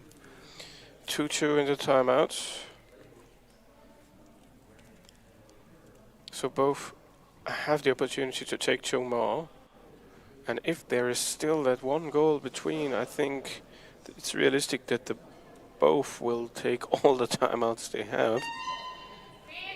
Yeah, the Champions League title here is on the line. Yeah. So when will be the moment when Karamanmaraş says, okay, we... All or nothing? All or nothing. The long ball was the first moment where you thought, okay, they started. I think maybe 2 minutes away we are from that. Dennis now with the shot to the gap and up in the air, blocked by Yilmaz. To the right, out of bounds. Just blocked.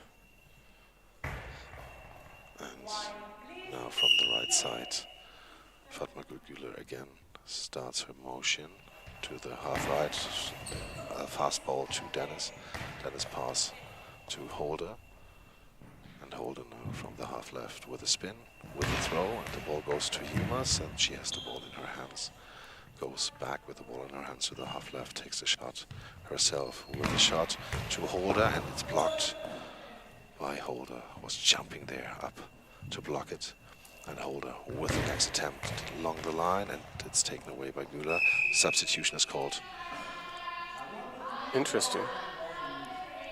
Number 3, Umran Raihan goes out, and Bukit Atalay comes in. So maybe they want now Atalay on center, that Yilmaz gets more throws. Yeah, that's possible. And they still don't rush. I mean, that throw from Yilmaz took 8 seconds. 8.5. It's just one goal. We have tons of time left. 3 minutes and 25 seconds to be precise.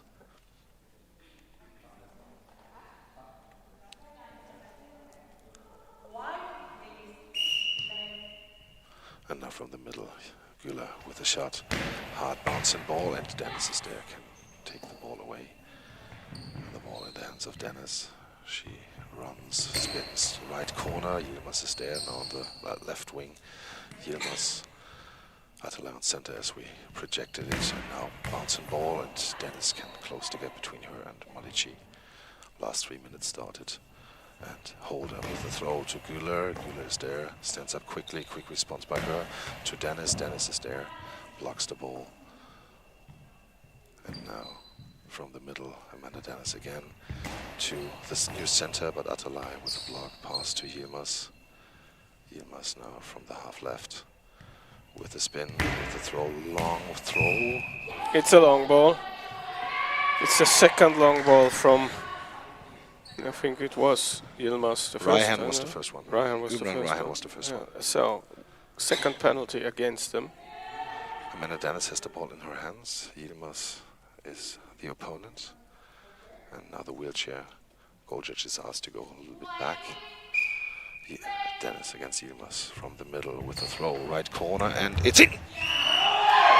Touched by Yilmaz. Great effort by her. Yes. But too precise, this throw. That can Amanda be the Dennis. moment. Lots of time left for Kahramanmaraş. And now from the half right, Güler tries to find an answer with a shot to Malici, and up in the air, the ball is free, the ball is in the hands of Kali Holder. Was moving to the other side, and Holder now with a throw to Atalay. Atalay with a block, 2 minutes and 20 seconds to go. Güler now from the half right with the shot down the line and the block by Kali Holder. Kali Holder from the half left with the spin, with the throw to the gap up in the air, and they collide. The ball is in. Yilmaz and Güler collide after the deflection, and so the ball went in from the body of Yilmaz. Now we have an official timeout because they got hurt when the goal happened. Medical timeout is taken, so no timeout is taken away from the Kahramanmaraş side. The coaches are now there and can ask if everything is okay. Güler is lying there on the ground, the player who had also some back problems in the semi-final, and now she's lying there and needs some attention. Now she got helped up by one of the staff members. 4-1 now the score. Medical timeout is over. Now there must is in 15 seconds over. Now it must be decided if she can play or not. If not, it would be a medical timeout, but she medical substitution. And if this was a medical substitution, she weren't allowed to come back for an overtime or golden goal or penalty shootout. So that's why she's playing now from the right side with the next shot. A lot of anger in her, and the block by Malici. Malici goes back to the right post. 1:53 to go. The ball now slowly to Yilmaz. 1:50 to go. Yilmaz now with a quick response, and Malici again with the block. And now the in her hands. The pace is getting. Malici slow ball there to the other side. 1:35 to go. 4-1 the score now. Next shot by Güler with the shot to Holder, and the ball is deflected left out of bounds by Dennis' feet. Yeah, 3.5 seconds away from the shot clock. Holder from the left side with the throw to Atalay. Atalay with the block. Pass to Yilmaz. Yilmaz comes over to the half right. 1:18 to go. Yilmaz now from the half right with a spin, with a throw to the gap, and Dennis and Malici can save the ball together. And Dennis now from the half right with a spin, with a throw. Right corner. Yilmaz is there. Great effort there by Raihan Yilmaz. Last minute starts now. Güler from the half left to Malici. Malici up in the air in front of her, blocked out. Yeah. And the blocks are not falling in. Still, they can keep the ball. And now the ball with Malici. Throws down the line. Ball is out. 49 seconds to go. And now Yilmaz from the half left, bouncing ball to the outside. Blocked out by the fingertips of Carly Holder. Great effort there by Holder and good shot by Yilmaz. Otherwise it would be in the right corner inside.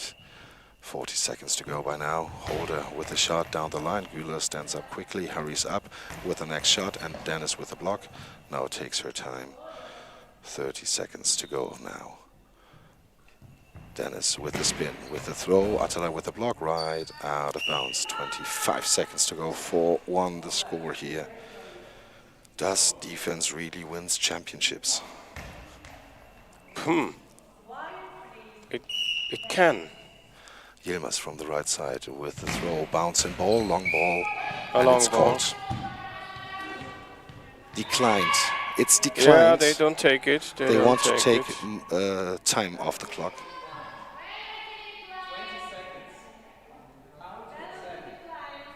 Count to 10, he says. Michael Dennis. Yeah, you can give a penalty also for a 10-second violation to the other Yeah. side. That's not the problem. And now Holder with a throw from the half left, and the ball is secured by Attila. 10 seconds to go. Füchse are near to win and defend their title. And now Güler with maybe the last shot, blocked by Dennis. 3 seconds, 2 seconds, 1 second. Füchse, no, timeout. Timeout. It was taken by 3 seconds Dennis, normally. Michael Dennis takes a timeout there. The third timeout. And cools also the commentator down. Yeah, 1 second, hold the ball. Of course. They are now laughing there on the field. They are cheering them up. Yeah, they maybe played the perfect game. Amanda Dennis scoring. Holder, Malici on defense. Yeah, on Great defense, effort. of course. And yeah, then there are 2 long balls from Raihan and from... Yesterday they scored 5 goals against Kahramanmaraş, now Yeah, 4. 4. But yesterday they conceded 7. 7. Now 1. That's the difference, of course. Yeah. And so they really advanced and brought their defense to another They level. learned from yesterday, and that Michael is... Dennis has the substitution players in their arms. They are just standing there waiting. 1 second, and it's game. Füchse Berlin defended the title. That happened once. 4-1 victory against Kahramanmaraş. What a fight they've given here. Great game also by Kahramanmaraş. But at the end, the Füchse were fighting like hell on defense and win this final 4-1. Kevin, I'm speechless. They are now on one step with Sporting CP. Those team won the first 2 Champions League titles and defended the title. And also Amanda Dennis has now won the Champions League title twice with 2 teams. So she is now won that thing 4 times. What an achievement for her, and what an achievement for this team, and what a performance in this final, winning it 4-1. They were the ones who were able at the end to do some more damage, and Kahramanmaraş, they made the mistakes and they made them pay, especially then with that second penalty where the Menendez put in to make it 3-1. Oh my, what a final, what a good game from both teams. We will move.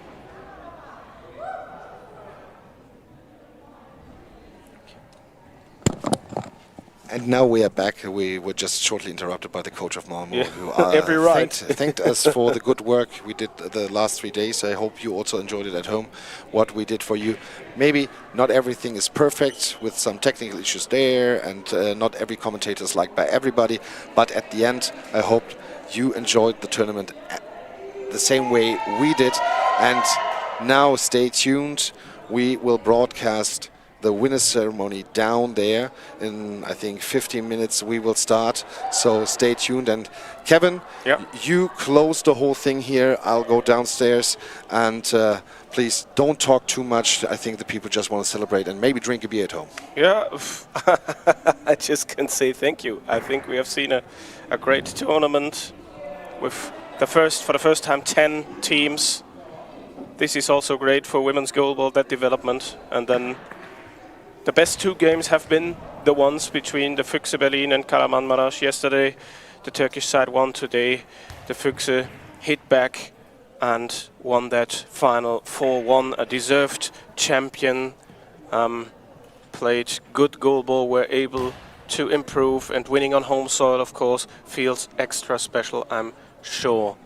Yes. And the winners' ceremony is about to come. We have seen 29 games in 3 days. We have seen 2 overtimes and also 2 penalty shootouts. Incredible. What a weekend here at the Füchse home ground in Berlin. And it's time to say thank you. Thank you to Björn Nass for the opportunity to doing the commentary, and also to Christoph Scholz, our third man in our commentating rotation. Finn and John, the boys at the streaming, the boys at our technique that looked after us and were supportive that we are here and doing and running this stream, and also to Christos, who made it all possible that we started in 2019 broadcasting that goalball, and we are still here and still doing it. Give us some feedback maybe. Of course, we also can improve things. We will be back, I'm sure, next year when the Men's Champions League has the final tournament at the end of September, also in Berlin. We bring you also the next Goalball Nations Cup coming to you next spring, also from Berlin. Thank you. However and how long maybe, I don't know how long you have joined us and from where you have joined us, but we appreciate it. And we say goodbye. We wish you a nice Sunday evening. Do whatever you want. And stay tuned. Come back for the next time. I mean, next weekend I heard about under 23 Champions League tournament in Utrecht. I'm sure there is also a live streaming. Join that. Follow the European Goalball Club Association. Great work, what they are doing. And maybe we will hear each other, see each other at a goalball field, or you can hear us in a stream next year then when we will be back, as told it, Nations Cup, Men's Champions League final, things like that. My name is Kevin Barth. Thank you for joining, and bye-bye.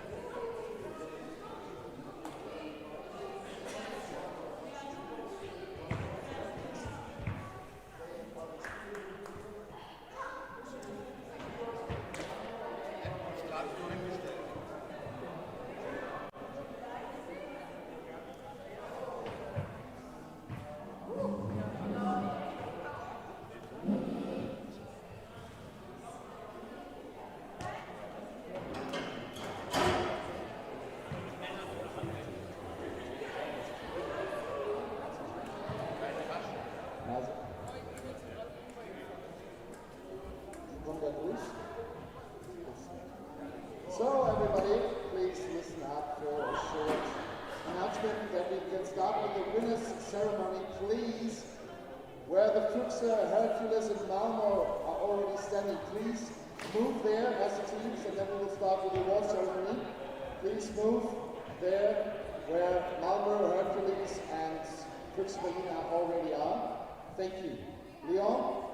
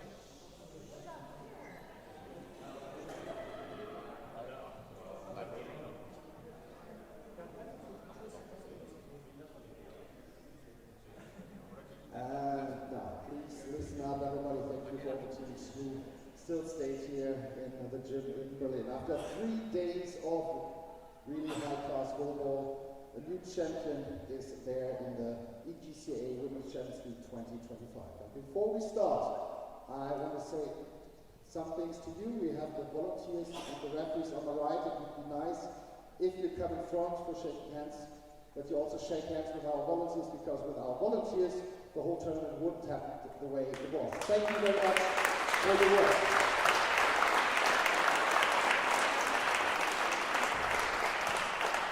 And afterwards, there are the referees and 10-second judge lined up. And I think it's also a nice gesture, not just that I say thank you to the referees for the work, so that you can say also in person, thank you for the work. Maybe not every decision was your way, but they did a great job, marvelous job the last 3 days, so huge applause for our referees.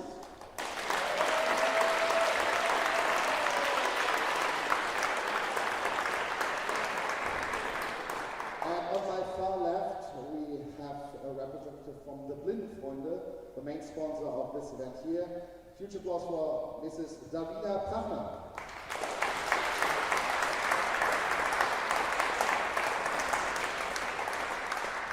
And she will present the medals together with the president of the EGCA, Mr. Erki Niemela.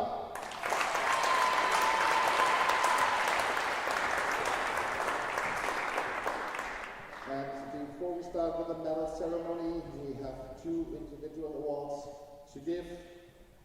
The top scorer of the Champions League Tournament 2025 from the EGCA here in Berlin comes from, or scored 27 goals. And she comes from the Netherlands. Congratulations to Femke van der Moor from USA.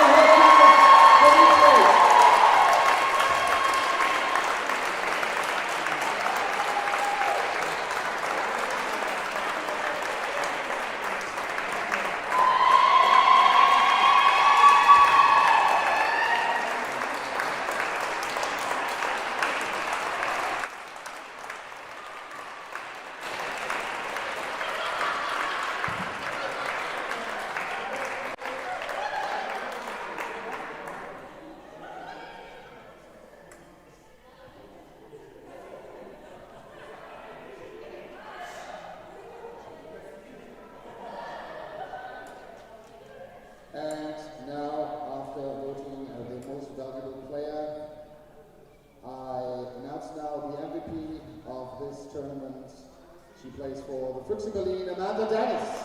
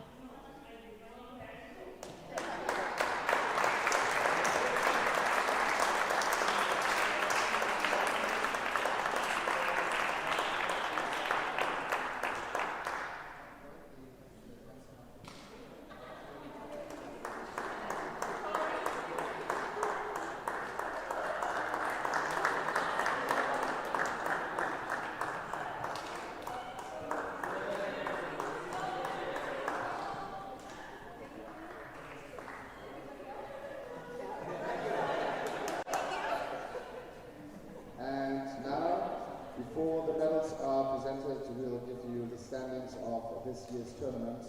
Huge applause for the 10th place to CSADH Lyon.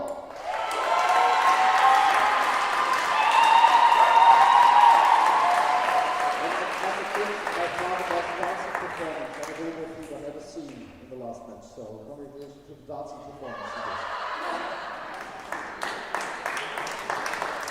Ninth place goes to the Netherlands. Congratulations to USV Hercules from Utrecht.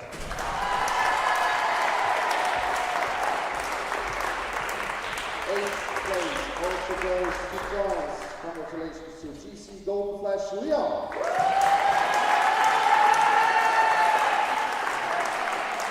The sixth place goes to Cleo Tefamoniki.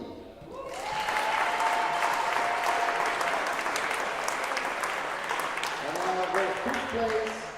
They made their debut here in the Women's Champions League with the EGCA. Congratulations to Nepier.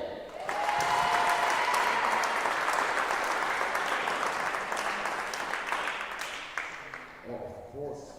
I just want to see if Aki is listening to me, so I forgot his team. Of course, please apologize. Seventh place goes to Old Power.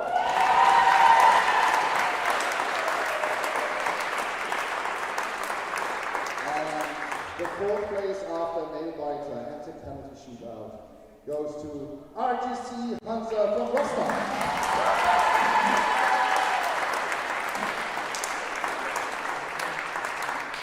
And where there's a loser, there's also a winner. And the winner is nail biter. Congratulations to the bronze medal, and please come in front to us, FIFH Malmö!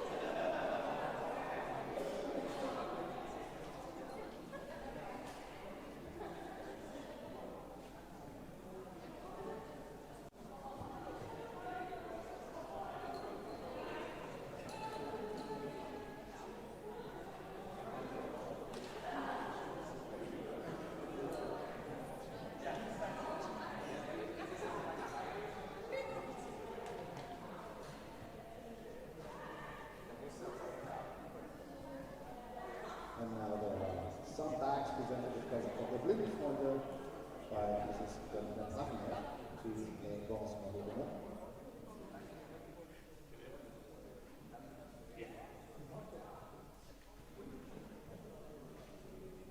And now we can make the photo, and please cheer them up for the bronze medal. Congratulations to Emma and Schnelles!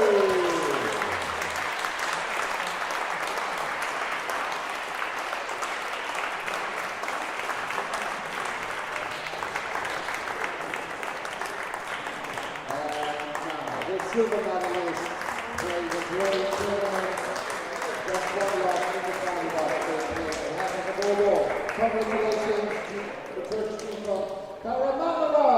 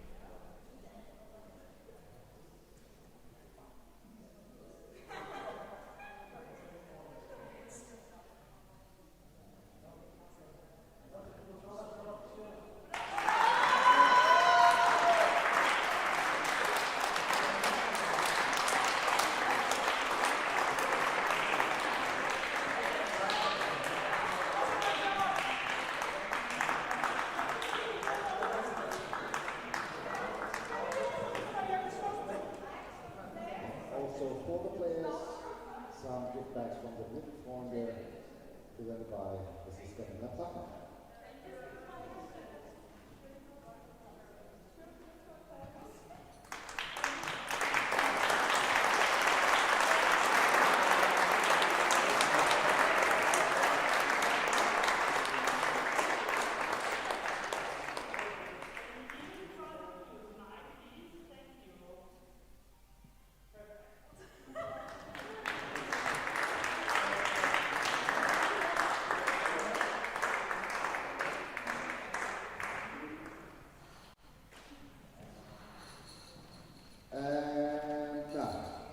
The winners of the 2025 EGCA Women's Champions League. They are the hosts, and they are coming now here to the volunteers and pass by the referees. Congratulations to Quickset Berlin!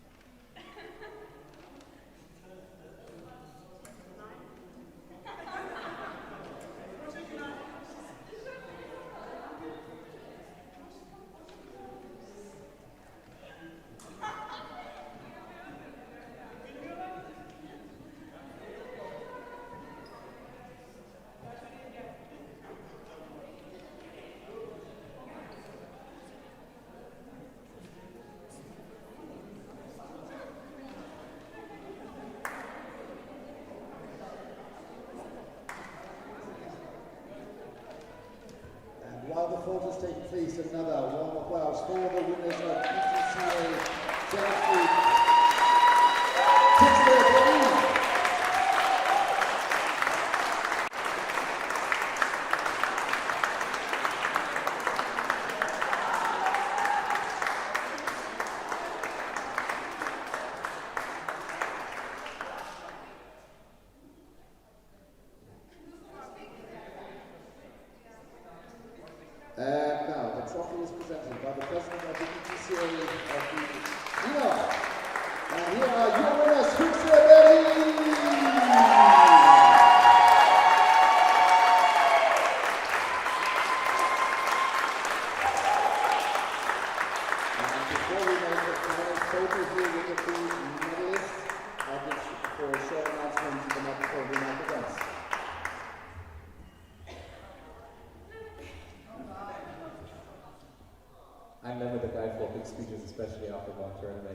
just a couple of information, so feel free to grab dinner after we're done here.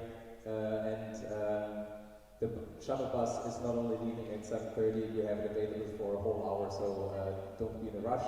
And one thing, they have stood over here to our right. Without referees and volunteers, these things would never be possible, so thanks to all of them, and please give them a big round of applause.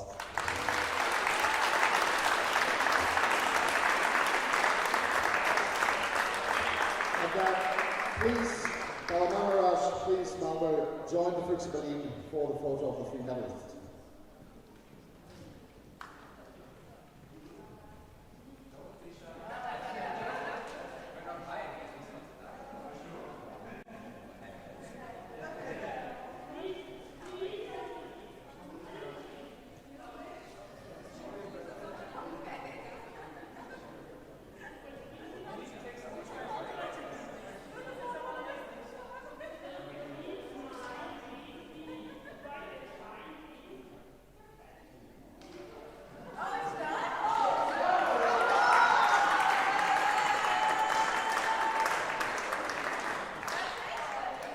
That's it, the photo's already taken, so the final words now come from me. Thank you very much that you were here in Berlin. Thank you very much that we saw so much great goalball. Keep playing, keep practicing, and I hope we see each other in the future again, maybe here in Berlin. And so I now say, enjoy your meal, have dinner. Bye-bye!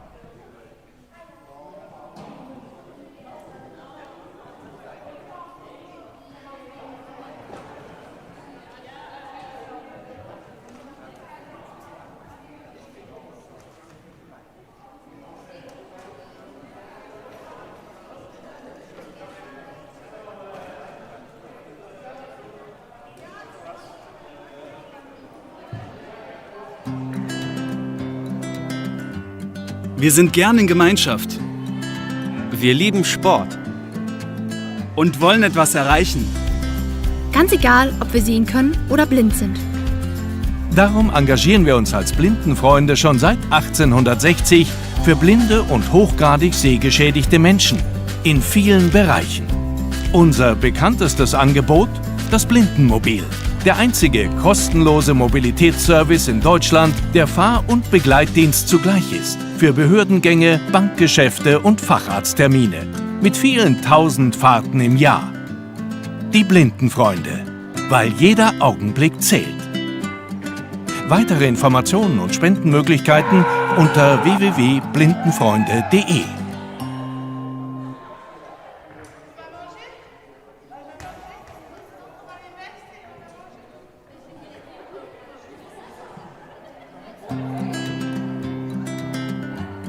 Wir sind gern in Gemeinschaft. Wir lieben Sport. Und wollen etwas erreichen. Ganz egal, ob wir sehen können oder blind sind. Darum engagieren wir uns als Blindenfreunde schon seit 1860 für blinde und hochgradig sehgeschädigte Menschen in vielen Bereichen. Unser bekanntestes Angebot: das Blindenmobil. Der einzige kostenlose Mobilitätsservice in Deutschland, der Fahr- und Begleitdienst zugleich ist. Für Behördengänge, Bankgeschäfte und Facharzttermine. Mit vielen tausend Fahrten im Jahr. Die Blindenfreunde. Weil jeder Augenblick zählt. Weitere Informationen und Spendenmöglichkeiten